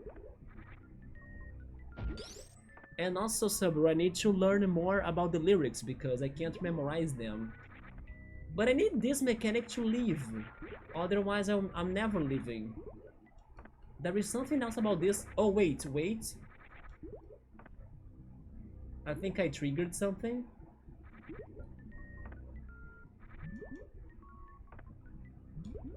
Yeah, I need to understand what it's doing so I can leave this place.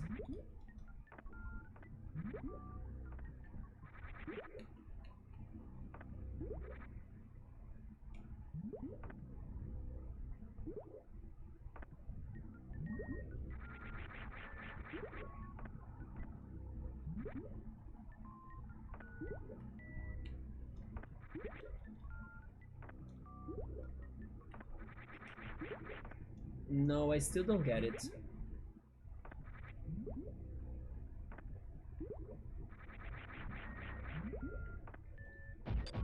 Is there any secret in here? But thankfully after that boss fight, 3 out of 4 are over. Oh, is this a secret? No, it's not. Ridley, you are next. From what I read, this does something. I just don't know how to activate it.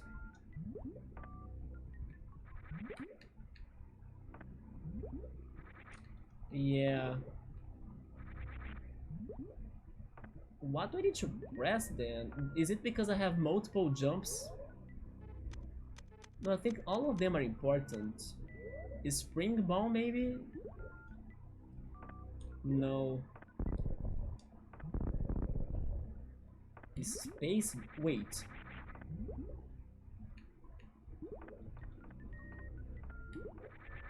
Oh, okay. I got it now. Okay, I mean, it's still kinda hard to give it directions. But okay, I just can't press up.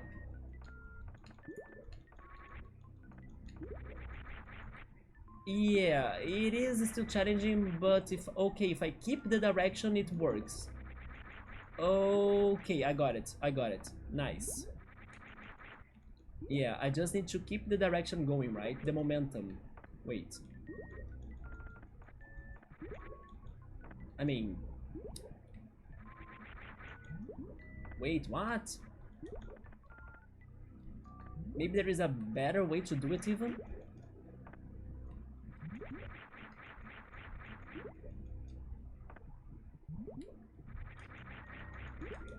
Yeah, it's kinda hard. I understood a little bit of it, but like getting to the height is a little bit random. Bingo, there we go. It is nothing like the English one. Yes, I was realizing that I don't think I have ever heard the Japanese opening of Beyblade.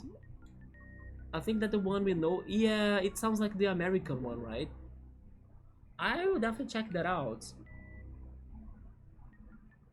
Maybe it is even a better song, who knows? But yeah, guys, after almost 9 hours, that's it for me. Actually, that intensity of that boss fight kinda energized me a little bit more right now. But I will still go offline because I wanna watch Big Brother Brazil, right? So it's starting right now, it seems. So I think it's a good amount of hours of stream. It was a long day in this freaking area that got us trapped for so long. But thankfully we made it. There is still more, right? There are some rooms that I don't know what to do still. You know what? I will go for the OG hook beam, because at least I learned how to use it better for now. But yeah, we try to practice the space jump next stream for sure, tomorrow hopefully.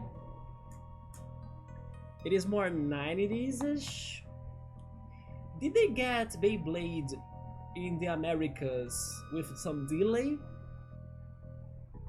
Because to me it's more like a 2000 show, right? But just the opening that sounds like 90s.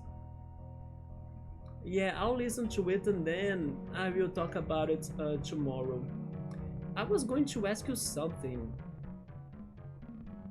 No, never mind, it was a lecture that I had to ask him about this one level of Roller Coaster Tycoon, wasn't it, that we were talking about? Yeah, it was a lecture that I had to talk to. But okay, that's it from me, guys. Thank you for coming. I'm sorry for, I don't know, the painful exploration of Maridia with like we getting stuck, my English leaving me forever, and all of these struggles. But we survived, we made it, and we are getting closer to beat this game. Thank you for the stream. Thank you so much, X5, for stopping by. Take a good rest. I appreciate that. I'm back tomorrow with more energy, hopefully. And then we go after Ridley, which is probably the final boss of the 4 lords. and then maybe real final boss afterwards, who knows? Although we are also still missing more upgrades, like where is the next miscellaneous upgrades and also the last beam? We'll see if we can find those two. But alright, that's it for me. Good night everybody, take care, and I'll see you then.